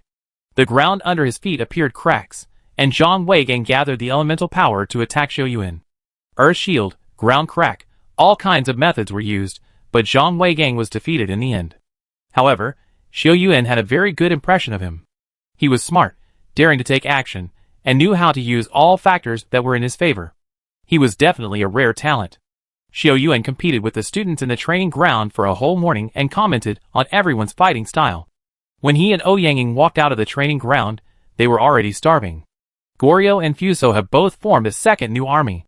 What do you think? At the dinner table, Ouyanging only ate a few bites and then stopped talking to Xiao Yuan.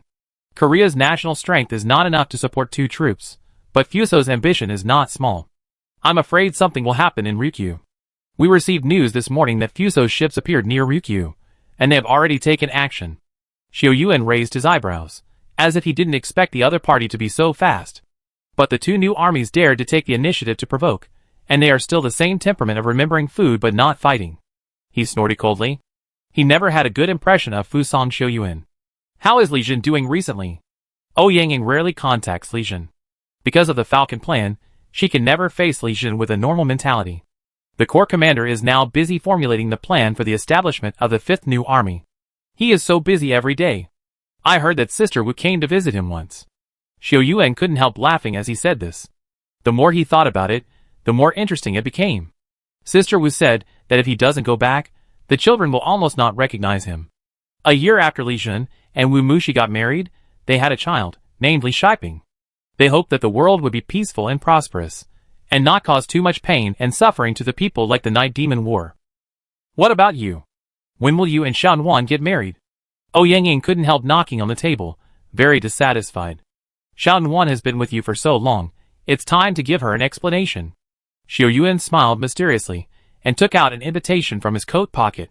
You are welcome to attend my wedding with Shanwan on the 5th day of next month. On the bright red invitation was a photo of Xiao Yuan and Sun Wan, both of whom were smiling brightly and happily. Why didn't you tell me in advance? Yangying was surprised and delighted. Sun Wan and she had a close relationship and often had dinner together and talked about private matters. Sun Wan was not in a hurry to get married, but Liang Lu, Yangying, and Xiao Zheng had always been giving her advice. Xiao Yuan's status was getting higher and higher. Seeing that Jiangxi was transferred to the newly formed 5th New Army, Xiao Yuan became the commander of the 1st Corps. He was only 25 years old, and it was a foregone conclusion that he and Li Jun would jointly take charge of the Silver Wing Corps in the future. Who wouldn't like such a young talent? It is true that Xiao Yuan is not a fickle person, so what about the future? With their joint efforts, Sun Wan finally plucked up the courage to tell Xiao Yuan about this matter. A sudden disaster changed Xiao Yuan's life, and also brought him many gains. Sun Wan, who has always been by his side, is his greatest treasure. Xiao Yuan had never thought about falling in love and getting married before. His life working in Sierra City every day was very hard, and his meager income made him wonder where the future lies. Xiao Yuan still remembered what he said to Sun Wan at the first bonfire party after joining the Silver Wing Corps. I will always be by your side and protect you. Yes, I believe it. The past memories were only a few years old, but it seemed like a lifetime ago. Xiao Yuan couldn't help but raise his lips slightly. They still have a lifetime to accompany each other, and that's enough. In the previous life in Lihua country, you were my wife, and it's still the same in this life. Suddenly, a scene appeared in front of Xiao Yuan's eyes. Gu Changfeng and Sheng Roland stood under the plum tree. They snuggled together in the heavy snow, as if that moment was forever. Chapter 606 Extra 17. Leaving the fire country, the capital. In winter, the weather gets colder day by day, and Sheng Roland always feels cold in her hands and feet. The maid in the house lit the charcoal fire, and she felt much better when she kept the stove warm. She rubbed her cold hands to warm them up quickly. Gu Changfeng returned from the court, with snowflakes hanging on his cloak and a cold body. He walked in a hurry, holding a food box in his hand. Madam, look what I brought back for you. Gu Changfeng didn't even take off his cloak, and came to her like a child asking for credit. Yes. Sheng Roland gently patted the snowflakes that were about to melt in his hair. Chicken sauce braised bamboo shoots? Guess again. Gu Changfeng winked at her. It's more delicious than this dish. Elbow. Sheng Roland grabbed the food box and opened it. Sure enough, there was a fragrant crystal elbow inside. I went to Fanlu after the court today and asked the chef to prepare it. But I've gained some weight recently. I'm afraid I get even fatter if I eat. Sheng Roland hesitated and didn't dare to pick up her chopsticks. It's a blessing to gain weight in winter. Gu Changfeng pinched her round face with a doting look. Eat more, I eat with you. Then eat a little bit? Sheng Roland's almond eyes suddenly lit up. She had suffered a lot these days, because she was afraid of gaining weight. Sheng Roland ate happily, and her mouth was stained with a lot of oil, completely losing the elegance of an official's wife. But Gu Changfeng was not angry at all. He loved to see Sheng Roland being free and unfettered. After entering the Marquis mansion, she had been restraining herself, and no longer had the cheerfulness she had when she was a girl in the Sheng mansion. He didn't say it, but he loved her in his heart. The high priest died last year, and his bones were placed in the Tiangong workshop.